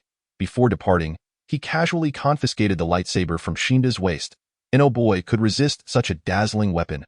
Master, I have captured 3 prisoners. How shall we proceed? Upon his return, Su Jie found Sasha dragging 3 Imperial Army captives back to the city walls. Goodness, their heads were covered in welts. One might think they had captured a divine being. How many blows had they endured? Gazing at the seemingly harmless Sasha, Su Jie felt a wave of exasperation. It seemed that the malicious temperament was not exclusive to Yehafina, but also extended to Shai Pela. Among the trio was the figure of Isaac, likely having survived the spaceship explosion due to his high attributes. The other 2 also boasted attributes exceeding 150 points. Bind them up for now. We shall address the matter later. Sasha responded promptly and began dragging the captives down from the city walls, inadvertently pulling down the Empress and Amanda as well. Whoosh, with a flash of light. Huanqing suddenly appeared. Commander, Huanqing has detected that the insectide is also a form of resource. Perhaps we can continue farming until the raid time concludes. I had considered that. What is our energy reserve? Approximately 400,000. Activate all defensive structures and set the electric cannon power to the lowest setting to maximize insect extermination. ASU command, boss, boom boom boom. Rat-a-tat-tat. Cannon fire poured down like rain, dense enough to dazzle the eye. 1 electric cannon shot per second, the effectiveness was remarkable. Su Jie had already locked onto the location of the insect mother, awaiting the end of the raid to unleash a concentrated attack. Glancing at the time, he noted that only half an hour remained. With nothing pressing to do, Su Jie opened the chat channel to check on the progress of others. Squad channel, Su Jie. I'm about to finish here. How are you all faring? ID. No big deal. A bunch of underground man-eaters showed up, and I dealt with them in a jiffy. Lorella. They were no match, Sophia. I'm overwhelmed. Little Lolo, hurry to help. There are too many monsters, and I can't hold on any longer. Lorella. Did you spend all the points you earned earlier on these mutts? Sophia. Stop scolding me. I didn't want this either. I raised the base score too high to construct the moon well. Come help me, and I'll share some moon essence with you later. Lorella. I really can't do anything about you. Sophia. That little bitch of the goddess of light is unreliable. Goddess of the moon, forgive your wayward follower. Su Jie. 6. What about Lilith, Caleb? You only care about Lilith. How about showing some concern for the elder? Su Jie. Uncle, stop joking. I know the Pandaren are formidable. Lilith. Woo, Bunny is crying. ID. What happened? Don't scare us. Su Jie. What's going on? Has the base been breached? Caleb. Quick, set the heir to the estate. Otherwise, the resources will be wasted. Everyone. Lilith. No, Woo, the carrots. Bunny failed to protect the garden, and many carrots have been trampled. Woo, everyone. 6. Lilith. To defend the carrots, Bunny must grow stronger. Su Jie. What merit do the carrots hold to warrant such unwavering conviction? ID. I am the carrot spirit. I shall salt myself. Caleb. After this raid concludes, it is rumored that a version update will occur, unlocking numerous new features. Have you all seen the update announcement? Su Jie. Not yet. I'll go take a look now. ID. Wait, I'll join you. It was inconsequential not to look, but upon doing so, one was met with a shock. Su Jie was astounded to discover that this update would herald the true beginning of the game. The first month of the game could be likened to a protective period orchestrated by the will of the world for all players. Even during this protective period, nearly 40 of the population across myriad realms had perished. The data from the month-end raid had yet to be compiled, and that number would likely rise. It was difficult to fathom the hardships the pioneers would face once the protective period concluded. Fortunately, the will of the world had accounted for this, unveiling a plethora of functional modules. Among them was the base merging feature. Certain races were inherently poor at development yet boasted remarkable combat strength, while others were the exact opposite. Once this feature was enabled, a multitude of underdogs would undoubtedly rise. Furthermore, the benefits of the fog of war would dissipate. Moving forward, should one wish to acquire resources, they would either have to invade or be invaded. With the protective fog lifted, raid events would occur with greater frequency. Additionally, 2 new scoring metrics, exploration value and PK value, were introduced, equivalent to point sign-ins, providing pioneers with more avenues to grow stronger. Beyond that, slave modules, resource recovery, random missions, imperial expeditions, reverse invasions, and so on were all made available. The new version contained a wealth of content, and Su Jie would need time to thoroughly digest it. However, the essence remained unchanged. Enhancing the base's combat strength continued to be the main theme of the game. Thus, Su Jie felt no urgency. Half an hour later. Master, the number of insects is beginning to dwindle. Huanqing suddenly alerted. Su Jie closed the announcement panel and raised his gaze to survey the battlefield below. Beyond the shield lay a mountain of insect corpses. Merely cleaning the battlefield would require several days of labor. A faint pang of distress coursed through Su Jie. Yet, the immediate priority was to eliminate the insect mother and bring this raid to a close. Identification: Insect Woman, Ekiya, affiliated faction.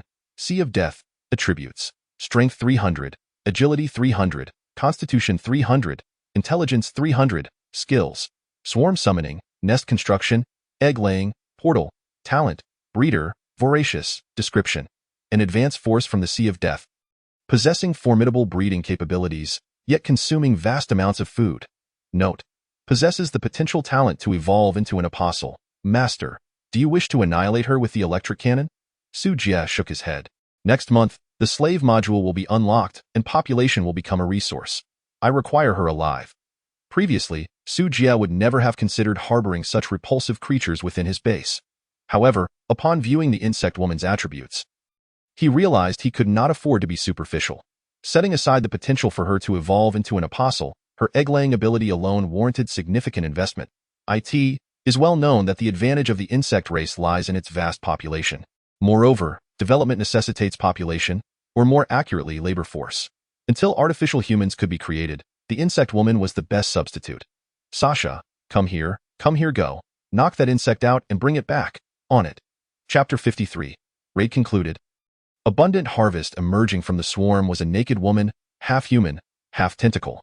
Her limbs resembled the purple tentacles of an octopus, parting the insects before her as she slowly approached the base, ignoring her lower half. The woman possessed a certain allure, yet she paled in comparison to the Empress. Without uttering a spell, a purple portal materialized behind her, from which the distant sounds of monstrous howls emerged, accompanied by an overwhelming stench. Moments later, a swarm of insects surged forth, resembling a black torrent sweeping across the landscape. Though their numbers were overwhelming and their attributes had skyrocketed to an astonishing 50 points, was this the prelude to a final assault? Su Jie narrowed his eyes, a smirk curling at the corners of his mouth. The more insects there were, the more exhilarated he became. Each of these represented a fortune, without the need for Su Jie to issue commands.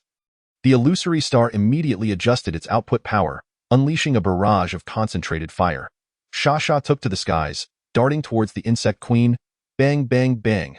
Tentacles collided with the scepter, the sound of explosions ringing out incessantly. The insect queen maintained a stoic expression, her arms crossed above her head, enduring all assaults before retaliating with her tentacles, striking at Xia. Xia flickered, deftly evading the blows. The two found themselves in a brief stalemate. Su Jie frowned. He abhorred delays. Illusory star. Su Jie barked, concentrate fire on her and take her down. Understood, replied Illusory star. The medium artillery's attack power hovered around 300, and with only 3 remaining at the base. The rest having been upgraded to large artillery, a single concentrated volley would surely inflict severe damage on the insect queen. Perfectly executed, boom, boom, boom. 3 lightning orbs struck the insect queen directly, erupting into clouds of crimson mist. 3 of her tentacles were severed, crackling with sizzling electricity. Xia. Su Jie called softly at his command. Xia charged in to deliver the final blow. With a flurry of attacks, the insect queen was left on the brink of collapse. As she fell silently, the portal vanished. With no reinforcements forthcoming, the remaining insects were swiftly engulfed by the artillery fire. Notification. End of the month assault. 100,000 score assault concluded. Completion rate. 100. Resource rewards acquired. Stone 100k. Wood 100k. Iron 100k. Copper 100k. Aluminum 100k. Silver 100k. Gold 100k. Universal metal 10k. Points 1 million. Special rewards obtained. Talent upgrade scroll 10. Building upgrade scroll 10. Diamond chest 1. Talent transfer scroll 1. Talent duplication scroll 1. Advanced base core 1. Free attribute points 100. Hell level assault additional rewards. Night Royal Palace. Special building blueprint. Alien race daughter pictorial 1. Notification. Due to your thwarting of the Death Seas invasion plan, hatred value has increased. Assault probability has risen. Due to your extermination of the Surima Empire's vanguard, hatred value has increased. Assault probability has risen. Due to your Green Tyrant Pirate Group's hatred value has increased. A string of notifications left Su Jie feeling as if he were floating on air. He took a deep breath, suppressing the excitement within. He then began to tally his spoils. The resource rewards were unremarkable. Having automatically been deposited into the warehouse, his previously meager wallet suddenly swelled. Not only had he received gold, but also an astonishing 10k of universal metal. This was a rare treasure indeed, including what Su Jie had acquired earlier. He now possessed a total of 11,100 universal metal. He decided to hold on to it for the time being, waiting for next month's version update before making any constructions. Continuing to examine the rewards, he came across the talent transfer scroll. Su Jie stroked his chin in contemplation. The first thought that crossed his mind was the queen's innate defiance. If he could transfer that away, he would no longer have to worry about those minotaurs. Wait a moment. Suddenly, a spark of inspiration flashed through Su Jie's mind. In the future, if he encountered units that could not be subdued, could he transfer the innate defiance to them? As long as he had enough transfer scrolls. Could it mean he could tame any being? With this thought, Su Jie's eyes lit up as if he had grasped a significant clue. Goodness! This talent was truly divine. Su Jie was overwhelmed with joy. Indeed, in this world, there are no useless talents, only incompetent masters. He carefully stored the talent transfer scroll, preparing to seek out a suitable target to test its effects. Next, his gaze fell upon the talent duplication scroll. There was nothing to ponder. He directly duplicated the Queen Crown talent from Yehefina. Queen Crown LV1. Inspired by the Queen, overall work efficiency of the affiliated forces 5 notification. You are not female? Nor are you the Queen. Talent scroll usage failed. Could it be that only a true queen could inherit the talent? Sha, coming. Sha fluttered down to him, and Su Jie casually tossed the scroll her way. Notification. Your apostle meets the identity of a queen, successfully acquired talent. Queen Crown LV1. Su Jie grinned widely. In their base, they may lack many things, but they had an abundance of apostles. Which apostle wasn't he of noble queenly status? Su Jie directly used 9 of the 10 talent upgrade scrolls to max out the Queen Crown talent. With the 2 talent stacking, the overall work efficiency of all units in the base soared to an astounding 100. Being ahead was no longer an adequate description of Su Jie's base. It was far beyond that. With the remaining talent upgrade scroll, Su Jie elevated his earth element affinity to LV9, allowing him to summon even more sand soldiers. Alright, let us clean up the battlefield. Su Jie ruffled Shasha's head. Okay, master. Shasha responded cheerfully before taking flight. Wait, come back. Su Jie called out to Shasha. Open this diamond chest. Oh, Shasha obediently landed. Raising a paw, the diamond chest cracked open, revealing a dazzling golden light. Successfully opened diamond chest, acquired. Life Leap Potion 1, Star Map 1. Successfully triggered Shy Pala's hidden trait, acquired. Gold 100k, goodness. The diamond chest yielded 100k gold, my little darling. You truly are the Master S Golden Goose, Su Jie exclaimed, showering Shasha with affectionate kisses. Hee master, you're so annoying. Shasha giggled sweetly, a hint of youthful shyness gracing her cheeks, just as she was about to snuggle closer to her master to strengthen their bond. Su Jie gave her a light kick away. Enough. This isn't the time to slack off. Get to work. Oh, Shasha flew off, feeling a bit wronged. How could her master treat her like this, when she was a little darling? She was cherished, but now she felt like a nuisance, dismissed quicker than flipping a page. She mournfully realized she seemed to be looked down upon. Wah, Shasha cried, hastily returning to the battlefield. Chapter 54 Alien Race Daughter Pictorial, Life Leap Potion. Upon consumption, it allows a life form to evolve, leaping to a higher race. Star Map. Module not yet opened, please wait for version update to view. Su Jie was somewhat bewildered, unable to comprehend what Life Leap meant. Evolution for humans, what race was that? Su Jie was hesitant to gamble with his life, so he temporarily set the potion aside. He was somewhat aware of the function of the Star Map. The upcoming version would unveil the Empire Expedition and Reverse Assault modules. The Star Map likely served as a tool for teleportation or obtaining coordinates. He would know how to use it tomorrow. So he carefully stored it. Continuing to assess his rewards, the base core required no further explanation. Once this busy period was over, he would upgrade the base AS for the building upgrade scrolls. The mutation technology had already been unlocked, but he lacked the resources to construct Su Jie plan to use the upgrade scrolls on the defensive structures of the mutation technology. Currently, the electric light tower was sufficient, and there was no need to place all his eggs in one basket. Knight Royal Palace, Special Building, Comprehensive Building Rating, 0, Level, 1 star, Construction Requirements, Blueprint 1, Unlock Medium Base, Materials, Black Crystal 100k, Wood 10k, Element Core 1, Gold 10k, Points 10k, Effects, Element Shield, Element Absorption, Element Immunity, Nightwalker, another special building. How wonderful. Su Jie wouldn't mind having more buildings like this. The effects were similar to the Desert Palace, but the attributes had shifted to Darkness. It also boasted 1,000,000 shields. Moreover, it seemed to have an additional effect. A Nightwalker, immune to all negative states brought by darkness, all combat power 20 at night. Goodness, what a remarkable attribute. Element immunity could only negate damage, but some special statuses could not be immunized. Among the dark magic, the most troublesome were the various debuff spells. With this passive ability, Su Jie could directly ignore most debuffs. That was just splendid. Furthermore, combat power would increase by 20 during nighttime. Coupled with Yehefina's Nightfall, the effects would be outstanding. However, what exactly was this black crystal? Su Jie furrowed his brow. Master, it is a rare stone, valued similarly to silver, with the current market price being 5 points for 1 unit of black crystal. A illusory star suddenly appeared, clarifying for Su Jie. Crap, that means I need 500,000 gold. This was exorbitantly expensive. Su Jie couldn't help but curse. However, expensive items often had their merits. Setting aside other considerations, Su Jie had already witnessed the power of 1,000,000 shields. That was a true bastion of defense. If he could layer another shield, when the Earth Element Shield's value was nearly depleted, he could activate the Dark Element Shield. When the Dark Element Shield's value was almost gone, guess what? The Earth Element Shield would be fully replenished, an infinite nesting doll. Oh my goodness, The thought was too beautiful. He couldn't dare to imagine it.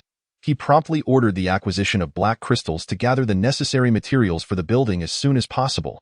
As you wish, master, a illusory star responded. Be by the way. Keep an eye out for any intelligent ships. After the assault concludes, such special items are bound to flood the market.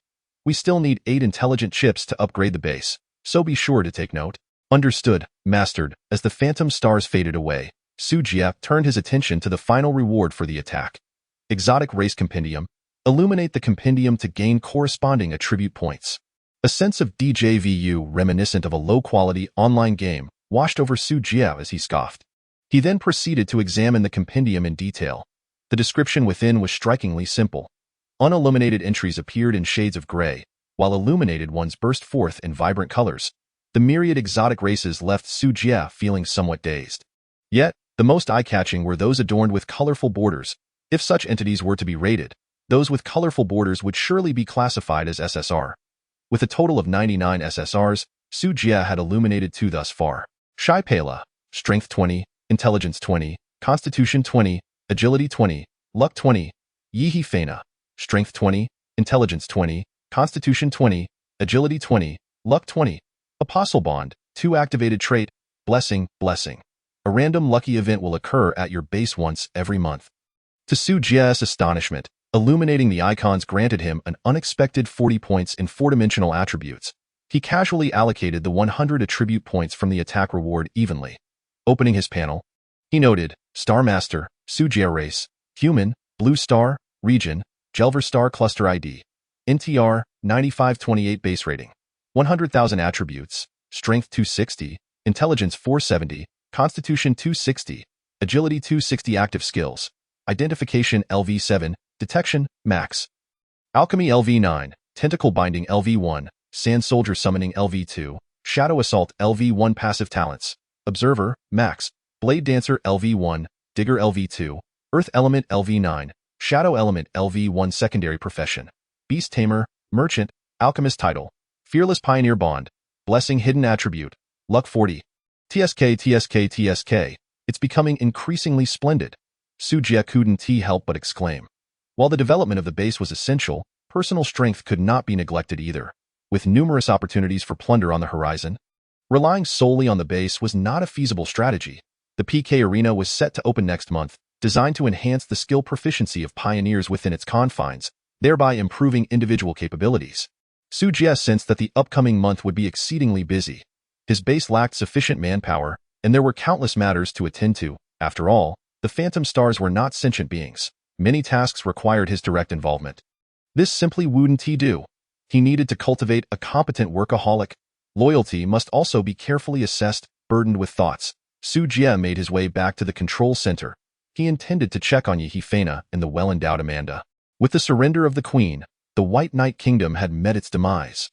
Consequently, Amanda found herself stripped of her faction, becoming an ordinary refugee without allegiance. Such a native could be subjugated, with commendable attributes.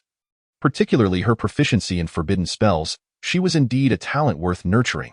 Su Jie contemplated capturing her to assist with the mundane affairs of the base.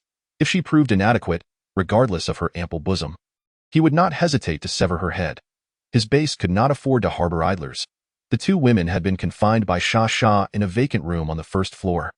Upon pushing the door open, Su Jie discovered that they had already regained consciousness. Yihi Feina snatched Amanda's robe and draped it over herself, modestly concealing her form. As a capable aid to the Queen, Amanda had no choice but to comply, retreating to a corner and drawing circles in distress. Upon seeing Su Jie, both women were taken aback. The Queen, in particular, stumbled back several steps, landing on the floor in a heap. Witnessing the Queen's reaction, Su Jie felt an impulsive urge to laugh. Fear not, I do not bite. He waved his hand, signaling both to relax. Was I perhaps too fierce earlier, Master? The Queen collapsed at Su Jie's feet. Pledging her loyalty, she wished to avoid being silenced at gunpoint, deprived even of the chance to beg for mercy. Thus, she boldly clung to her master's leg. Observing this, Amanda immediately followed suit. The 2, one on each side, gazed up at Su Jie with pitiful eyes, resembling abandoned puppies. Ahem, let us converse sensibly. No need to tug at my trousers. Chapter 55. Minotaur blonde hair after a cordial exchange. Su Jie successfully subjugated the two women. However, Amanda was not yet a part of the base. The queen, as an elemental apostle, was automatically considered the Lord's pet, thus her loyalty was instantaneously maxed out. Setting aside her innate rebellious nature, pets were the most trustworthy companions and family. Amanda's loyalty, however, remained to be assessed. Only when the next version's slave section opened and a slave contract was signed could Su Jie rest easy. Amanda, for the time being, follow Nana. If you perform well, there may be a chance to be promoted to a maid. Su Jie began to weave grand aspirations for Amanda, who looked on in bewilderment. At your service, my lord, Amanda declared, vowing eternal loyalty. The prospect of becoming a maid thrilled her immensely. Was it merely about being a maid? It was a recognition from the Lord, a validation of her abilities, a glimmer of hope to escape the shackles of servitude. Nana, is that the master's affectionate nickname for me? The queen inquired, her cheeks flushed with shyness. You overthink it. It simply means your name is too long for me to remember. Su Jie bluntly dispelled the queen's fanciful notions. Now, Amanda, go assist Sha in cleaning up the battlefield, and you, come with me. With that, he led the queen out of the room. Amanda obediently nodded. Watching Su Jie's retreating figure, her eyes filled with a complicated mix of emotions. Overnight, the kingdom had collapsed, and even the queen had succumbed. Although the surroundings were far more comfortable than the underworld, Amanda still felt a twinge of discomfort. However, she quickly regained her composure and set off to assist Sha with the spoils of war as instructed by Su Jie.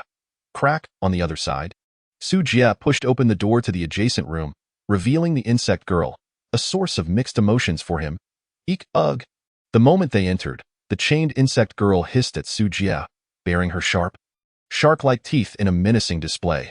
Her lower half writhed with tentacles, poised for an attack. Can you speak human language? Eek, master.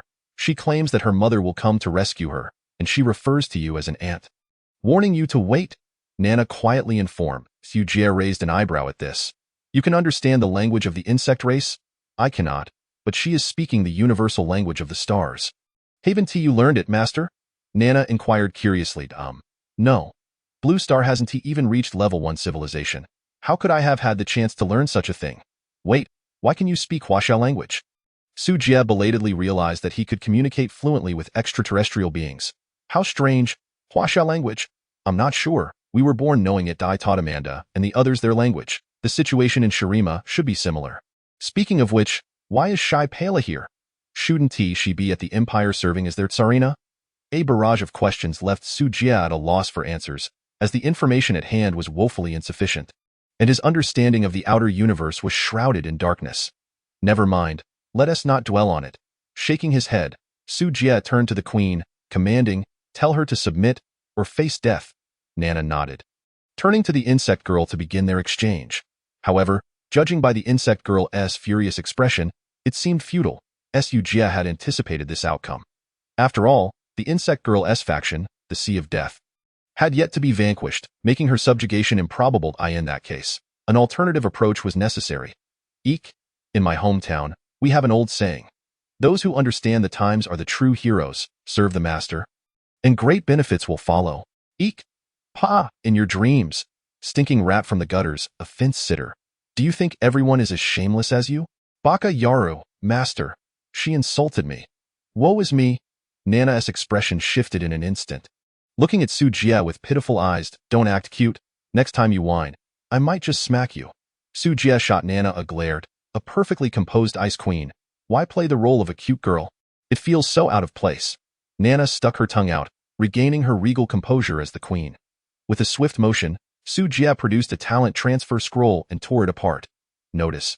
Please select the talent to transfer and the target. Talent selection. Innate rebellion. Transfer target. Insect girl Ekia. A flash of golden light illuminated the room, causing Yihi Fena's expression to shift dramatically. The previously complacent demeanor gave way to a serious air. As she placed her hand on her forehead, seemingly lost in thought, if the former queen had merely been a facade, the current Yihi Fena exuded an air of authority befitting a ruler. In stark contrast, the once virtuous Ekia now wore a look of confusion. Why had her mother assigned her such a perilous task? Did her mother no longer want her? Had she been abandoned? Perhaps destruction was the only escape, for Ekia felt utterly exhausted. A tumult of chaotic thoughts flooded her mind, converging upon the notion of death. Ekia did not wish to perish. She had to find a way to survive. But how could she do so? Her bewildered gaze fell upon the slender figure before her. Could submission to this ant grant her survival? After all, her mother no longer desired her. Ekia was not betraying anyone. It was her mother who had forsaken her first. Yes, Ekia was not in the wrong. Ekia merely wishes to survive. What is wrong with that? Just then, a long blade suddenly pressed against her neck. Submit, or I shall reduce you to a grotesque form, and then you will submit. The choice is yours. Ye have Fina, with great compliance, assisted Su Jie in translating this into the universal tongue.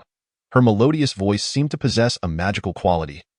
Effortlessly shattering Ekia's inner resolve, trembling, she lifted her eyelids to behold a figure before her, one whose age was not dissimilar to her own. This presence was both alien and familiar, evoking an inexplicable sense of melancholy within her. I submit. Notification. Bug Girl Ekia submits to you. Identity. Pet. Loyalty. 99. Otherworldly Species Illustrated Guide has been activated. This talent? Truly remarkable. A smirk involuntarily crept across Su Jie's lips, reminiscent of certain characters in dramatic portrayals. With such a bug-like talent, how far could he be from usurping the role of Chancellor Chao? Heh. Chapter 56. The Bug Sister submits. Bug Girl Ekia. Dimensional attributes 40. Luck 20. The illustrated guide is illuminated. It is merely an ordinary SR card. Just as Su Jie prepared to close the guide, an image within the SSR category caught his attention. Abyss Apostle, Bug, an Abyss Apostle. Why does she somewhat resemble the Bug Sister? Su Jie muttered in confusion. The girl in the image had resplendent purple hair, her features alluringly exquisite, and her large purple eyes brimmed with seduction. Her figure was tantalizing, with ample curves obscured by purple tendrils. Revealing patches of soft, snow-white skin. Su Jie recalled the hidden information on Ekia's panel. The potential talent to become an apostle. This SSR must represent an advanced version of the Bug Sister.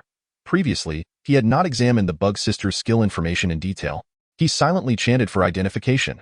The skills of swarm summoning, nest construction, and egg-laying were interdependent. Nest construction.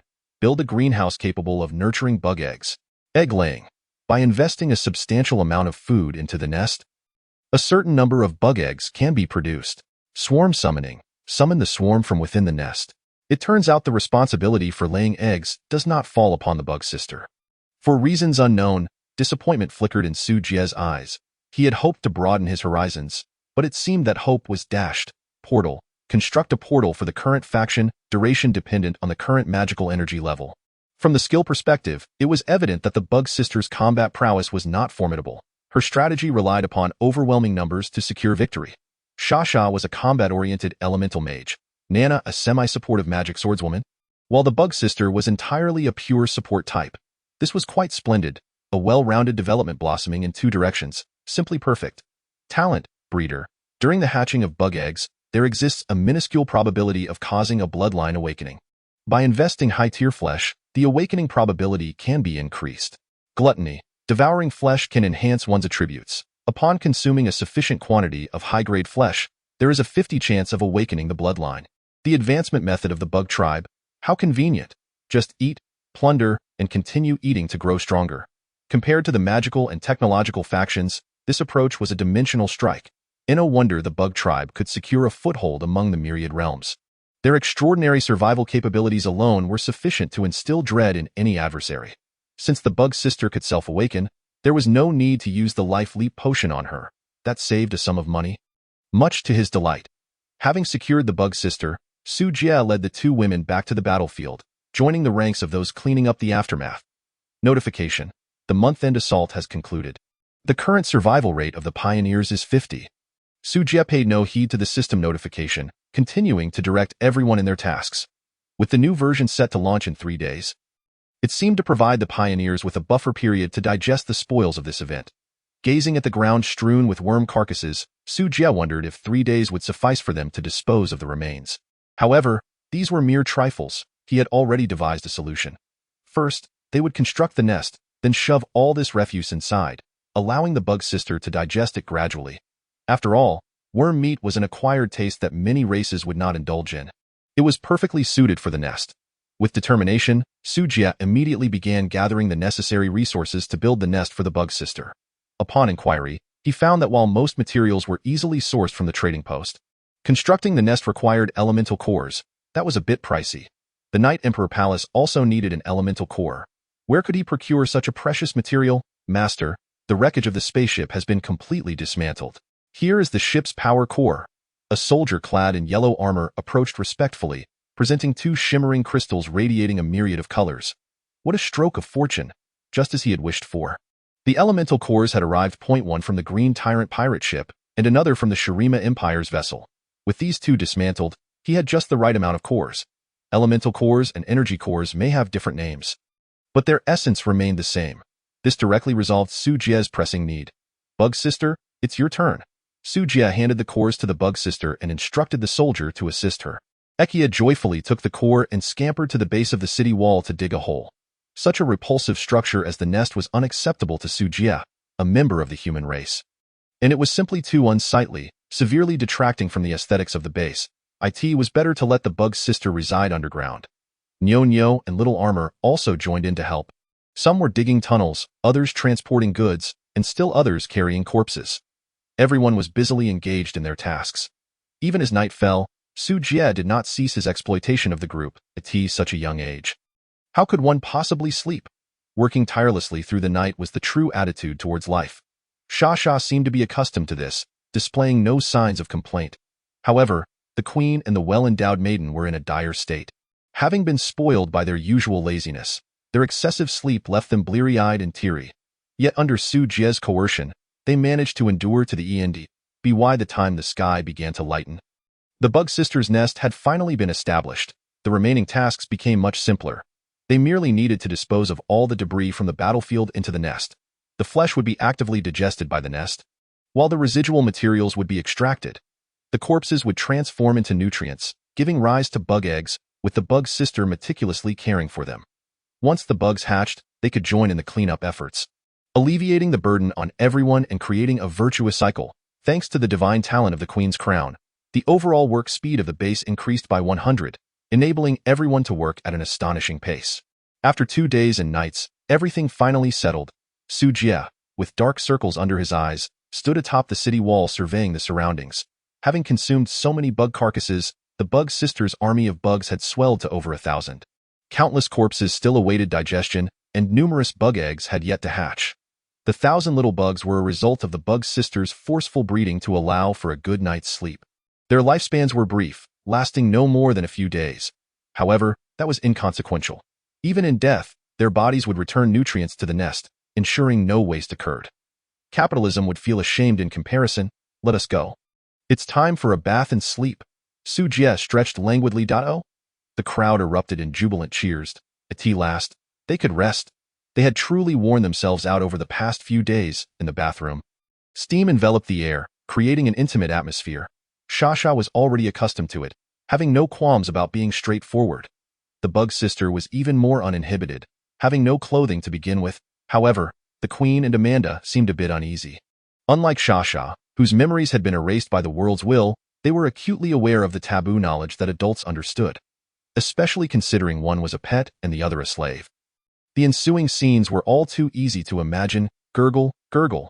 The two curled up in the water, revealing only their bashful heads, stealing glances at Su Jie, too timid to meet his gaze. Su Jie, however, had no time for their thoughts.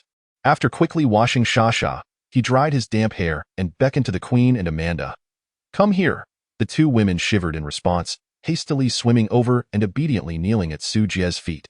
Their change of clothes had yet to be prepared, so they made do with what they had. The two lowered their heads, softly acknowledging. Su Jie then tossed them 2 pieces of cloth, salvaged from the Imperial soldiers. Slightly damaged but not too severe. Subsequently, he led Xia back to the bedroom. Your Majesty, what shall we do next? Amanda timidly inquired as Su Jie lay on the bed. Let it be. Su Jie turned away. Closing his eyes in feigned slumber, he did not truly wish to ignore the two women. He was merely exhausted and desired a moment of rest. The two women's faces flushed, their hearts racing. Ekia? If you're not sleeping, I'm going to sleep. Ekia yawned, unhesitatingly heading toward the bed. Before she could lift the blanket, Su Jie kicked her away. What are you doing here? Go play elsewhere. Ugh, ugh, ugh. Ekia felt deeply wronged. I'm a girl too. How could you kick me? Boo-hoo. Hateful humans. Chapter 57. Night Emperor Palace. Crafting high silk the following morning. Sunlight cascaded over the base. Su Jie had a dream last night. He dreamt of being crushed under two towering mountains, unable to escape no matter how he struggled. He exerted effort to open his eyes and discovered the queen and the bug's sister sprawled atop him. Their bodies were entwined with tendrils, and both were soundly asleep. Su Jie. No wonder I had nightmares. It was these two fools. Amanda lay on the adjacent wooden bed, while Sha had been pushed to the foot of the bed. Perhaps it was time to renovate their sleeping quarters? Constantly sleeping together is hardly a solution. It yields no productivity. Su Jie pondered to himself. As for the queen and Amanda, that was one thing. But he simply could not tolerate the bug girl. Although the bug girl's tentacles were devoid of slime and did not appear overly repulsive to the touch, Su Jie found it impossible to accept the notion of a tentacle creature. My lord, the materials for the night palace have been gathered. Shall we commence construction? The voice of Huan Xing resonated at an opportune moment. Over the past few days, most of the materials harvested from the battlefield had been exchanged for black gold stones by Huan Xing. Coupled with the system's reward of 1 million points, the 100,000 gold coins obtained by Sha, and the rewards from 3 days of sign-ins, they had assembled enough materials for the construction of the night palace. Su Jie extricated himself from the bug girl's tentacles, donned his coat, and declared, "Let us go take a look." The night palace, much like the desert palace, occupied a vast area. However, the interior of the palace was exquisitely adorned, with pillars and windows crafted from black crystal, and even the tables, chairs, and chandeliers were intricately carved from the same material. Its exterior bore a resemblance to an ornate European demon lord's castle, suitable for habitation as a bedroom with just a few additional furnishings. Huan Xing, adjust the positions of the two palaces. Understood. A rumbling sound ensued, followed by a gentle tremor as the two palaces aligned side by side at the center of the base. Atop the palaces, two orbs, one golden and the other purple, radiated a rich elemental aura, drawing the surrounding elements towards them. With one golden and one purple shield unfurling, they enveloped the base, instilling Su Jie with a profound sense of security that made him squint contentedly. He glanced at the supplies within the warehouse. Carapace spines, 2.2 million, iron ore, 890,000, copper ore, 130,000, aluminum ore, 90,000, silver ore, 100,000, gold ore, 0, meat, 1. 3 million, snake scales, 300,000, venom sacs, 10,000, bones, 5,600, leather, 300, fabric, 900, mutated core fragments, 2,450, universal metal, 11,100, high-grade nutrient solution, 3. 800, points, 30,000. How impoverished. After completing the palace and exhausting the spoils from 3 days of battlefield cleanup, he was left with a mere assortment of miscellaneous supplies. The gear stripped from the White Knight army and the materials dismantled from the spaceship had all been exchanged for black crystal stones, leaving him with little to spare. The corpses of the insects had been fed to the insect nest, which was still in the process of digestion and had not been accounted for in the warehouse. While the carapace spines had been plentiful, only a portion remained in the warehouse. The majority awaited digestion in the insect nest. At present, he could not construct anything further and could only continue to amass resources. However, prior to that, he needed to resolve his clothing predicament, as it was quite inconvenient otherwise. Huan Xing, are there any garments available in the trading post? Or perhaps equipment with attributes? My lord, the materials used for the pirate crew's clothing are quite decent. A bodysuit might suffice as battle attire, but for everyday wear, I require something more relaxed. If there are maid outfits and stockings, that would be even better. Huan Xing, your tastes are rather unique. My lord, after an extensive search, no suitable garments that met Su Jie's requirements could be found.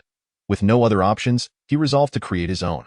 The warehouse contained a considerable amount of fabric scavenged from various sources, along with a substantial quantity of snake scales and some leather, raw materials for garment creation. Automated tailoring machine, comprehensive rating, 800, construction requirements, 2,000 metal materials, 800 copper ore, 800 aluminum ore, 800 silver ore, 800 points. Description, input materials to automatically synthesize garments according to blueprints. Though Su Jie could not construct high-level buildings at present, crafting this small device was well within his capability. He promptly made his way to the workshop on the first floor and initiated construction. The tailoring machine was far larger than he had anticipated. Nearly occupying half the room, in front of the machine was a screen displaying a plethora of garment styles, each marked with the required fabric: Balenciaga, Silk 200, Victoria's Secret Lingerie, Fabric 100, Silk 20, Black Cat Hot Pants, White Lace, White Knee-High Stockings, St. Maryland's White Dress. Goodness, does a single piece of lingerie require 100 units of fabric? What size is that?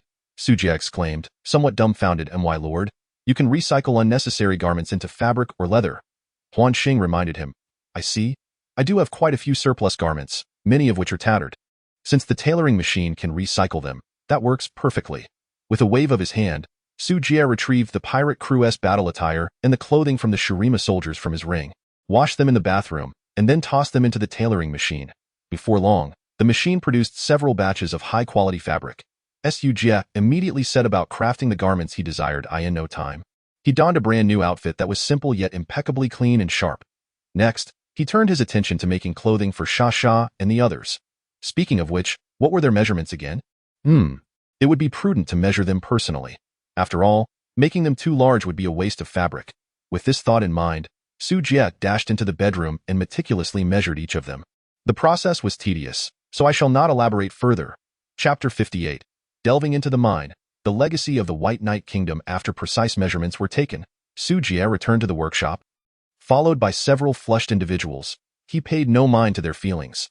His only desire was to swiftly complete their uniforms. No, their clothing. Beep, beep, beep. After a flurry of rapid operations, the various measurements were recorded in the tailoring machine. Amanda D., Nana C., Sha B., and the bug girl, better left unmentioned. The women were all curious about the garments their lord was crafting for them. Soon, even the bug girl, who never wore clothes, could not help but approach out of curiosity. When the finished products were revealed, the stunning beauty of the designs rendered the group speechless. My lord, what is this? Sha asked incredulously. This is called the immortal dress, Su Jie explained. If you think it resembles a JK mini-skirt, you underestimate my aesthetic sensibilities. Modern attire pales in comparison to the splendor of ancient fashion. Do I have to wear it? It looks like such a hassle, the bug girl inquired, feeling somewhat anxious. Enough chatter. Each of you will wear one. Change now, Su Jie commanded before turning to leave. When the women donned the immortal dresses and stood before the mirror, they were all taken aback by their own reflections. What a unique design style, Nana murmured. In truth, Su Jie had not intentionally sought novelty, but the way these women wore the garments was simply captivating, exuding an ethereal beauty that was irresistible. It's stunning. Oh my, this is the most beautiful dress I've ever seen. Why is mine different from yours? Amanda looked at her black and white maid outfit, feeling quite disheartened. She too wished to wear such a dress. But alas, it was not meant for her. Su Jie cast her a glance. That is a maid outfit. Of course it looks different. Here, change into this. I specifically prepared it for you. With that, Su Jie handed her a pair of black and white stockings. Amanda accepted them, staring at the peculiar stockings in a daze. Such strange stockings. Why do they have such unique patterns?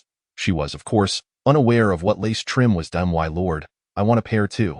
Sha immediately rushed over, clinging to Su Jie and acting adorably. Su Jie rolled his eyes. Fine, I'll make you a pair as well. I want some too. Nana suddenly piped up weakly. You wear long skirts. Why do you need stockings? Su Jie replied, exasperated. Why does Amanda get them, and I don't? Nana lamented. I want some too. The bug girl raised her tiny hand, feeling quite disgruntled since everyone else had a pair. Have you grown legs? You don't need any. Su Jie shot her a glare. This little girl with tentacles had no business wearing stockings. There simply wasn't enough fabric to indulge her whims. Right, hee. The bug girl chuckled awkwardly. Then I won't need any. All right, enough of this nonsense. Let us get back to work. Su Jie interrupted their bickering. The women complied, quickly regaining their serious expressions as they donned the stockings and prepared to depart. Wait, come back. Why aren't you wearing these? Su Jie pointed to several pieces of lingerie placed aside. Huh? Do we wear these too? How strange. Su Jie's mouth twitched as he reluctantly helped each of them into the garments. The women, seemingly realizing the purpose of the lingerie, shyly lowered their heads. Now that's more like it, Su Jie nodded in approval. After Sha donned the specially designed immortal dress, she radiated an ethereal grace. The queen appeared even more enchanting. With her captivating beauty and curvaceous figure, the outfit rendered her utterly mesmerizing. An air of imperial authority emanated from her, instilling awe and reverence in those who beheld her. Amanda was no less impressive.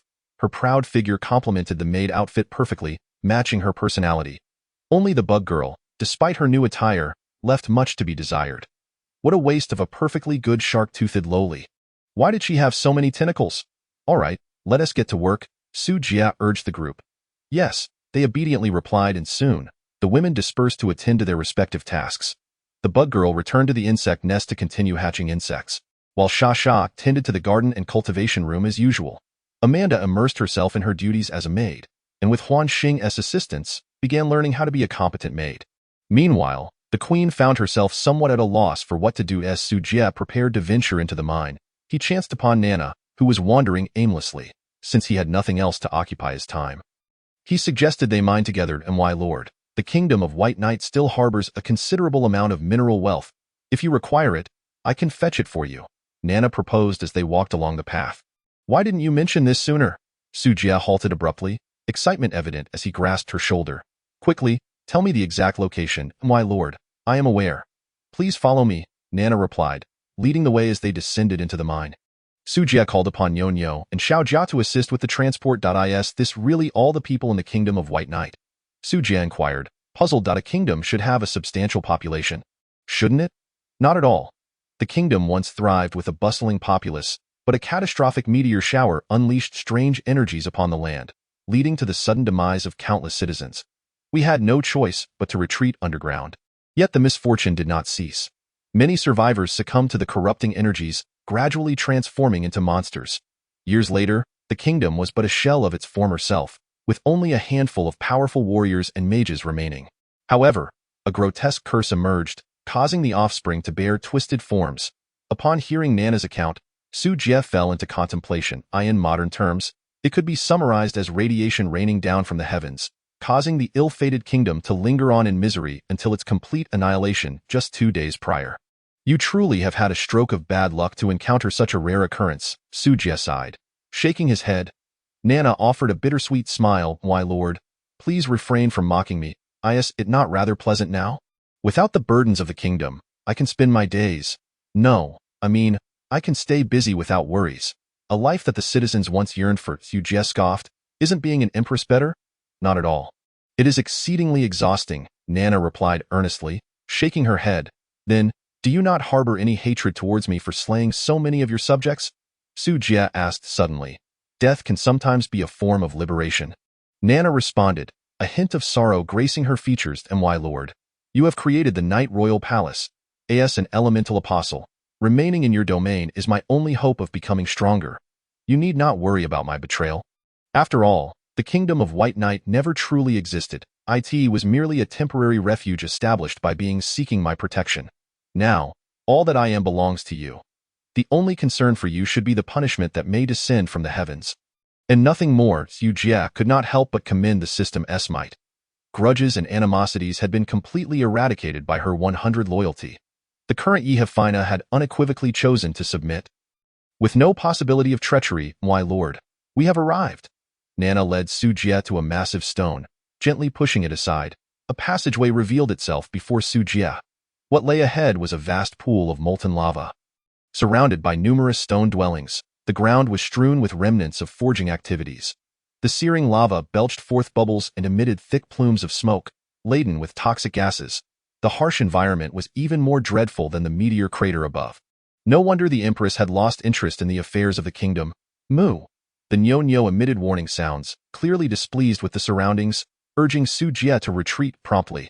Quickly express your gratitude to the author, and leave a 5-star review, moi. Chapter 59. Bridging the Divide. A new version arrives under the Empress's guidance. The group arrived at a dilapidated palace embedded within the rock wall. Although the palace lay in ruins, its interior furnishings remained relatively intact, still reflecting its former glory.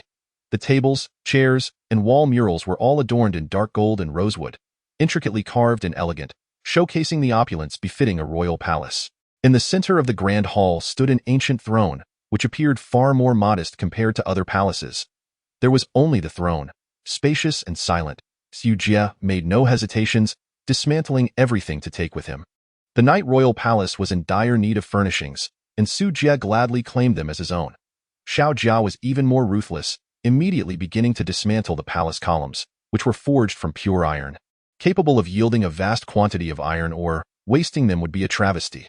The empress raised an eyebrow but said nothing. After all, leaving the palace behind served no purpose. It was merely a relic of memories. Su Jie rummaged through the place, taking all valuable furnishings. Subsequently, under the empress's lead, they arrived at the kingdom's storeroom, which was piled high with abundant resources. All were refined iron blocks, copper blocks, and even a few boxes of gold bars. "This is it. Let us move," Su Jie commanded, and the Nyo began loading the materials onto carts. Before long, the convoy returned to the base in a grand procession. With so much cargo, Su Jie's spatial ring could not accommodate it all, necessitating additional trips. Ultimately, the tally revealed an impressive haul: 3 million iron ore, 1.2 million copper ore, 890,000 aluminum ore, 300,000 silver ore, and 180,000 gold. Glancing at the storeroom, he noted, spike thorns, 2.2 million, iron ore, 389 million, copper ore, 1.33 million, aluminum ore, 980,000, silver ore, 400,000, gold ore, 180,000. Such wealth was virtually impossible to expend. A horse cannot thrive without nightgrass, and a person cannot prosper without unexpected windfalls. Quickly, open the anti-invasion module. I can hardly wait to explore the Surima Empire. Su Jie rubbed his hands together, excitement brewing. With only a few hours remaining until the update, he was not anxious to construct new buildings. The arrival of the new version meant the lifting of the scoring cap. He was uncertain of the current score of the base. If it exceeded 200,000, it might trigger a large-scale invasion, which would surely overwhelm the base. The rewards from the previous incident had yet to be fully utilized, and another was already upon him. Overindulgence could lead to dire consequences. In the afternoon, Su Jie and Nana busied themselves setting up their new home. The Night Royal Palace was quite aesthetically pleasing, and none of the ladies objected to Su Jie relocating his bedroom. The grand hall on the first floor housed the throne, while the second floor was designated for rest. Su Jie fashioned the remaining fabric into bedding, finally putting the original wooden beds to good use. Alongside the Empress's former sleeping quarters, there were a total of 3 beds across 3 bedrooms, one for the Bug Sister, one for Amanda and the Empress, and one for himself and Sasha. Perfect. As night fell, everyone returned. Amanda dutifully entered the kitchen, busying herself. She had a knack for it, quickly learning under the tutelage of Huanqing. As the saying goes, a mage who cannot cook is not a good maid. A simple plate of steak was served at the dining table, and everyone took their seats. "Amanda, I never expected you had such a talent." The Empress, enjoying the delicious meal, nearly teared up. She could hardly believe how she had endured the bland fare of her past. "Thank you for your praise, Your Majesty," Amanda replied, bowing respectfully. The Empress glanced at Su Jie, noting his lack of response, and sighed. "Please do not call me Your Majesty any longer. I am no longer your Empress. Call me Sister instead." Amanda paused, quickly kneeling. I cannot. This is an order." The Empress's tone turned suddenly stern. She disliked anyone defying her will, particularly during this peculiar time. Amanda hesitated for a moment, but ultimately lowered her head, complying. "Yes, Sister. Emichim." The Empress smiled contentedly, elegantly slicing her beef with knife and fork, continuing to savor her meal. After dinner, they indulged in their usual bathing ritual. This time, the ladies wrapped themselves in towels. Though shy, they did not shy away. Amanda even took the initiative to help Su Jie dry off, fully embracing her role as a maid. Su Jie reveled in the blissful massage while engaging in casual conversation with his companions. That night, no one slept soundly, all awaiting the arrival of the new version. "Commander, have you forgotten something?" Huanqing's 3D hologram suddenly appeared in the bathroom. Su Jie blinked in surprise, realizing he had indeed forgotten something crucial, though he could not quite recall what it was. "My lord, Isaac is still locked up. He hasn't eaten in 3 days," Sasha whispered. "Oh no!" Su Jie smacked his forehead. He had completely forgotten that Isaac and 2 soldiers from the Empire were still imprisoned. "You fool, why didn't you remind me sooner?" Bang. Sasha received a light smack on the forehead, pitifully covering her head. "You didn't he ask either." Su Jie shot her an annoyed glance before leaping to his feet and dashing out. The ladies, seeing this, quickly donned their clothes and followed suit. As Su Jie burst through the door, he found Isaac rolling his eyes, a ghostly visage escaping his lips, on the verge of collapse. Swiftly, he administered a nutrient solution and a healing potion, forcibly pulling the 3 back from the brink of death. After all, they were high-value slaves, quite costly. Once revived, Su Jie felt a pang of anguish, nearly losing a substantial fortune. Huanqing, please keep a closer watch and ensure those three don't perish, understood, among the many in the base. Huanqing was the least worrisome. After issuing his commands, Su Jie returned to the Night Royal Palace. The Bug sister attempted to tag along for excitement, but was promptly kicked out by Su Jie. Go to the next room, the Bug sister. Cack, don't be so fierce to me. Su Jie returned to his bedroom, lying on the soft, comfortable bed, contemplating new plans. Oblivious, Sasha had already begun to snore. Just then, the door creaked open. What brings you here? Su Jie was taken aback. The Empress's face flushed, hesitating for a moment before lightly biting her lip. The master appears to harbor a significant amount of wariness towards me. Su Jie remained silent. Indeed, he held a certain level of caution towards the Empress. However, this was due to his inherently rebellious nature. With his talents now transferred to the insect sister, he felt no need to guard against the Empress. What could possibly be troubling the master? The Empress sat beside the bed, gazing at him with a gentle demeanor. Thus, I must eliminate this barrier. Eliminate the barrier? It may hurt a little. Oh, but it will pass if one endures. Before her words could fade, the Empress extended her delicate arm and drew Su Jie into her embrace. A familiar fragrance wafted into his nostrils. Su Jie froze, feeling the tremors of the soft body in his arms. Unable to help but feel a sense of bewilderment, he had often envisioned this scene. But why so soon? Adopting an attitude of neither resistance nor rejection, the two ignored the peacefully slumbering Sha. Ding version update countdown 3, 2, 1, update complete. New version unlocks magic bar, adjusts panel information, removes certain obsolete titles. Explorers are advised to check themselves. Unlocks new world exploration module, unlocks exploration value. Rating cap has been lifted. Unlocks PK arena, unlocks regional top 100 leaderboard, unlocks PK value. Unlocks slave module, opens slave marketplace. Unlocks imperial expedition, opens reverse invasion feature. Unlocks base merging module, unlocks resource recycling module, unlocks team dungeon. Unlocks large-scale exploration tasks, unlocks Chapter 60. The lucrative path of the PK arena. With the arrival of the new version, Su Jie decisively pushed the Empress away and began to examine his panel. Base rating, 148,200 attribute values, strength 280, intelligence 490, constitution 280, agility 280 magic value, 1540 secondary professions, beast tamer, merchant, alchemist, treasure hunter. The first change was in the base rating. Even though Su Jie had not constructed much afterwards, the rating had soared to nearly 150,000. If he were to use the building upgrade scrolls in his possession, it was clear without calculation that the rating would surely exceed 200,000. A large-scale assault of 200,000 required careful planning. While the lightning cannon was indeed useful, its single shot could either kill or injure. This had resulted in significant losses of captives for the base, hindering development. Next was the surplus magic value. 1 point of intelligence provided 2 points of magic, 0.1 point of constitution similarly provided 2 points of magic. Magic value was akin to the blue bar in games, determining the sustainability of a mage's abilities. The higher the magic value, the more spells one could unleash. This was quite understandable, Su Jie himself possessed few magical skills, so the impact of magic value was minimal. Rather, it had a substantial effect on Sha and Na. The Sandstorm Summon and Nightfall were both large-scale spells that consumed significant magic. Without sufficient magic to support them, their combat effectiveness would be greatly diminished, in other words, if they possessed ample magic value. Sha's fighting power would reach cataclysmic levels. One might ask, how would you respond to 10 consecutive sandstorms? After observing his magic value, Su Jie noticed an additional secondary profession on his panel.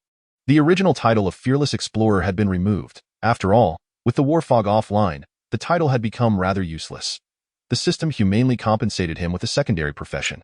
Treasure Hunter. During exploration, oneself or one's pet has a chance to discover lucky treasure chests. The probability depends on one's luck value.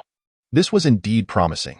With the attribute enhancement of the Alien Species Encyclopedia, his luck value soared to 60 points. Making the probability quite high, Su Jie nodded in satisfaction, just as he was about to check other information when he heard the Empress's melancholic whisper. Master? She weakly leaned against him, her slender arms wrapping around his neck. Why not continue? The Empress's voice was laced with allure, sending tingles through him. Shoo, I'm busy. You should rest. Su Jie quickly extricated himself from her embrace, urging her not to disturb him. With that, he closed his eyes. However, his consciousness had already manifested in a new realm, the PK Arena, a place connected through the consciousness of explorers. Here, battles would not lead to death, yet the combat experience and skill proficiency could be perfectly retained. A splendid place. Su Jie felt invigorated and eagerly opened a battle room. The frail human race was already at a disadvantage in combat power against those high-level races. The emergence of the PK Arena precisely compensated for this shortcoming. As long as one was diligent enough, one could hone their skills here and surpass those self-proclaimed superior races. Of course, the prerequisite was not to be defeated instantly. Otherwise, one would learn nothing. Notice, battle room number 99999. Would you like to set a betting agreement? The betting agreement was a small feature within the PK Arena. Otherwise, with so many battle rooms across the realms, would others waste their precious time providing free practice for you? Su Jie set the room to a single match for 1,000 points. To others, 1,000 points might seem considerable, but for Su Jie, a wealthy individual, it was mere pocket change. Whoosh, just as he entered the room. Another unfamiliar figure appeared. A human? The opponent looked at Su Jie in surprise, wondering if humans were so affluent as to come to the PK Arena to donate points. Who are you? Su Jie raised an eyebrow. I am Chi Hua of the Chi Hua clan. The other party arrogantly lifted his chin. I've heard that humans are inherently weak. Considering you are gifting me points, I advise you to surrender quickly to avoid a severe beating that will leave you unable to rise in the morning. Su Jie twitched his lips. Since that was the case, let us have a contest. Buzz. As soon as the words left his mouth, a red lightsaber shot forth from between his fingers. Chi Hua sneered coldly at this. With a wave of his hand, a red light shield materialized instantly, blocking the red long's word. Su Jie furrowed his brow, surprised that this fellow was actually a mage. In a wonder he dared to be so brazen. Identification: Chi Hua, Strength 130, Intelligence 201, Constitution 142, Agility 98. Such attributes were not considered low across the realms. Alas, he had encountered Su Jie. He smirked disdainfully. This time he would unleash his full power. With the laser sword acquired from Xing De, combined with Su Jie's innate talent as a blade dancer, the damage was significantly amplified. The blade light flashed, and the magical shield was cleaved in two. How? Is this possible? Chi Hua's eyes widened. His face paling, he could hardly fathom how a mere human could unleash such formidable power. Bang! The next moment, Su Jie delivered another slash to Chi Hua's chest. Puff! Blood splattered. Chi Hua's body slammed against the wall like a rag doll. Notice, Victor, Su Jie. Betting agreement activated. Reward, points 1,000, PK value 1. Human, wait for me. Chi Hua roared angrily before vanishing from the room. Su Jie looked around the empty room, scratching his nose. It seemed he had discovered a lucrative avenue. With just a couple of strikes, he had effortlessly gained 1,000 points. It was quicker than mining. Consequently, Su Jie changed the room's name to All Chi Hua Clan are Trash. Human, do you dare insult our Chi Hua clan? Seeking death, soon. Another Chi Hua warrior appeared in the room. This time, it was a warrior who immediately engaged in combat, displaying quite a bit of skill. Su Jie maneuvered while learning.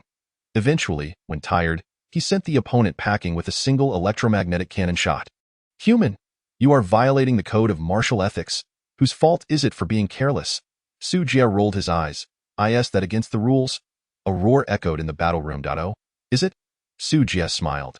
If you can't handle it, then don't play. Wait for me. With a fierce declaration, the individual left 1,000 points and exited the room.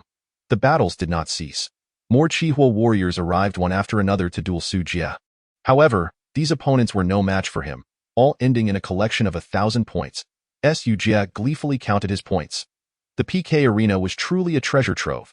It not only allowed for experience grinding but also earned points. And most importantly, there was no need to worry about life and death. It was simply too delightful. As more and more Chi Hua warriors were defeated, the reputation of room 99999 gradually spread. Initially, no one paid much attention until someone mentioned that the host was a human, at which point everyone began to take this matter seriously. Since when did humans become so ferocious? Chapter 61. Commencing construction of mutated technology after battling through the night? Su Jie felt utterly drained. Was it really necessary to go to such lengths just to eliminate barriers? After a thorough check, Su Jie discovered that his PK value had reached 67 points. Additionally, he had amassed 67,000 points, and both Shadow Assault and Tentacle Bind had leveled up to LV 2.1. Could say the night had yielded bountiful results. Opening the PK Arena marketplace revealed an array of items and scrolls designed to enhance one's attributes and talents. However, The currency for transactions had morphed into PK value. Talent upgrade scroll, 1000 PK. Unlimited free attribute points, 50 PK. Skill book treasure chest, 3000 PK. Skill enhancement scroll, 4500 PK. Skill experience book, 200 PK. How exorbitant, Su Jie pouted. Even after a night of consecutive victories, he had only accumulated a little over 60 PK points. Those weaker races might struggle to gather even 10 points in a day. The cheapest attribute points were beyond his reach. This place is a paradise for the strong and a hell for the weak. The stronger grow stronger, while the weak become weaker, if one wishes to rise. They must seek alternative paths. Developing the base or exploring new worlds were both promising options. Su Jie opened the exploration shop, where the prices of items were exorbitantly high. However, their practicality was undeniably remarkable. Previously, he had obtained a resource point transfer scroll from a treasure chest, which was among the valuable offerings. Besides that, the shop also featured base relocation scrolls, temporary teleportation portals, resource exploration radars, and more. The sudden influx of modules was somewhat overwhelming, and Su Jie needed time to digest it all. Before delving deeper, he accessed the slave market, spending 40,000 points to purchase 4 slave scrolls. Knock, knock, knock, my lord, it's time for your meal. Amanda, clad in a maid outfit, pushed the door open. Upon seeing the disheveled queen on the bed, her cheeks flushed crimson, and she shyly lowered her gaze. Understood, Su Jie replied nonchalantly, as he donned his clothes. My lord, would you like to dine? Amanda couldn't help but steal a few glances at him, her voice barely above a whisper. Not just yet. Please sign this first. Su Jie handed her a slave contract. Amanda looked at him in confusion before taking the paper. What is this? A contract, Su Jie explained. From today onwards, I shall be an official employee of the base. Amanda was momentarily stunned before her face broke into a joyful expression. Thank you, my lord. If you work hard, wealth and glory shall not elude you. Su Jie patted her shoulder and beckoned her to follow. All right. Amanda nodded vigorously before pricking her finger to let a drop of blood fall onto the contract. A flash of light signaled a change in her identity, transforming her from an unemployed drifter into Su Jie's slave. Slaves possessed loyalty, yet, unlike pets, they could betray their masters, albeit under dire circumstances. Unless their lives became unbearable, a slave would only turn against their master in extreme need. If they were well-fed and rested, it would take a considerable amount of madness to betray. After finishing breakfast, Su Jie compelled Isaacs and the other two to sign the slave contracts. Having already devised a plan for their roles, the mine was severely understaffed, and a small drilling machine required operation. The three were perfectly suited for the task. My lord, can I buy my freedom? Isaacs asked nervously. Buy your freedom? Do you have the money? Su Jie raised an eyebrow in response. Moreover, how much do you think you're worth? Isaacs hesitated. I can contact the Empire to send money over. What do you think? Forget it. I'm not selling. Su Jie shook his head. Slaves like you are rare. 100,000 gold. Isaacs gritted his teeth and declared, if you grant me my freedom, I am willing to pay 100,000 gold. Su Jie's eyelids twitched. Were generals of the Empire this wealthy? 150,000. He extended a finger. Isaacs fell silent for a while. Deal. I will gather my people within 3 days. Until then, you all shall mine. All right.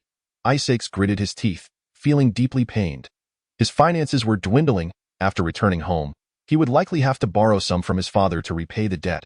Su Jie nodded in satisfaction and led the three into the mine, teaching them how to operate the drilling machine.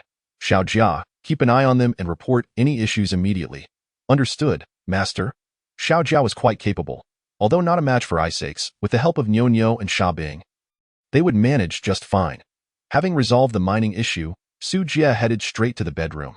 The bug sister had already busied herself in the nest, while the two lazy ones were pulled up by their ears. The base is in dire need of development. How can you be sleeping at a time like this? Su Jie lamented. Master? Nana pouted. I didn't sleep at all last night. Whom do you blame? Su Jie shot her a glare. Forget it. You may continue sleeping.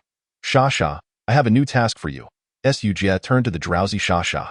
Here, take this exploration crystal and record the terrain around the base. If you discover any resource points, be sure to notify me. Understood? Su Jie instructed. Okay, Sha, capable of both sleeping and flying, nodded obediently before clutching the crystal ball and soaring out of the base. The exploration would be entrusted to Sha, the only one capable of flight. Su Jie had too much work on his hands, and no time for expansion. He could explore once things stabilized. Sharpening the axe does not delay the work of cutting wood, he mused. Seeing that he had no further business with them, Nana once again burrowed into the covers for more sleep. Su Jie sighed and turned to the control center. Commander, Huanqing is looking for you. Standing at the control console was a female officer clad in a captain's uniform, adorned with a blue star badge on her chest. Huanqing had changed her cosplay again today, but Su Jie had no mood to appreciate it. What's the matter? Su Jie frowned.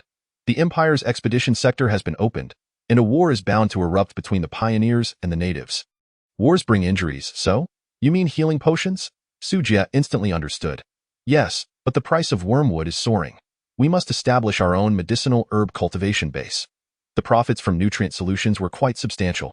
But the cost of raw materials posed another issue. The base's ranch also needed to be operational. Upon hearing this, Su Jie wholeheartedly agreed with Huanqing's perspective. The technological side possessed unparalleled advantages, while others struggled to earn money. The technology sector could effortlessly reap exorbitant profits. No amount of labor could compare to Su Jie's fully automated factory. It was time for a significant upgrade for the base. Do you have any good suggestions? Su Jie wanted to hear Huanqing's thoughts, as she was an artificial intelligence, undoubtedly possessing superior intellect. There exists a building suitable for mutation technology. Please take a look, boss.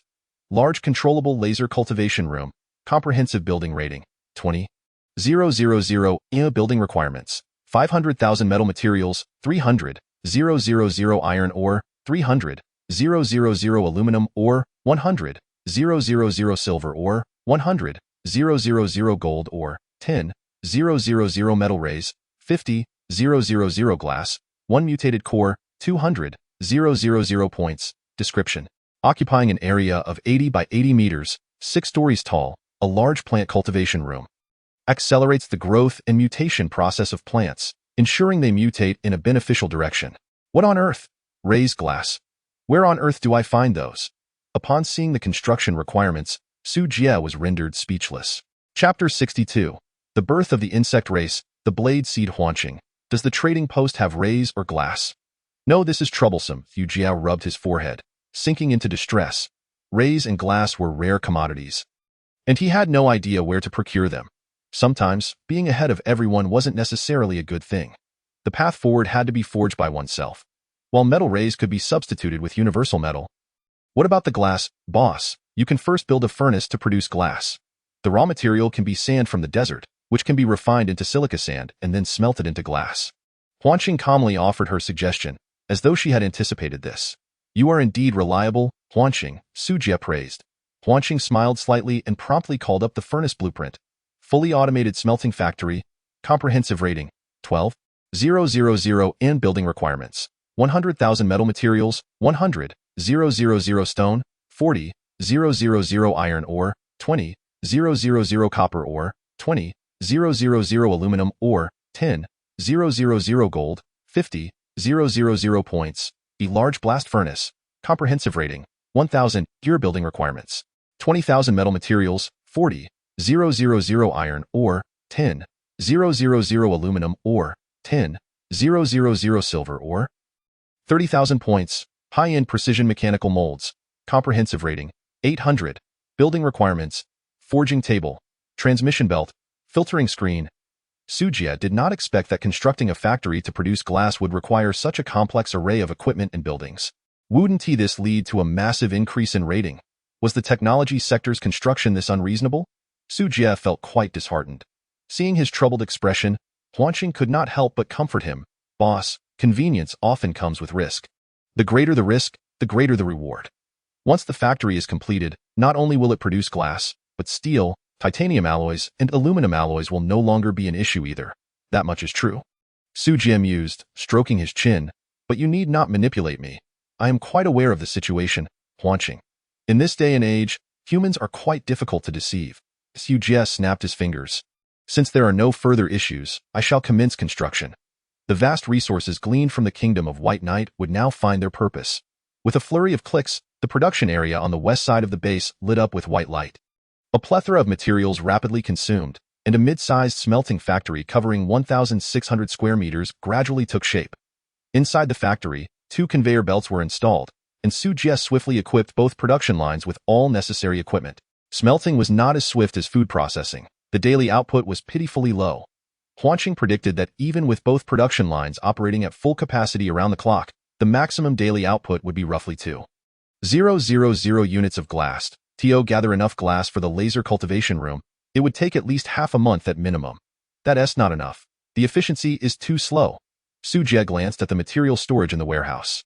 Sharp spines, 1,800,000 iron ore, 3,590,000 copper ore, 1,130,000 aluminum ore, 800,000 silver ore, 350,000 gold ore, 160,000. Wow, I never realized I was so affluent. Looking at the mountain of resources piled in the warehouse, Su Jie couldn't help but feel a sense of a it was only then that he realized he was not dealing with a colossal enterprise like the construction of a mechanical city wall, but merely a factory that could hardly expend significant resources. Thus, there was no need for any reservations. He could proceed with full vigor. Su Jie took a bold step and doubled the factory's size, adding a second, third, and fourth floor atop the foundation. 8 factories and 16 production lines, yielding a daily output of 16,000. Splendid. Iron ore, 500,000. Copper ore, 30,000. Aluminum ore, 80,000. Silver ore, 50,000. Gold ore, 30,000. Su Jie once again experienced what it meant to squander wealth like dirt. In one fell swoop, he nearly exhausted all his savings. But it mattered not. Money was meant to be spent. Tip. Current base rating, 199,000. Points gained from signing in, 199,000 C. Money has arrived. The construction rating for the fully automated smelting factory stood at 12,000. Yet, as Su Jie was expanding, this rating remained unchanged. However, the multitude of instruments and equipment within the factory elevated the score by another 40,000, while others tirelessly toiled to enhance their ratings for more points. He, in contrast, worked fervently to suppress his rating. What kind of predicament is this? Su Jie sighed in melancholy. Fortunately, the base's resources had been sufficiently depleted, leaving no avenues for further rating enhancement. It was a perfect opportunity to take a 2-day respite and digest the new version. Su Jie had already resolved to accumulate a grand move. When the time came, he would upgrade all defense structures in one go, catapulting the score to 290,000. This way, during the 200,000 assault battle, he could leisurely engage with 29 times the combat power. Prior to that, he needed to gather sand. Such laborious tasks were not something Su Jie would undertake himself. It was also the perfect time to check on the hatching of the bug sisters. The time had come for the insects to commence their duties. As he stepped into the dimly lit insect nest, the anticipated viscous liquid and foul odor were conspicuously absent. Instead, a subtle, sweet fragrance filled the air, imparting a sense of joy and tranquility. Following the scent, Su Jie discovered the bug sisters bustling about, tidying up. Eki, master. Upon seeing him, the bug sister joyfully rushed over. Stop. Su Jie quickly intercepted her. Kak. The bug sister stood there, looking woeful. The drawback of pets is their tendency to cling to their masters, always seeking affection. As for Sha and Na, that was one thing. But he had little interest in the bug sister, especially since once she became clingy, she was like an octopus, utterly impossible to shake off. I'm here to check on the hatching of the eggs, Su Jie stated. Perhaps sensing her master's aversion to repulsive insects, the bug sister had deliberately transformed the insect nest into a clean and bright decor. The disgusting flesh walls had been replaced with sturdy shells, and the writhing blood vessels were concealed within the walls. Even the hatching insects had chosen to be of the most aesthetically pleasing blade clan. The downside was that the hatching difficulty had increased, necessitating an elite route rather than the swarm tactic. The bug sister excitedly pointed at the hatching chambers embedded in the walls, eagerly recounting her laborious achievements over the past few days. Overwhelmed with excitement, her little face flushed adorably. Following her finger, Su Jie peered through the membrane, where the wriggling forms of soon-to-hatch insect embryos were visible. You've worked hard. Reflecting on the bug sister's efforts in recent days, Su Jie softened his tone and gently ruffled her head. Hee. The bug sister blushed shyly at her master's tender treatment. Suddenly, one of the hatching chambers shattered. The mother nest immediately became agitated. Su Jie frowned. What happened? The first batch of babies has hatched, the bug sister explained joyfully. Su Jie released her head and approached the shattered hatching chamber. Out crawled a larva resembling a spider, its 8 legs gliding like sharp blades. Blade demon spider, juvenile strength 23, intelligence 5, constitution 12, agility 37, hidden attribute. The demon spider can convert excess nutrients into exceptionally resilient silk. Chapter 63. A new crisis, water source in peril just born, and its attributes are already astonishing. Su Jie raised an eyebrow, somewhat taken aback. In comparison, humans were pathetically weak. Master, the blade species has a high breeding difficulty and consumes a lot of flesh, so naturally, the offspring's power is not comparable to ordinary insects. The bug sister explained. The advantage is their excellent growth potential, but the drawback is their terrifying appetite, requiring at least 30 units of meat per meal. As they grow, their food intake will increase progressively. Is it really that exaggerated? Su Jie was slightly shocked. A careful glance around the insect nest revealed that the massive amount of flesh collected from the end-of-month battle had only produced over 1,000 blade species. If all were to hatch, these insects would consume 30,000 units of meat from the base per meal. 3 meals a day would total 100,000. Good heavens. Even if he had mountains of gold and silver, it wouldn't suffice for this ravenous horde. Can nutrient solution replace food? Su Jie suddenly had a thought. It can, but it will affect their growth rate. The bug's sister hesitated. Whoosh, a flash of light appeared as Huanqing suddenly materialized. Boss, if the silk can be woven into fabric and sold as clothing, the problem of feeding the insects wouldn't be too challenging. Huanqing spoke earnestly. I've already considered that. What I'm pondering is whether their excess nutrients can be converted into silk, which would imply that we could use nutrient solutions indefinitely to generate more silk. After all, they won't burst from overeating, right? Su Jie stroked his chin, devising a plan that even a devil would chuckle at. The newly hatched blade demon spider suddenly felt a chill run down its back, realizing it might have hatched at an inopportune time. Truly, you are the boss. You've mastered the art of labor exploitation. Huanqing silently vanished. However, the bug sister was still in a daze. Master, the bug babies, aren't they meant to be used as combat forces for invasion? She weakly inquired. With their meager power, I might as well send out Xiaojia. Su Jie replied disdainfully. The technological side's iron flood is far more formidable than these few little spiders. It would be utterly unnecessary to toil away to enlighten insect technology. These little critters are better suited as tools. As for fighting, let us pass on that. The insect nest could only serve as a support. Su Jie was not about to neglect the essentials for the trivial pop, pop. As they spoke, more hatching chambers shattered. Out of 1,000 eggs, 100 hatched right on the spot. The longer the insect nest nurtured, the higher the potential of the insects. The bug sister was not in a hurry to hatch them all at once. She intended to cultivate them gradually. Su Jie wholeheartedly agreed. Otherwise, the base would be impoverished within days by this gluttonous bunch. After over 100 demon spiders hatched, they swarmed around Su Jie and the bug sister, chattering incessantly, clamoring for food. Master, look, the bug sister timidly tugged at Su Jie's sleeve. Su Jie's lips twitched. These greedy little creatures were clamoring for food right after hatching. How could such a good fortune exist? First, go move some sand. Those who perform well will be rewarded with high-grade nutrient solution. Those who do poorly will go hungry for 3 days. Upon hearing they would go hungry for 3 days, the many demon spiders howled in unison, dashing toward the nearby sandy expanse. In an instant, the once boisterous insect nest fell silent. One had to admit, the adaptability of the insects was indeed formidable. Though only half a person tall, they worked tirelessly without hesitation. Su Jie arranged for a dozen small carts dedicated to transporting sand. A long black line moved in and out of the base's entrance, creating a remarkably grand scene. The bug sister stood atop the city wall, gazing down at her industrious offspring, and couldn't help but let out a long sigh. Doing logistical work was far better than perishing on the battlefield. The bug sister could not find a suitable excuse and thus consoled herself in this manner. You are not their mother. Why be so sentimental? Su Jie gently patted the bug sister's head, teasingly commenting, a master, my ability to give any command to the insects unconditionally relies on a bloodline suppression. These bugs were born with my genes. Though they aren't my biological offspring, the bond of blood is still maintained through the insect nest. The bug sister explained, looking rather pitiful. Is that so? With so many insect kin, will you be able to manage them all in the future? Hey, it's my first time raising bug babies. There's bound to be some special sentiment involved. The bug sister cheekily winked. Don't worry, master. The bug babies born from you will definitely be incomparable to those born from the insect nest. I will surely pour all my energy into. Stop. This topic is off limits. Otherwise, you won't eat for 3 days. Su Jie sternly warned. He could not fathom the thought of himself and the bug sister producing a horde of bizarre little insect offspring, especially ones with tentacles. That image was simply too much to bear. Fortunately, reproductive isolation existed, preventing such scenarios from occurring. Ugh, ugh, ugh.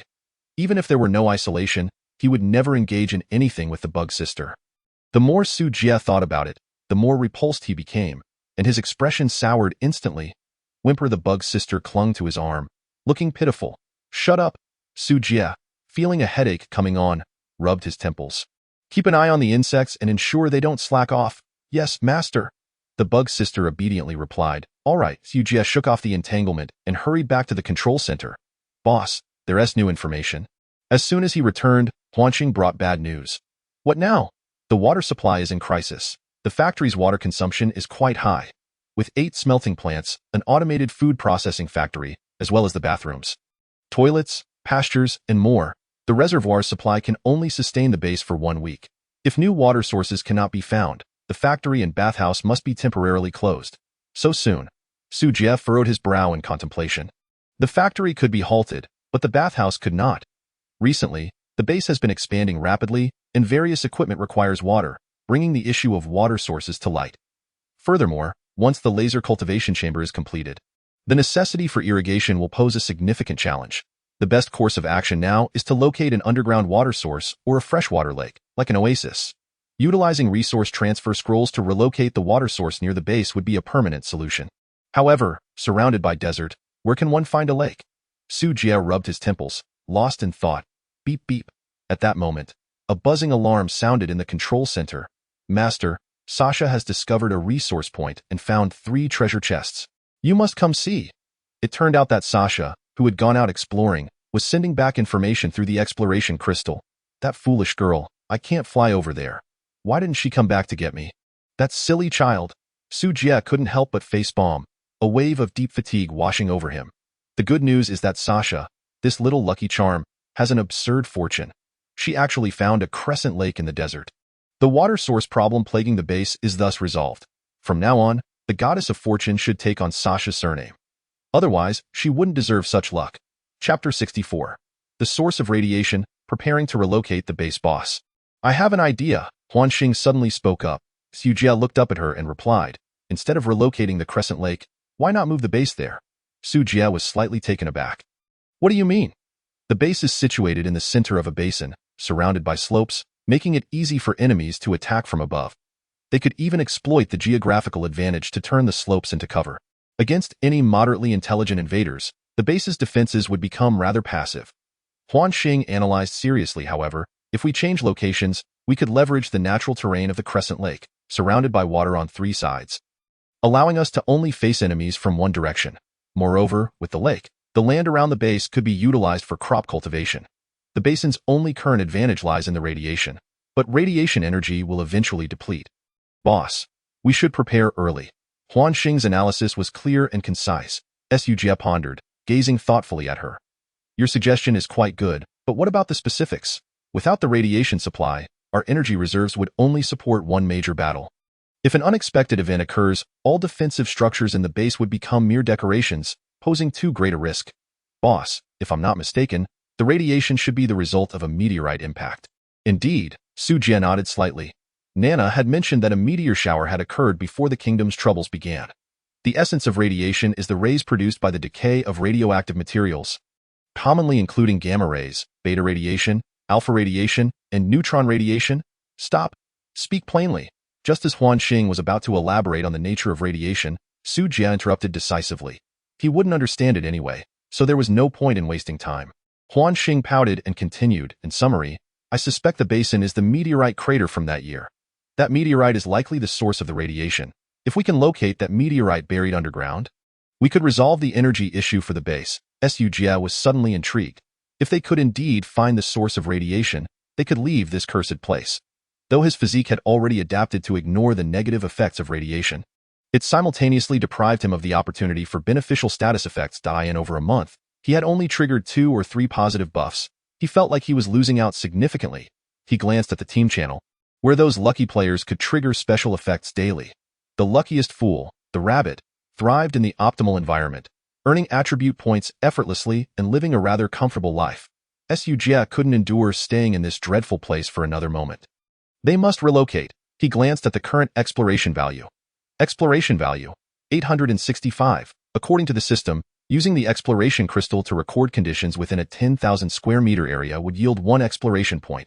Sasha, being able to fly, was quick and had a long detection range, able to gather nearly 1,000 exploration points in half a day. The efficiency was impressive. He opened the exploration shop. One-time base relocation scroll, 5,000 exploration points, a bit pricey. But acceptable. If Sasha worked overtime, they could gather the required points in 2 or 3 days. Inform Sasha to continue exploring. I need more exploration points to exchange for the relocation scroll. She must not return without my command. She said she could fly while sleeping, so she might as well sleep in the sky tonight. Huan Xing. Boss, are you a devil? So cruel. Upon receiving the command through the exploration crystal, Sasha stood frozen in place, stunned as if struck by lightning, unable to believe it. What? With a cry, tears streamed down her face uncontrollably. After dealing with Sasha, Su Jie called over the drowsy queen. Nana, it's not even dark yet. What do you want? No nonsense. Come help dig. No meteorite. No rest for anyone today. Oh? Nana drooped her head and slowly began to toil the earth. Seeing this, the insect girl also called over half of the blade ghost spiders to help. Amanda was also summoned. A group of them worked fervently, determined to dig deep into the basin. Hadn't they heard the Master's command? No meteorite, no sleep. Coming from someone else, that might be a joke. But the Master never jokes. If he says no sleep, then there truly would be no sleep. Another all-nighter ensued, and 4 giant pandas were added to the base, as the sun began to set the next day. The 5th giant panda flew back. Master, Sasha is back. Right on time. Come help. Ugh. Sasha landed slowly, her golden eyes filled with resentment. Having not eaten for 2 days and working intensively, her stomach rumbled with hunger. Just as she touched down, she was conscripted again. Wah, this world is too tough. Damn it, in such a vast area, where could it possibly be? Su Jie's eyes were bloodshot, his hair a chaotic mess. His mood at its lowest. Huan Xing, are you sure your judgment is not flawed? He turned to Huan Xing, his tone serious. The calculations indicate as such. Forget it, I can't take it anymore. I need to rest. Master, is this it? Just as Su Jie was about to announce a temporary break, he suddenly heard Sasha's joyful voice. She held an irregular black stone in her hands.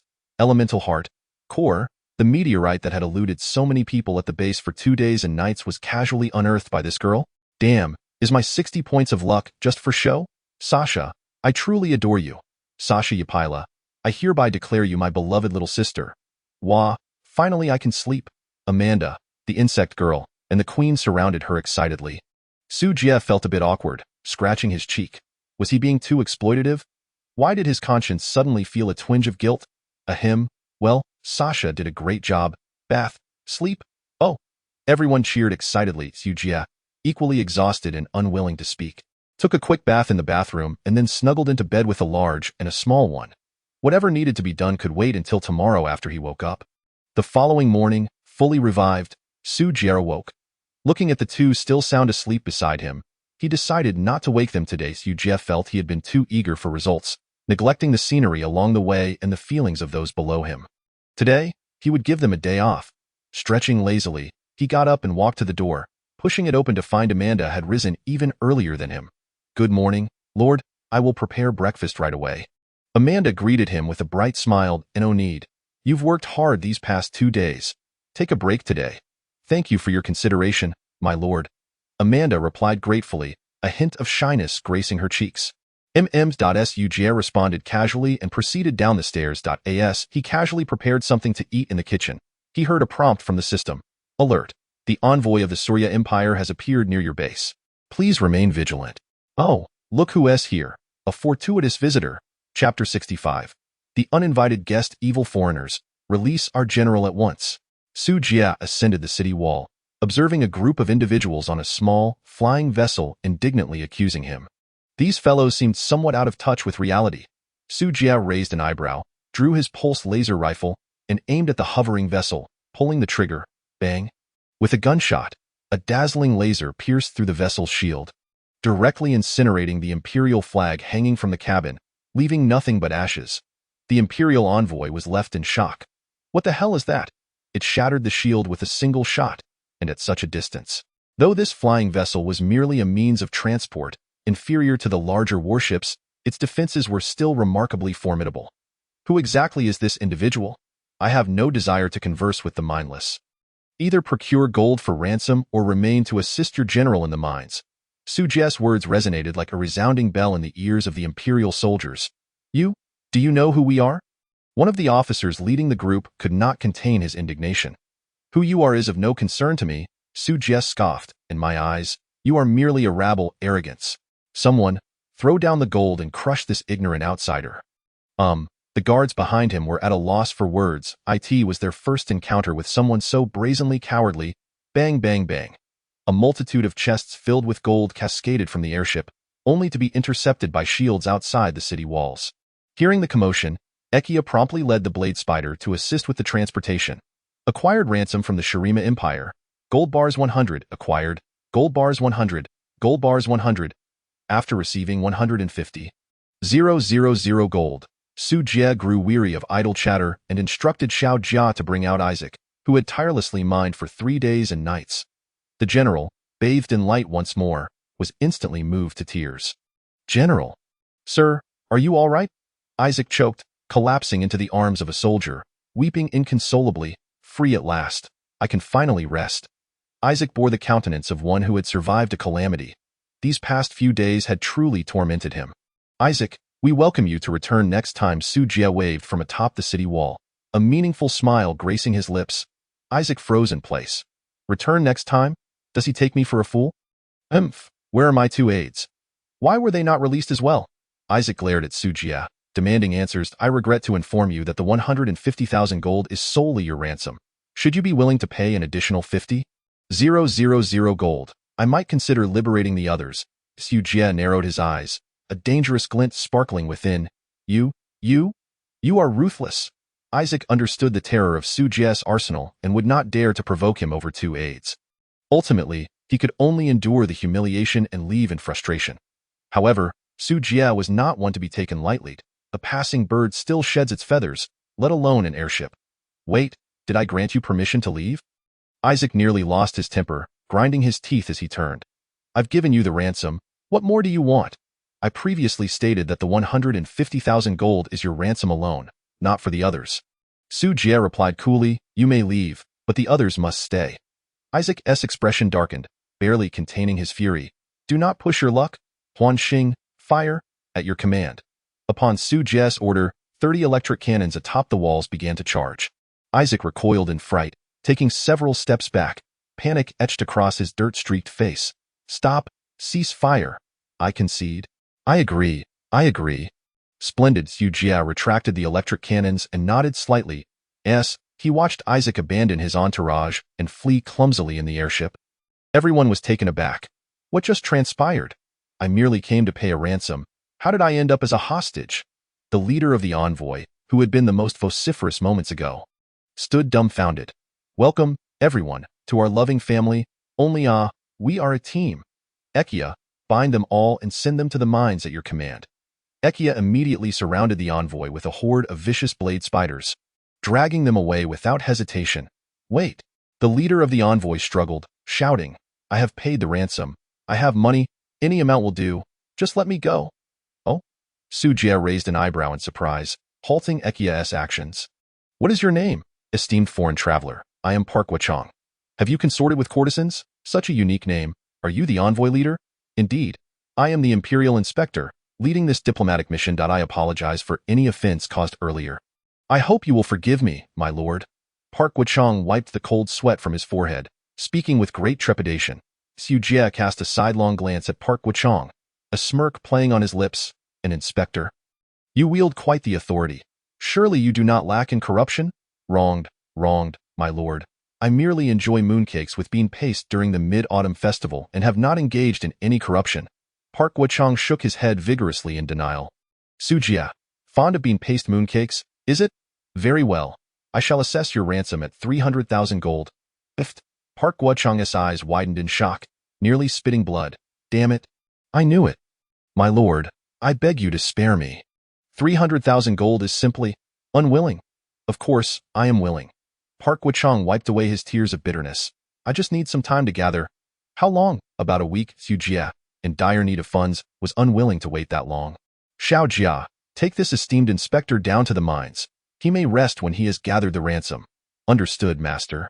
Subsequently, under the terrified gazes of the onlookers, their esteemed Park Guochang was dragged into the mines by a giant beetle. No amount of struggle would avail him. If a ransom of 300,000 gold warranted such treatment, what fate awaited these impoverished souls? At the thought, despair engulfed the crowd. Ladies and gentlemen, will you opt to pay the ransom or join in the mining? Su Jie raised an eyebrow, a smile dancing on his lips as he regarded the crowd. Why, lord, do you require more hands? Might I wash dishes? One audacious male envoy inquired tentatively. Indeed, I do need more hands. My lord, what do you propose? I require workers for the mines. The male envoy was on the verge of tears. Unwilling? I would not dare.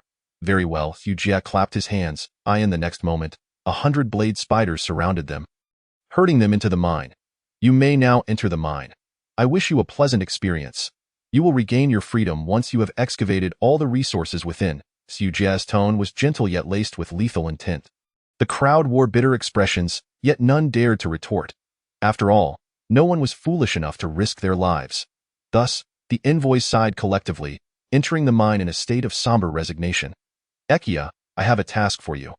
Administer a dose of nutrient solution to them daily, ensuring they do not perish from starvation. Bug Sister, at your command. Master. Su Jie nodded in satisfaction, then issued a few more instructions before granting Bug Sister access to the nutrient solution extraction. Both the insects and the mine slaves depended on the nutrient solution for sustenance. Su Jie certainly lacked the energy to administer injections daily, thus delegating the responsibility to the diligent Bug Sister was most appropriate.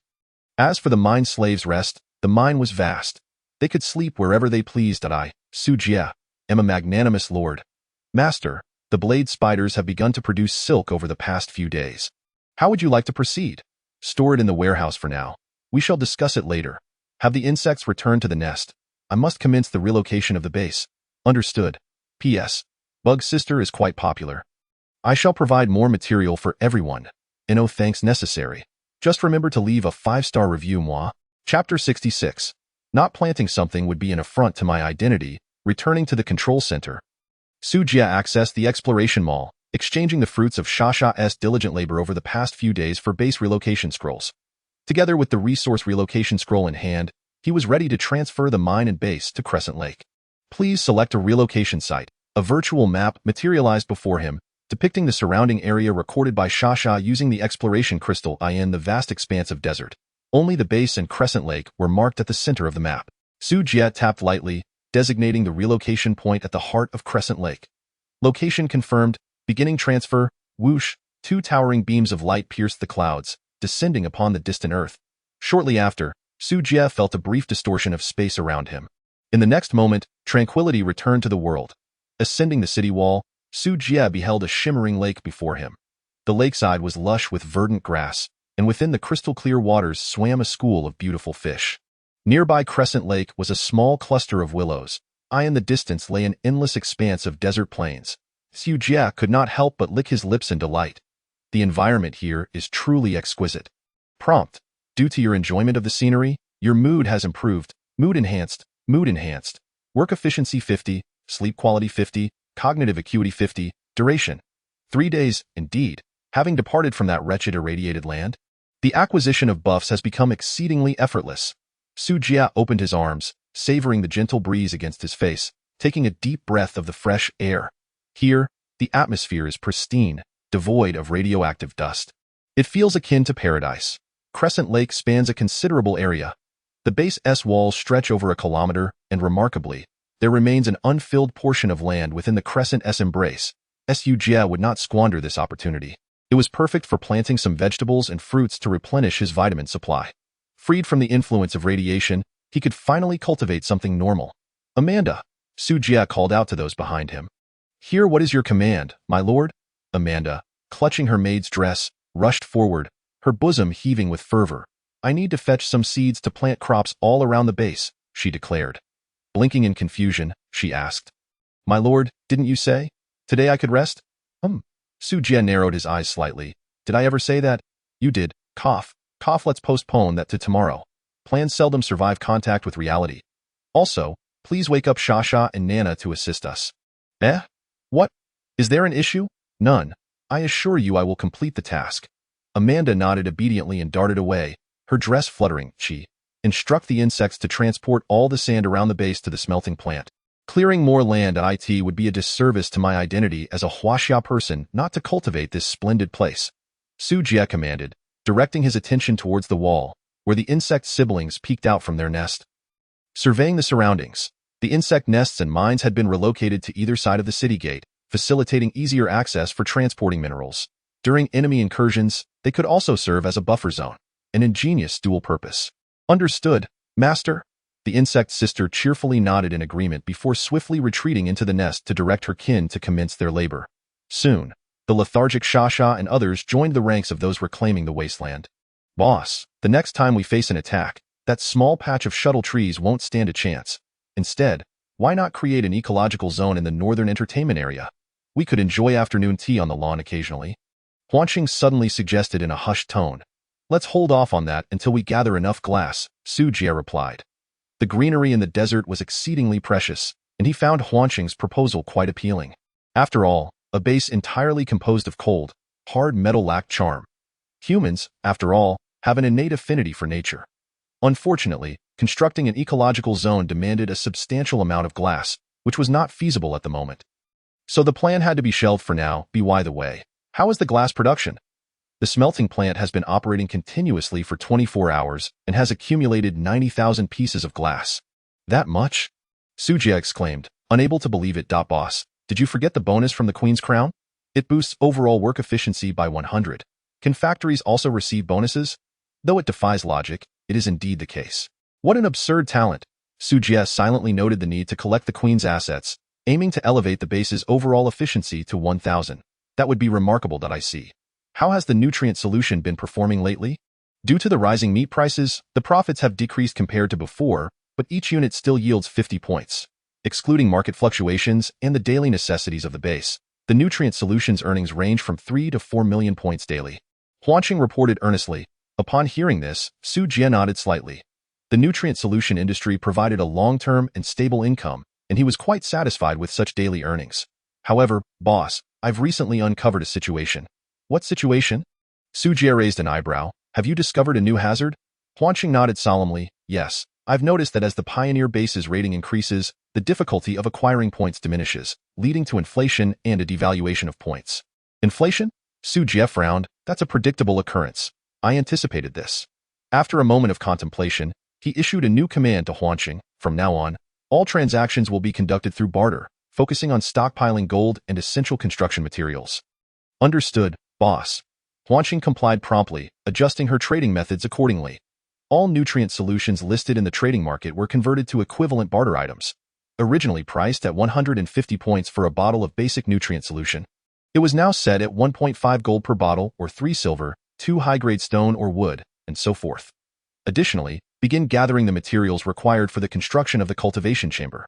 Besides that, keep an eye out for the materials needed for large-scale mining equipment. The base's mining speed remains too slow. We must upgrade our mining methods. Understood, boss. Huanqing acknowledged the command and immediately set to work. Su Jie, too, was not idle. He began to research the formidable defensive structures required for the upcoming mutated technology tree. Such things as destructive laser beams, gamma rays, and gene chain collapse viruses were all incredibly formidable. Yet before proceeding, he needed to insert that meteorite into the core slot to supply energy to the base. Tip: acquired elemental heart, core, unlocking nuclear technology tree. Nuclear technology? Su Jie initially felt excitement but soon became troubled. While nuclear weapons possessed great power, the pollution they generated was excessively severe and unsuitable for the current scenario. If all the spoils were obliterated, what then would there be to invade? He decisively excluded nuclear weaponry from consideration. Moreover, Su Jie had even more powerful black technology. There was no need to resort to outdated nuclear civilization. However, controllable nuclear fusion could indeed be worth investigating to thoroughly resolve the base's energy issues. Rubbing his chin thoughtfully, he began to browse the nuclear technology tree. Controllable nuclear reactor. Comprehensive building rating. 80. 000 EA building requirements. 5 million metal materials. 500. 000 aluminum alloy. 100. 000 titanium alloy. 100. 000 tungsten alloy. 100. 000 soft magnetic alloy, 100, 000 gold, elemental heart, core, 10 intelligent chips, 10 universal mechanical parts, 10 million points. Seeing the materials required for controllable nuclear fusion, Su Jie couldn't help but twitch his lips. Impy. Is it necessary for it to be this exorbitant? Producing controllable nuclear fusion would mean possessing boundless energy, yet the difficulty was equally daunting. He promptly dismissed the idea. It was unattainable at this stage and could be revisited later. Tip: Liangshan has sent you a friend request. Accept, decline? Su Jie paused momentarily, unable to recall who this person was. Instinctively, he clicked accept, curious about their intentions. Why Liangshan? Big brother. We agreed to team up for the dungeon. Where are you? Damn it. Su Jie smacked his forehead. Realizing he had forgotten about this, Su Jie. You think I would risk my life leaving the base for just a piece of furniture? Dream on! He scoffed and decisively blocked the individual. The unfortunate Liangshan, upon seeing the system notification of being blocked, was left in tears. He had never imagined Su Jie would turn his back on him so quickly. Getting deleted the moment he spoke. Damn it, I refuse to believe I can't deal with you. Liangshan angrily continued to send friend requests, but his efforts were met with repeated rejections. Meanwhile, Su Jie ignored the annoying notification and opened the mutated technology tree. The materials for the cultivation chamber had already been dispatched for collection by Huanxing, and it wouldn't be long before they were gathered. Once completed, it would undoubtedly trigger a massive attack event of 200,000. Strengthening the base's defenses had become an urgent task for Su Jie. Small laser death ray turret. Comprehensive building rating. 1,000. Building requirements. 150,000 metal materials. 150,000 iron ore. 150,000 copper ore. 50,000 silver ore. 1,000 radium. 100,000 points. Description. Effective range of 1,000 meters. Releases laser beams or light waves, ignoring defenses to directly destroy the cellular structure of biological entities or electronic components. Single target attacks can instantly kill biological entities with a constitution below 500 points. Group light waves can annihilate biological entities with a constitution below 100 points. Another requirement for radium? Upon seeing that the defensive structure demanded special elements, Su Jie felt a headache coming on. Aside from the 10 million universal metals needed for the construction of the cultivation chamber, he was left with only 11 million universal metals, 18 most. He could only afford to build one death ray turret. How disappointing. Where would he find these special elements? Su Jie rubbed his forehead in frustration. Tip: Liangshan has sent you a friend request. Tip: Liangshan has sent you. Tip. At this inopportune moment, Liangshan was still persistently sending requests. Su Jie was on the verge of losing his mind. Finally, overwhelmed by annoyance, he clicked accept. Su Jie. Are you ever going to give it a rest? I'll just give you a furniture treasure chest. Can't you find someone else to team up with? Liangshan. Brother, once you promise someone, you must follow through. It's a matter of principle. Su Jie. Whatever, I can't be bothered to argue with you. I'm not going into any dungeon. The human race is weak. I can offer no assistance. Why Liangshan? Weak? Who said that? The human race is one of the 3 great races of the heavens. Who dares to claim we are weak? Do you think we have no great emperors? Su Jie. Ha, do you even believe that yourself? Liangshan. You have no idea how powerful we were during the peak of the human race. Even those so-called top-tier races now avoid us. Su Jie. So? Liangshan. Ignorance is truly frightening. Let's not discuss this. Instead, let's address the dungeon issue. You must be on the technological side, right? Su Jie. Guess. Liangshan. No need to guess. The Goblin Merchant Association has your transaction records. I spent 100,000 points to acquire that information, so it can't be wrong. You should be in dire need of metal materials and blueprints. My small dungeon is a mechanical race ruin. You should understand its value. Su Jie felt a flicker of temptation, but still held firm in his refusal. Without the base and its defensive structures, venturing out solely relying on his own strength would be tantamount to embarking on a journey from which there is no return. Even if the rewards from the dungeons are bountiful, one must first possess the means to claim them. Su Jie. Allow me to ponder over it. Why Liangshan? I shall wait for you only 2 days. After that, the dungeon will expire. Su Jie. Very well. For a brief moment, Su Jie fell into silence, his gaze suddenly drawn to the window as he murmured to himself. This fellow is up to something. He is willing to expend over 100,000 points merely to inquire about my circumstances. All for the sake of initiating a trivial dungeon. Su Jie's eyes flickered. as if he had plunged into a profound contemplation. He wondered what aspects of himself might attract others' interest. After pondering for a considerable time, he found himself unable to identify any redeeming qualities. Truly, he was the epitome of mediocrity. Damn it. Su Jie abruptly slammed his hand on the table.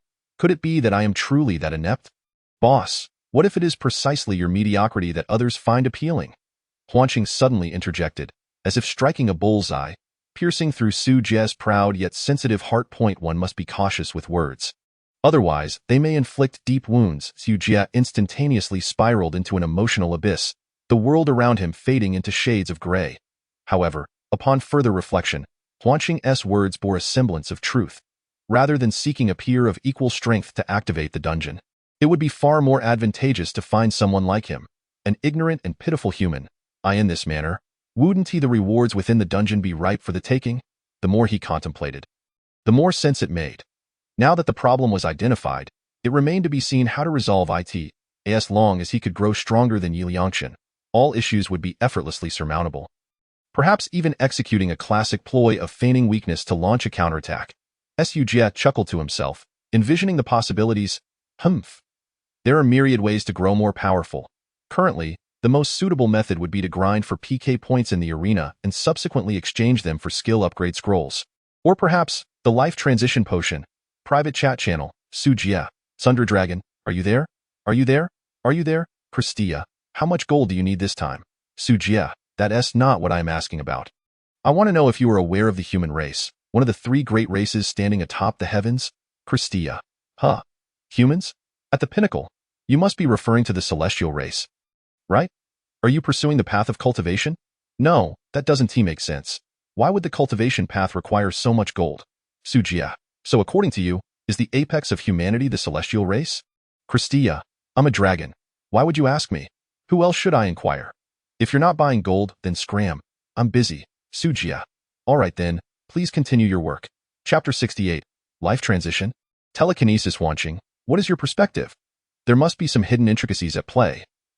What I mean to say is, will drinking the life transition potion elevate one to the celestial race? Huanqing, no. Su Jie. Why not? The celestial race is cultivated, not acquired through potions, Huanqing calmly reasoned. Boss, if you are concerned that consuming the potion might lead to evolving into a monster, you could have it administered to Eki. In doing so, with 3 apostles by your side, you could face any danger without fear. Why risk advancing? That being said, Su Jie furrowed his brow. While the apostles are formidable, their attributes mirror those of their master. And at present, my attribute points would not unleash their full combat potential. If I were to consume the transition potion, not only would my own strength increase, but Xia and Nana would also benefit. Elevating 3 individuals' combat capabilities with a single potion, which is undoubtedly more cost-effective than enhancing only Eki. Huanqing fell silent for a few seconds, seemingly aware that the boss had made a decision. Su Jie had come to a conclusion. Since humanity is so weak, then perhaps it is best to abandon the pretense of being human. With a decisive motion, he retrieved the potion, uncapped it, and tilted his head back to drink it down. Su Jie gently closed his eyes, feeling the potion's effects gradually merging into his bloodstream. Before long, he sensed his body temperature rising rapidly. Current race. Human. Race transition initiated. Activation successful. Life transition progress 1. 2, 3. Su Jie abruptly opened his eyes, his gaze radiating with brilliant light. He took a deep breath, feeling an immense energy coursing through him, and could not help but let out a long, resonant roar. This cry startled those working outside. Xia and the others rushed in swiftly. Master, are you all right? Nana inquired anxiously. Just as she finished speaking, she noticed her own attributes beginning to fluctuate rapidly. Her originally meager 4-dimensional attributes surged past 500 within mere moments and continued to escalate. The elemental earth and dark elements in the air began to converge towards the 2 women. Su Jie had no time to focus on their transformations. At this moment, he felt as though every cell in his body had been shattered, only to be reshaped by invisible hands. The profound pain, akin to a soul-deep torment, caused Su Jie to collapse to the ground, his face contorted, drenched in cold sweat. However, soon, the intense agony was overtaken by a wave of euphoria. It felt as if something was detaching from his very essence, rendering his body weightless. Exhaling deeply, Su Jie reclined on the floor, gasping for breath. His consciousness gradually cleared, Yet he was reluctant to move. This unprecedented sensation was akin to shedding his former self and being reborn. Not just his physical form, but his very spirit was transformed. Master, please don't die. Woo-woo. Xia promises to never sleep in again. Seeing Su Jie unresponsive, Xia panicked, speaking without thinking. This is what you said. Su Jie's voice echoed softly. Huh? Yes, yes, yes. Xia guarantees she will never slack off again. Xia promptly declared her resolution. At this, Su Jie finally smiled, slowly opening his eyes to meet Xia's tear-filled gaze. Saying gently, good girl, he reached out to wipe away the tears on Xia's face. Help me to the bathroom, Su Jie instructed. He was still in the midst of his transformation, and the transition speed was far slower than he had anticipated. Enduring the initial discomfort was the hardest part. The rest would be much easier to manage. He simply needed to take his time and savor the experience. Xia and the others hurriedly carried him into the luxurious bathroom. Steam rose from the warm water in the bath. Su Jie closed his eyes, relishing the exquisite sensations brought on by his advancement. Meanwhile, Xia squatted beside the bathtub, resting her chin on her hand. Gazing adoringly at her master. Don't you have anything to do? Time is money. Get to work. Su Jie opened his eyes to find Xia staring at him with a dazed expression, and he scolded her in mild annoyance. Xia pouted in grievance. I know, she muttered softly, lamenting the loss of such a splendid opportunity to slack off. Su Jie. Master, have you awakened? The Empress inquired uncertainly, feeling the energy flowing within her. I suppose so. Thankfully, I didn't awaken as some bizarre race. As Su Jie spoke, he instinctively glanced at the bug girl. Why are you looking at her? Is she strange? The bug girl pouted unhappily. Insisting, I'm obviously very beautiful, Su Jie. Indeed, exceedingly beautiful. Humph. Su Jie chuckled softly. Everyone, please go back to your tasks. There is no need to concern yourselves with me. Su Jie waved his hand, signaling them to leave. After confirming that their master was unharmed, the others obediently exited, leaving Su Jie alone in the bathroom. Su Jie closed his eyes, contemplating the tumultuous energy within him. Transition progress 35. 36. He was unaware of the true value of this potion. However, considering it had emerged from a diamond treasure chest, its grade must certainly be above S level. Black iron, bronze, silver, gold, platinum, diamond, legendary, epic. There are a total of 8 treasure chest levels. With diamond ranking 3rd, the rarity of this potion was evident. Otherwise, it would be inexplicable why, at merely 35 completion, Su Jie's 4-dimensional attributes had already reached 600 points. As the transition process progressed, a significant amount of impurities began to seep from Su Jie's body, rapidly clouding the water in the tub. Fortunately, the luxurious bathroom had a swift water replacement system, restoring it to its original clarity in no time. Yet, it wasn't long before the water became murky once more. This cycle repeated 10 times before Su Jie finally purified his body of the contaminants. Transition progress 85, 86. Suddenly, Su Jie found his vision remarkably clearer. Even the minuscule droplets of water in the mist were discernible. His ears twitched slightly, allowing him to hear the heavy breaths of those laboring far beyond the base. The enhancement of his senses could scarcely be described. It felt as if the world had shed its heavy cloak, revealing its intimate layers beneath. Crystal clear, radiant, and distinctly visible. Congratulations, Pioneer. During the transition process, your mental strength has rapidly increased, granting you the skill. Telekinesis. Telekinesis LV1. Consumes magic power, allowing control of independent objects within a radius of 50 meters. Object control limit 3. Telekinetic strength. Intelligence attribute 9. So it was the elevation of mental strength that accounted for this heightened acuity. In a moment of epiphany, Su Jie endeavored to harness his mental power to activate the skill. With a sweeping motion, he commanded the water in the pool, forming it into a colossal arrow suspended in midair, which he hurled forward with great force. Splash! Accompanied by a soft sound, the water arrow struck the tiles, exploding into a spray of droplets. He could manipulate objects, but their inherent mass remained unchanged. Water remained water. Impervious to transformation into solidity, Su Jie had already devised a plan for utilizing this skill. Ordinary weapons like knives and swords would not unleash the full potential of telekinesis. However, what if he were to wield a laser sword or an electromagnetic gun? A sudden idea sparked in Su Jie's mind. If laser guns were to merge with telekinesis, a single individual could indeed become an entire army, provided the arsenal is ample. The mere thought is exhilarating. Chapter 69. Life Transition, celestial species, transition in progress 98, 99, 100. As night descended, Su Jie's transition neared its conclusion. Notification. Life transition complete, current species advancement, human, celestial species, initial attribute values adjustment. Initial talent adjustment, initial skill adjustment, unlocking exclusive skill library for celestial species, unlocking exclusive chat channel for celestial species, unlocking exclusive talent library for celestial species, unlocking technological side for celestial species. A torrent of information flooded Su Jie's mind, causing his interface to undergo a dramatic transformation. Star Master, Su Jie species, human, celestial species region, Jerwo star cluster ID, NTR, 9528 base rating, 199. 000 attribute values, strength, 900, intelligence, 999, constitution, 900, agility, 900 celestial power, 2899 active skills, identification LV7, detection, max, potion making LV9, tentacle wrap LV2, sand soldier summon LV3, shadow strike LV2, telekinesis LV1 passive talents, observer, max, blade dancer LV2, digger LV3, earth element LV9, dark element LV1, celestial species, max, secondary occupations, beast tamer, merchant, alchemist, treasure hunter bond, blessing hidden attribute, luck 40, note. Celestial species inherently possesses an initial celestial power of 1000 points. With magical power converted into celestial power, all skill costs are replaced by celestial power. In disbelief, Su Jie's eyes widened, his heart racing. His attributes had skyrocketed to an astonishing 900 points. It felt as though he were cheating.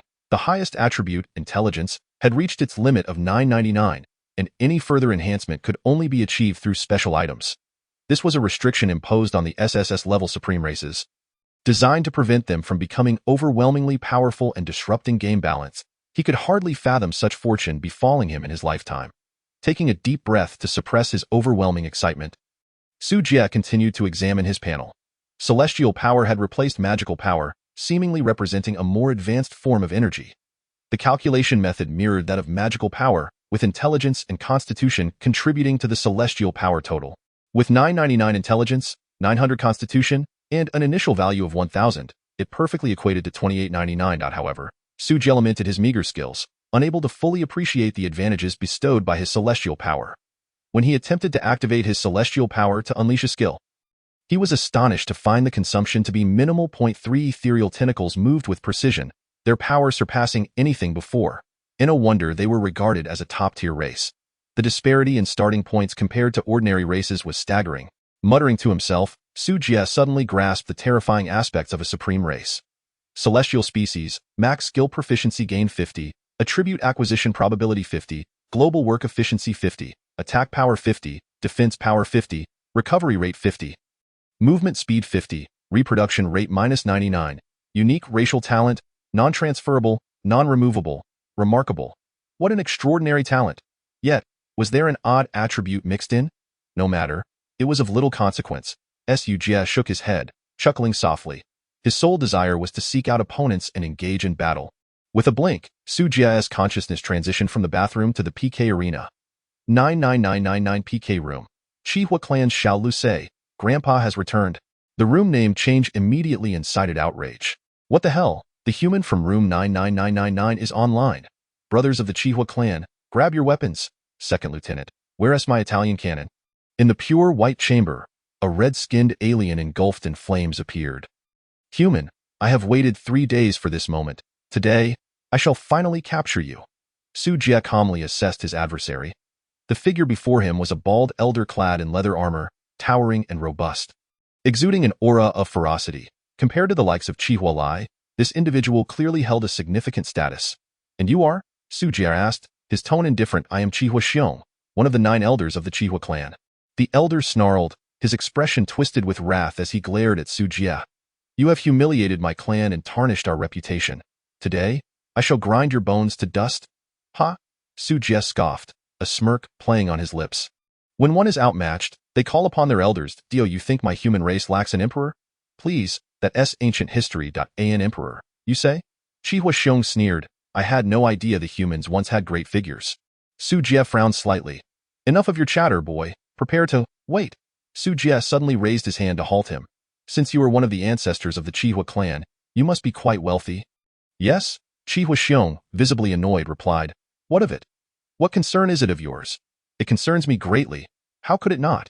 Su Jie swiftly adjusted the betting amount in the room. Tapping 3 zeros. 1,000 points is far too trivial. Given your status as a ninth ancestor, how about 1 million points? Do you dare? 1 million points was no small sum. Even for a ninth ancestor, it was considerable. After all, starting from scratch and living a life of luxury made it challenging to embark on a new venture. Qihua Xiong hesitated for a long moment before gritting his teeth and agreeing, fine, but I don't have that many points on hand. I'll substitute with PK points. Not a problem. Though PK points cannot be traded directly, they can circulate through the betting agreements in the PK arena. The current market rate is 1 PK 2,000 points. Individuals like Lorella, who excel in combat but struggle with developing bases, often linger in the PK arena, earning PK points to procure necessary resources for their base development. In recent days, Lorella had scarcely conversed in the squad channel, either engaged in PK or en route to the PK arena. Consequently, the progress of base development had accelerated significantly. Ding, ding, ding. Qihua Xiong immediately inputted 500 PK points without hesitation. He couldn't fathom that as a ninth ancestor of the Qihua clan, he could lose to a mere human, particularly one considered among the weakest. If this brat manages to defeat me with 13 cards, I shall. Battle countdown. 3, 2, 1, go. Chapter 70. Crushing the Qihua ancestor. As the countdown concluded, the two instantly entered combat mode. Boom. Qihua Xiong propelled himself off the ground like an arrow, launching towards Su Jie with the right fist engulfed in blazing flames, intent on incinerating everything in his path. Su Jie noticed that his opponent's movements had become noticeably sluggish. Instinctively, he sidestepped to the right, narrowly avoiding the fiery attack. Following that, he seized Qihua Xiong's left arm and wrenched it backward with force. Crack! Qihua Xiong's arm was brutally twisted until it broke, eliciting a pained scream that contorted his face. The fluidity of Su Jie's combat skills was entirely instinctive, requiring no conscious thought. It was as if this prowess was an innate ability he had possessed all along. So this is how remarkable it feels to transcend humanity. Su Jie squinted, a bloodthirsty excitement gleaming in his eyes. Again, Qihua Xiong roared, the intense flames coalescing into tangible waves, propelling Su Jie several meters away. The observing Qihua clan members erupted in exhilaration as their elder displayed his might, cheering loudly. Ha! The elder is formidable. That human is doomed. Humph. How dare he provoke the elder Qihua Xiong? He must be tired of living. The Qihua clan members were oblivious to the gravity of the situation. Su Jie was merely acclimatizing to his enhanced physique, having yet to reveal even a fraction of his strength. Yet these fools were already celebrating. Casting a glance at Qihua Xiong's attributes, Su Jie mused. Qihua Xiong, Strength 489, Intelligence 602, Constitution 524, Agility 412, Magical Power 1899. This ninth ancestor possesses some impressive attributes, Su Jie pondered, stroking his chin.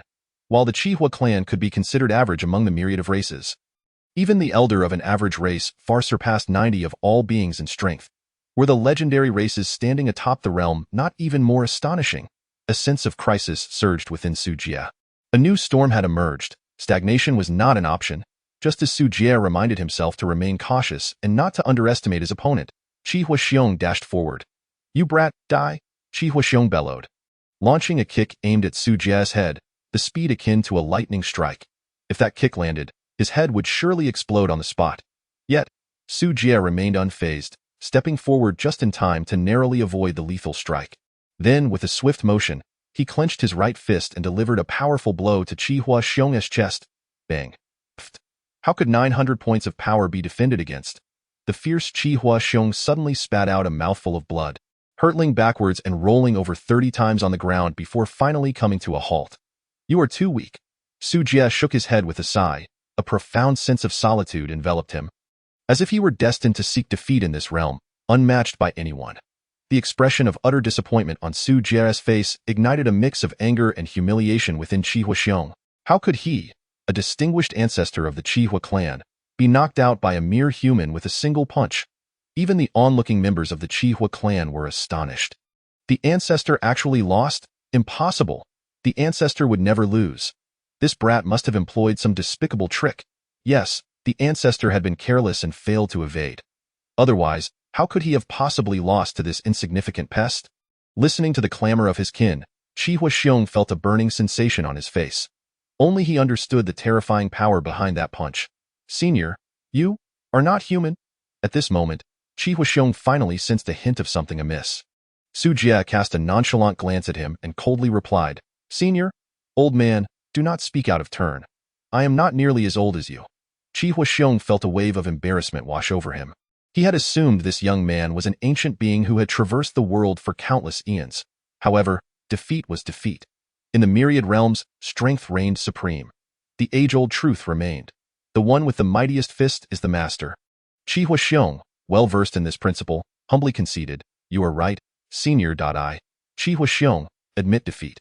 Upon hearing this, Su Jie furrowed his brow, feeling somewhat disappointed. Is this it?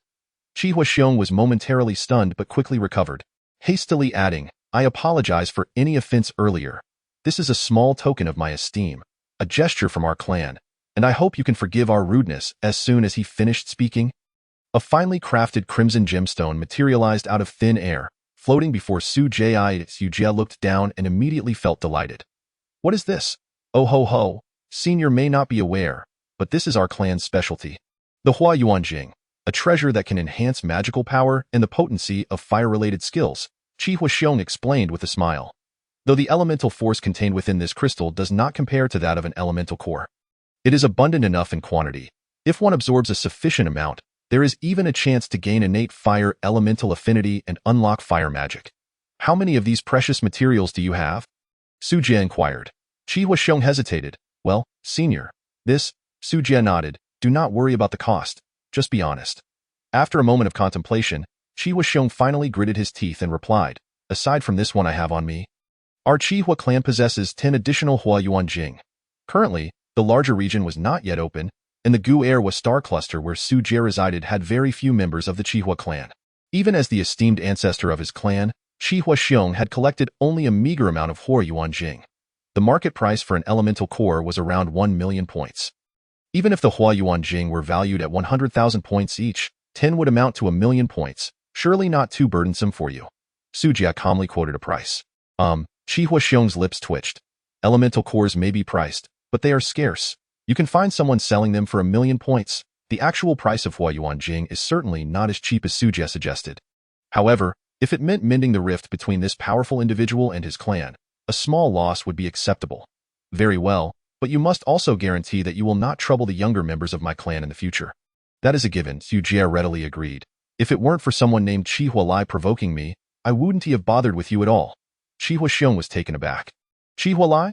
Yes, Su Jie nodded. Damn it, I'll make sure to deal with him. On the viewing platform, Qi Hualai suddenly felt a chill run down his spine and couldn't help but shudder. After a friendly exchange, Qi Huaxiong successfully resolved the conflict between the two parties. After obtaining the Hua Yuan Jing, Su Jie also renamed his room to Seeking Defeat in Solitude. As the ancient saying goes, an elder in the family is like a treasured. On January 3 RD, year 0 of the new era, Qi Huaxiong transformed enmity into friendship with the Galactic Empire, rescuing countless compatriots from peril, thereby earning a place in history, and was subsequently revered as the ancestor of fire rescue by future generations. Chapter 71. A fortuitous encounter with the adorable Luo Luo. Although Qi Huaxiong departed with his kin, room 99999 was thrust into the spotlight. The appearance of a suspected powerful figure from the human race immediately attracted the attention of various forces in the area. However, Su Jie remained entirely unconcerned with this matter. He was currently seated cross-legged on his bed, toying with a translucent, dazzling crimson crystal, the Hua Yuan Jing, a pure energy crystal that condenses the power of fire elements. How does one go about absorbing this? Su Jie rubbed the fire crystal in his hand, a frown on his face. Master, why not just consume it directly? Suggested Sha Sha, dressed in a cool nightgown, her face innocent. Su Jie shot her a glare. Your master does not possess such a formidable stomach. I cannot swallow something so large. Ugh. Sha Sha rubbed her forehead where he had struck her, looking pitiful. Then what should we do, master? Each race has its own method of advancement. Why not ask your fellow kin? The thought of consulting the queen was indeed more reliable, and Su Jie suddenly realized. He recalled that after his evolution, he had unlocked a race-specific chat channel, as well as a talent repository and skill library. You're quite clever. Su Jie gave Nana a hearty kiss on the cheek. You all go to sleep. I might be busy for a while. Oh, the carefree Sha immediately fell asleep without a hint of hesitation. In contrast, Queen Nana wore a look of melancholy, as if she wished to say something but hesitated. Su Jie had no time to indulge in tender moments. The exhilarating feeling of gradually growing stronger had captivated him, and he was unwilling to pause. He swiftly opened the race-specific chat channel and sent out a message. Due to the channel being non-anonymous, he had to use his real name. Immortal Race Chat Channel, Su Jie. Is there anyone online? After a considerable amount of time had passed, there was no response. He was unsure whether there were no traces of the immortal race in the current area or if the powerful figures were simply too busy to engage in the chat. Thus, Su Jie no longer expected the elusive immortals to assist him. Leaving a note to contact him privately for any matters, he opened the skill library to search for useful skills to learn. The race-specific skill library and talent repository used a new currency called contribution points. The world had sent them to the new universe to plunder, and naturally, the resources obtained would be brought back to the original universe. The new version had opened a recycling module. By recycling various materials, one could earn corresponding contribution points. Just right, Su Jie had many miscellaneous items in his warehouse, so he casually opened the recycling module and tossed all the useless clutter into the recycling system. Recycle poison sack, 10,000, gain. Contribution points 10. Recycle snake scales, 300,000, gain. Contribution points 30.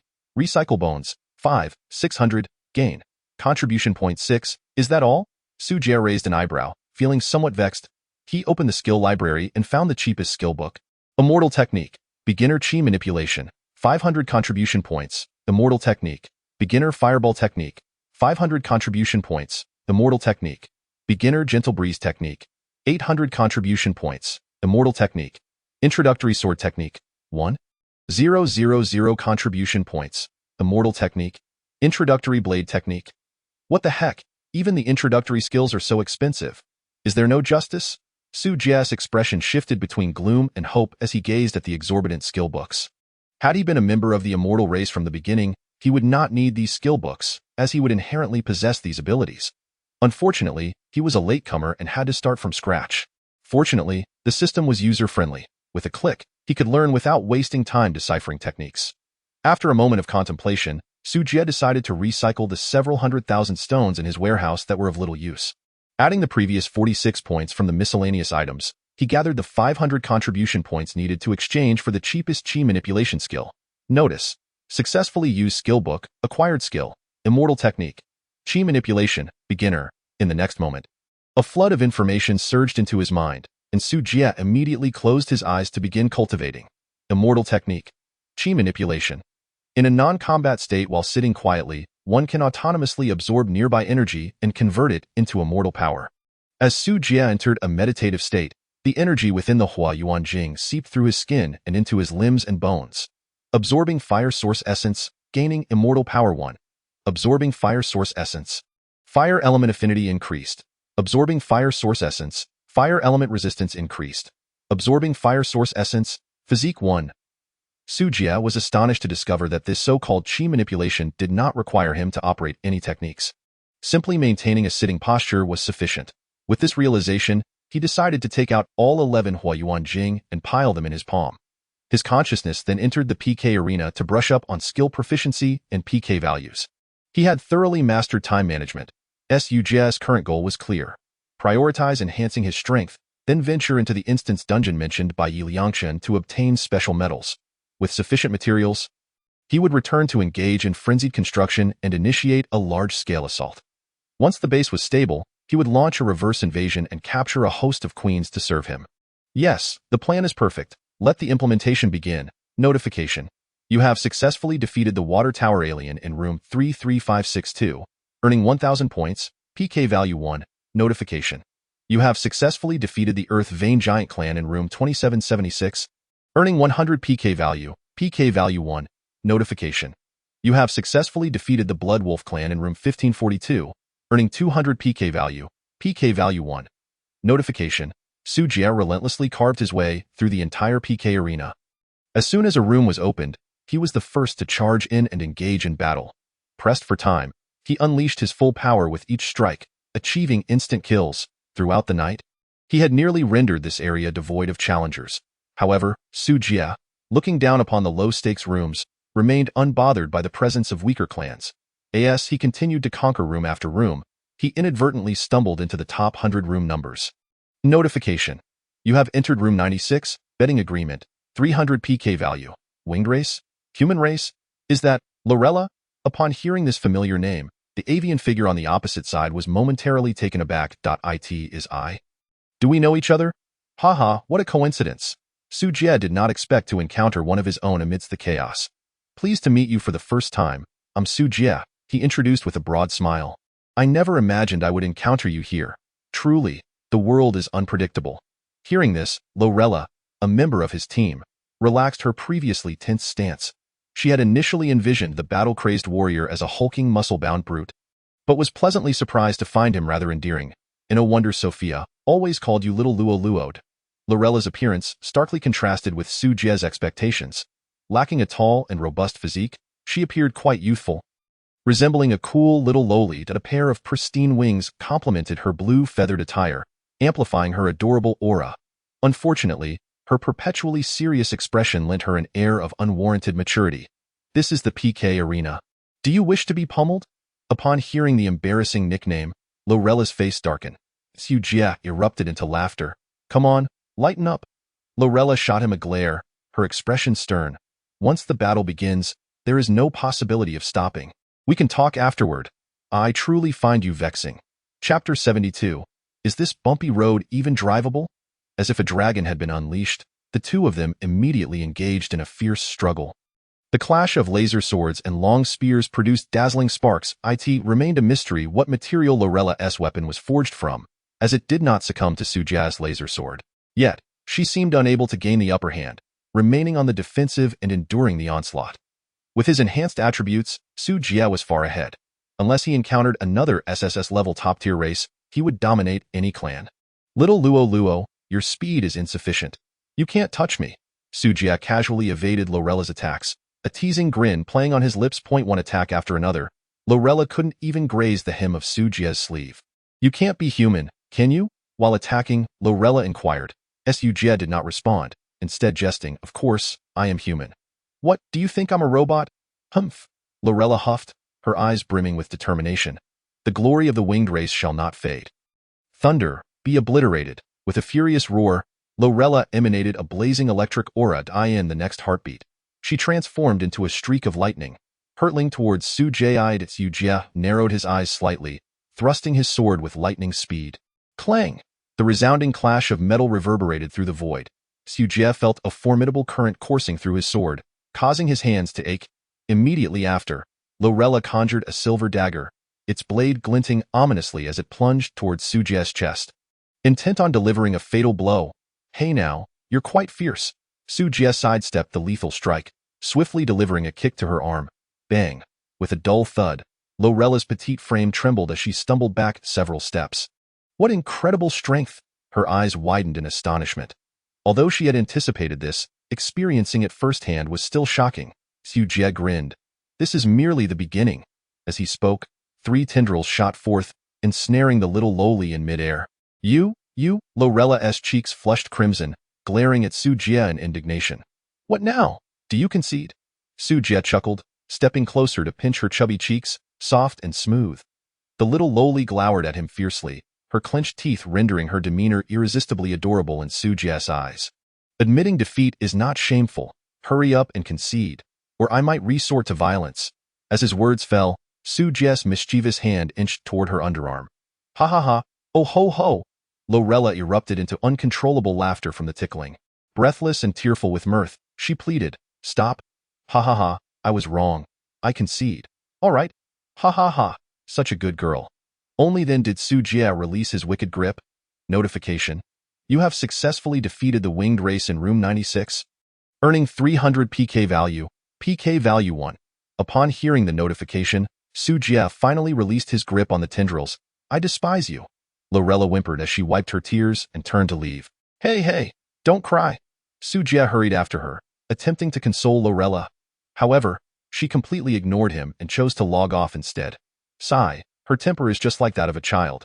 Su Jie felt a pang of guilt for having bullied the little friend, awkwardly scratching his cheek. Forget it, children don't hold grudges overnight. Earning PK points is more important. It was only after he exited the PK room that he discovered all advanced rooms had been blocked off for him. What kind of nonsense is this? Su Jie was utterly frustrated. With no other options, he decided to log off and get some sleep. As soon as his consciousness returned to the base, the team channel erupted with notification sounds. Team channel, Sophia. Su Jie. What did you do to little Luo Luo? ID. Gossip alert. If you're talking about this, I'm no longer sleepy. Lilith. What is going on? Su Jie.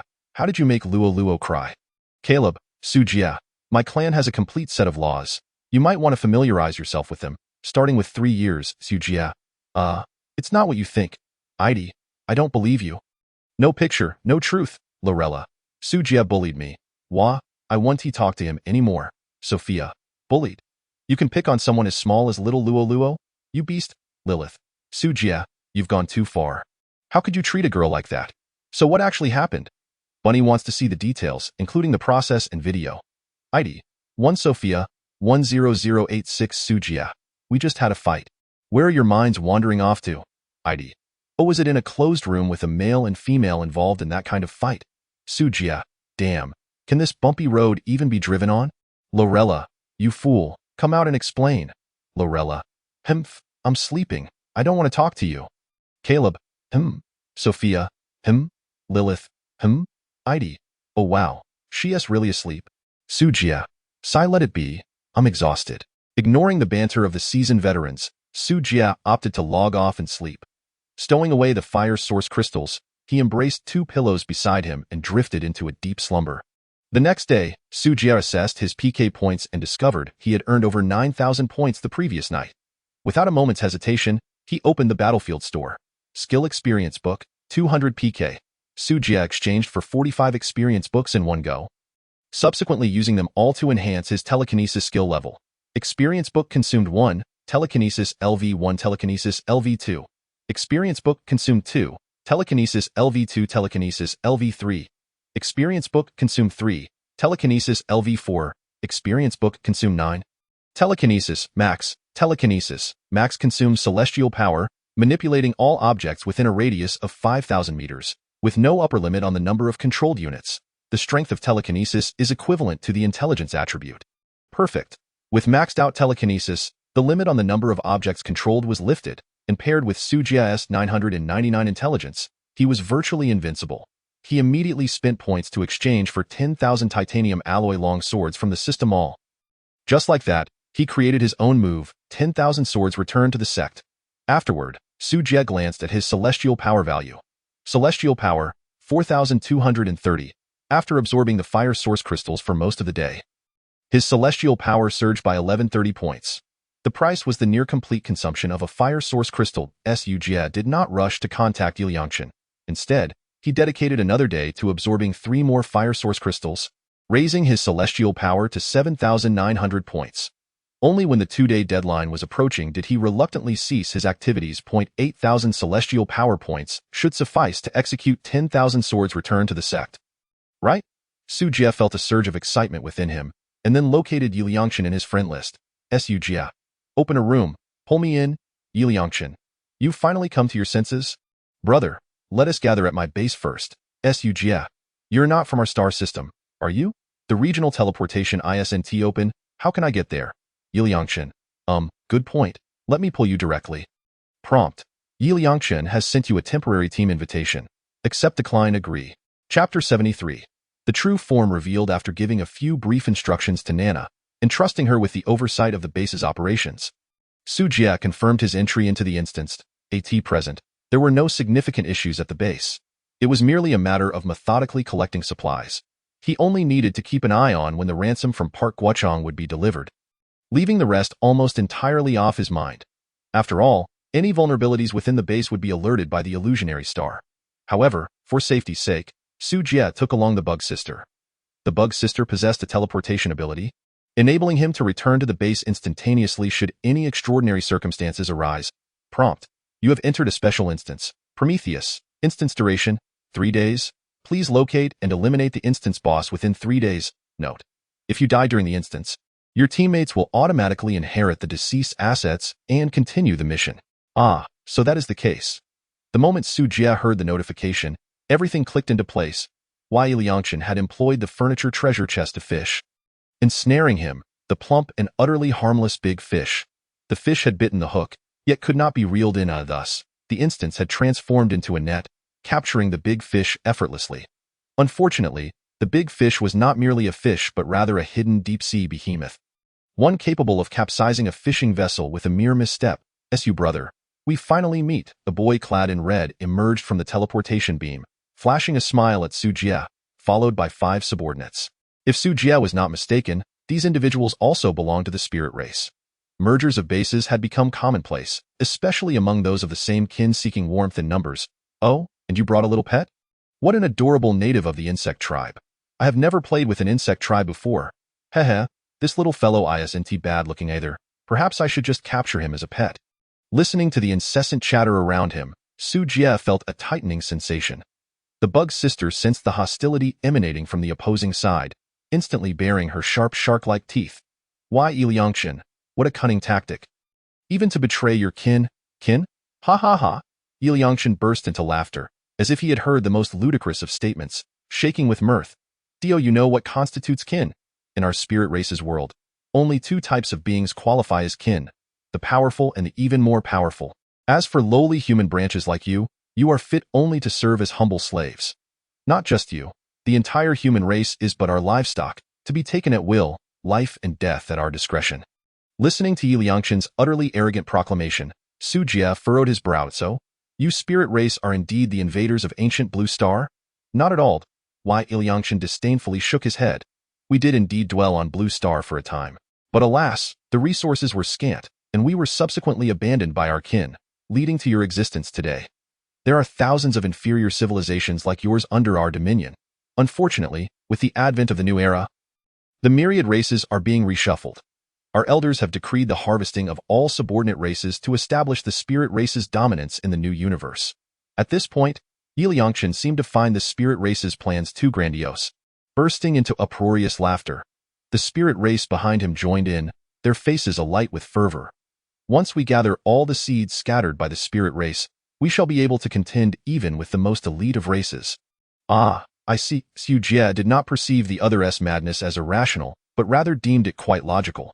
The struggle among civilizations is one that necessitates ruthless means, for upon defeat lies the annihilation of one's race. The so-called moral compass is rendered obsolete in the cold, dark expanse of the universe. I have one more question. Su Jie spoke with indifference. The spirit race should also be considered a branch of the human race.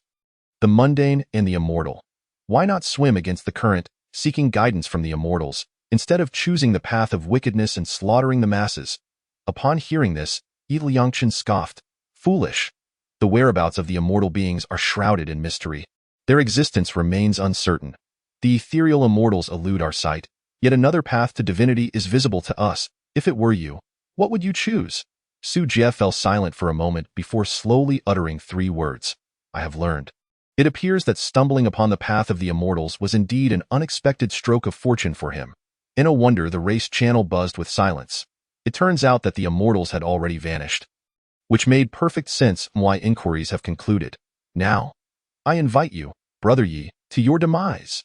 Su Jie's gaze turned icy, an invisible wave of energy unfurling, his telekinetic force instantly enveloping the entire area, with a single sword drawn. Myriad swords arose. All swords returned to the source, clang. The sound of swords rang out, shaking the heavens and earth. Countless flying swords soared like locusts, densely converging upon the group before him. What the hell? An ancient sword master? This fellow is not human. He is an immortal, a sword immortal. Run, quick, flee. Faced with the terrifying onslaught of sword light, the red-clad youth's pupils dilated. Yet soon, he sensed something amiss. Fool. Who wields a titanium alloy sword as a sword master? It has an ability user, telekinesis. Quick, activate the energy field. With Liangshan's command, the other 5 quickly responded, pressing a button on their belts. The metallic belts at their waists instantaneously unleashed energy shields. Buzz, buzz, buzz. 6 shields overlapped, forming an impenetrable energy barrier around them. However, Su Jie's onslaught of swords was simply too fearsome. Each sword wielded an attack power of 999 points. Even a 1,000,000-point shield from a special structure would crumble within seconds. Boom! The sword light erupted, shattering the shields. Ancestor, we were wrong. Please spare us. The 6 spirit race members screamed as they were sent flying, suspended in midair, their bodies pierced by the countless flying swords, ultimately disintegrating into a cloud of debris that fell to the ground. They barely had time to scream before meeting their end in a single exchange. They were annihilated. Su Jie remained rooted in place, unmoving, as though the preceding chaos had nothing to do with him. Prompt. Teammate Liangchen has died. You will inherit all of his assets. After completing the instance, the assets will be transferred to your base's vicinity. Master is so powerful. The bug's sister leaped with excitement, throwing herself into Su Jie's embrace, nuzzling against his chest in a display of affection. Her lower limbs, resembling those of an octopus, eagerly coiled around Su Jie. Now is not the time for cuddling. Get down. No, no. The bug's sister wriggled her body, insisting on staying close to her master. Thud.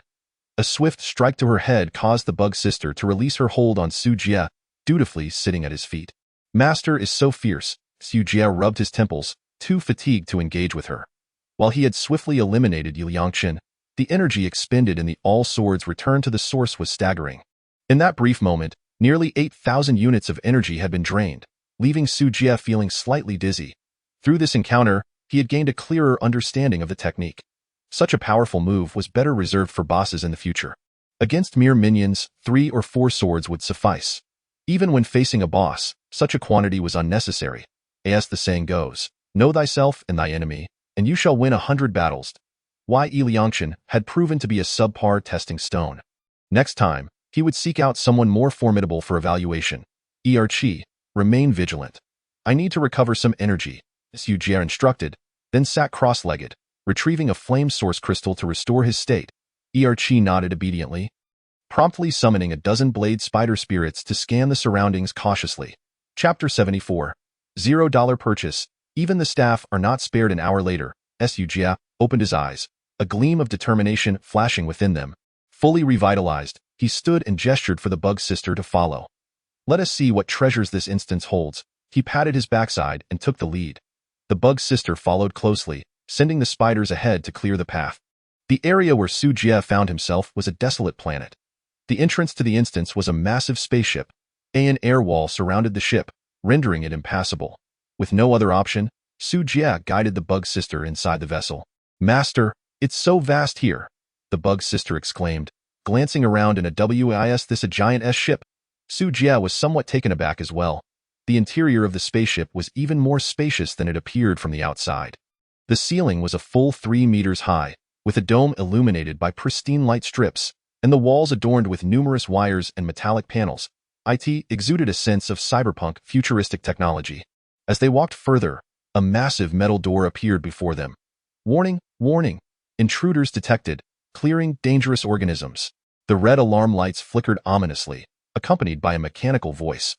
With a sharp click, the door swung open, signaling the official commencement of the instance. Clank, clank. Suddenly, a dozen robots clad in silver armor surged forth, blocking the path of the two. These robots were strikingly designed, wielding an array of weapons, with 2 gleaming cannons mounted on their shoulders. There were a total of 16 of them, arranged in a fan shape, advancing towards Su Jie with a menacing intent. What splendid treasures! Su Jie's eyes lit up, a glimmer of desire evident on his face. If he could take them home, the development speed of the base would undoubtedly skyrocket. Although he could eventually build a mechanical factory, the special metals required were not easily obtainable at present. The crux of the matter lay in the lack of intelligent chips, which could only be acquired by dismantling spaceships, an exceedingly rare commodity on the market. With his current capabilities, the factory is unable to produce anything, let alone manufacture chips. However, with robots readily available to him, how could he possibly let this opportunity slip away? Just as Su Jie was lost in thought, the robots surged forward, their laser guns unleashing vibrant blue-violet energy beams. Master, be careful, the insect girl exclaimed, immediately positioning herself in front of Su Jie. Yet, her defense crumbled before the robots, akin to paper, easily torn apart. The energy beam struck her tentacle directly. The tentacle severed, oozing a viscous purple liquid from the wound. Su Jie furrowed his brow, yanking the insect girl by her collar to lift her up. Then, he leaped agilely, evading the laser beams. With 900 agility points, dodging these lasers was child's play for him. Are you all right? Su Jie tossed the insect girl aside, asking with concern. Before evolving into an apostle, the insect girl's attributes could not synchronize, so she still had only 300 points at this moment. Had it been Sha, she likely wouldn't have been able to withstand such an attack at all. I'm fine. The insect girl clutched her severed tentacle, her face filled with pain, assuring him that it would grow back in a couple of days. Su Jie frowned, reaching out to pat her head. Stay back and call all the bugs back. Okay. The insect girl nodded earnestly, swiftly commanding all the blade ghost spiders to return to defense. Su Jie retrieved a healing potion. Aiding the insect girl in her recovery, identification, Annihilator, ZD007, attributes, Strength 410, Agility 220, Constitution 300, Intelligence, description. A special combat unit of the mechanical race, equipped with a multifunctional weapon system including a small laser cannon and electromagnetic rifle. Possessing intelligent components for data calculation and combat analysis, with formidable combat power. TSK. What exaggerated attributes! Su Jie couldn't help but gasp after reading the panel. If even a mere minion is this terrifying, how powerful must the mechanical race itself be? Master, be careful, they are coming again. The insect girl hastily warned, don't worry. They are no match for you. Su Jie smirked, revealing a charming grin. As his words fell, he snapped his fingers, and the telekinetic field instantly unfurled. Boom, boom, boom. Dozens of lasers were fired simultaneously but all missed, striking the walls and ceiling, creating countless craters. At this moment, all 16 annihilators floated in midair, trapped by invisible hands. Warning, warning, experiencing interference from unknown energy, temporarily losing mobility, requesting support, requesting support. A series of mechanical synthesized voices echoed in his ears. The annihilators, now suspended, resembled lambs awaiting slaughter. The robot's shortcoming lies in their low sensitivity and sluggish reactions. Unless they are equipped with more advanced components, these minions were merely delivering food to Su Jie. Chi, open the portal and summon all the bugs from the base. Let us strip this spaceship bare. Su Jie shouted excitedly, rubbing his palms together. Soon, the portal opened, and a swarm of insects flooded into the spaceship. Hundreds of blade ghost spiders immediately activated their dismantling mode, frantically transporting spaceship materials. Everything in sight was a treasure. Get to work, and not a single screw should be left behind, Su Jie shouted, resembling a shrewd merchant. The dungeon could only last for 3 days, and it was uncertain whether this number of insects could dismantle everything in time. Su Jie decided to command the insect girl to continue producing more troops, instructing the nest to hatch an additional 200 blade ghost spiders. With 300 insects working through the night, they should be able to finish within 3 days. Whoosh, a flash of white light, and the alluring figure of the queen appeared in the dungeon. Master, did you call for me? As a special unit. The apostle could be summoned directly to any scene, regardless of distance. With a thought from Su Jie, she appeared before him. Yes, I am uncertain about the situation once these robots enter the base.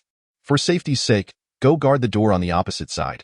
If they are still in combat mode, eliminate them immediately, as you command. The queen turned and stepped into the portal, standing ready, having synchronized all of Su Jie's attributes. Even though she was not a pure warrior, she could effortlessly handle this group of annihilators. Subsequently, Su Jie used telekinesis to throw one of the machines into the portal. After a while, noticing no movement on the other side, he knew the plan had succeeded. The robots that exited the dungeon became neutral units. Tip, Annihilator, ZD007 has lost contact, kill count 1. The system prompt confirmed Su Jie's suspicions. Nothing more to say.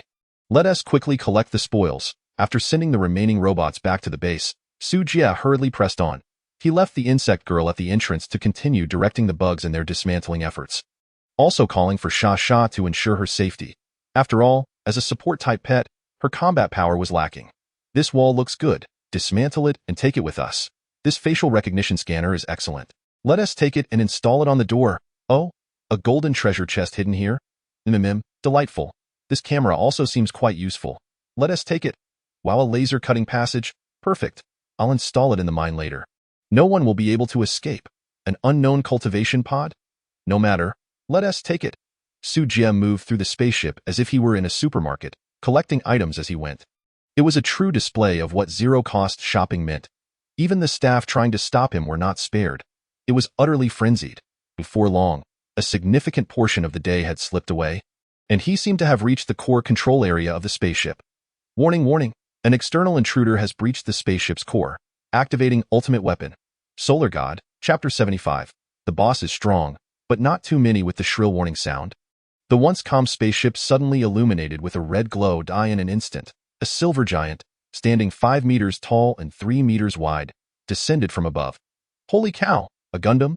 Su Jie's eyes widened in astonishment. This Gundam-like figure was striking, exuding an aura of destruction as if it could annihilate all things in existence. With a pair of metallic wings adorning its back, it looked imposing, especially that colossal sword resembling Optimus Prime's, which brought an overwhelming sense of pressure upon Su Jie. Without hesitation, he initiated identification. Annihilator Solar God. Attributes: Strength 999, Agility 999, Constitution 999, Intelligence, Skills, Solar Storm, Annihilation/Energy Shield, Evaluation.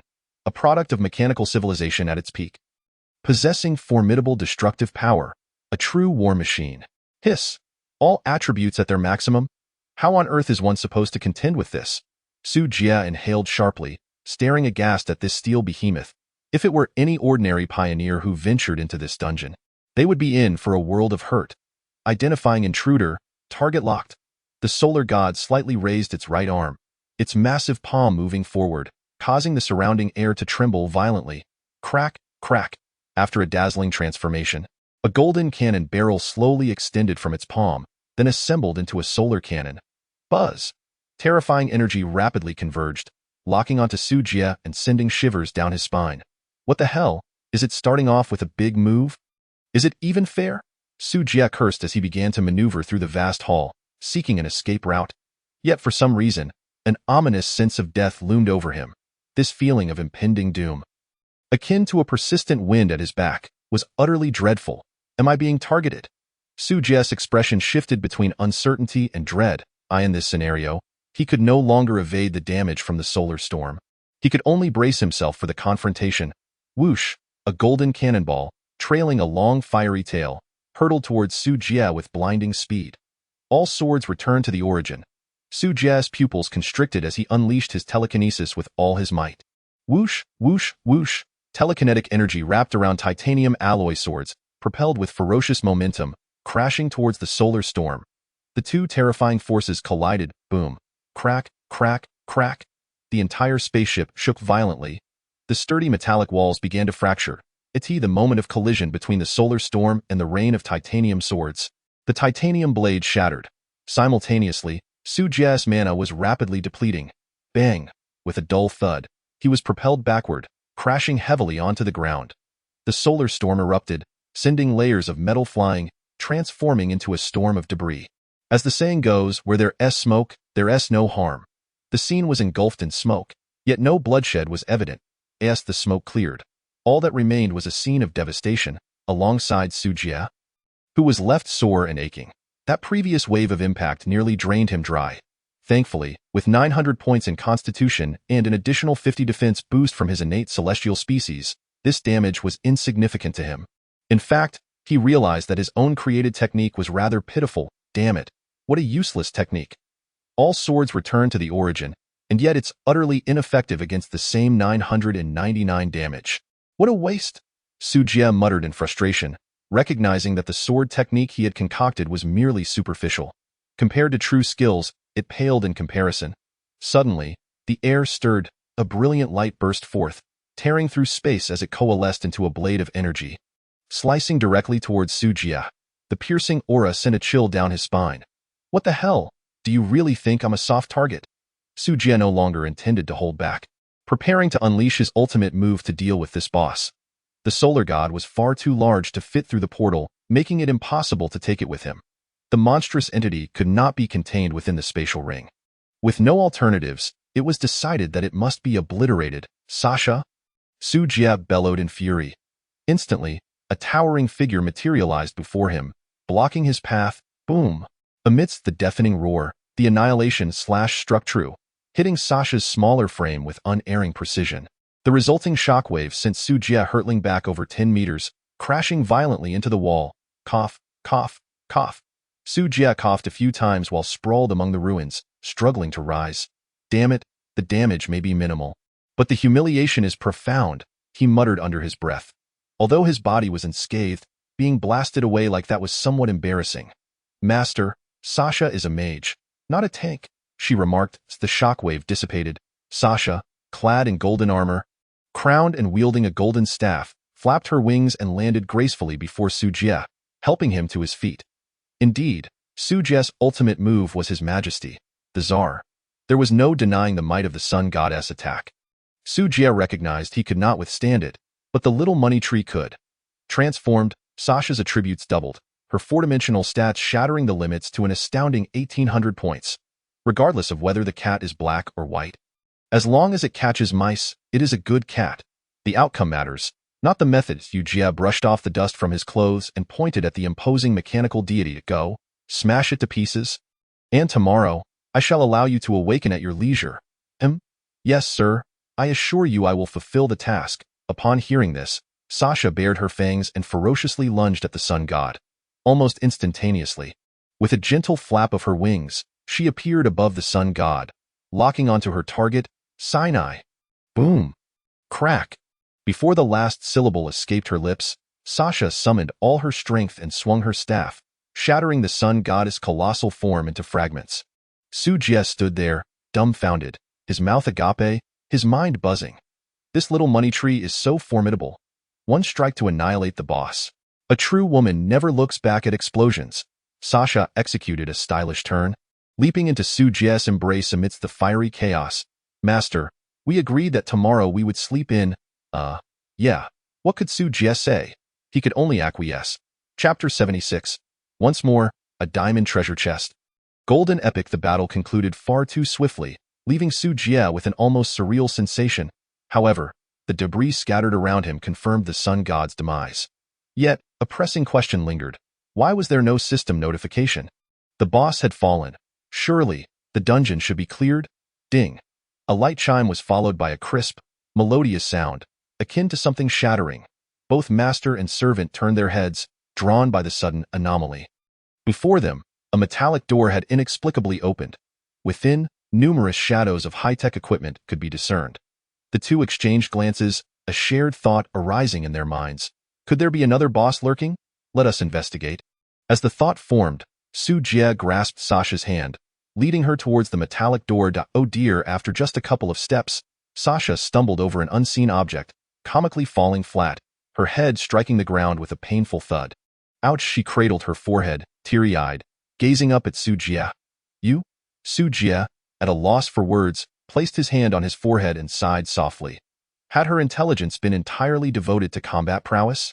With so many attributes, all wasted, she couldn't even navigate without tripping. Sasha felt embarrassed too. After all, she had been walking just fine until she collided with some object. Could this possibly be her fault? Wait, what is this thing? Sasha reached out to touch the object that had caused her tumble. Master, look, what is this? Su Jie leaned down to inspect. It was a dazzling diamond treasure chest, nestled among the remnants of the sun god. It was worth noting that the previous diamond treasure chest had yielded a life leap potion, an extraordinary item, and this time, little darling, you truly are my lucky star. Su Jie excitedly scooped Sasha up, affectionately tousling her soft, fluffy hair and planting a couple of kisses on her cheek. Hee, thank you for the compliment, master. Sasha's eyes squinted into crescent shapes, radiating joy. Su Jie stood up with her in his arms, eagerly preparing to open the diamond treasure chest, silently praying that this time, the outcome would not disappoint him. Come, lucky star, help your master unveil it. Sasha nodded obediently. All right, leave it to me. No sooner had she spoken than Sasha placed her tiny paw atop the chest. As the lid swung open, a brilliant golden light erupted, dazzling and resplendent.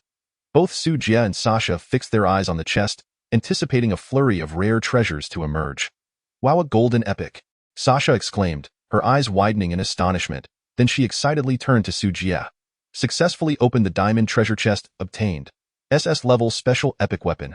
Radiance, blueprint for annihilation. Triggered Isabella's hidden trait, obtained. 100,000 gold. An epic weapon? Su Jie was momentarily stunned, then elated beyond measure. It wasn't just the weapon's power that thrilled him. Its design was utterly stunning. It boasted 3 pairs of special light wings, with energy bursting forth from a metallic base, creating a magnificent, streamlined radiance. Radiance, SS, special component, energy slot. 100,000, 100,000, skill 1. Light wing deployment. releases light energy to form wings, enabling space travel. Skill 2.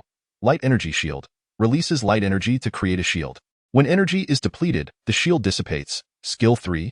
Elemental immunity light. Immune to all light elemental damage. Skill 4. Light energy absorption. Can replenish energy slots through any light source. Devouring elemental core light increases energy slot limits. Skill 5. Solar radiance. Condenses light energy and fires a beam with a half-meter diameter, dealing devastating damage to foes. Attack limit adjustable. 100 to 100. 000. Higher energy consumption results in longer cooldown. Wow. After reading the introduction, Su Jie couldn't help but gasp in awe. While the other skills were impressive, the final skill, solar radiance, was simply outrageous. A single attack could inflict 100,000 points of damage. What boss could withstand that? Even more astonishing was the fact that the damage cap could be further elevated. By simply increasing the energy slot limit, Radiance's damage could continuously soar. Forget about cultivating immortality. Technological ascension is where the true allure lies. Su Jie couldn't help but burst into laughter. Master, Sasha seems to have discovered something else. Sasha's voice shattered his reverie. Su Jie regained his focus, effortlessly donning radiance on his back. The moment the light wing base made contact with his body, a sharp spike suddenly protruded, piercing his skin. Biological information binding successful. In the next instant, the wings appeared to float weightlessly, gently hovering behind Su Jie. Quite convenient. Having said that, Su Jie turned to where Sasha was pointing. A fist-sized orb emanating a soft blue glow was levitating amidst the debris. What is that? Su Jie approached curiously. Elemental core light. Oh, so it's this thing. Su Jie realized. This must be the sun god's energy core. How fortuitous, it could directly be absorbed by radiance. Hint. Light energy absorption in progress. Estimated time, 2 hours. Expected increase in energy slot, 100,000. Thus, Su Jie found himself endowed with a 200,000 health shield and a 200,000 damage ultimate move. It was a perfect blend of offense and defense. One must admit, Sasha's luck was truly beyond comprehension. A diamond treasure chest, an elemental core, all at her fingertips. With this experience as a lesson, Su Jie resolved to send Sasha to roam the spaceship. Who knows, she might stumble upon another diamond treasure chest. Wouldn't that mean another windfall for him? Rest assured, Master, Sasha guarantees a safe return with a treasure chest. Sasha promised, thumping her chest, then she enthusiastically dashed around the spaceship. Watching the goddess of fortune bounce with joy, Su Jie couldn't help but smile, feeling immensely content. The remnants of the sun god should not go to waste. There might still be treasures yet to be uncovered. Gazing at the heaps of debris, Su Jie adhered to the principle of leaving no stone unturned, collecting everything into the spatial ring, intending to sift through it later. Now armed with radiance, he felt invincible. Daring to disregard the dangers beyond the metallic door, stepping boldly inside. Click! The door closed behind him, and Su Jie finally beheld the scene within the chamber. Before a colossal screen lay a multitude of control consoles and various unfamiliar devices. This was unmistakably the command center of the spaceship. Intruder, you are quite powerful. Would you be interested in a transaction? Who? Su Jie furrowed his brow, searching for the source of the voice, but found no one in sight. Yet, abruptly, a face appeared on the large screen. It was that of a young man, strikingly handsome, exuding a gentle and refined aura, who regarded him with a smile. Who are you? Su Jie inquired coldly. Me? I am Rockefeller. Well, a spark. Rockefeller seemed to contemplate for a moment before responding. You are the central intelligence of this spaceship? Indeed, Rockefeller nodded, not denying it. The spaceship's energy has been depleted. My time is limited, so I shall be brief. Ding! Triggering the World Quest Prologue. The Fall of Civilization. Quest risk. High. Team completion recommended. The quest pertains to subsequent large-scale world mainlines, and its completion will expedite the exploration process. Successful completion of the team will yield special quest items. Current quest acceptance count, 9. Chapter 77. World Quest Prologue.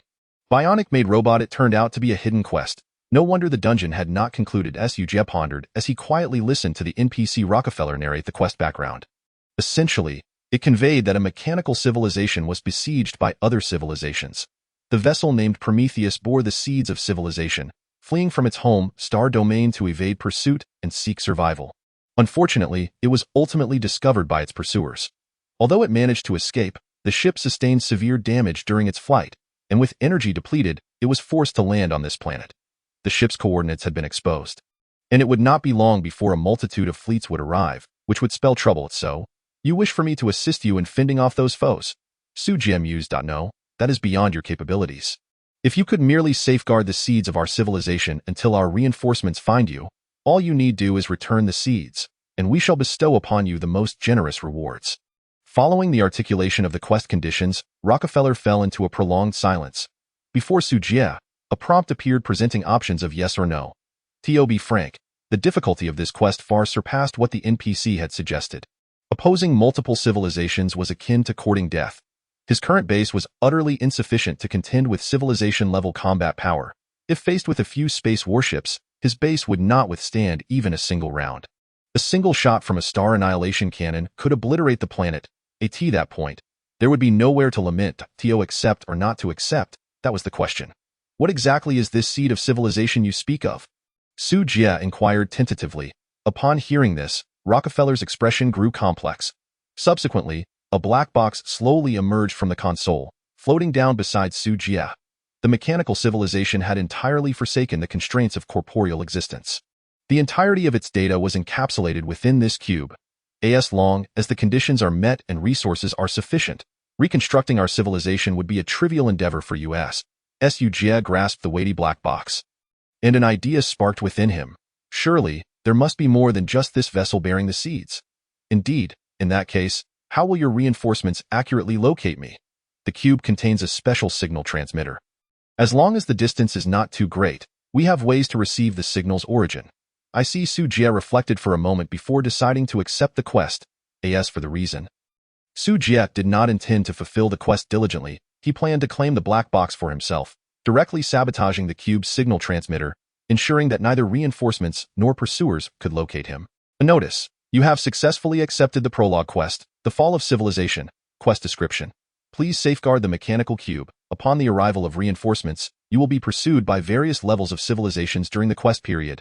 Quest duration: 3 months. Note: failure to complete within the time limit will result in automatic quest completion. Thank you for your kindness. You shall be a forever friend of the mechanical civilization.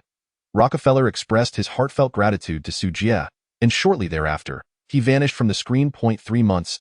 Su Jie weighed the black box in his hands.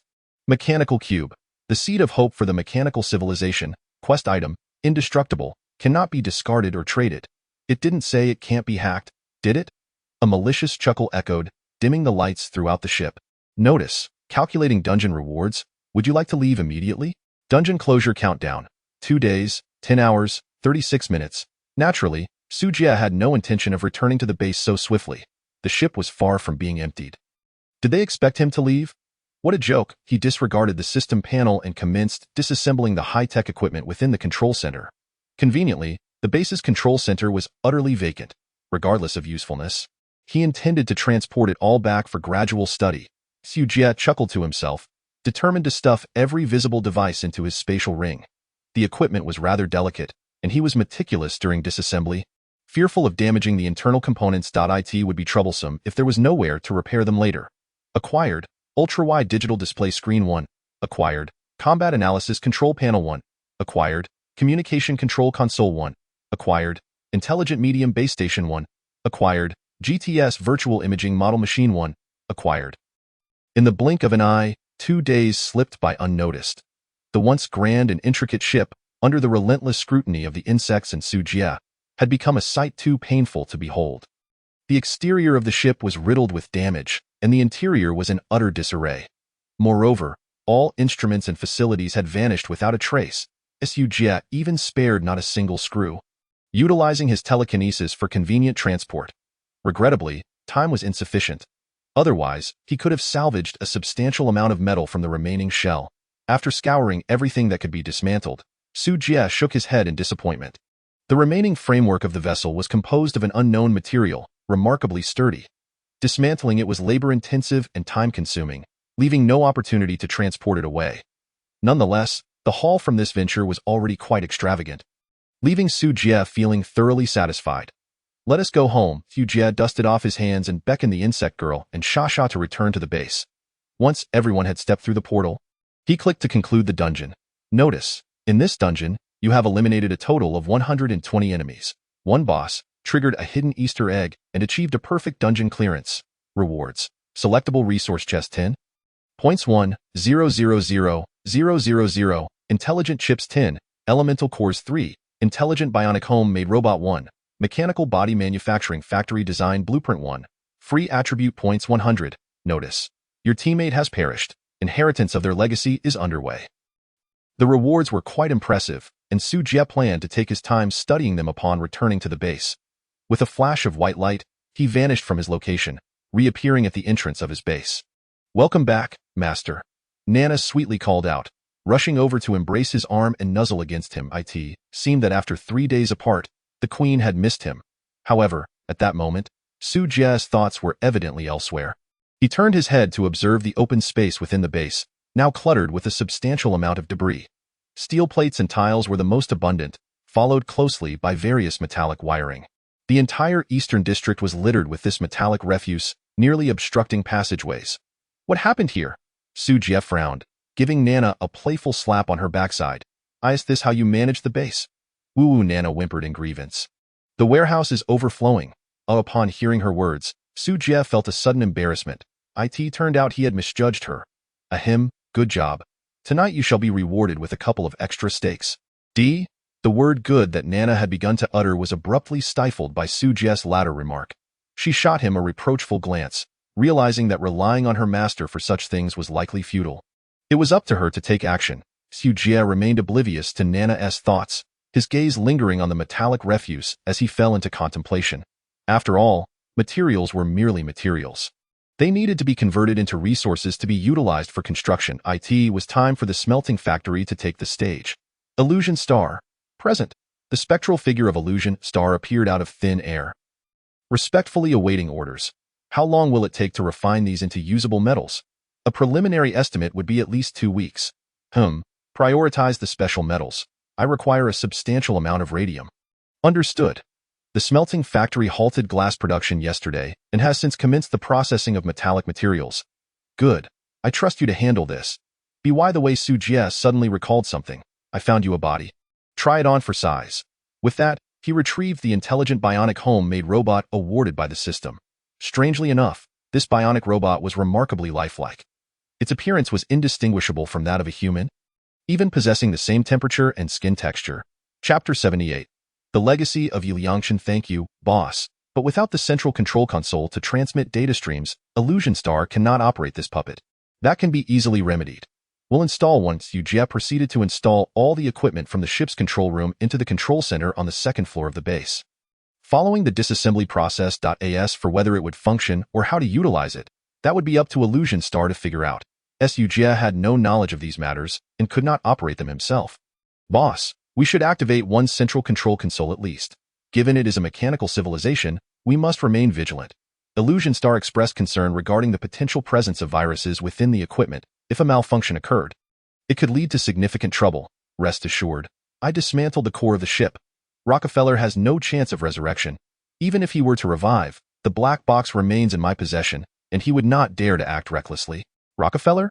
The artificial intelligence aboard the ship? Precisely. I see, but it is still prudent to exercise caution. Su Jie nodded and activated only the central control console, leaving the rest for Illusion Star to manage. After all, once it possessed a body, there would be no need for him to concern himself with such trivialities.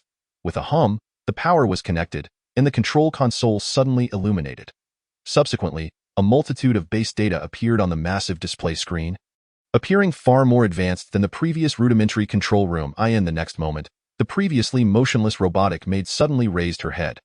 After a brief acclimatization to her new form, she lifted her skirt and gracefully curtsied towards Su Jie and the Empress.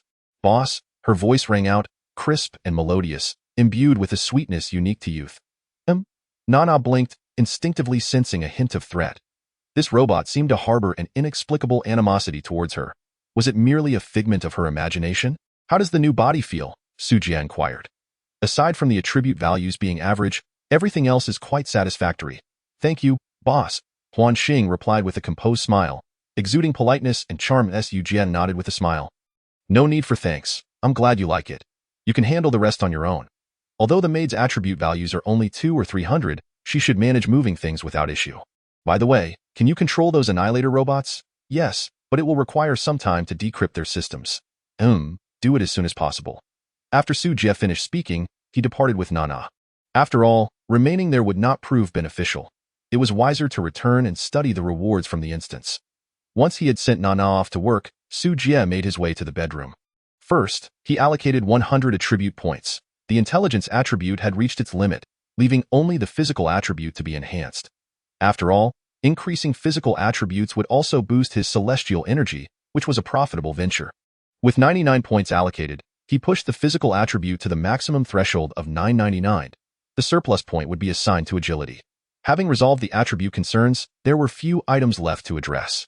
The maid had provided Huan Xing with resources for the mechanical body factory scroll, which required a substantial amount, akin to controllable nuclear fusion, and thus had to be temporarily set aside. Once Huan Xing had tallied the gains from this endeavor, they would consider whether to construct anything. The intelligent chip and elemental core held little significance. They would be retained for upgrading the base in a couple of days. However, the self-selected resource treasure chest was something he had not encountered before. Upon reviewing the treasure chest's description, Su Jie comprehended its value. The self-selected resource treasure chest was indeed the greatest boon from this instance. It contained all resources. Not only could it yield radium metal, but it could also produce various alloys or even dark matter. However, the rarer the metal, the scarcer the quantities produced. For instance, if Su Jie selected iron, he could acquire 1 million units. Yet, if he opted for gold, the maximum yield would be merely 10,000. With 10 treasure chests, Su Jie would have ample radium to construct the cultivation chamber and death ray turrets. It was high time for a significant upgrade to the base. Over the past few days, Huan Xing had been diligently collecting the necessary materials, supplemented by the loot Su Jie had retrieved from the instance, which was undoubtedly sufficient. Before proceeding, however, he needed to relocate the shoal forest near Crescent Lake into the base. Just as Su Jie was silently calculating the required resources, Sha abruptly burst into the room.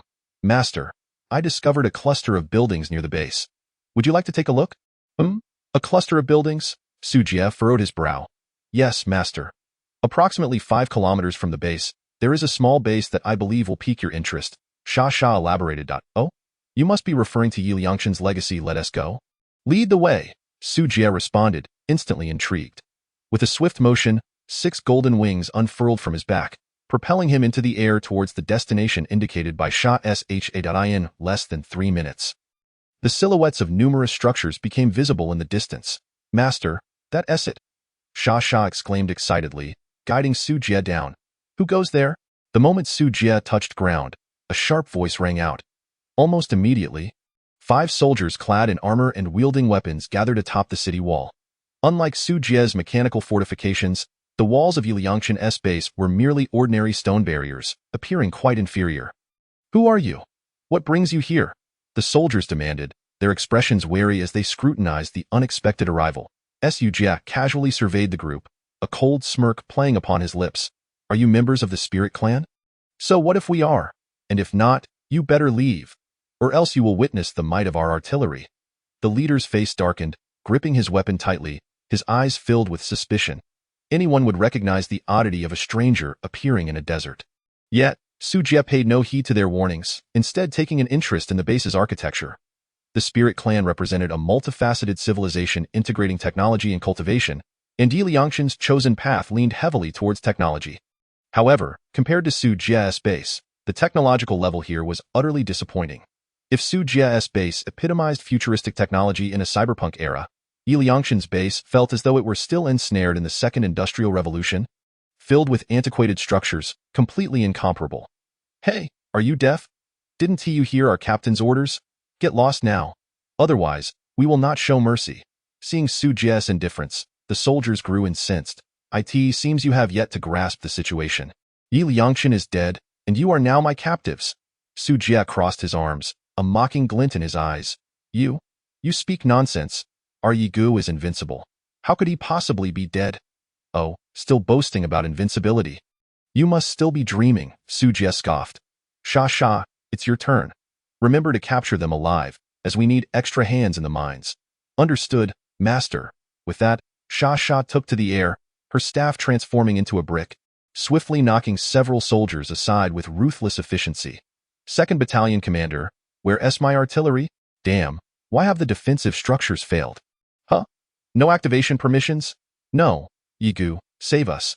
Su Jie ignored the soldiers' cries for help and walked straight into the base. As the heir to the legacy, he had already taken control of the base's defenses, granting him unobstructed access. The battlements housed a dozen mortars, while the interior contained several industrial factories and production workshops. Additionally, amenities such as bathrooms, toilets, and storage facilities were all adequately provided, even featuring a small vegetable garden. Unfortunately, all were rather subpar. The only object that caught Su Jie's eye was the towering watchtower in the center of the base. Approaching it, he noticed that the top was embedded with a massive blue crystal. Spirit Energy Spire, cultivation-related product absorbs free spirit energy particles from the air, convertible into energy to supply the base's structures or for personal cultivation. Enhancing attribute and spirit energy values. Chapter 79. What a delightful affair this soup is, a spirit energy spire. Quite commendable. It will serve perfectly to enhance my celestial energy. Su Jie nodded in satisfaction. Then used telekinesis to uproot the spire. Next, he ventured into Yi Liangshan's storage, where the supplies were fairly decent. When converted to gold, they could amount to around 3 to 400,000 in the realm of pioneers. This sum was not insignificant. However, for Su Jie, it was merely a supplementary boon. He would have the insect sister handle the transport later. Having decided, Su Jie left Sha to guard the location and soared back to the base with the spire. He then notified the insect sister to lead the swarm to dismantle the place. They had become adept at such tasks, requiring no oversight from Su Jie. Once the portal opened, everything would be swiftly relocated, simple and brutally efficient. Upon returning to the base, Su Jie positioned the spire in the southern storage area and adjusted the spirit energy influx into his bedroom. This way, while sleeping or meditating, he could accelerate the enhancement of his abilities. After addressing these matters, night had already fallen. Su Jie gazed out the window at the setting sun, genuinely feeling pressed for time. If only a day could stretch to 48 hours, he mused with a sigh. He made his way to the kitchen on the first floor of the control center. As was customary at mealtime, everyone was punctual. Amanda's culinary skills were indeed impressive. Despite limited resources, she consistently managed to whip up various delectable dishes, leaving everyone thoroughly satisfied. However, today seemed to be an exception. Instead of bustling in the kitchen, Amanda sat at the dining table, visibly anxious, alongside the other women. What is going on? Su Jie raised an eyebrow in confusion. Gulp, Amanda swallowed nervously, stealing a glance at Su Jie, then summoning her courage, spoke timidly, "My lord, tonight it's Sister Yi who is cooking." "Oh? Nana can cook too." Su Jie was taken aback, unable to resist heading towards the kitchen. As he pushed open the door, a terrifying aroma wafted forth, causing him to halt in his tracks. It was the first time he had encountered dishes emitting purple gas, continuously releasing an alluring fragrance. Utterly captivating. Gulping, Su Jie struggled to swallow, his gaze fixated on the empress, who donned an apron and stirred a large pot with a look of bliss. He had previously assumed that the cooks depicted in anime were purely fictional. But clearly, he had underestimated reality. "A master, dinner will be ready shortly. Just a moment." Noticing Su Jie's arrival, Nana playfully stuck out her tongue before returning to her culinary endeavors. How about we go for a barbecue outdoors today?" Sha awkwardly cleared her throat, timidly proposing. "Great idea. I wholeheartedly support it." The insect sister clapped in agreement, immediately chiming in. "Barbecue sounds fantastic, I think." Boom. Just as they were speaking, a loud explosion erupted from the kitchen, startling everyone into silence. "Chicken soup is ready." Nana emerged from the kitchen, holding a steaming pot of chicken soup, her face beaming with joy. "Why aren't you all drinking it?" Nana blinked her large, glistening eyes, gazing at the crowd in bewilderment. This?" The onlookers fell silent, glancing around in hopes that a brave soul would appear to prevent this impending tragedy. "How about I have a bowl first?" Amanda timidly suggested. "Sure," Nana replied with delight, for drinking soup was indeed a delightful affair. "I'll fetch some chopsticks." Seizing the opportunity while Nana turned to the kitchen, Su Jie swiftly stowed the pot of lethal chicken soup into her spatial ring. She then cast a meaningful glance at the others, signaling them to cooperate. Upon noticing this, the crowd understood immediately. So delicious. I've never tasted such exquisite chicken soup before." "Oh yes, I, Urki, declare it the strongest." Under Su Jie's subtle cue, everyone feigned licking their empty bowls, praising with expressions of rapture, putting forth great effort as if it were a gourmet delicacy. Observing their exaggerated performances, Nana returned from the kitchen with a radiant smile. "Really? If that is the case, I'll cook another pot. No need. Upon hearing Nana's words, everyone chorused in unison. Why? You've been busy all day. Perhaps it's best to leave such matters to Amanda from now on. Yes, let us leave it to Amanda. Sister, Amanda is the maid. Please don't take away her job. The crowd hurriedly dissuaded her, appearing quite anxious. Seeing this, Nana, though somewhat perplexed, had no choice but to relent. After all, their reasoning seemed quite sound. Sigh. Nana sighed softly. Well then, I had intended to help the master regain strength. Upon hearing this, everyone collectively breathed a sigh of relief. Hee. The corners of Su Jie's mouth twitched as she rose first. I have matters to attend to. I'll take my leave. With that, Su Jie departed without hesitation. Witnessing this, the others exchanged glances before rising in unison to follow. I need to take a shower too. I am going back to feed the bugs. I will wash today's clothes. A flurry of activity ensued, and in an instant, they all vanished. In the vast dining hall. Only Nana remained. How peculiar.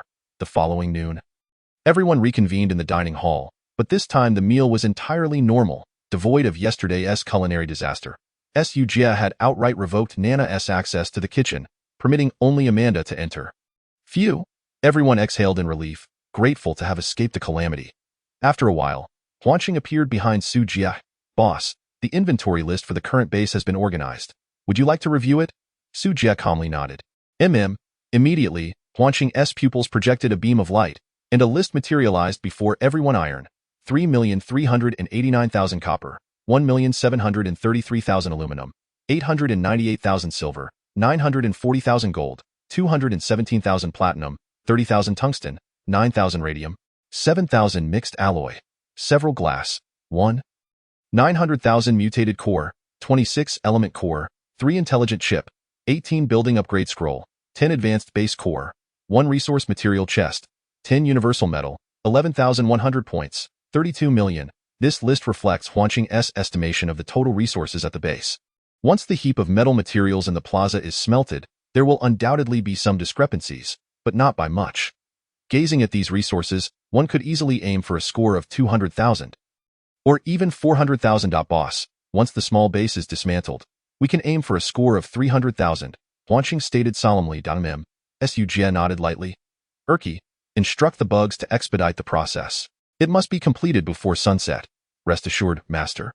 I will ensure the task is accomplished, Bug's sister confidently pledged. Now that there are more captives in the mine, Nana, assist Su Jie in managing the miners.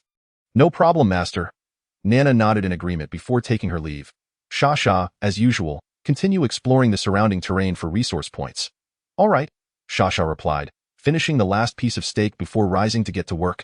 Amanda, if you have some spare time, you can go to the warehouse to collect some ghost spider silk. The operation at the sewing station is quite simple. Make some more clothing when you have time, as the population of the base will continue to grow. Su Jie instructed. Understood, Lord. Amanda nodded in affirmation. As for Huanqing, you can manage as you see fit. Everyone has their responsibilities, but Huanqing remains unencumbered, as she handles the most tasks, coordinating resource transactions, operating robots to transport and organize metal materials, as well as hacking the control center's devices and researching the remnants of mechanical civilization. The daily computational load is immense, nearly operating at full capacity around the clock. It's time to upgrade her central core. Exiting the control center, Su Jie noticed the mutated ivy in the flowerbed swaying gracefully, relishing the rich elemental energy in the air. Almost forgot about you. Su Jie's base does not harbor idlers. And plants are no exception. Rustle. Sensing the master's presence, the ivy extended a tendril, climbing up Su Jie's leg and signaling for favor. Don't come here. All you do is eat and sleep. From now on, you'll be responsible for maintaining cleanliness within the base. Su Jie chastised without reservation. The ivy drooped its tendril in a display of feigned shame. Ultimately, under Su Jie's pressure, it reluctantly gathered a broom and dustpan from the ground, starting to tidy up the base. Su Jie nodded in satisfaction before proceeding to her bedroom, where she meditated to absorb the fire source crystal while entering the PK arena to accumulate PK points. Time is money. No minute can afford to be wasted. Chapter 80. Maxing out talent level. Today, the PK arena was once again a scene of blood and chaos. Unfortunately, it was daytime, and everyone was busy gathering resources and exploring the planet, leaving no time for PK battles. Thus, Su Jie found no worthy opponents. With no other option, she sought out the Chihua clan to take advantage. Senior, why are you here again? Chihua Xiong looked at the increasingly formidable figure before him and instantly donned a mask of anguish. What, am I not welcome? Su Jie narrowed her eyes dangerously. Why would that be? Chihua Xiong quickly shed the mask of pain, replacing it with a flattering smile. I would be thrilled to have your presence.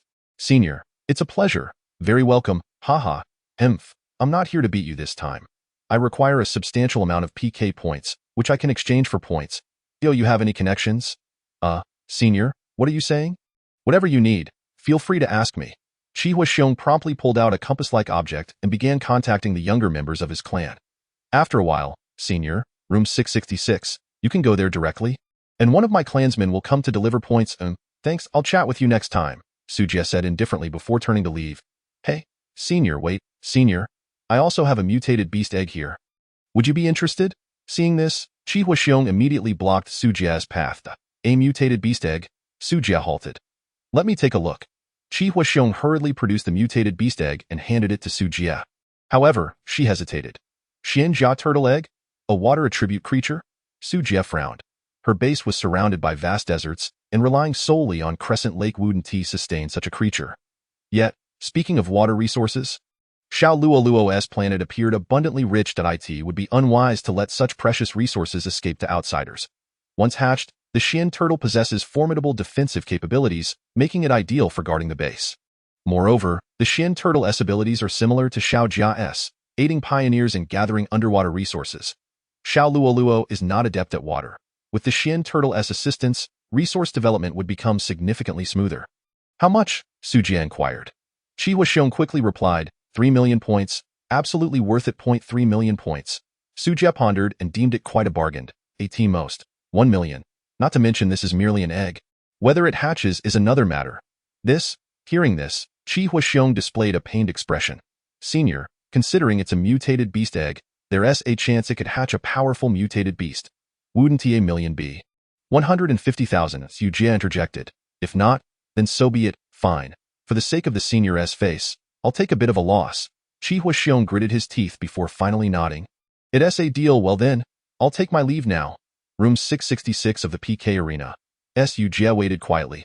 Soon, some members of the Chihua clan approached her, subsequently raising the betting amount to 1,000 PK points before voluntarily surrendering. Where there is demand, there is a market. The trading of PK points has become quite common. One can simply throw in the towel. Of course, this is contingent upon the other party's credibility. They cannot just take the money and run. With Chihua Xiong as a guarantor, everything proceeded smoothly. Su Jie was not lacking in points but rather in time. Although acquiring PK points this way is somewhat costly, for someone affluent, it's merely a drop in the bucket. Su Jie yawned. The life of the wealthy is indeed so unpretentious. With nothing much to do, she opened her friend list and found Luolela. Su Jie. Let me show you something interesting. Luolela? Su Jie.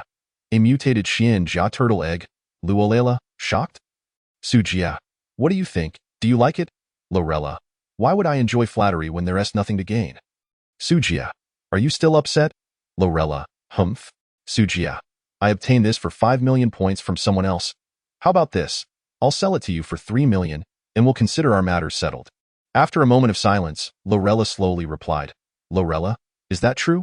Su Jie. Why would I deceive you? Clean yourself up and wait for me in room 96. Lorella. If you dare not show up, you'll regret it. Su Jie. A man's word is his bond. Many people came and went in Su Jie's room. Each service provider left with a beaming smile. Before long, Su Jie had accumulated enough PK points. According to the current market value, 1 PK equals 2,000 points. He exchanged a total of 15,000 PK points at once, costing him a staggering 30 million points. Indeed, this affair is extraordinarily expensive. It also reveals that those powerful races acquire resources at a pace nearly as swift as his own. However, it matters little. Once the breeding factory is completed tomorrow, a mere 30 million points will be but a number to him. Holding the PK points, Su Jie immediately opened the PK marketplace. Subsequently, he calculated his existing PK points and exchanged them for 17 talent upgrade scrolls. Swiftly upgrading his abilities, Star Master, Su Jie attribute values, Strength 900, Intelligence 999, Constitution 999, Agility 901 Celestial Power, 8688 talents. Observer, max, Blade Dancer, Max, Excavator LV3, Earth Element, Max, Dark Element, Max, Celestial Species, Max, Blade Dancer, Max when wielding bladed weapons. Attack speed increases by 100, damage increases by 100, and hit rate increases by 100. Dark Element Affinity, Max Dark Element Magic Power 100, Mana Consumption -99, Casting Time -100, 3 talents were directly maxed out. Now, both Earth and Dark Elemental Magic would become instantaneous. In close combat, the instant Shadow Strike combined with the Blade Dancer's attack boost, alongside the Celestial Species attack enhancement, would deal a staggering 2,250 points of damage. With a guaranteed hit, even when facing monsters with a defense cap of 999, he would remain unperturbed. This marked yet another significant enhancement. Chapter 81. Base Upgrade, Large Fortress. After completing these tasks, Su Jie arrived at Lorella's room. "Did you take your sweet time?" Seeing Su Jie's tardiness, Lorella frowned in displeasure. With her hands on her hips, she glared fiercely at him. "What's the matter? Couldn't he wait to see me?" Su Jie chuckled lightly, teasing her. Lorella's fair cheeks flushed a rosy hue as she pouted. "You're so full of yourself. Hurry up with the trade. I've been quite busy these past few days." "Busy? Busy fighting?" Su Jie inquired with a knowing smile. Lorella rolled her eyes at him. "Fighting is merely my hobby. My true quest is to carry the glory of the winged ones to the ends of the world." Su Jie raised an eyebrow. What an ambitious aspiration. With that, he traded the Xuanjia turtle egg to Lorella. Simultaneously, Lorella conceded defeat, granting him 1,500 PK points. Just a reminder, the rewards from the Empire's expedition are quite substantial. Don't spend all your time in the PK arena. Plunder is the essence of this game. As she left, Lorella earnestly cautioned him. Su Jie nodded in agreement, assuring her, "Don't worry, I know what to do." "Humph, as long as you know." Lorella waved her hand dismissively, turning away with an air of pride. Su Jie did not linger, his consciousness returning directly to his bedroom. Lorella was right. The core of this game indeed lay in plunder. After this successful raid, he would amass a fortune that others would find difficult to match in months. Now, he must accelerate the pace of development. At the very least, he should conquer the current planet. As Su Jie's consciousness re-emerged, someone stirred beneath the covers. Master Shasha was sleeping. "No distractions, I'm in training. You train your way, I'll train mine. It won't interfere. You truly are a clever little thing." The following morning, Su Jie rose early. He had not slept well the previous night, as the alluring figure of the queen haunted his thoughts. Alas, beauty is a double-edged sword. Shaking his head, Su Jie dressed and made his way to the control center. "Huanqing, order the destroyer to excavate the thicket by Crescent Lake." "Understood, boss." After giving the command, Su Jie plopped down in the spacious seat before the central control panel. Before him were several large digital screens displaying all data of the base, even showcasing the relentless mining activities within the caverns. To facilitate management, Huanqing had installed all the monitoring equipment Su Jie had disassembled from the spacecraft throughout the base. Thus, the control center could truly be regarded as the heart of the base. "Let us upgrade the base first." Sitting in the control chair, Su Jie raised his right hand and waved it in the air, summoning the construction interface. Super Intelligent Composite Advanced Base. Comprehensive Building Score, 10,000. Construction Requirements, 400,000 metal materials, 400,000 iron ore, 400,000 aluminum ore, 400,000 copper ore, 10 intelligent chips, 1 advanced base core, 1,000,000 points. Description: Artificial intelligence has surpassed limits, initiating self-accumulation and breakthrough evolution mode. Base data processing speed 500. Defense weapon accuracy 90. The upgraded base was an all-encompassing enhancement of the existing medium-sized base's intelligent module. For Su Jie, acquiring ordinary materials posed no challenge, as long as he gathered the required special materials. Any building could be constructed with ease. He promptly clicked the confirm button. Whoosh! A dazzling white light flashed, and the enormous super-intelligent composite base was instantly refreshed. Su Jie noticed the view from the floor-to-ceiling windows beginning to slowly descend, quickly surpassing the city walls, reaching the distant plains. "It's taller now," Su Jie murmured. Through the 3D model displayed on the screen, the originally compact 3.5-story base had transformed into a towering steel fortress. The silver-white metallic exterior reflected a cold, harsh light, glimmering under the sun's rays. Just from a distance, a sense of solemn grandeur washed over him. Hint: your base score has reached 200,000. triggering a large-scale attack event. Enemies will arrive at the battlefield in 3 hours. Ding. Congratulations, you are the first pioneer in this area to exceed a score of 200,000. Reward: 2 million points, 200,000 gold, 20,000 universal medal, 1 golden treasure chest. 200 free attribute points. The technology sector S building scores were generally inflated. Even after Su Jie had slacked off for several days, he still led the area by a wide margin. This was something he had anticipated. Time waits for no one. Su Jie quickly allocated his free attribute points, raising all 4-dimensional attributes to 999 before continuing in a frenzy of construction. Large controllable laser breeding room. Comprehensive building score. 20,000. Construction requirements. 500,000 metal materials, 300,000 iron ore, 300,000 aluminum ore, 100,000 silver ore, 100,000 gold ore, 100,000 metal laser, 50,000 glass, 1 mutated core, 200,000 points. Description: occupying an area of 80 by 80 meters, 6 stories high, a large plant breeding room. Accelerates plant growth and mutation speed, ensuring plants mutate towards beneficial outcomes. Presently, Su Jie possessed 70,000 lasers and 31,100 universal metals, more than enough to indulge. The long-desired breeding room was finally coming to fruition. Whoosh!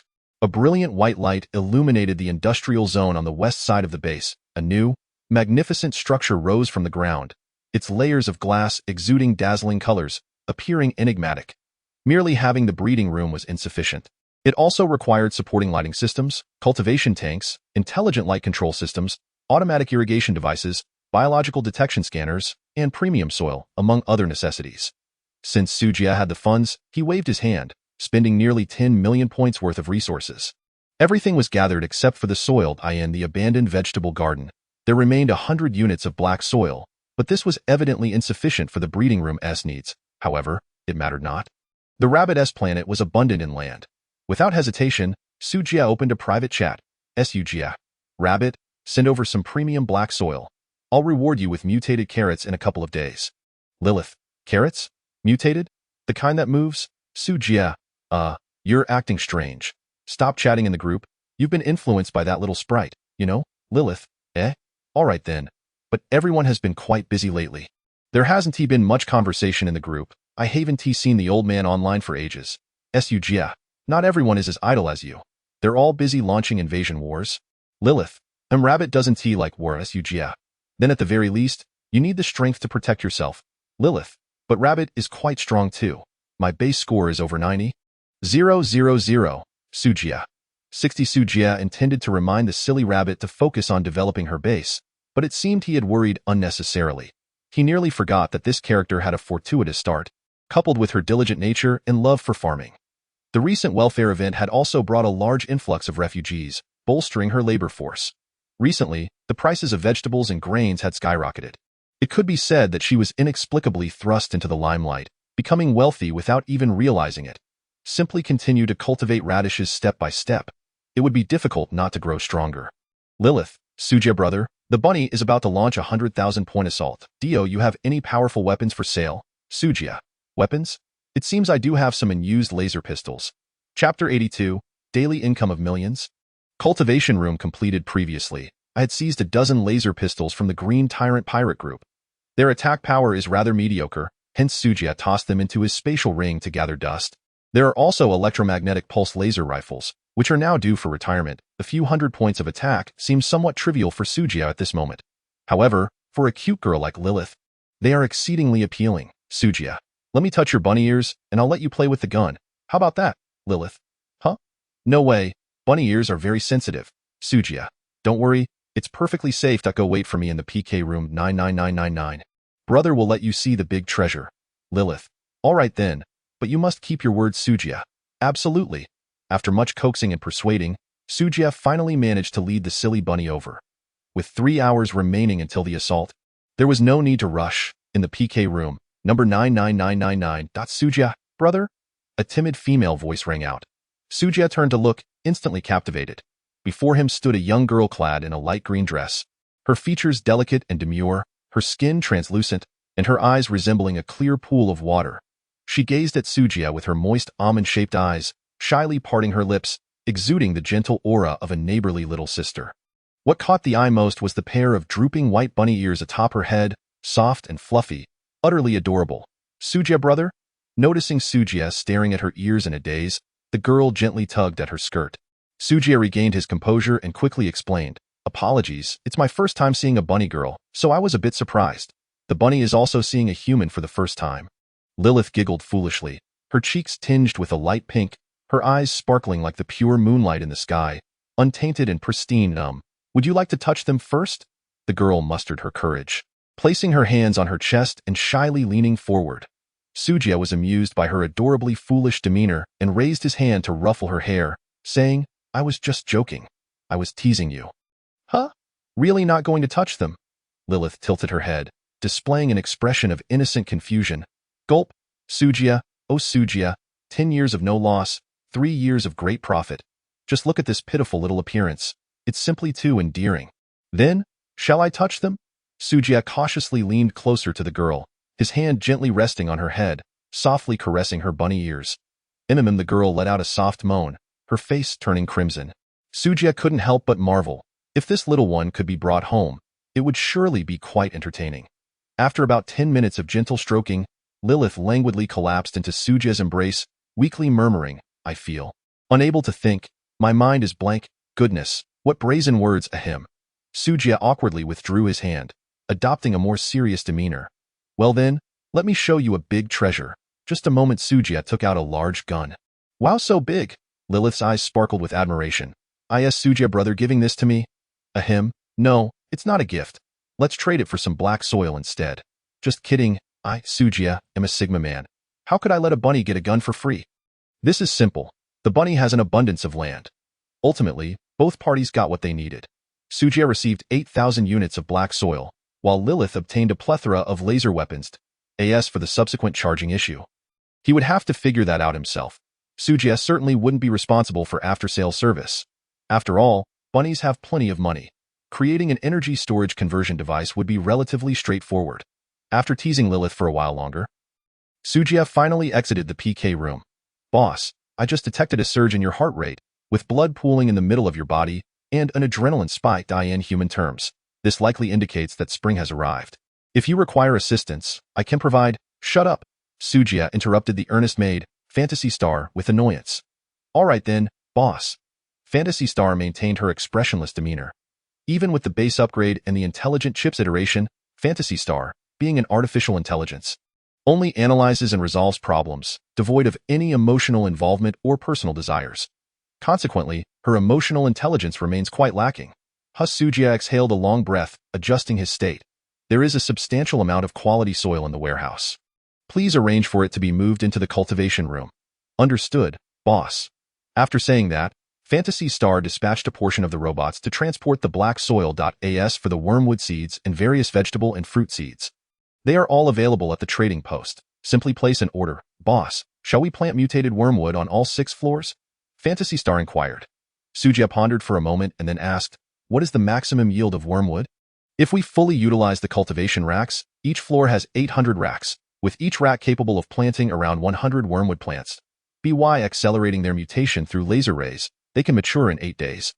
And with a 100 global work speed boost, we can harvest 80,000 plants in 4 days, averaging 20,000 plants per day. 6 floors would yield 120,000 plants. With boss's level 9 alchemy skill, if he were to do it himself, each wormwood could produce an average of 6 bottles of basic healing potions. This means a daily output of 720,000 bottles of potions. Currently, the market price for basic potions is 100 points, while wormwood is priced at 80 points. However, since we are cultivating it ourselves, it essentially has 0 cost. Thus, provided the alchemy speed keeps up, the profit from the potions would reach 72 million points daily. This does not even account for the possibility of producing higher-level medicinal materials or crits resulting in intermediate potions and evolution potions. The actual earnings would certainly be even greater. After calculating alongside Fantasy Star, Su Jie could hardly believe his ears. Earning 72 million points every day? This money is simply too easy to make. "Boss, don't get too excited too soon. The condition for earning 72 million points is that the alchemy speed must keep pace." Given your solitary efforts, it would be quite the challenge to sustain such a large-scale production. Fantasy Star poured a cold bucket of water over him. Su Jie immediately deflated, which was indeed the truth. Scratching his head, Su Jie lamented, "Can't we let machines handle the alchemy?" "In theory, that is possible," Fantasy Star replied, "but the alchemy factory lacks skill enhancements, which would directly reduce profits by sixfold. I suggest you capture more prisoners with secondary professions or alchemy talents to maximize profits." It seems we have no choice but to proceed in that manner. Conveniently, a large wave of prisoners is about to arrive on the battlefield, waiting for him to farm. Su Jie flashed a sly smile, deciding to plant wormwood on 5 floors and vegetables and fruits on the remaining floor. Understood. Fantasy Star comprehended immediately and began directing the robots to start sowing seeds. The cultivation room has 2 mutation methods. One accelerates growth, hastening plant maturity, while the other, similar to previous radiation mutations, transforms them into rare materials. The former is certainly used for planting wormwood, while the latter is for growing various peculiar plants, albeit at a slower pace. Su Jie estimated that harvesting in half a month would be considered a good outcome. With the cultivation room issues resolved, he continued with construction. He still needed to create defensive weapons. Small laser death ray turret. Chapter 83. Breaking through 300,000 points. Assault difficulty catastrophe. Small laser death ray turret. Comprehensive building score. 1,000. Building requirements. 150,000 metal materials. 150,000 iron ore. 150,000 copper ore. 50,000 silver ore. 1,000 radiation. 10,000 points. Description. Effective range of 1,000 meters. Releases laser beams or light waves, ignoring defenses, directly destroying the cellular structure of living beings or electronic components. Single target attacks can instantly kill any creature with a constitution below 500. Group light waves can instantly kill creatures with a constitution below 1,000.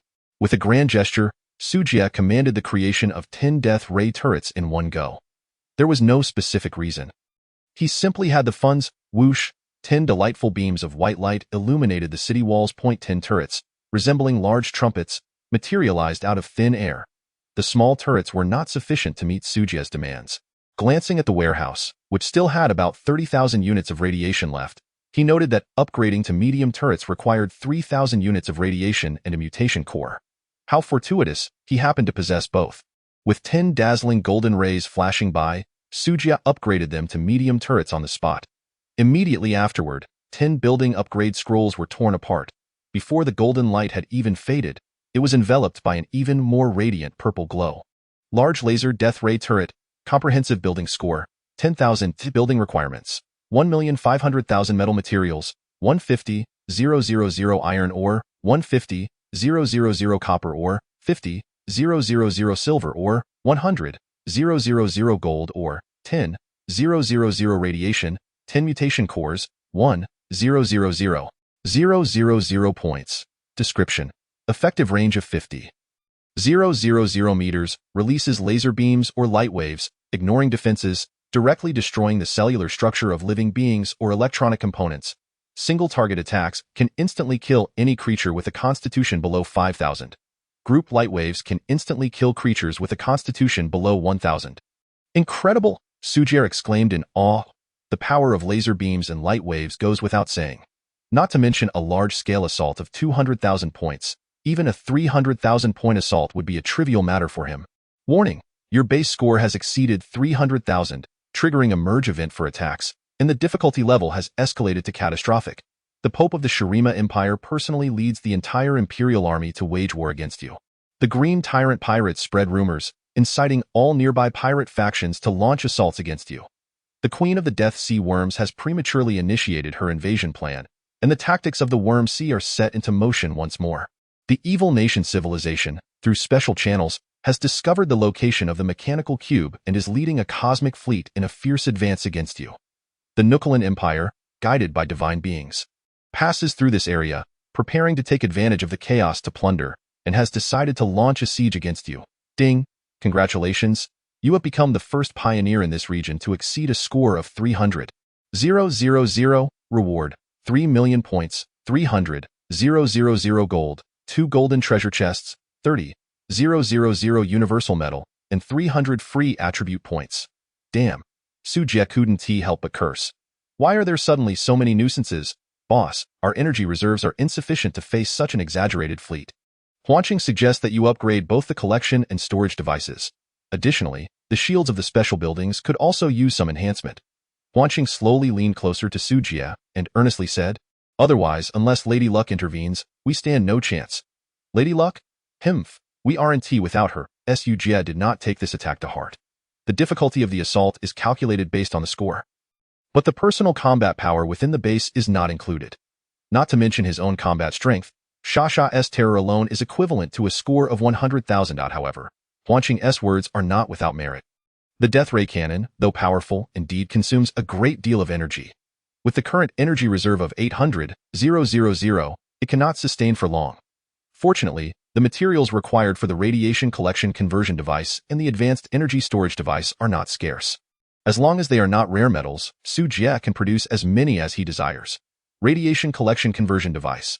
Comprehensive building score, 3,500. Construction requirements, 50,000 metal materials, 40,000 copper ore, 20,000 aluminum ore, 20,000 gold ore, 10,000 points, ear effect. Capable of absorbing any radiation and converting it into energy reserves, currently convertible into any attribute, efficiency. 1 unit of any energy per second. Advanced energy storage device, comprehensive building score, 1,500, construction requirements, 38,000 metal materials, 25,000 copper ore, 5,000 silver ore, 4,000 gold ore, 1,500 points, storage limit, 200,000, without even a glance. Su Jie built 3 conversion devices and an additional 11 storage devices. In this manner, the energy storage was elevated to 3,000,000. With over 2 hours remaining until the enemy arrives on the battlefield, the energy collection is somewhat insufficient time-wise. Left with no choice, Su Jie upgraded the collection device. Rapid Charge Energy Collection Conversion Device. Comprehensive building score, 6,000. Construction requirements, 500,000 metal materials, 400,000 copper ore, 40,000 aluminum ore, 200,000 gold ore, 1,000 points, ear effect. Capable of absorbing any energy and converting it into energy reserves. Currently convertible into any attribute, efficiency. 100 units of any energy per second. How ridiculously expensive. Su Jie gazed at his emptied wallet, feeling immense pain. He had not expected the cultivation chamber and the death ray cannon to consume so little resources, while upgrading the energy collection device drained his entire fortune. However, this expenditure was necessary. Otherwise, the energy would truly be insufficient. Before the upgrade, he could only gather 3,600 points of energy per hour, which was pitifully low. Now, with 360,000 points of energy per hour, 4 devices would yield a total of 1,440,000. Such speed was more acceptable. With some resources still remaining, Su Jie decided to fully upgrade the death ray cannon. Originally having only 7 large turrets, he gritted his teeth and increased it to 10. The remaining 20 were upgraded to medium turrets. Now, Su Jie's wallet was completely emptied. He glanced at the current panel. Star Master, Su Jie race, human, celestial race region, Jelwo star cluster number. NTR, 9528 base score, 345,500 attribute values. Strength 999, intelligence 999, constitution 999, agility 999, distributable attribute points, 402, celestial power value, 10. 910 active skills, appraisal LV7, detection, alchemy LV9, tentacle bind LV2, sand soldier summon LV3, shadow assault LV2, telekinesis passive talents, observer, sword dancer, digger LV3, earth element, dark element, celestial race subprofessions, beast tamer, merchant, alchemist, treasure hunter bonds, blessing hidden attributes, luck 60 golden treasure chest 3, resource chest 10, elemental cores 3, mutated cores 12, defensive structures, universal mechanical walls 4,000 universal mechanical floors 12,000 fully automatic machine gun towers 3 medium energy cannons 20 large energy cannons 10 large laser death ray cannons 10 sand monarch palace 1 night monarch palace 1. Chapter 84. The oncoming attack and tactical retreat invincible. Looking at the attributes displayed on the panel, Su Jie felt a surge of confidence in terms of group combat, single combat, melee, ranged, defense, and logistical reserves. There were virtually no shortcomings. Unless the enemy unleashes a planet-destroying cannon or a 2-dimensional foil to obliterate the planet, Su Jie would have no fear whatsoever, and no matter how many warships the enemy possesses, they would all be shattered. Let me see what conditions are required to upgrade special buildings. To be safe, Su Jie still planned to slightly enhance the thickness of the shields. Special buildings can also be upgraded, starting at 1 star. With a maximum of 10 stars, Desert Palace, Special Building, Level, 2 stars. Upgrade requirements, Elemental Core 2, Effect. Increases elemental shield capacity to 2 million. It requires 2 elemental cores to upgrade to 2 stars? Su Jie stroked his chin. He only had 3 elemental cores left, so he could upgrade at most 1 palace. After pondering for a moment, Su Jie decided to upgrade the Desert Palace to 2 stars first. After all, Xia is the main combat force. Once the palace is upgraded, the earth element will become even more potent. When she unleashes her skills, the power will surely be more formidable. The skill cooldown and magical recovery speed will also be accelerated. Buzz! Atop the pyramid-like palace, the golden gemstone radiated brilliantly, emitting dazzling rays of light. Accompanied by a low hum, dozens of layers of golden light membranes appeared around the palace, resembling ripples spreading outward. Ultimately, a faint golden shield with a health capacity of 2,000,000 formed. Huanqing, does the trading post have elemental cores for sale? No. Huanqing shook her head decisively. All right then, Su Jie sighed. It seems he must find a way himself. Initially, he thought that with the initiation of reverse invasion, the production of such energy cores would become easier. However, it now appears he was mistaken. Core items, unlike ordinary items, are elusive and not easily obtainable. Those capable of accessing cores are all formidable dominators at the forefront, fully aware of the item's value, and naturally would not choose to sell, unless they encounter an unknowing lucky individual who stumbles upon fortune but fails to appreciate it, casually tossing it onto the trading post for sale. Unfortunately, such probabilistic events are rare occurrences, happening once in a century. Sigh. I suppose I'll just have to fight for it myself, Su Jie sighed. Rising from the command platform, Huanqing silently followed behind him, perfectly embodying the role of a devoted maid. Exiting the command center, the metallic materials in the square ahead still piled high, and it would take considerable time to fully process them. Over 80 annihilators pushed carts in and out, tasked with transporting the metallic materials, thus saving Su Jie much manpower. Another 40 were transporting saplings, quickly relocating all the plants around Crescent Lake to the base. With a wave of his hand, Su Jie constructed a large ecological garden in the entertainment zone on the northern side of the base. A massive transparent glass dome enveloped the garden, filled with lush greenery and flowing streams. Equipped with natural air fans, the mist rose gently, creating a refreshing atmosphere, far more pleasant than the desert. Let us go in and take a look. Su Jie led Huanqing into the garden, feeling the refreshing breeze caress his face. Instantly invigorated and at ease. Hint. You have embraced nature, your spirit is elated, gaining 3 celestial power points. Goodness, I knew it was necessary to enhance the base's entertainment facilities. Just breathing can strengthen one's abilities. It is simply extraordinary. Su Jie, seizing the moment, directly connected the spirit tower with the ecological garden, allowing the environment within to merge with the spiritual energy, realizing a true earthly paradise. Finding a sunshade and a rattan chair, Su Jie lounged back, basking in the sun leisurely. Huanqing, pour me a cup of tea, he instructed, relishing the delightful sun bath. Huanqing nodded in agreement, retrieving a tea set from the trading post to brew. Sizzle. The fragrance of the tea wafted through the air. Soothing to the senses, Su Jie took a satisfying sip, closing his eyes to quietly appreciate its subtlety. Such a large ecological garden should not go to waste. He thought to plant some tea trees for the future, ensuring a steady supply of fresh tea leaves. Understood, boss. Huanqing silently noted this matter, preparing to plant them soon. Wow, what a beautiful place. After waking from her slumber, Xia rubbed her drowsy eyes, gazing at the vibrant greenery and couldn't help but exclaim. Following closely were Amanda and Nana, both wearing expressions of delight. It has been years since I last beheld such breathtaking scenery. Was this created by the master? Sasha dashed over and embraced Su Jie's arm. Her curiosity piqued. What do you think? Quite splendid, isn't it? Su Jie nodded, declaring that this place would henceforth serve as our leisure haven, where relaxation and cultivation could coexist. Hooray! Sasha exclaimed joyfully, scampering barefoot across the grassy expanse. Huh? How can you have fun without me?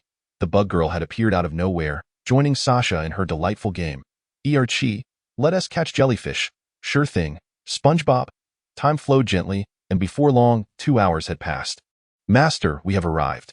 Nana slowly rose from her lounge chair, whispering into Su Jie's ear. All right, no one is getting away today. Su Jie opened his bleary eyes, a fierce glint flashing within. Under his lead, a group ascended the towering city walls. Several women had donned battle armor, looking ready to engage in fierce combat. Chi stood nervously to the side, gazing at the distant horizon, her expression fraught with anxiety. If I encounter Mother later, how will I explain this? Suddenly, roar. A beastly roar reverberated across the land. Shortly thereafter, on the horizon, a dark mass of monsters was discernible, charging towards the base. Their numbers were immense. Countless, in fact. Among them were colossal creatures, adorned with sharp fangs, exuding a terrifying presence. As they approached, the earth trembled, and dust swirled through the air, as if the apocalypse had descended. The emergence of these insects seemed to trigger an assault. In the skies above, a dozen obsidian warships broke through the clouds, casting shadows over the land as they dove down. Following the warships were countless small spacecraft, their exteriors emblazoned with skull insignias, clearly indicating that this was a pirate fleet from the nearby star regions. Odd, why haven't we seen any vessels from the Shurima Empire this time? Su Jie waited in vain for the appearance of Shurima's ships, feeling somewhat perplexed. To note, General Isaac has fallen ill and is unable to continue the battle. The Pope has reluctantly returned to the Empire, voluntarily withdrawing from this assault. Su Jie was initially speechless, but then realized something was amiss. Damn it. Who allowed that scoundrel to flee at such a critical moment? My gold, my captives, my elemental core. Tisk. Once this siege concludes, I shall be the first to attack Shurima. Su Jie cursed Isaac vehemently, lamenting the loss of several billion due to his cowardice. Outsiders, surrender the princess or suffer the consequences. A furious roar echoed from the skies, followed by the deafening chorus of countless insects as if an army was charging forth. Su Jie looked up to see a colossal figure, its dark, fleshy wings unfurling behind it, moving at a terrifying speed. Information about the entity appeared on his retina. Blade Scythe, Old, Race. Insectoid Blade Race, Attributes. P.S. There was an error in the previous 10,000 base rating data, where rewards were mistakenly written twice. The author has rectified this oversight and apologizes. The author will pay more attention to comments in the future. Chapter 85. The Evil Nation Civilization and the Princess of the Nuclean Empire, Blade Scythe, Old, Race. Insectoid Blade Race, Attributes. Strength 1300, Constitution 999, Agility 999, Intelligence 200, Description. Chief of the Insectoid Queen Guard. Adept in Blade Aura, Blade Wings, and Ultrasonic Waves. It has actually surpassed the attribute limits. Quite intriguing. Su Jie stroked his chin, a hint of a smile playing on his lips. Surpassing the limits requires special items, which are currently unavailable in any shops, a rare opportunity indeed. Old S emergence could easily overpower nearly all current pioneers, yet it was clear that Su Jie was not included in that list. Chi, this is your moment. Su Jie turned his gaze toward the bug girl, beckoning her to come over quickly. I don't want to leave, Master. Chi pouted, clearly reluctant. Although the Master had his shortcomings, this place was undeniably comfortable. Big bug. Did you hear that? Su Jie grinned, planning to inform the insect queen that her precious daughter had been taken in by him. Should she desire her back, she would have to come and reclaim her. Thunderous. Old's fury could no longer be contained. It flapped its beetle-like wings with ferocity, accelerating toward its target. Its intent was clear, to retrieve Chi. Otherwise, it would not escape unscathed. Foolish outsiders, you know nothing of the terror that the insectoid race embodies. Old's voice boomed like thunder. I am the greatest Blade Scythe king of the insectoid race, endowed with supreme glory. The moment the words left its mouth, Old lunged forward with its razor-sharp claws aimed at Su Jie. However, a golden barrier appeared out of thin air, firmly blocking Old's assault. Shield value, -0.1. Su Jie casually moved a chair over and sat down in the lounge, watching the confrontation with the calmness of the wind. He chuckled derisively and said, You little bug truly possess some courage. Just an energy shield. It may withstand the insectoid onslaught momentarily, but it cannot endure forever. Old scoffed. Children, tear it apart. Instantly, a swarm of insect soldiers surged forward, overwhelming the area like a plague of locusts, sending shivers down spines. This time, they were not mere death worms but a genuine insectoid army. Each insect surpassed attributes of 100, with some elites nearing 300. Their 4 dimensions were almost on par with that of the princess herself. Shield value, minus 0.2, shield value, minus 0.1, shield value, minus 0.3. The incessant notifications rang out, indicating that the barrier's shield was rapidly depleting. Naturally, Su Jie could not allow this to continue. Otherwise, even 1,000,000 shields would prove insufficient against this swarm. Illusion Star, let them experience the might of the electric cannon. Understood. At his command, the mechanical walls swiftly transformed, revealing 30 dark openings.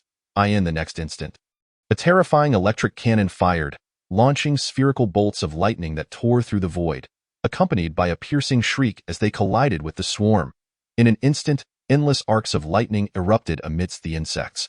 Zzzzz. What? Old screamed in horror, hastily dodging the onslaught. Boom, bang, boom. Explosive sounds rang out continuously, accompanied by the wails of the dying as countless insect soldiers were reduced to charred remains, falling lifeless to the ground. In the blink of an eye, over 1,000 insect soldiers perished beneath the electric cannon's fire. Master, is it time for Sasha to take the stage? Sasha rubbed her hands together excitedly, eager to engage. Not yet, it's not the right moment. Where's the fun in starting with the big guns? Su Jie affectionately ruffled her hair before seizing the golden scepter from her grasp. Sand Soldier summon. A burst of golden radiance erupted from the tip of the scepter, creating a powerful gravitational pull that drew countless grains of sand into its fold. Soon, over 100 solemn-faced sand soldiers took form. Go, clean up the battlefield and collect the insectoid corpses, Su Jie commanded.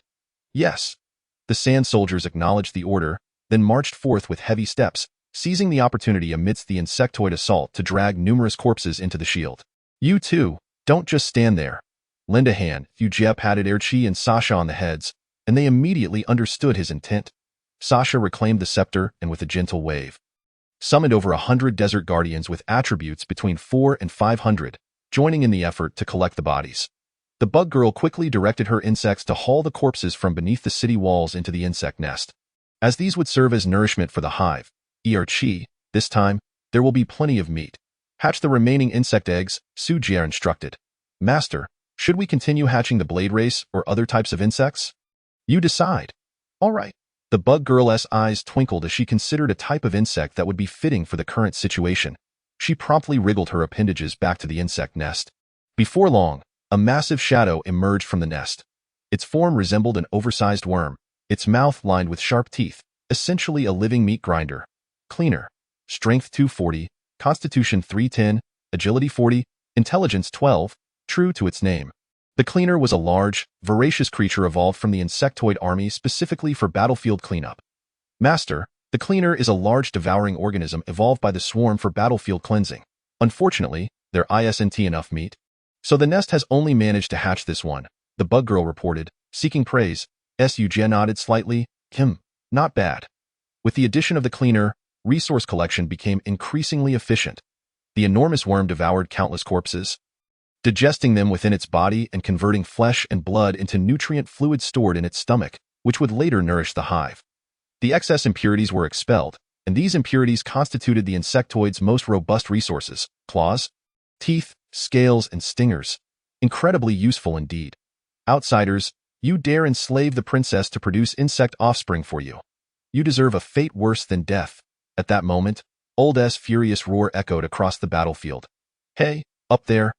How long are you planning to watch this spectacle? Although Old was furious, it was not foolish. With just its own forces, it was utterly helpless against the current outsider. The only hope for victory lay in dragging others into the fray. What now? You insectoids are rather arrogant, aren't you? If that's the case, why do you seek my assistance? A mocking voice of a man echoed from within the warship high above. Humph. If you choose not to fight, I shall take my leave. Do you expect to benefit without effort? How naive. With a grand gesture, Old commanded the insects to cease their assault, embodying a disposition of utter disregard. What a cunning strategy of retreat to advance. The man's laughter rang joyfully in the air. Given that, what say you about the girl who is hiding over there? Upon hearing this, Su Jie furrowed his brows deeply. It was no wonder he had always felt someone was watching from the shadows. It turned out there were still those yet to reveal themselves. How noisy and mindless those wretched beings are, ruining my plans, utterly foolish. As her words fell, a magnificent warship gradually deactivated its cloaking mode, abruptly materializing above the base. The ship gleamed silver, adorned with intricate runes, unmistakably of high caliber. Under Su Jie's bewildered gaze, the hatch of the ship swung open, revealing a woman clad in silver armor and a mask. Humph! Were it not for divine guidance, I would never deign to set foot on such a desolate planet. Chapter 86. The terror of continuous bombardment. This princess of the Nukulan Empire stood upon a floating platform, curiously surveying the base. Oh, elemental apostles? Two of them? The princess observed the two women beside Su Jie with keen interest, as if she had stumbled upon rare treasures. You too, come with me, Sasha. Who are you? Why should I follow you? Sasha was the first to retort. I am the first princess of the Nukulan Empire, Nuka Dacia. Dacia arrogantly lifted her chin, asserting, rather than suffer in this savage land, why not accompany me to the empire to enjoy wealth and luxury? As for you, I can grant you the mercy of sparing your lives. Upon hearing this, the expressions of Sasha and Nana instantly turned cold. While Sasha merely felt discomfort, the Empress nearly erupted. She had not undergone memory erasure and was fully aware of the fate of the elemental apostles once captured. They were akin to ethereal beings from another world, cherished by the nobility. Their rarity and power attracted countless would-be conquerors. Otherwise, the esteemed Night Empress wouldn't be forced to hide in the fringes of this star domain. Elemental apostles? Ah, how fortunate I am to witness such delightful events lately. At that moment, a voice brimming with arrogance interrupted everyone's thoughts. A robust figure stepped into view before all present. The imperial inspector of the wretched nation. Richard Megan, requests the hand of the two beautiful apostles in marriage. I invite my two queens aboard. Megan's eyes glowed crimson, greedily fixating on the two women. Sasha's gaze turned complex as she slowly remarked. What an ugly dinosaur. Indeed, quite hideous. And it even emits a foul odor, echoed Erchi. Su Jie couldn't help but twitch his lips. These two girls were exceptionally sharp-tongued. While it was true, it was still unwise to speak so bluntly.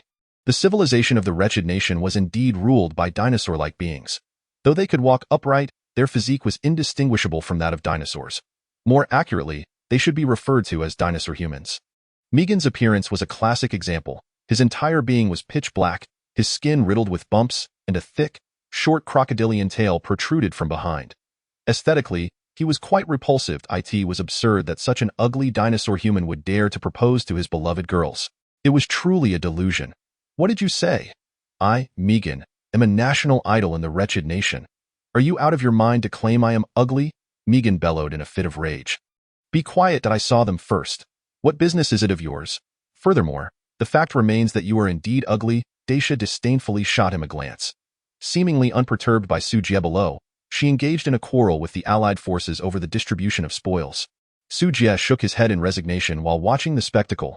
Phantom Star, Do we have any chance of seizing their warship? Su Jie asked, casually. Almost impossible, Phantom Star replied promptly. To prevent the warship from falling into enemy hands. It is equipped with self-destruct protocols. This battleship and the escort vessels are no exception. Su Jie sighed lightly. Indeed, no civilization would be foolish enough to gift weapons to their enemies, let alone spaceships. In that case, there is nothing to worry about. Let us dismantle it for materials and build our own. Nana, get to work.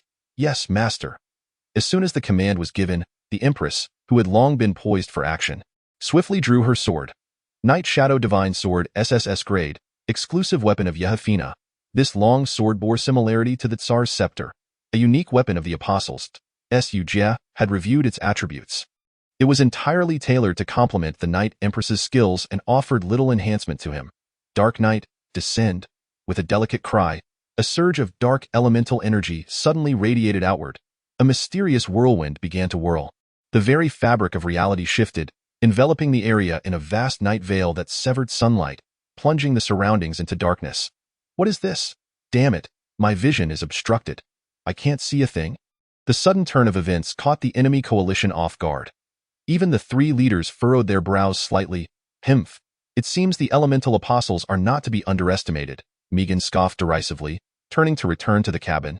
Dacia, too, did not dare to be careless and promptly retreated into the warship. Sasha, it's your turn to take the stage, Su Jie calmly instructed. Understood, leave it to me, Sasha replied confidently with a smile. Gripping her staff as she began to chant, Earth spirits, heed my summons, descend, sandstorm. In an instant, winds surged and clouds gathered. A massive vortex of yellow sand emerged beneath Sasha's feet, spreading outward like waves across the land. Thanks to the Sand Palace's immunity to earth elements, Su Jie's base remained unaffected. As for the others nearby, their fates were left to chance. Amanda, lend them your strength, at your command, my lord, as Amanda spoke. She brandished her staff, and a dazzling magic circle unfolded. Forbidden spell. Tenfold amplification. In that moment, the originally several hundred meters wide yellow sand vortex swelled violently, transforming into a colossal storm thousands of meters in diameter. The terrifying spectacle left the wretched nation's inspector dumbfounded. Is happening? How can these mere barbarians possess such extraordinary power? Megan's expression stiffened, his eyes wide with disbelief. Damn it, retreat. Retreat at once. Old hastily ordered the insect army to withdraw. Such natural forces were far beyond their capacity to contend with. Your Highness, the warship is encountering an unidentified energy attack. The shields are severely damaged. Should we retreat? Ascend to a higher altitude, immediately distance yourself from the danger zone. Daisha frantically issued commands. As long as they ascended to a sufficient height, they could escape the attack range. If it came to it, they could fly back into space and return once the storm had passed. However, Su Jie clearly had no intention of allowing such an opportunity to slip away. Seizing the moment when the enemy's vision was obscured and unable to evade damage, the laser death ray turrets silently began to charge. Hint: Apostle Bond trait, blessing effect activated, triggering monthly lucky event, Thunderstorm Day. Thunderstorm Day. A sudden thunderstorm causes the surrounding area to be filled with flashes of lightning and tumultuous currents. Please avoid high places to prevent being struck by lightning. Goodness, it appears the goddess of fortune truly resides in my base. This event could not have come at a more opportune time. Chapter 87. Ion cannons and million shields boom. The resounding thunderclap erupted instantaneously, a deafening roar that shook the heavens, causing the entire desert to tremble. What is happening? Megan, shaken, glanced out the ship's window, but all he could see was darkness. Report, Commander. 2 of our escort ships have been struck by the thunderstorm. Damage assessment at 30. Damn it. What is going on? How can there be a thunderstorm in broad daylight? Megan fumed, his face ashen with rage, wishing to charge out like an elephant. Where are the detection devices? Are they merely for show? Report, Commander. Due to the influence of a special energy field, our detection devices, scanning apparatuses, and radar systems have all malfunctioned. Damn it, useless fools, Megan cursed in frustration. The timing of their failure was more intolerable than facing an invading enemy. Just as he was at his wit's end, a blinding light shot forth from the distance. Everyone squinted against the glare. Boom! In the next moment, a violent explosion reverberated across the land. Terrifying thunderbolts rained down from the heavens, forming a judgment spear that instantly engulfed the 2 warships. Report, Commander. The 2 escort ships have been impacted by the thunderstorm. A multitude of electronic instruments have failed, and the deck is damaged by 80. We request to lower altitude and distance ourselves from the thunderstorm clouds. Upon hearing this, Megan nearly spat blood in frustration. What are they waiting for? Descend immediately, yes. Quickly, the fleet adjusted their course, plummeting downward at high speed. Report, Commander. What now? Megan was on the verge of a breakdown. What else could possibly happen? The energy readings below are volatile. Continuing to descend poses unknown risks. Damn it! Megan cursed profusely. Stuck in a dilemma, unable to ascend or descend, they found themselves trapped in the middle, caught between a rock and a hard place. Advance the fleet. Steer clear of the thunderstorm area. In the heavens, a tempest rages, while on the ground, a sandstorm howls. With no path above or below, one can only venture to the sides. However, scarcely had he finished speaking when several columns of green light erupted from below, striking fiercely against the flank of the vessel. Boom! A violent explosion unleashed ripples of energy. The energy shield of the flagship plummeted rapidly, dwindling to a mere 60, on the brink of breach. Yet, this was but the beginning. Whoosh! A barrage of electrifying spheres whistled in, crashing mercilessly against the main ship, instantly drawing the thunderous wrath of the skies. Boom, boom, boom.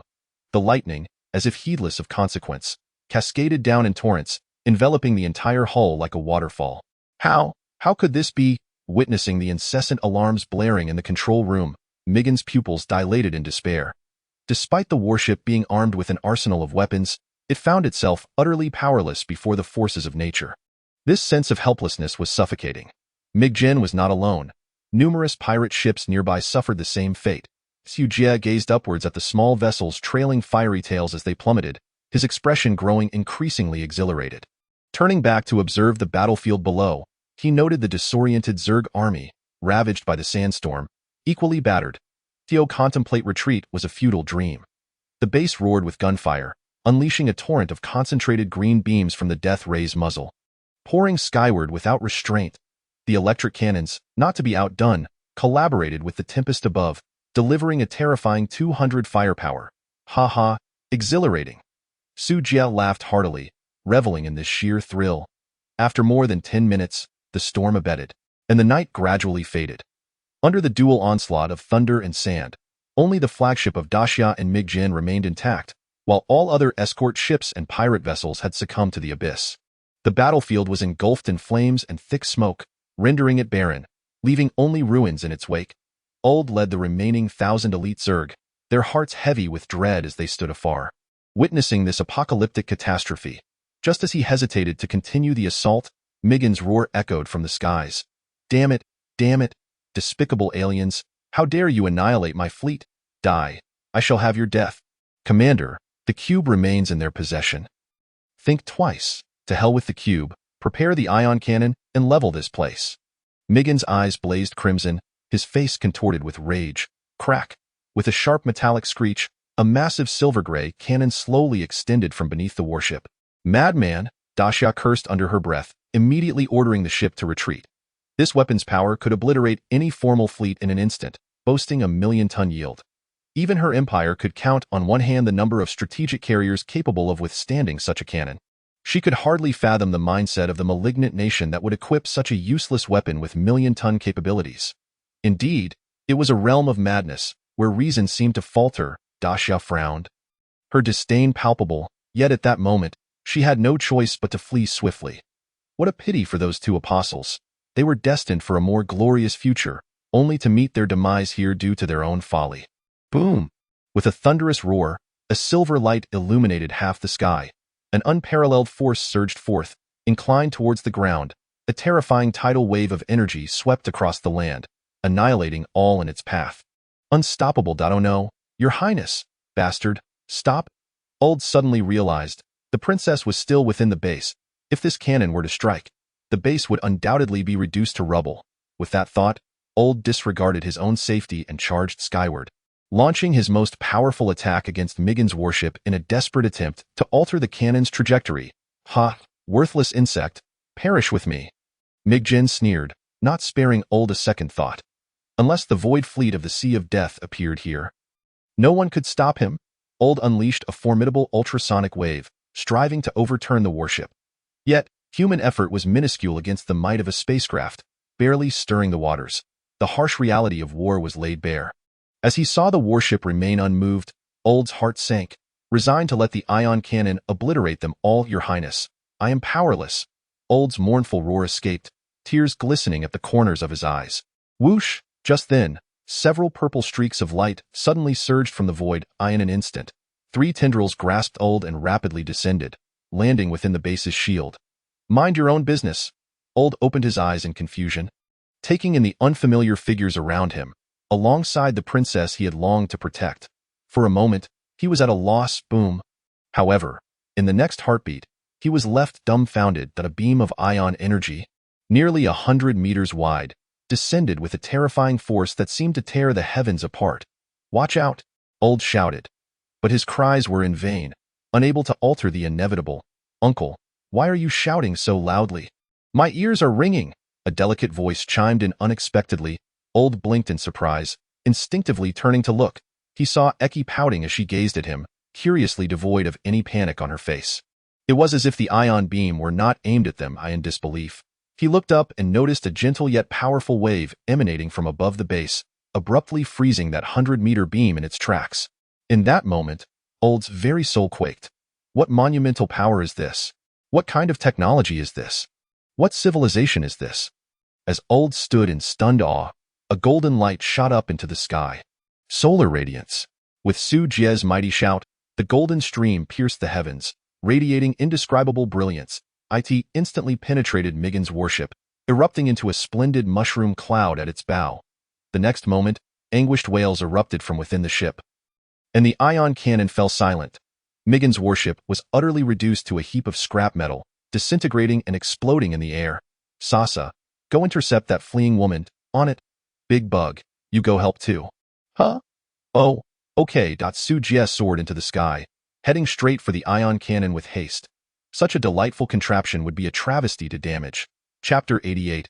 Capturing the princess, carrying her home directly to as the telekinetic field unfolded. Su Jie gently lowered the ion cannon into the base. It was indeed rather sizable, likely weighing at least 30 or 40 tons. Huan Xing, arrange for people to clear the battlefield. I'll be back shortly. Understood, boss. Leaving the cannon behind, Su Jie spread his light wings and pursued once more. Your Highness, an unidentified flying object is rapidly approaching the ship. In the command room, the pilot controlling the warship suddenly exclaimed. Daxia's beautiful eyes narrowed in alarm, and she commanded in a low voice. Activate the defensive shield and prepare the warriors. Yes. After the order was given, she anxiously fixed her gaze on the screen. The horrifying scene from earlier lingered in her mind. A million-ton cannon had been effortlessly blocked, and in turn, the warship had been reduced to scrap. Such an occurrence was utterly inconceivable. Daxia's expression grew grave, an instinctive sense of foreboding settling in her heart. Moreover, the storm clouds above had yet to dissipate, significantly hindering their escape plans. Soon, the screen flickered, and two figures appeared in everyone's line of sight. Compared to the heavy warship, they moved with remarkable speed. In the weightlessness of space, they would have had no chance of catching up. However, being on a planet with gravity and air resistance at play, coupled with the severe energy depletion of the ship, their speed was greatly diminished. This left Daxia filled with regret. Had she known, she would never have waded into this murky water. Boom. Just as she cursed her misfortune, a violent explosion erupted. The entire ship trembled violently. What happened? Daxia's lovely face flushed with anger. Your Highness, the hull is under attack. Deck 3 has sustained 40 damage. Deploy small fighters to delay them. As long as we can escape the storm clouds, we can enter space. Daxia calmly issued the command. Yes, Your Highness. As the order was given, dozens of fighters surged from the warship, launching a barrage against Sasa and Old, who were wreaking havoc on the deck. However, with their extraordinary attributes, the fighters could only inflict 500 to 600 points of damage, hardly breaching their defenses. Damn, if I can't contend with the ion cannon, do I fear these little toys? Young lady, you keep smashing. I'll handle these flies. On it, Uncle Bug. Sasa beamed sweetly, continuing to swing her staff wildly against the warship. Bang, bang, bang. The ship shook once more. Meanwhile, Old unfurled his beetle-like wings, wielding his blade to slash at the entangled fighters. In a brief clash, all the fighters were severed. Boom, boom, boom. A grand fireworks display erupted at that moment. This exhilarating scene ignited Old's bloodlust. Ha ha, have you witnessed my might now? Wait. No, why am I here fighting against ships? Old slapped his forehead, awakening to the realization. What in the world is happening?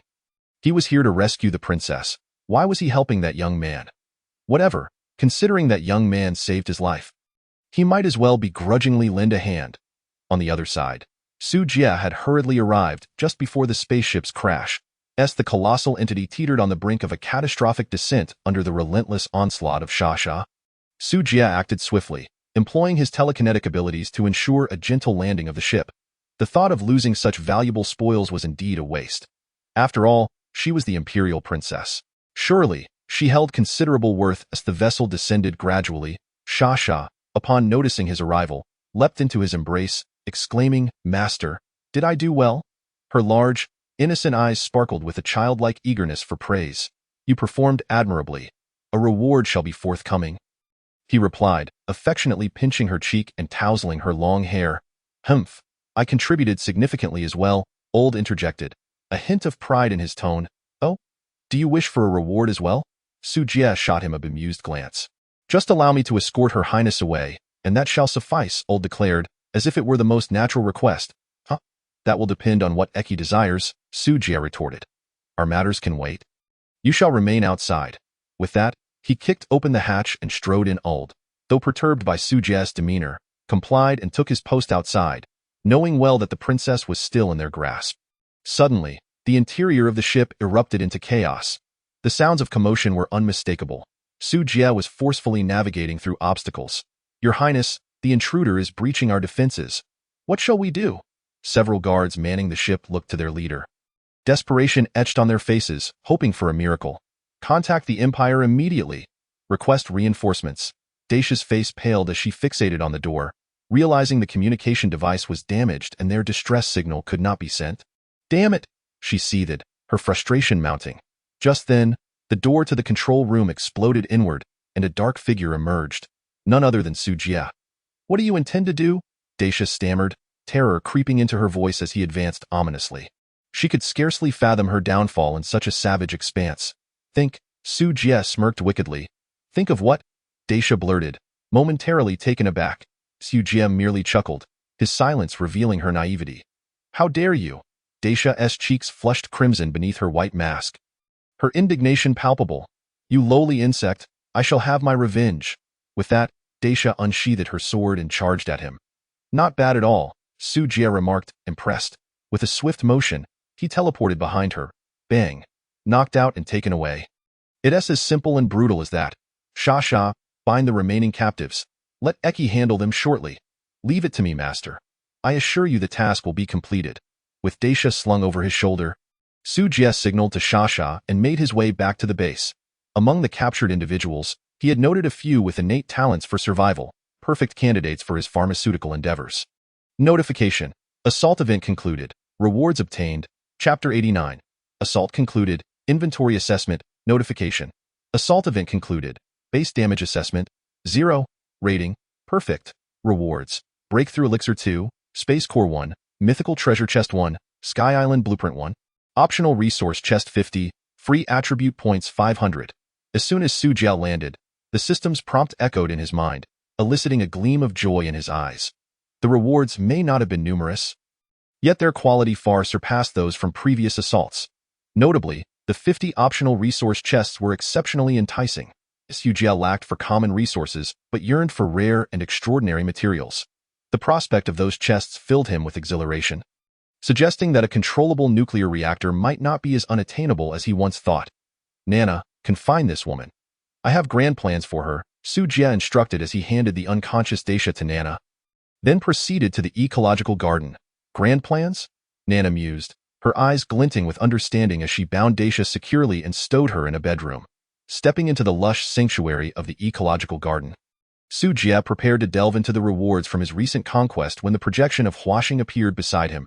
"Boss, while clearing the battlefield, we encountered numerous survivors, most of whom are gravely injured.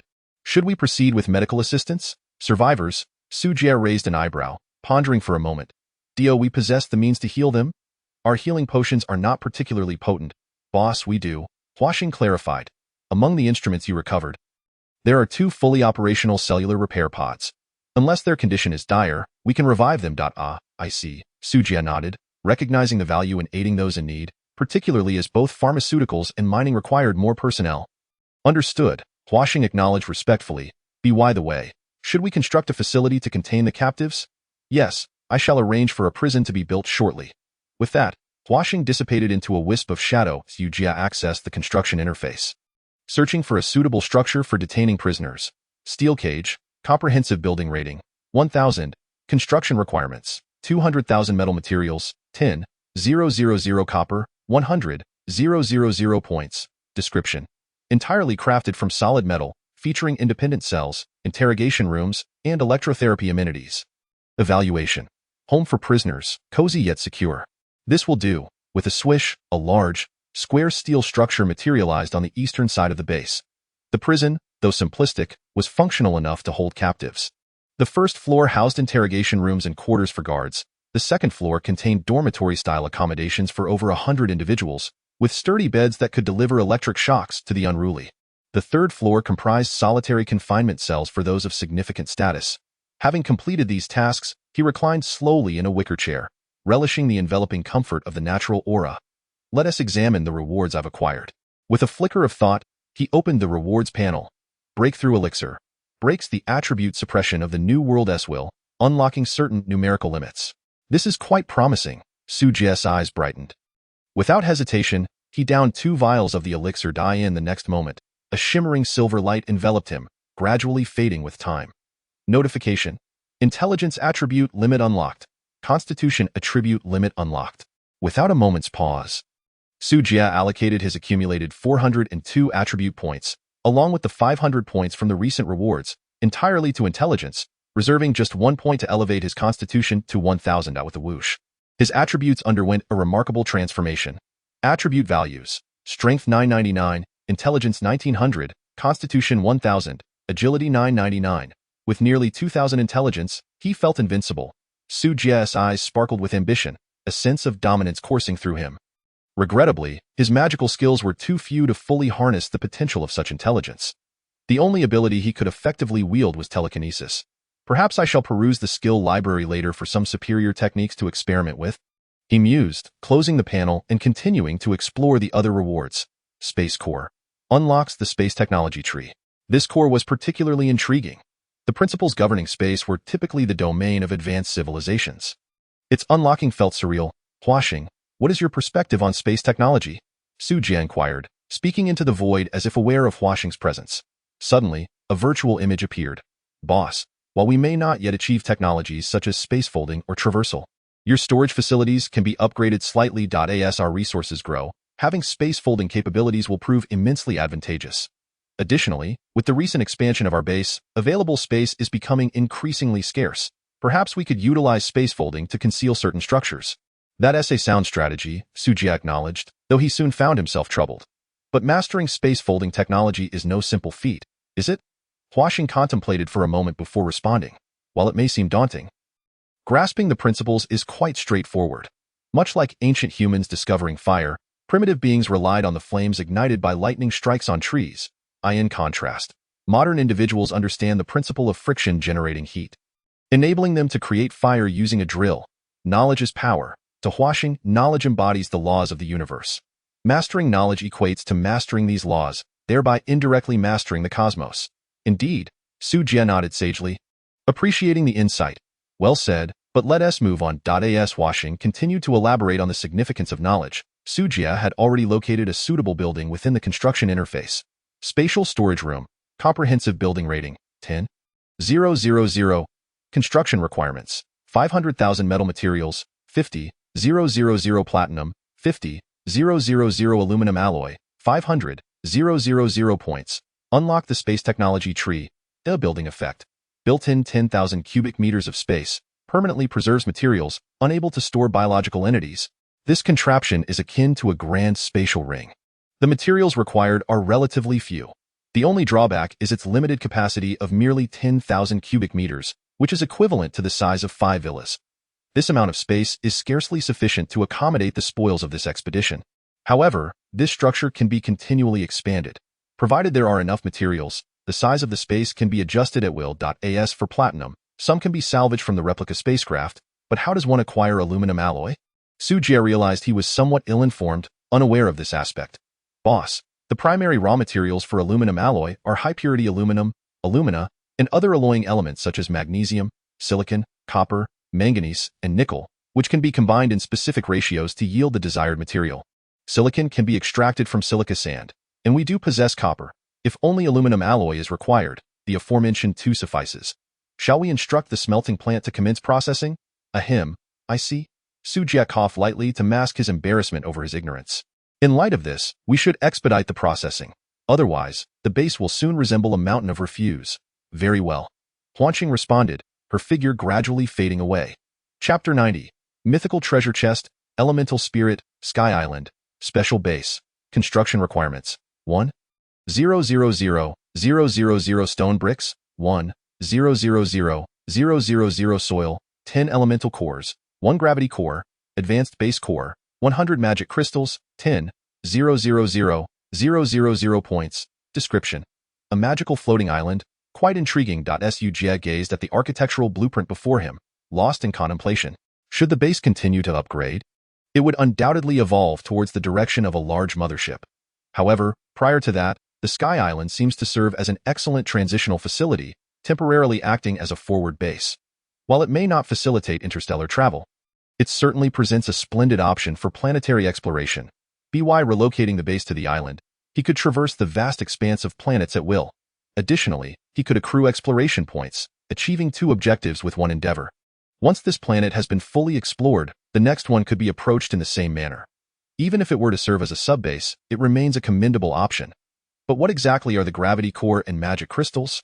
Su Jie pondered, stroking his chin.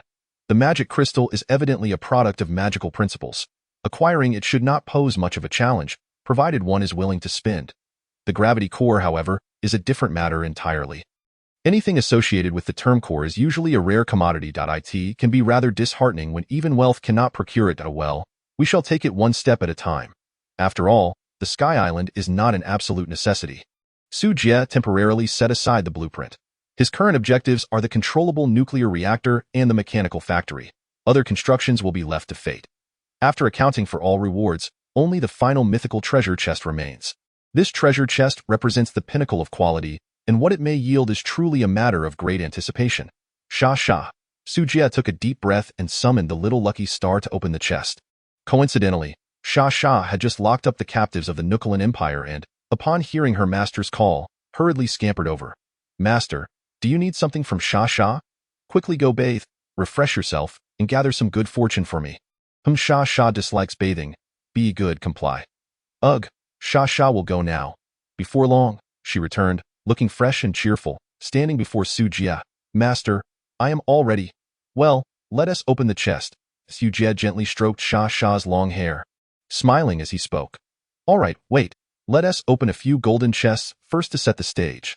Su Jie retrieved the 3 unopened golden treasure chests and instructed. Open these 3 first, and no problem, leave it to Sha. Sha confidently assured him, waving her little hand, and immediately executed a triple opening. Successfully opened golden treasure chest, obtained. 100,000 gold, resource transfer scroll 1. Successfully opened golden treasure chest, obtained. 100,000 gold, large diamond mining vehicle 1. Successfully opened golden treasure chest. Obtained. 100,000 gold, medium-sized tunneling machine 1. Good. 3 worthless items, not even triggering hidden traits. Perfect. Su Jie beamed with excitement, confident that this round of setup had been flawless, and the next one would surely yield gold. Sha was perplexed, unable to comprehend why her master was so pleased when no valuable items had been acquired. However, Su Jie had no time to indulge her thoughts, directly presenting her with a dazzling treasure chest radiating multicolored lights.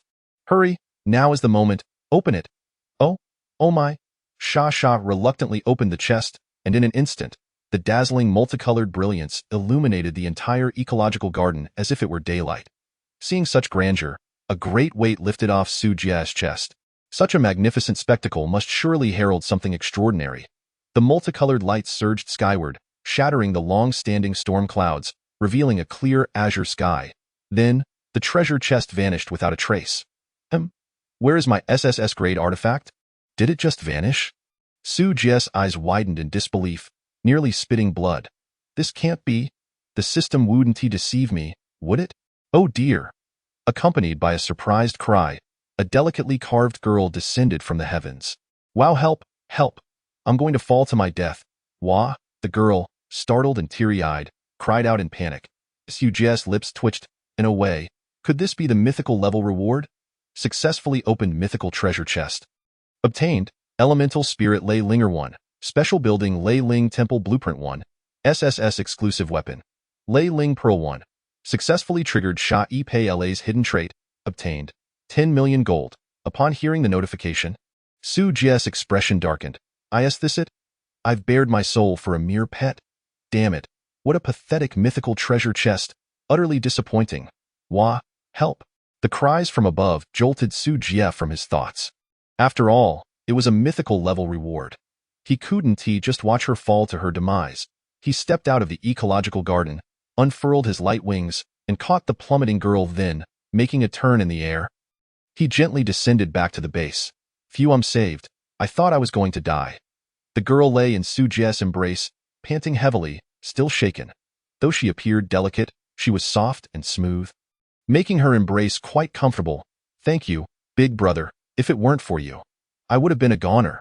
She looked up, her dark eyes locking onto Su Jie, sparkling with purple electric light. Unlike ordinary girls, Lei Linger had 2 translucent Qilin horns atop her forehead, a diamond-shaped purple crystal embedded in her brow, and a cascade of silvery gray hair cascading over her shoulders, exuding an ethereal aura. She seemed like a celestial being untouched by the mundane world. The commotion attracted the attention of several women cleaning the battlefield, who quickly gathered around. "Master, it's actually a holy spirit," Nana exclaimed, her eyes wide with surprise. "Holy spirit?" Su Jie furrowed his brow. "Is there any difference compared to your apostles?" "Of course, there is a distinction. Elemental apostles are nature-born spirits of the earth and sky, while holy spirits are miracles birthed at the dawn of the universe. Holy spirits are the children of the cosmos, innately possessing the power to manipulate elements and wielding formidable strength. We apostles are merely servants to the holy spirits. There is no comparison whatsoever," Nana explained. "Is it truly that remarkable?" Su Jie glanced at the little girl in his arms. Lei Linger proudly puffed out her chest. Although she didn't understand why the Lord had cast her down to the mortal realm, it didn't matter. She was finally free to play. "Elemental Holy Spirit Lei Linger is here to report. Big brother, are you my host from now on?" Lei Linger blinked her beautiful eyes, gazing up at Su Jie with eager anticipation. "Host?" Su Jie shook his head. "I am not your host. I am your master, Pianist. Be sure to thank the author and leave a 5-star review. Moi. Chapter 91. Qilin daughter, Lei Linger. Lei Linger jumped down from Su Jie, extending her small hand. "Then, master, please take good care of me from now on." Su Jie was slightly taken aback, but then grasped her delicate, almost ethereal hand. In an instant, he felt his pores open wide. With blood coursing through his veins at an accelerated pace, boom! A tremendous force surged into his palm, causing his arm muscles to bulge. Notification. Received the blessing of the Holy Spirit, gained the talent, affinity with thunder elements. This? Su Jie stood in a daze, feeling an incredibly pure force of thunder coursing through his body, flooding into his limbs and bones. This power filled him, causing a tingling sensation throughout his body. Prompting an involuntary moan, "Master?" Lei Linger looked at him with a hint of confusion. Su Jie quickly suppressed his surging emotions, carefully examining the enigmatic girl before him. Elemental Spirit, Lei Linger, status. Growth period, 1892, actual years 3. 4 billion virtual years, attributes. Strength 999, Agility 999, Constitution 1000, Intelligence 1900, Skill 1. Control of Thunder Element, Mastery over all Thunder Attribute Energy, Skill 2. Arrival of Thunderstorm, Summons countless thunderbolts for personal use, Skill 3. Spirit Armor, Immunity to 90 of elemental damage, Skill 4. Thunder Transformation, transforms into thunder. Immune to all physical damage, disregards agility attribute, activates Godspeed Thunder, Skill 5. Forbidden Spell Qilin, condenses thunder into a Qilin, inflicting 1000 thunder magic damage, cooldown, 6 hours, Skill 6. Forbidden Spell Heavenly Tribulation, summons Heavenly Tribulation for area attack in designated region. Duration, 10 minutes, range, 1000 square meters, cooldown, 20 minutes, Skill 7. Spirit Transformation, upon activation, all attributes are doubled. Talents, Thunder Element Affinity, Thunder Domain, Spirit Body, Spirit Blessing. His Su Jie gasped in astonishment. The treasures within the mythical treasure chest are simply extraordinary. This Qilin girl possesses remarkable abilities. Her combat power is off the charts. A single forbidden spell can unleash 20,000 damage. This is merely the enhancement of her own skills, without even factoring in the augmentation from her exclusive weapon, the Thunder Spirit Pearl. With the boost from several talents, the total damage can approach 160,000, wreaking havoc and devastation, truly terrifying. The crucial point is that the cooldown is merely 6 hours. His radiant charge does not recover this quickly, I assure you. After all of Su Jie's efforts over the past days to construct the base so flawlessly, he finds himself outdone by a newly arrived girl. It was he who had been too hasty. The mythical treasure chest is indeed impressive. Suddenly, Su Jie turned with a fierce gaze towards the other two apostles. "Master, what's wrong?" Sha Sha asked timidly. Su Jie maintained a stern expression and coldly inquired, "How can you evolve into a spirit?" Upon hearing this, Lei Linger immediately interjected, I know. Build the exclusive structure to level 10, and then cultivate for 100 years to have a chance to advance." Su Jie raised an eyebrow. 100 years? Isn't that too long? Not at all. This is the benefit of the new era. Otherwise, it would take billions of years to start. Su Jie was momentarily speechless. What I meant was, are there any shortcuts? Such a powerful spirit must be grasped if the opportunity for evolution arises. Lei Linger tilted her head in thought, and after a moment, She clapped her little head. Got it. Collect 1,000 elemental cores, then create an ascension pool to soak in. With good luck, you can advance. All right, let's disperse. This is hopeless. Upon hearing the need for 1,000 elemental cores, Su Jie decisively abandoned the thought. With such resources, he could establish his galactic empire. What need had he for a spirit? He waved his hand, urging everyone to return to their tasks. Hey, Master, what should I do? Noticing everyone else was busy while she was left idle, Leilinger felt displeased. Not sure yet. Go help clean up the battlefield for now. Su Jie rubbed his forehead. Okay, in an instant, Leilinger disappeared, reappearing on the battlefield ruins, transforming into lightning as she swiftly swept through the scattered metallic debris. Anything she touched burst forth with thunderous light, slowly levitating and falling into the base square. So this is how the thunder element can be utilized, Su Jie realized. The so-called mastery over all thunder energy includes both positive and negative polarities. By controlling the ratio of both, one can achieve magnetic levitation. He expected this girl to possess not only immense power but also remarkable intelligence. At this moment, Leilinger seemed like a liberated sprite, joyfully dancing above the battlefield ruins. Each place she landed sparked with thunderlight, as if she were treading upon lightning itself, dazzling and splendid.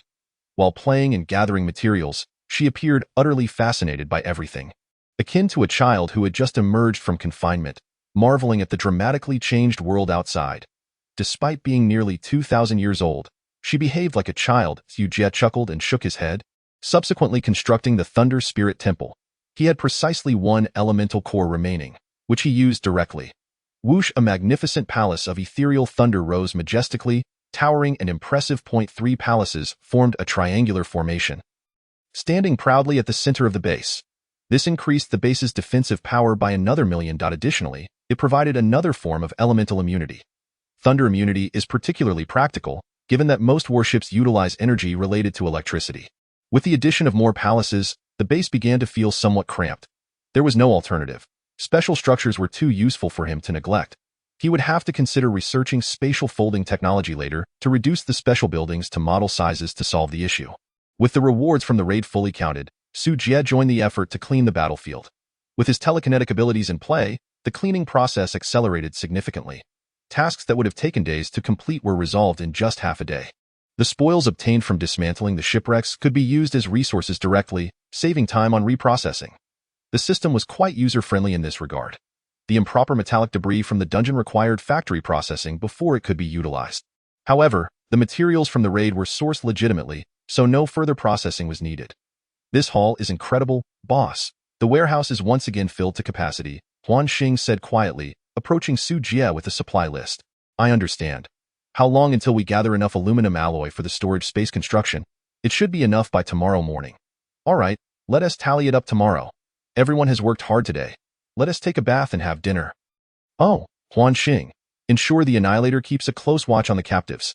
Any matters can wait until tomorrow. Understood. With that, Su Jie led everyone to the bathing area for a relaxing soak, then sat in the dining hall waiting for Amanda to announce the meal. Boss, have you forgotten something? Huan Xing leaned in quietly to remind Su Jie. What is it? The giant bug is still outside the base waiting for you. Only then did Su Jie realize. Old had been quite persistent. Forget it, Eki. Come with me to meet him. Su Jie beckoned the insect sister to follow as he went to settle matters with Old. But dinner is about to be served. Eki sulkily trailed behind her master, inwardly cursing Old. Chapter 92. Insectoid Queen, Crimson. When Su Jie arrived at the temporary camp constructed by the insectoids, he found not only Old waiting for him. Beside Old sat a woman of enchanting beauty, gracefully observing them. The woman was strikingly beautiful, dressed in an exquisite black gown and adorned with a crystal crown, exuding an air of nobility and elegance. Su Jie narrowed his eyes, a dangerous glint flickering in their depths. He quietly activated his identification. Depths Apostle, Crimson, complete form. Identification failed. The infallible identification ability had unexpectedly failed, instilling a strong sense of crisis in Su Jie. Behind the woman stood dozens of shadowy figures clad in black robes, each radiating profound strength, their attributes clearly exceeding 3,000. Whoosh. Without hesitation, Su Jie summoned Leilinger to shield him. He dared not gamble with his own name. The moment she appeared, the woman opposite exhibited a flicker of surprise in her eyes, quickly masking it. Eki clung to Su Jie nervously, trembling in his embrace. Master, Why did you call for me? Leilinger, still chewing on an unfinished steak, innocently inquired. What do you need? Su Jie wore a dark expression. Did this girl have no awareness? Couldn't she see the tension in the air? Kid, you abduct my precious daughter and disrupt our invasion plans. You certainly have some audacity. Crimson leisurely lifted her head, crossing her elegantly long legs, radiating an aura of authority. As if born to stand above the rest, Su Jie glanced at the trembling insect sister in his arms, then back at the Crimson Queen. All right, she bore some resemblance. Indeed, to be honest, I have no interest in your plans. It is you who sought me out. I'm merely acting in self-defense. Su Jie shrugged, feigning innocence. Humph, what has happened is done. The process is no longer significant. Crimson snorted coldly, her beautiful eyes displaying disdain and contempt. Su Jie raised an eyebrow. He detested unreasonable and domineering women, so it seems there is nothing left to discuss. Leilinger, take action. With an indifferent glance at Crimson, Su Jie commanded without hesitation. Upon hearing this, Leilinger instantly erupted with brilliant blue-purple lightning. In an instant, her petite form surged dramatically. The once long dress transformed into a super short skirt. Her short legs elongated into long ones, and her attributes swelled from A to D. Upon transforming into a spirit, her attributes doubled. Intelligence skyrocketed to 3,800 points. Activating the forbidden spell resulted in damage of 38,000. Coupled with the thunder element affinity talent, the damage doubled, and with the enhancement from her exclusive weapon, it doubled once more. With the thunder domain amplifying thunder attribute damage, the total damage approached 200,000, a terrifying destructive force rivaling radiant charge. Even Crimson couldn't help but furrow her brow, a wave of deep apprehension swelling within her. Truly, the most formidable thunder attribute spirit is indeed powerful. Were it not for the necessity of preserving her image, Fei Hong would undoubtedly have kept her distance, allowing her subordinates to take the lead. However, her purpose for coming this time was not to engage in conflict. Refrain from your thunderous wrath, Fei Hong cautioned in a calm tone. On what grounds? The innocence that once sparkled in Leilinger's eyes had faded, replaced by a hint of turbulence and sagacity. Has her growth in stature also brought about a shift in character? Su Jie could not help but ponder as he observed Leilinger's current demeanor. This monarch is not here to instigate war. Otherwise, I would not have come alone. Had it been otherwise, you would witness an unending fleet of void ships. Fei Hong maintained her composure, seemingly unperturbed by the tempestuousness of Thunder. Linger, cease this at once. Yes, master, with a soft huff. Leilinger subdued her lightning and retreated to stand behind Su Jie. He offered Fei Hong a gentle smile and spoke with a mild demeanor. Since we are not adversaries, may I inquire what insights you might share? I have heard from old that you repelled the fleet of the evil nation. Fei Hong's gaze fell upon the timid Chia nestled in Su Jie's arms. Chia, feeling the weight of her scrutiny, shrank further into Su Jie's embrace, muttering to herself, You cannot see me. You cannot see me. I know nothing. Abba, Abba. Su Jie affectionately patted the soft head of the little one, reassuring her, indeed, that is the case. The evil nation civilization is the tyrannical ruler of the nearby star domains, with its swift fleets nearly spanning the entire Jelwo star cluster. You dare to offend them. That is indeed remarkable, Fei Hong remarked with appreciation. Is the evil nation truly that formidable? Respectful did you? Su Jie feigned astonishment. Only when compared to you, but in my eyes, they are nothing extraordinary. Fei Hong's gaze glimmered with a hint of mockery and arrogance. Oh, what do you propose then? Su Jie continued to play the fool. The resources within the Sea of Death are nearing depletion. We must expand outward, conquering more territories to procure greater resources for the proliferation of the insectoid race. And I require you and the entirety of the alien races to assist this monarch in expansion until the evil nation is vanquished. Su Jie chuckled softly. Are you not merely dreaming? On what basis would we aid you? Fei Hong narrowed her eyes slightly. The enemy of my enemy is my friend, is it not? Su Jie was rendered speechless. Fei Hong's assertion held truth. After all, he had antagonized the evil nation, making an alliance with the insectoid race the most advantageous option. Triggered large-scale regional side quest. Invasion of the insectoids. Quest description. Assist the insectoid empress in exterminating the evil nation civilization. During the quest, you will receive protection from the empress, while the hatred level towards the evil nation will rise to 100, significantly increasing the probability of attacks. A regional announcement suddenly materialized before the pioneers of this star system. The regional channel erupted in chaos. What is going on? What insectoid empress? What evil nation civilization? I was just mining stones and cutting trees in the mountains. How did I trigger a civilization-level war? Fine, fine, fine. Everyone ascends, and you want to take me along? Then no one plays. Tableflip.jpg. Can someone explain this? Chapter 93. The tortured imperial princess Su Jie chose to ignore the tumultuous regional channel and instead contemplated the pros and cons of this quest. The bandits must certainly be subdued. However, conspiring with Huang Xilang could easily lead to disaster. The pioneers would inevitably clash with local forces. With the evil nation as the dominators of this star system, war was an unavoidable outcome. Yet, exterminating one evil nation would only invite a horde of even more famished insectoids, causing Su Jie to feel a headache coming on. Master, please acquiesce to her request. Lei Linger tugged at his sleeve, earnestly advising him. Utilizing the power of the insectoids will afford us more time to develop. What we lack most now is time.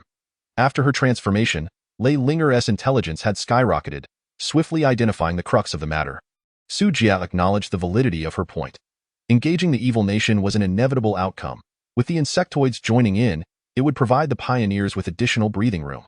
Whether this deal would be profitable remained uncertain, but it certainly wouldn't result in a loss. As for what would happen afterward, that could be dealt with later. If need be, he could sacrifice a bit to capture the Empress for the sake of peace for his compatriots. He felt that he could give it a try. Then, Your Majesty, my backing is quite formidable. I wonder if you can withstand it. This monarch grants you 3 months. Within this period, my kin will hold back the main forces of the evil nation. After 3 months, you must dispatch troops to support us, or bear the consequences. Su Jie nodded, indicating his understanding. I hope you will honor this agreement. After Fei Hong concluded her statement, a black portal suddenly materialized, and she swiftly departed with her attendants. Mother, dear mother, as Fei Hong was about to leave, Erqiya weakly called out, Humph, spineless wretch. Fei Hong coldly retorted without looking back. Whomever Erqiya chooses to associate with is her own freedom. Out of respect for the Holy Spirit, this monarch shall refrain from pursuing the matter. You are nothing but a rat's tail. With a flourish of her sleeve, Fei Hong's figure gradually faded, until she completely vanished into the void. Hint, quest accepted. In 3 months, you will be transported to the battlefield of the evil nation to participate in the invasion campaign. During the quest period, you will no longer be subject to attacks from the evil nation and insectoid incidents. Erqiya exhaled in relief, a flicker of gratitude washing over her face at having escaped a dire fate. Your Highness, the Master merely has a sharp tongue yet a tender heart. She came this time simply to see how you were faring. The Master truly cares for you. This is something the Master entrusted me to convey to you, Old said, bowing respectfully as he pressed a vial of mysterious liquid into Erqiya's hands before hastily departing.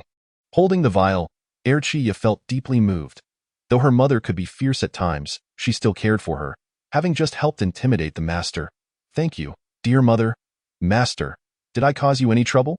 Upon returning to the base, Erqiya anxiously looked towards Su Jie, who was seated at the head of the dining table. Not at all. It hardly qualifies as trouble, Su Jie replied nonchalantly. He was currently pondering the fact that both the main quest and Fei Hong's time limit were 3 months apart. With such proximity, could there be a connection? No, the intelligence was too scant. He needed someone to scout the situation in the nearby star domains. Nana, where's that woman Daisha? Su Jie suddenly inquired. In our bedroom. Why is she locked in the bedroom? Su Jie felt a headache coming on. Never mind, I'll check myself. With that, he quickly finished the food in his bowl and prepared to rise. Shasha is sleepy. Shasha wants to return to the bedroom too.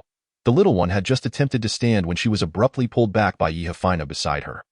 Demeo today, we're sleeping in a different room. Why? Little children shouldn't ask so many questions. Why? Yihafina gave Su Jie a meaningful look, as if to say she understood everything. Su Jie? This fool, is her mind filled with nonsensical thoughts, leading her to such wild associations? He couldn't be bothered to engage with her. Amanda, prepare a bedroom for Linger. Yes, Lord. Su Jie waved his hand and walked toward the bedroom. Yihafina slowly revealed a mischievous smile. Amanda, prepare a room for Shasha as well. Very well. Does sister require a room? I'll pass. 3 of us can fit just fine. As the bedroom door swung open, the bound Daisha, who had been restrained all day, immediately began to struggle violently upon hearing the commotion. Unfortunately, with her mouth gagged and her eyes blindfolded, all that emerged was a muffled whimper. Observing this, Su Jie couldn't help but marvel at how knowledgeable Nana was. Such a professional technique. Even he was perplexed by how she had been tied up. Stop struggling. I want to eat you, Su Jie said, reaching out to remove the cloth from Daisha's mouth and the blindfold from her eyes. Daisha gasped for breath, then glared at him with fury. You scoundrel, despicable, filthy, shameless, and a downright beast. Daisha berated him vehemently. Such language will earn you punishment. You know. Su Jie grinned wickedly, pretending to have ill intentions. You perverted fiend.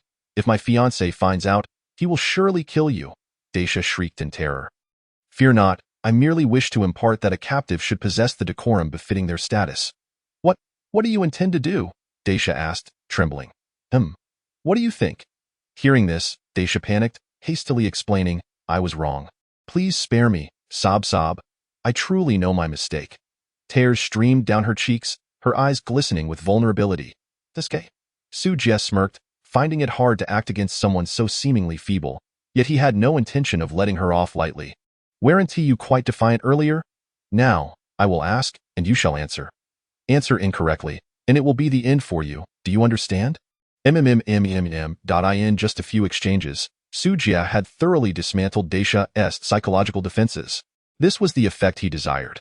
Otherwise, engaging in futile arguments with a woman was utterly tiresome. I ask you, what is 1000 minus 7? Huh? Chapter 94. NTR Asteroid Belt Bang. Another sharp sound echoed, and Daisha nearly broke down, her eyes brimming with tears. It equates to 993, Daisha choked out. Very well, then let me ask you, how many people are there in your family? What do your parents do for a living? How much do they earn each month? What brings you here? Su Jie continued his inquiries, and Daisha answered without hesitation. Su Jie nodded in satisfaction. Good. Well done. Keep it up. Daisha nodded, feeling wronged, silently praying that Su Jie would finish quickly, for her thigh ached terribly. Through Su Jie's questioning, it was revealed that her father was the king, her mother the queen. There were 4 members in their family, and she had a younger sister. The reason for her presence in the nearby star region was simply that she had just returned from an engagement in the neighboring Yama Empire. It was merely a passing visit. And she had come here, drawn by fate, to seek torment. Su Jie also learned that the planetary designation he was on matched that displayed on the panel that it was called NTR 9528. This star region was also referred to as the NTR asteroid belt, a chaotic area located at the fringes of the Jelwo star cluster. There were no powerful civilizations nearby, governed by 3 distinct factions. The New Kalan Empire, where Daisha hailed from, was one of them, while her fiancé belonged to the Yama Empire, the second. The third was the 100 Federation, composed of over 100 planets. To be regarded as an empire, a faction must govern an area boasting at least 100 resource-rich asteroids, with countless other planets beyond that. To avoid being consumed, the 100 Federation banded together to collectively resist the other 2 factions. Daisha's marriage alliance was a joint decision made by the high-ranking officials of the 2 empires, hoping for a merger to eradicate the 100 Federation and harvest all resources within the NTR asteroid belt, using it as a springboard to venture into the more expansive starry seas and unlock the gates to a new world. No, you are lying. I am not, Daisha retorted defiantly, still daring to be obstinate. Su Jie scoffed. According to your words, the New Kalan Empire is but a small village before the wicked civilization. How could the daughter of a village chief dare to shout at the inspector of such a formidable power? Recalling the earlier altercation between Daisha and Megan, Su Jie sensed that things were not so simple. After all, Megan was an inspector from the wicked nation. No matter how minor the position, it was still an official role. They could easily find an excuse to obliterate the New Kalan Empire. How could she dare? We have our own support above us. How could a mere inspector not dare to offend our empire? Daisha argued confidently. Moreover, the wicked nation has ruled Jelwo for thousands of years, its civilization becoming increasingly unwieldy and complex, rife with internal struggles, power-hungry officials colluding with bandits, and various factions proliferating, all teetering on the brink of collapse. They are so engrossed in their internal issues that they have little time to concern themselves with your trivial matters. Daisha spoke with conviction. Su Jie fell into contemplation. Daisha seemed to have a point. Who would have thought you possessed some intellect? Su Jie remarked with a smile. Daisha proudly declared, of course. My ambition is to become the queen of Jelwo, ruling the entire star system and becoming the most esteemed and powerful existence. As she spoke of her aspirations, a fervent and frenzied light sparkled in Daisha's eyes. Pfft! Ha ha ha! Hearing this, Su Jie could not contain himself and burst into laughter. Dacia's face was one of confusion. Haha, are you serious? Su Jie stifled his laughter, giving her a look of disbelief. Do you know what the foremost requirement to become a ruler is? Dacia furrowed her brow. It is the absolute strength capable of subduing billions of lives. Only then can one consider grand strategies and unrealistic ambitions. Su Jie shook his head, gazing at her as if to say you are too naive. If you were to become queen one day, I could easily seize the throne, control you, and command the lords at will. Fool. You are the fool, Dacia retorted angrily, glaring at him. Then, lowering her head, she murmured dejectedly, I just haven't awakened yet. I won't remain this weak forever. Perhaps she had come to a realization or had entirely given up on resisting. Dacia buried her face in the pillow and mumbled, If you have any more questions, hurry up and ask so we can finish this and you can leave. I don't want to see you again. Ugh. Perhaps knowing that she could not escape tonight, she could only protest with tears. With someone like you, how do you expect to become queen? Su Jie rolled his eyes. Being a crybaby is more fitting. Humph.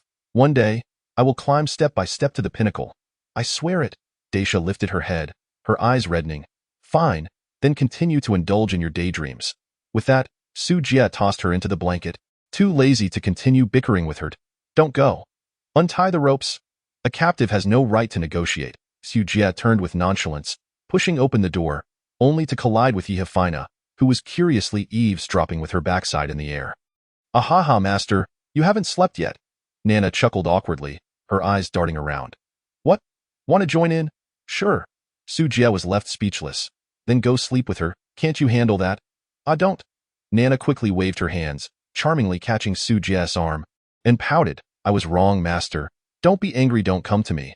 I know you too well, Su Jie replied with a dismissive glance.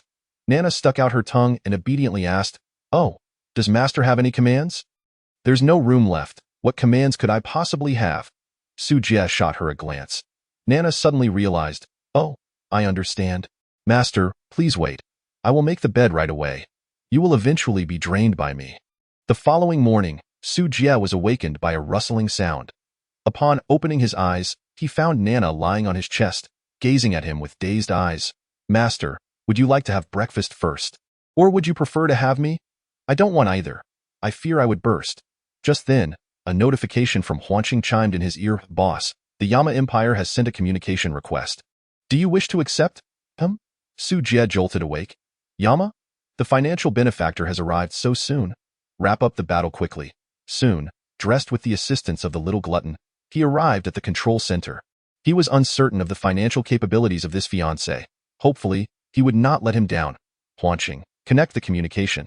Chapter 95. Yama Augustine at your command. Shortly, the video connection was established, revealing a handsome young man on the screen. He was tall and slender, with deep and striking facial features, adorned with a tuft of goatee, giving off a somewhat lewd artist vibe. He appeared gentle and gentlemanly, yet exuded an air of cold detachment that kept others at bay. Although he bore a resemblance to humans, the markings on his cheeks indicated his race, the engraved clan. Su Jie had previously seen similar markings beneath Dacia's clothing, though not in such abundance.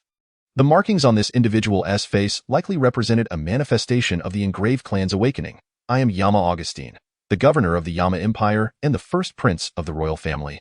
He stated, I have heard that you have captured my fiancée E. Is that true? To Su Jie's surprise, the man was quite polite upon introduction, adhering to the adage of not striking a smiling face.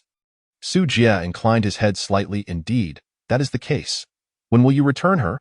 Augustine inquired, his expression impassive. It seemed that the woman bound was not so much his fiancée E but rather a bargaining chip. His demeanor sparked a different thought in Su Jie. You seem rather unconcerned about your fiancée E's well-being, Su Jie said with a knowing smile. We are all males.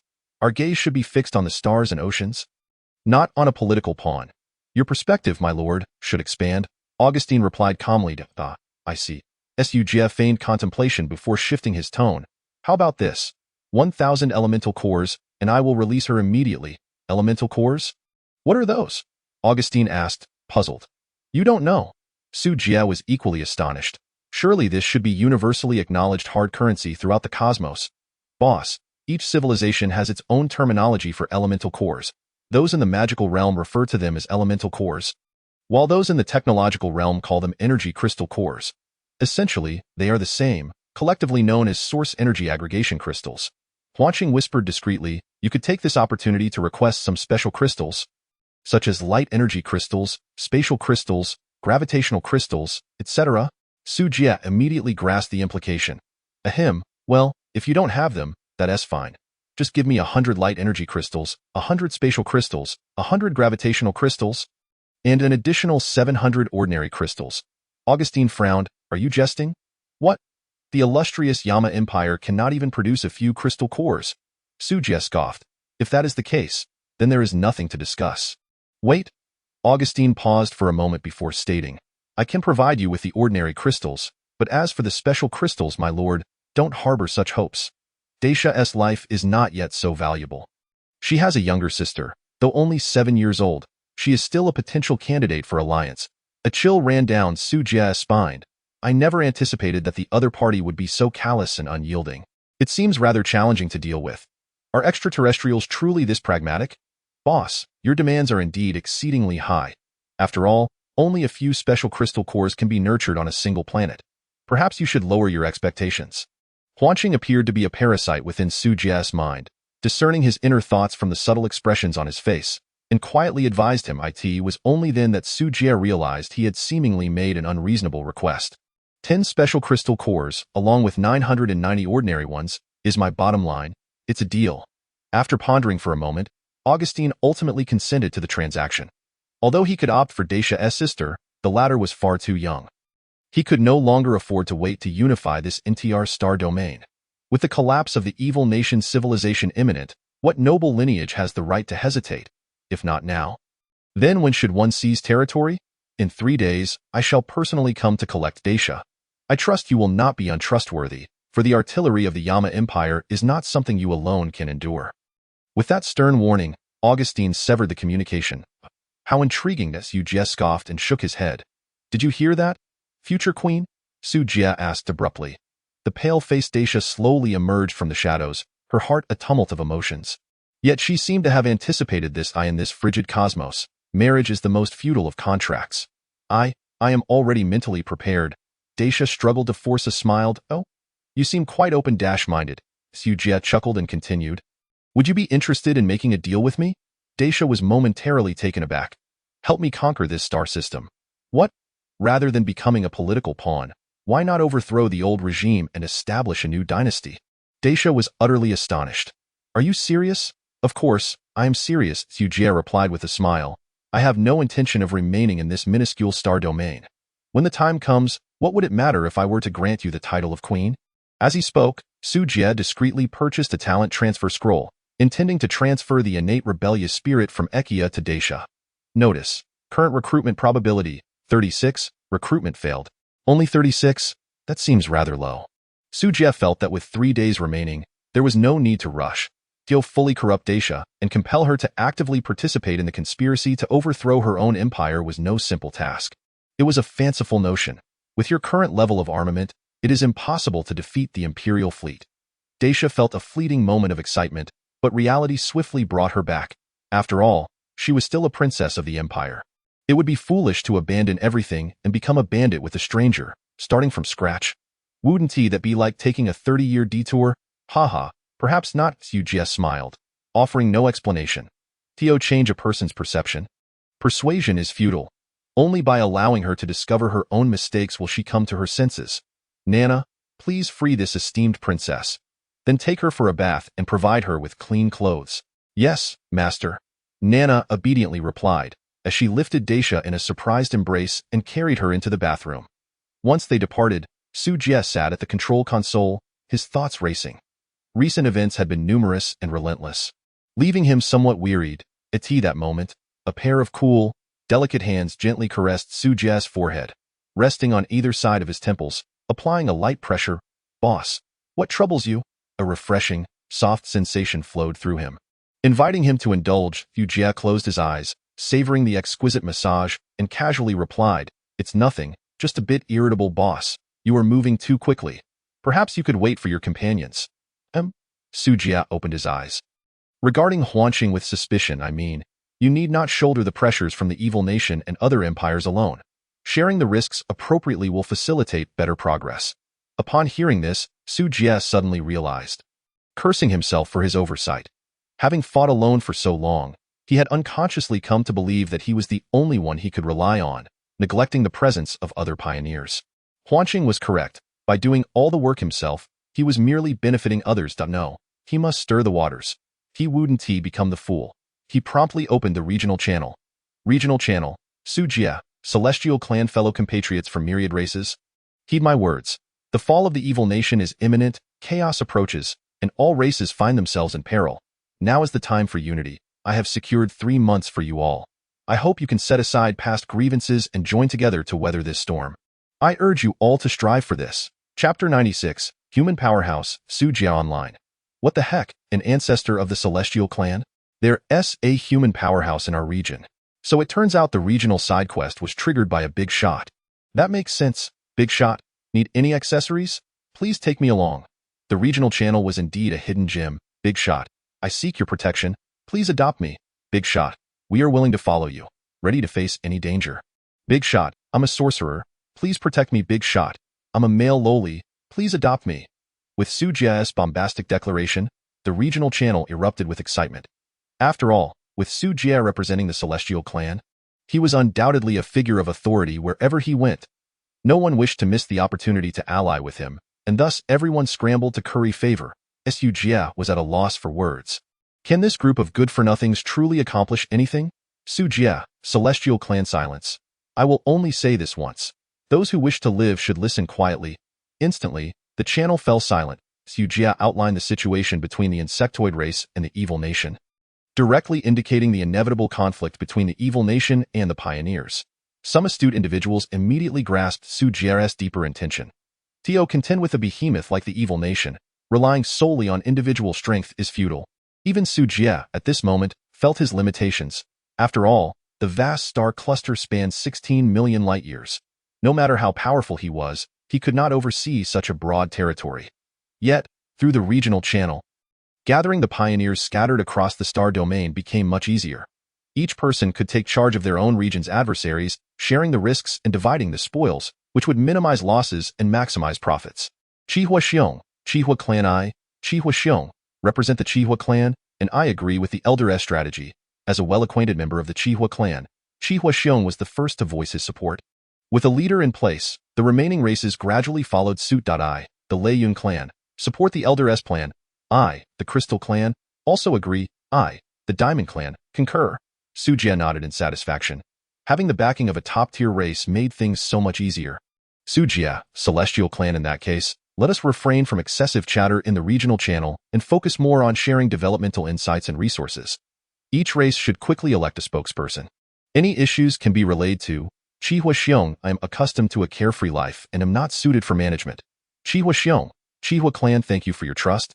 Elder, I swear loyalty to you and will ensure that no resources are taken from the masses, holding myself to strict standards. Su Jie decisively closed the chat window, uninterested in Qihua Xiong's lengthy speech. Now that the pressure was on all regional pioneers, the heavy burden on his heart had finally been lifted. Yes, for whether this spark could ignite a greater flame that depended entirely on their individual capabilities. Su Jie was no babysitter. He couldn't attend to everyone. However, a few ladies could certainly be looked after. Team Channel, ID. No way, no way. The big shot was right beside me this whole time. Lorera, though I'm quite reluctant. This bad guy is indeed powerful. Sophia, what aspect of power are you referring to, little Lolo? Lilith, I know. Su Jie's gun is very powerful. Everyone. Huh? Caleb, Su Jie, kid, you better come out and explain yourself, or even an ancient immortal won't save you from me. Su Jie, it's a laser gun. You all have serious misunderstandings. Ive always regarded that foolish rabbit as my sister. I don't believe it. Sophia, the goddess of life told me she doesn't believe it either. Lorera, back to the point. Is a fight about to happen? I just conquered a native kingdom and am quite bored. Caleb, my hero tavern has been constructed. I'm in need of captives for conversion. Sophia, my war ancient tree is ready. It's time to restore the glory of the elf clan. O goddess of life, please protect me. Su Jie, why are you all so excited? Our opponents wield aircraft carriers. Conserve your energy and conquer the planet you're on first. Everyone. Though they felt belittled, their hearts still burned with fervent determination. Their progress hadn't been slow. It was merely that Su Jie was advancing at an astonishing rate in 3 months. Constructing a fleet of considerable combat power was not impossible. After all, the game had only just begun a month and a half ago. The snowball effect was in play, and future development would only accelerate. Lilith, everyone, let us work hard. The bunny will prepare enough carrots for everyone. Everyone, afterward, Su Jie inquired about everyone's identification numbers, and was astonished to discover that Lorera's number intriguingly included NTR. In other words, the planet she inhabits is also located within the NTR asteroid belt. This revelation comes as quite a pleasant surprise. The two may indeed have an opportunity for collaboration. Su Jie entered the corresponding identification number into the star map. This device was procured alongside the life transition potion from a diamond treasure chest. While its effects may not be particularly formidable, it is exceedingly convenient as long as one possesses the planet's identification number. Even without knowledge of cosmic coordinates, they can pinpoint each other's locations via the star map. A distance of 160 light-years? It doesn't seem excessively far. Su Jie mused that once this planet was mined, he could raid resources from Xiao Lalua's abode. After all, that individual is more inclined towards combat than development, making it a waste to leave such resources untouched. After diligently recording the identification numbers of his team members into the star map, Su Jie exited the chat interface. He had been rather busy lately and lacked the time to engage in idle chatter. He would address that later when he had more leisure. Boss, the aluminum alloy is ready. We can commence the construction of the space storage. Just like that, another task awaited his attention. Space storage room. Comprehensive building score. 10. 000. Construction requirements. 500,000 metal materials. 50. 000 platinum. 50. 000 aluminum alloy. 50. 000 points. Unlock space technology tree. Building effect. Contains 10,000 cubic meters of space. Permanently preserves materials. Cannot store biological entities. Chapter 97. Pirate captives and the treasure of the age of exploration. Su Jie placed the space core into its designated slot. Instantly sensing a subtle shift in the surrounding space, it was difficult to articulate precisely what he felt, but the entire area seemed to exude a sense of solidity and resilience, imbued with a profound weightiness. The luminous